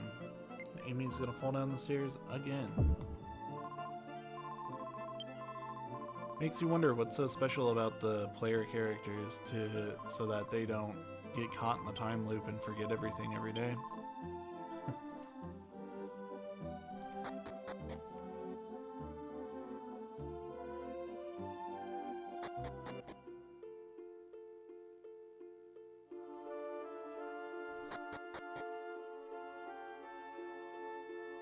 Alright. We talked to the bridge guy. He says, what? You say I said the same thing yesterday. What do you mean? You think we're getting stuck in some kind of a loop or something? And then he tells us there's some other guy that has the same theory. So I should go talk to him. Let's get past town and go this way. There are metal slimes out here, but I'm not going to fight them if I run into them. There's also these really, really ugly cactoball recolors.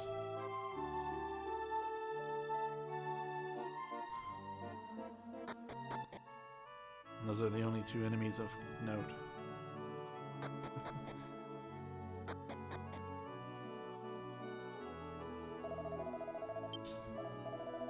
Alright, so we talked to Ballock here.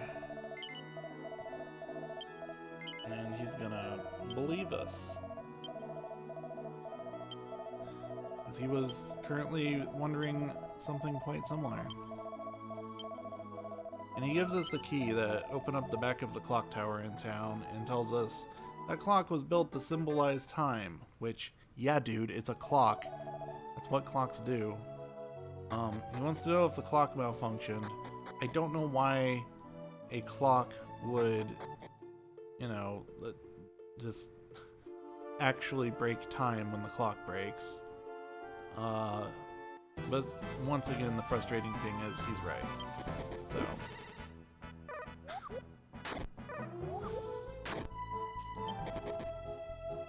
This game has a surprising amount of the frustrating thing is he's right.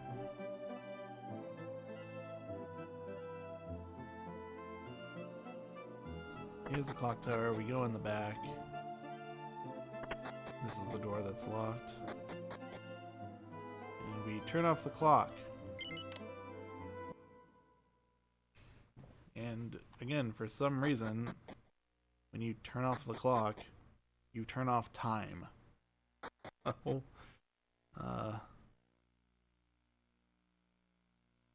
Yeah. It's very quiet now.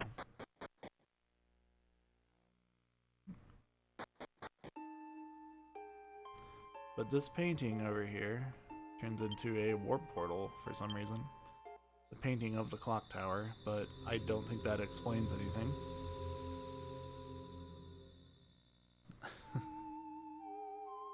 They spent too much of the budget on it. I think the other one's an evil pot.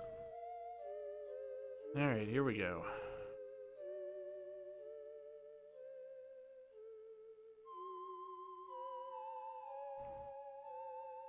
So...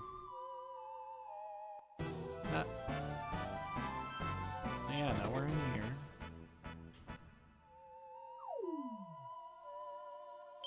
I don't think this dungeon has metal slimes in it, but otherwise it has pretty much the same monsters that are outside.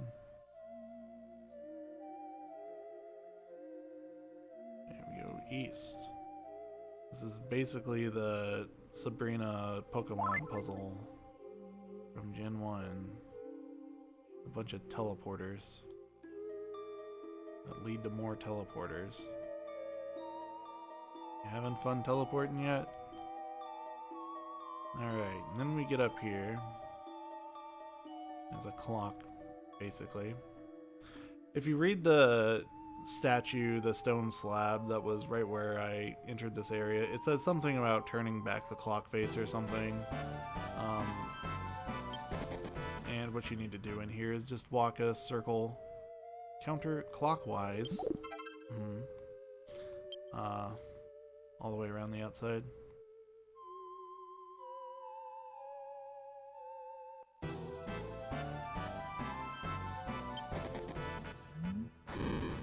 The monsters just leave me alone.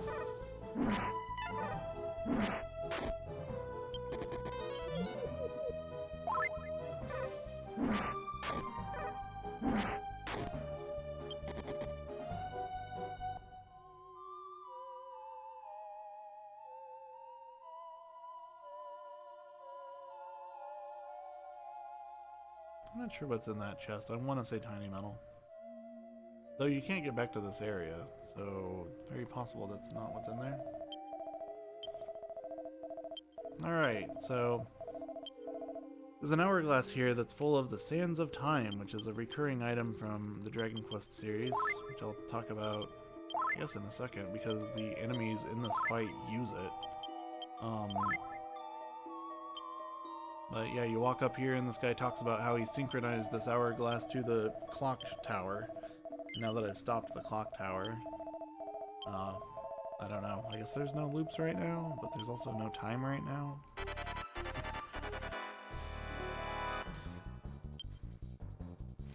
Okay. So, time sage and 2 Maki Makis. These Maki Makis, again, can use the time sand, which will reset the fight, and it's very obnoxious. But it's also an amazing item after I beat the boss and I got it myself. Maribel. Time Sage himself isn't too scary. And neither really are the Maki Makis. It's just annoying that they can reset the fight. You have to kill them. It takes like 3 or 4 turns to kill them, depending on how Sword Dance is targeting today. Heal, right? No, you're not on heal. Trying to blind me. Didn't succeed. We're starting over. The obnoxious thing about Time Sand is that it doesn't reset your tactics. To do that again. And this fight can basically take as long or as little time as the Maki Makis decide it should take.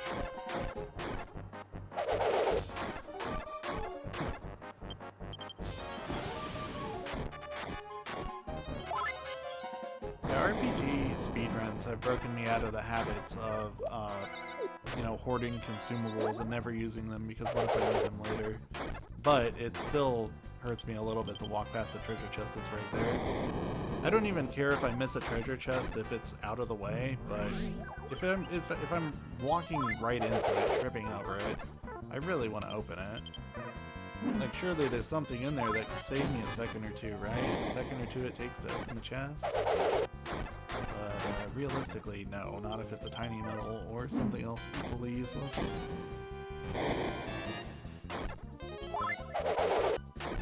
Also, we win the fight, eventually.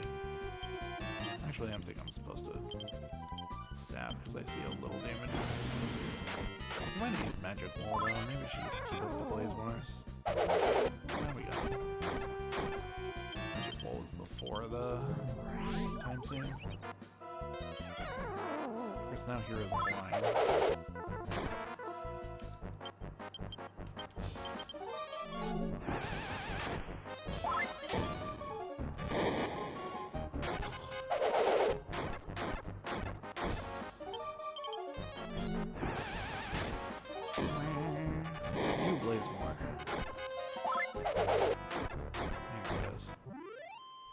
With Sword Dance, you can tell when the boss is dead if it doesn't do the animation all 4 times.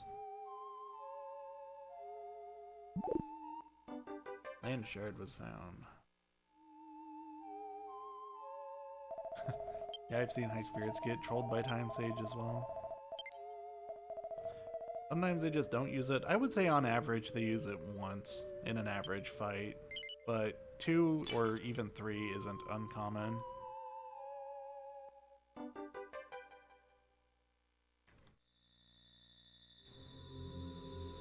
Neither is 0.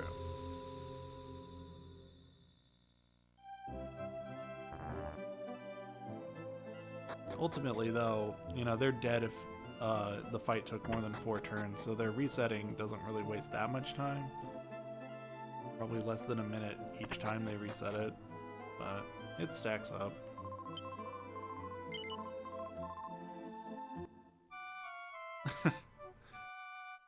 Yeah, was it actually a good idea to destroy that? I don't know. The Time Sage did make a comment about how destroying it would fix everything, but you would kind of think that you should unplug it first or whatever.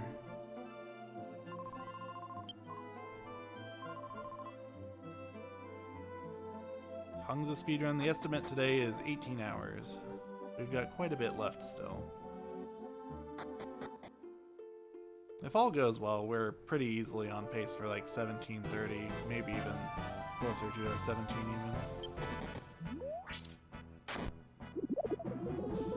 Also, that's including all the credits too.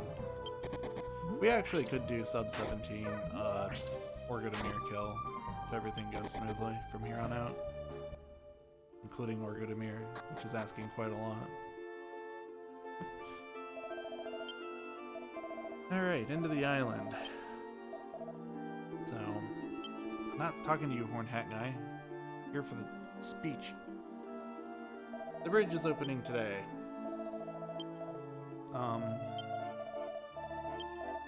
Yeah, there's not a whole lot else going on in this island. You do find out from eavesdropping on some people in a second that the dude we talked to off in the house on the east, he is the biological father of the girl who falls down the stairs in the morning. I'm sure he's proud. But yeah, it's not super duper relevant or important. Not in the big scheme of things anyway. There isn't really a whole lot else going on in this town, even in the present, that's required for the speedrun. There is a painting of Amy in a tower that we're going to visit that this dude built, but not like I even interact with the painting.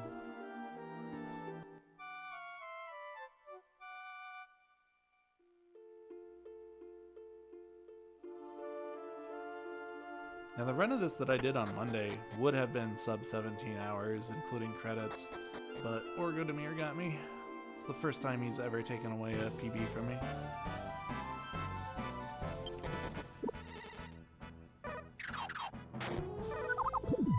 Alright.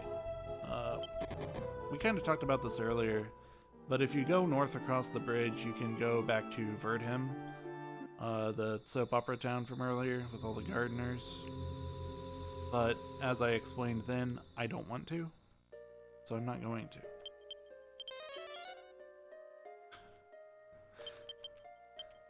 Engow.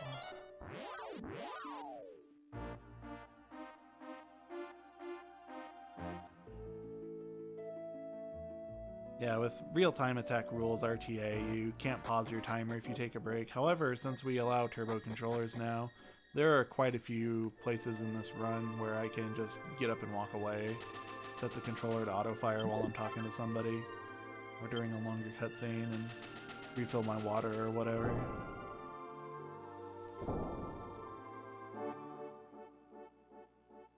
I was already thinking about learning this run before we changed that rule, but the rule change is the reason I'm not playing in Japanese. I would not have done this run in English without turbo controllers being allowed. I do not know how High Spirits used to do it. I'm going to rotate the camera so I don't fall in this hole, even though it's going to cost me a little time.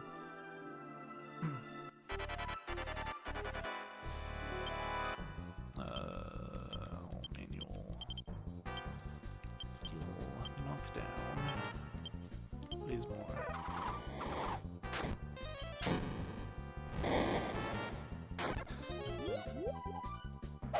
Well, High Spirits was running this in like 2015, 2016.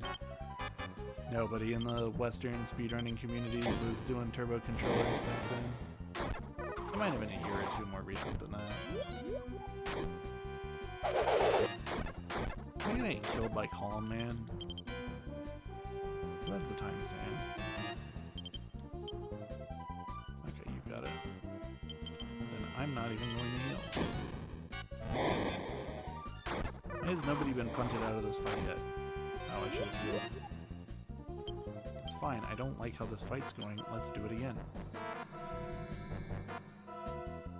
Another comment on the time zone.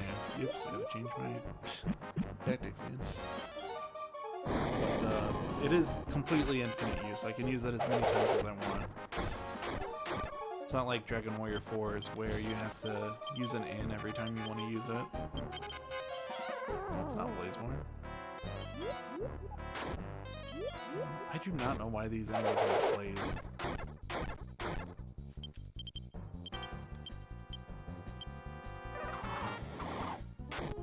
I also don't know why knockdown is not hitting them.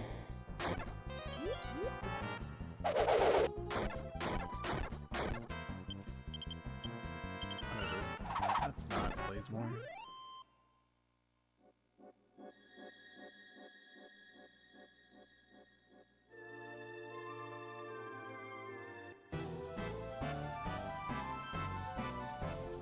Slimes. Sword Dance doesn't hit metal slimes. I have absolutely no tools to fight a metal slime. That's why I'm running away there.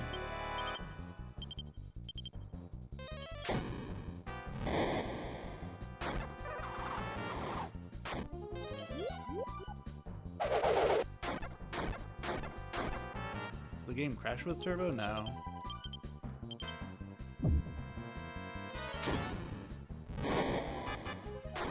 Still a little quiet. I can bump it up a little.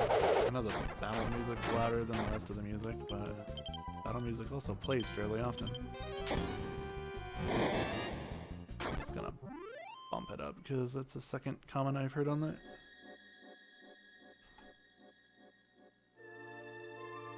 Okay.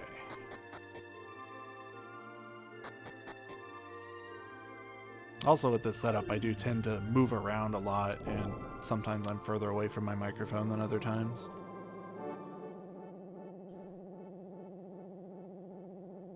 Normally when I'm streaming console games, I'm sitting on the floor in front of my couch, but that destroys my back, so for this game specifically, I'm sitting in my computer chair.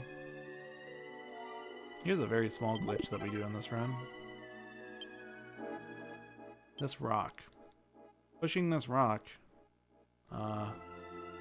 allows me to do this. Not that. You can just go straight into the wall. Go away, Farewell Crags.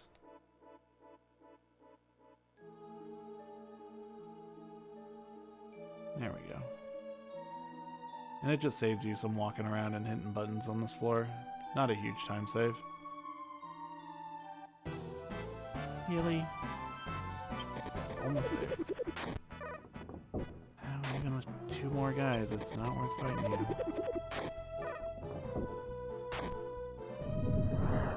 Do not kill my hero.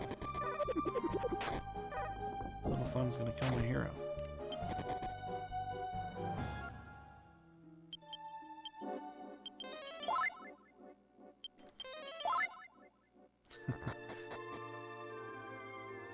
There's another out-of-bounds clip in Melvin's Tower later that I could not figure out, but it saves even less time. In that one, the Japanese runner I was watching seemed to just walk straight into the wall, and I couldn't figure it out. Because he was rotating the camera as he was walking, and there's probably some specific setup he's got going. But I couldn't reproduce it and didn't really care enough to ask anybody.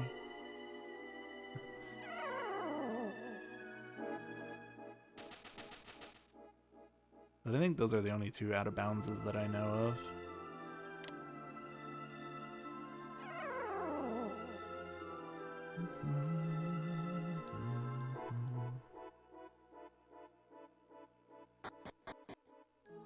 kind of wonder if you could go out of bounds like in the Colorstone mine or somewhere else that you push things like that.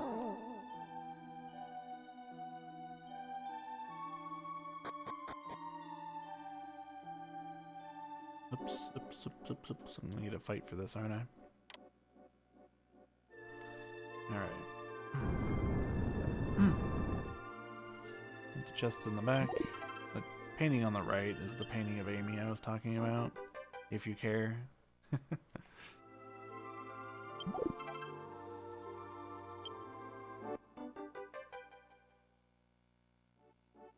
Oops.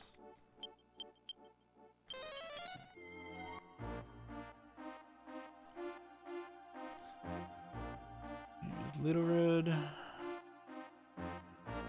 Somewhere. Here it is. Okay, start walking toward the Doc's house.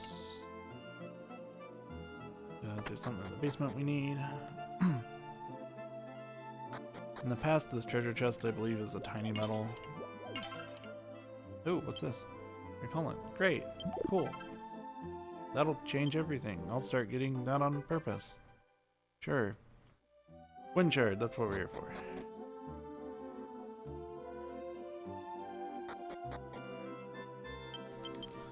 Return to Litterid, just to move our boat, and to get out of town a little faster.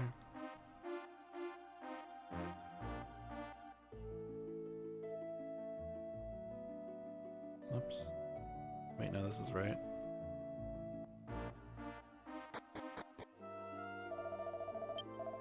Okay, so earlier we took the scholar away from here, and took the skull with him. And now, apparently, this guy's charging 10 gold to come inside, and there's a skull here. But if you inspect the skull, you find out it's actually a crudely made reproduction. So that the guy who was previously standing outside charging 5 gold to get in is now inside the tent running the scam from within. And he has a fake skull, and he's charging 10 gold now to look at it. Down here.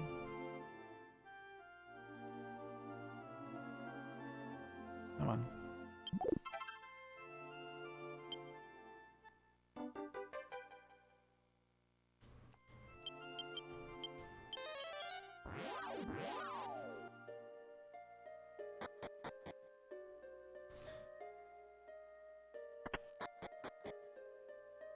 Oh yeah, I keep forgetting about this visit we have to do here.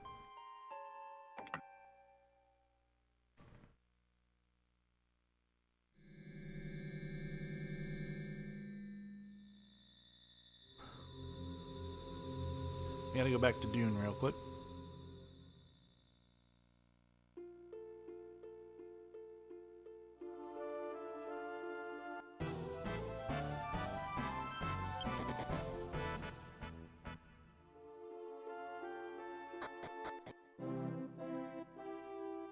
Go in here. Nobody we need to talk to in here. We just need to go in here and grab I went the wrong way.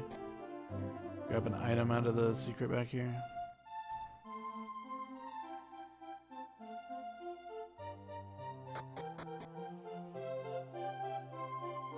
Is it still low after I bumped it a second ago? I can bump it a little more. Third chest, right? Yeah.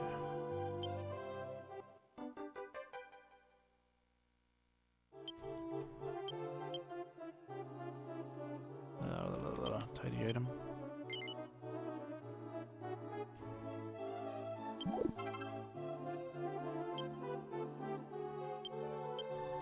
I don't have outside magic. Actually, no, I have to walk out of here.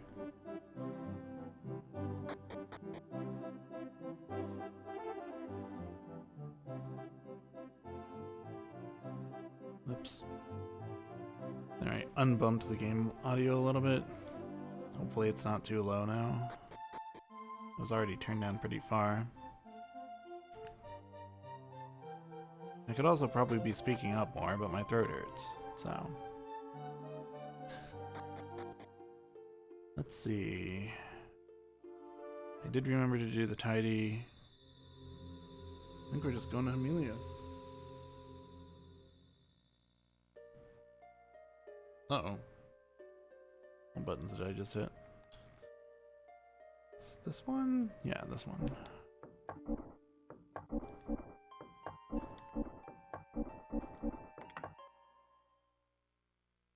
Oh, I reset my timer. That's what I just did. Ouch.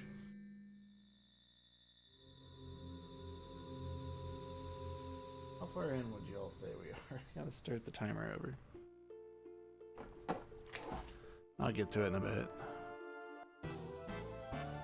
I know we were somewhere around 8 hours, 8:30. There's a couple cutscenes in here where I can figure it out. Oops. Restart the run. I don't know about that.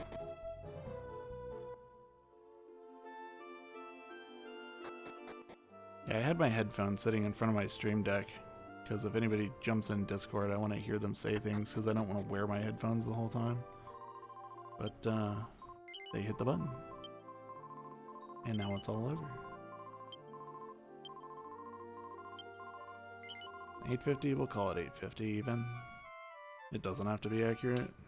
So, have to be super accurate. Oh, my keyboard's off. 50. Ooh.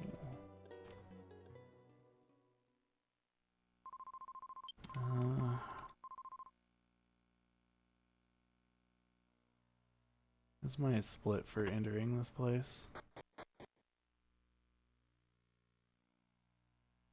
Enter Little Road.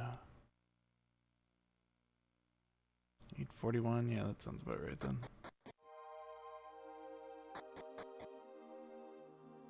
Bonk. There we go.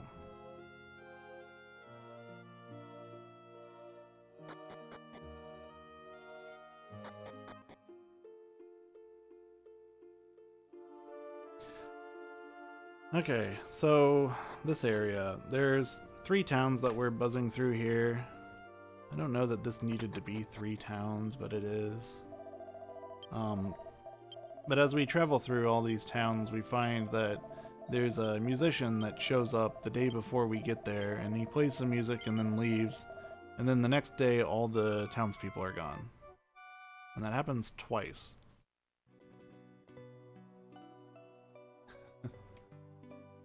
But I think it's a PB. I'll retime it later. It's fine. I need to skip a bunch of splits. I'm currently 10 minutes behind PB, so...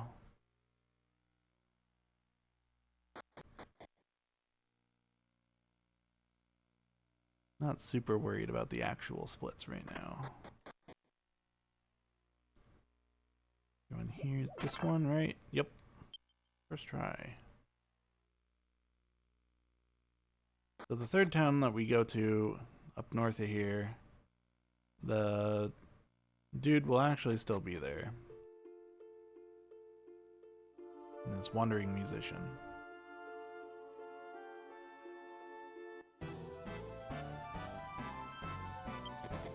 And so will these 3 nailmen.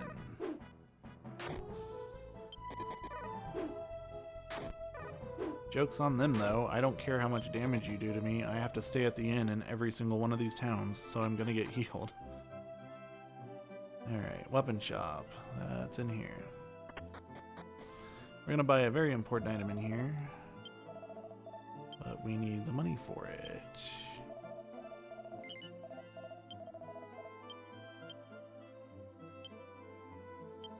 Hero has the blade boomerang equipped, really?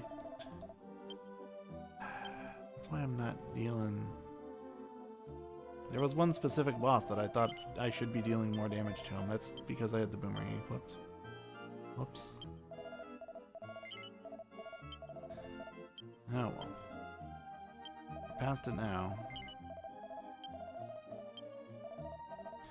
The item we're buying is the Flame Claw. Gabo can use this to cast fire or Blazemore in battle. So now he's got decent damage he can do.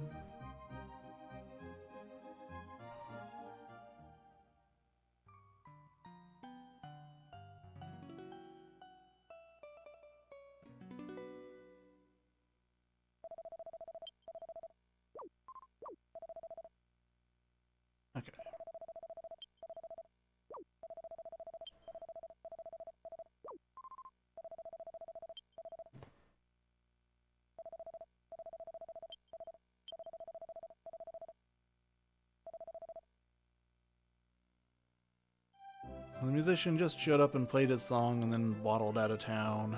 And he inspired the innkeeper. The innkeeper says, I'm going to give people discounts.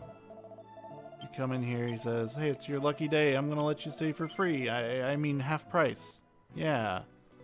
That's how we stay for half price.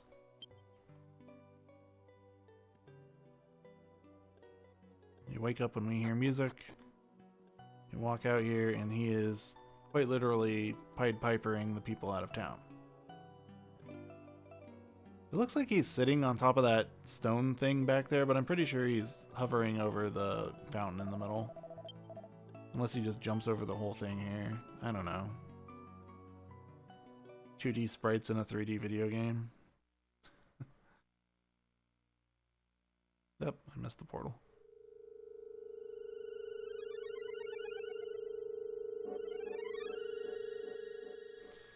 Okay, now we gotta climb this tower. Chase this guy down, figure out where he's kidnapping all these people to.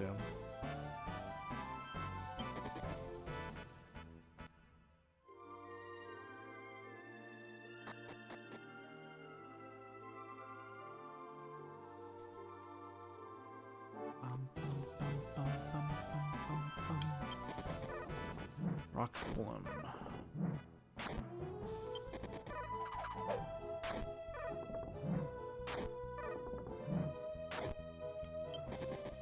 Come on, let me go.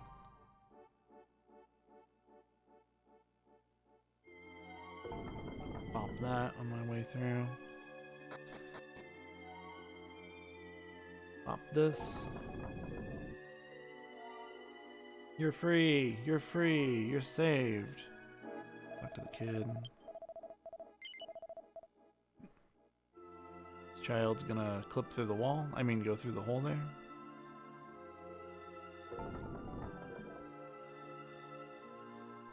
The next time we see somebody go through that hole, it doesn't rotate the camera, so you just quite literally watch the thing go straight through the wall. No, this is fine. Thinking of the present again.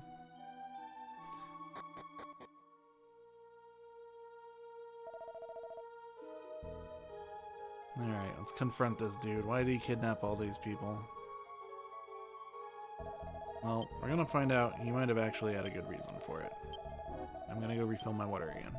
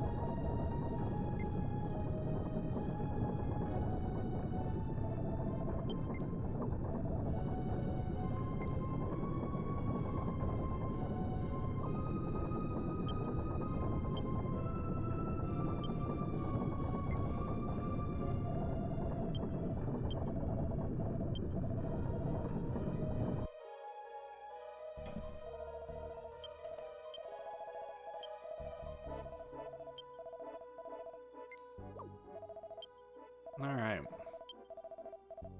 So, the whole world flooded.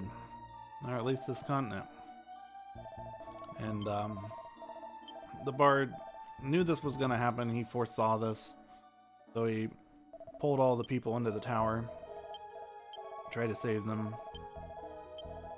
And he says, all that's left is to go fight the guy, but unfortunately I'm old. So somebody else is going to have to do it.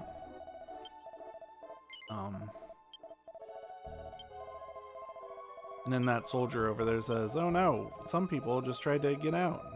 The bard's like, what? How'd they get out? I had locked the doors.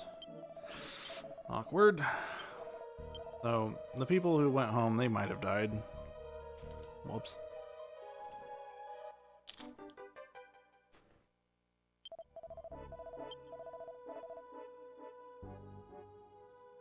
Alright. He gives me a wind shard for some reason. Says it's a lucky charm.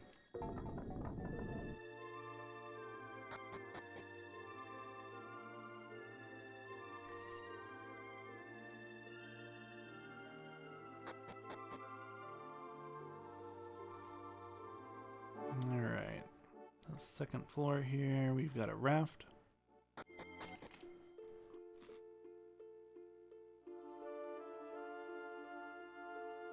Fortunately, the flooding's not very deep, only about 1 story worth of the tower.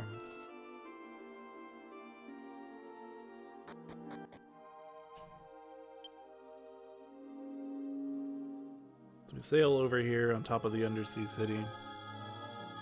That strange birthmark starts to glow, the one that was glowing earlier when we accidentally read the script in the ruin at the beginning of the game.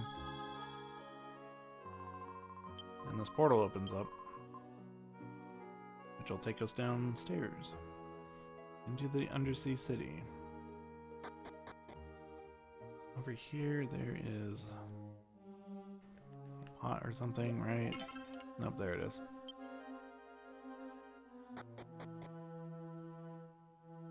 And then we shove this out of the way.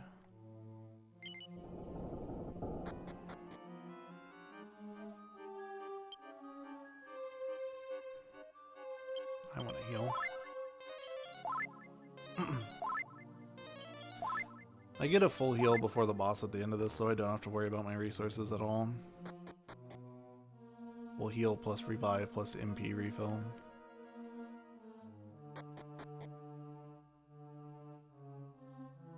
The future. Now this is the past. We'll go back to the future in a minute. First we had to do this stupid puzzle room.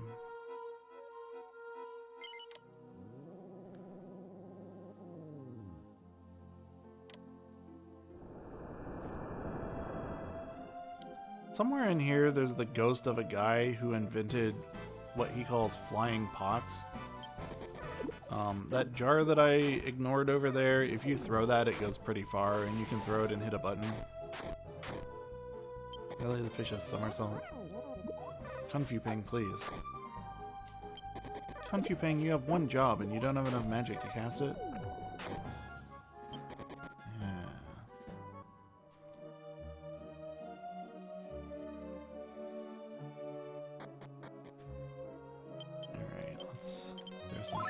Out. So yeah, this is going to be a big puzzle here where you throw pots to hit the buttons. If you run out, you have to leave the room. And I need to not forget to hit this button. And I didn't. There's a trick shot you can do with this pot from here.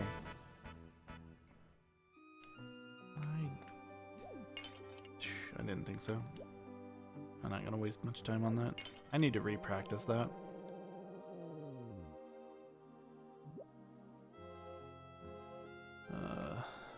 Pop you.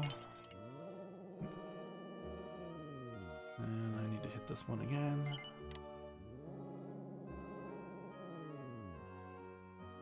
This.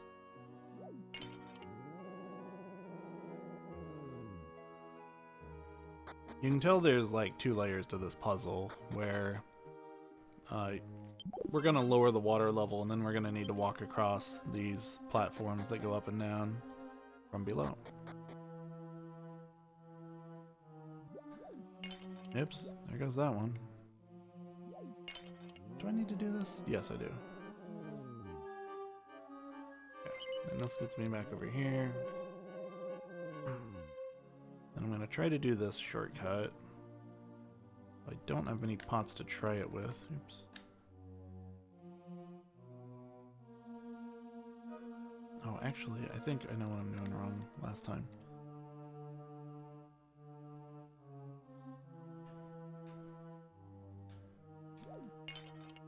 Didn't do it.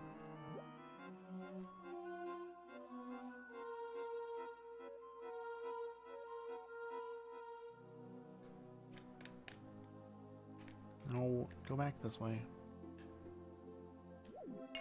Didn't work. Okay. Abort. It's real easy when I'm practicing it, but then I do it in a run.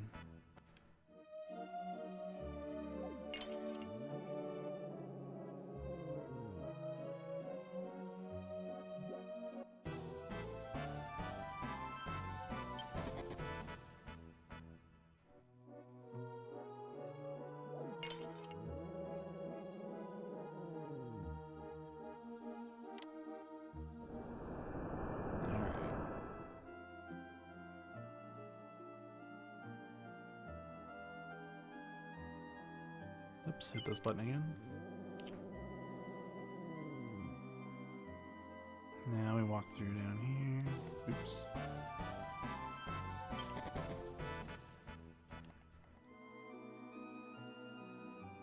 Over here.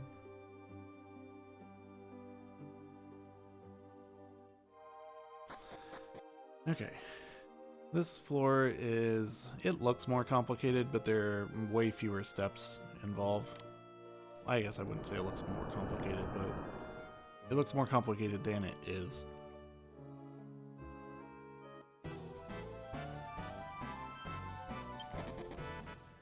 So you just lower the water level, and then I'm going to hit this button so that I can grab this treasure chest.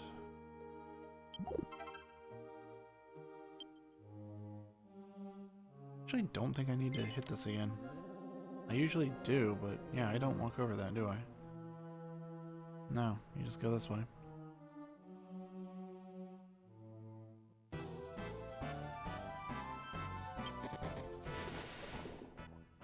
Evil turtle.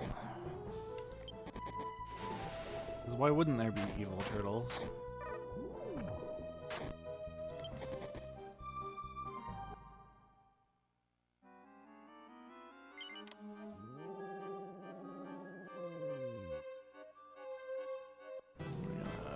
The lever to raise the water again.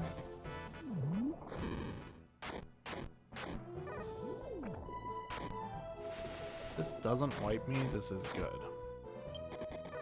It might wipe me though. I might have let my health get too low. I don't want to heal that because what's coming up next, but I really should.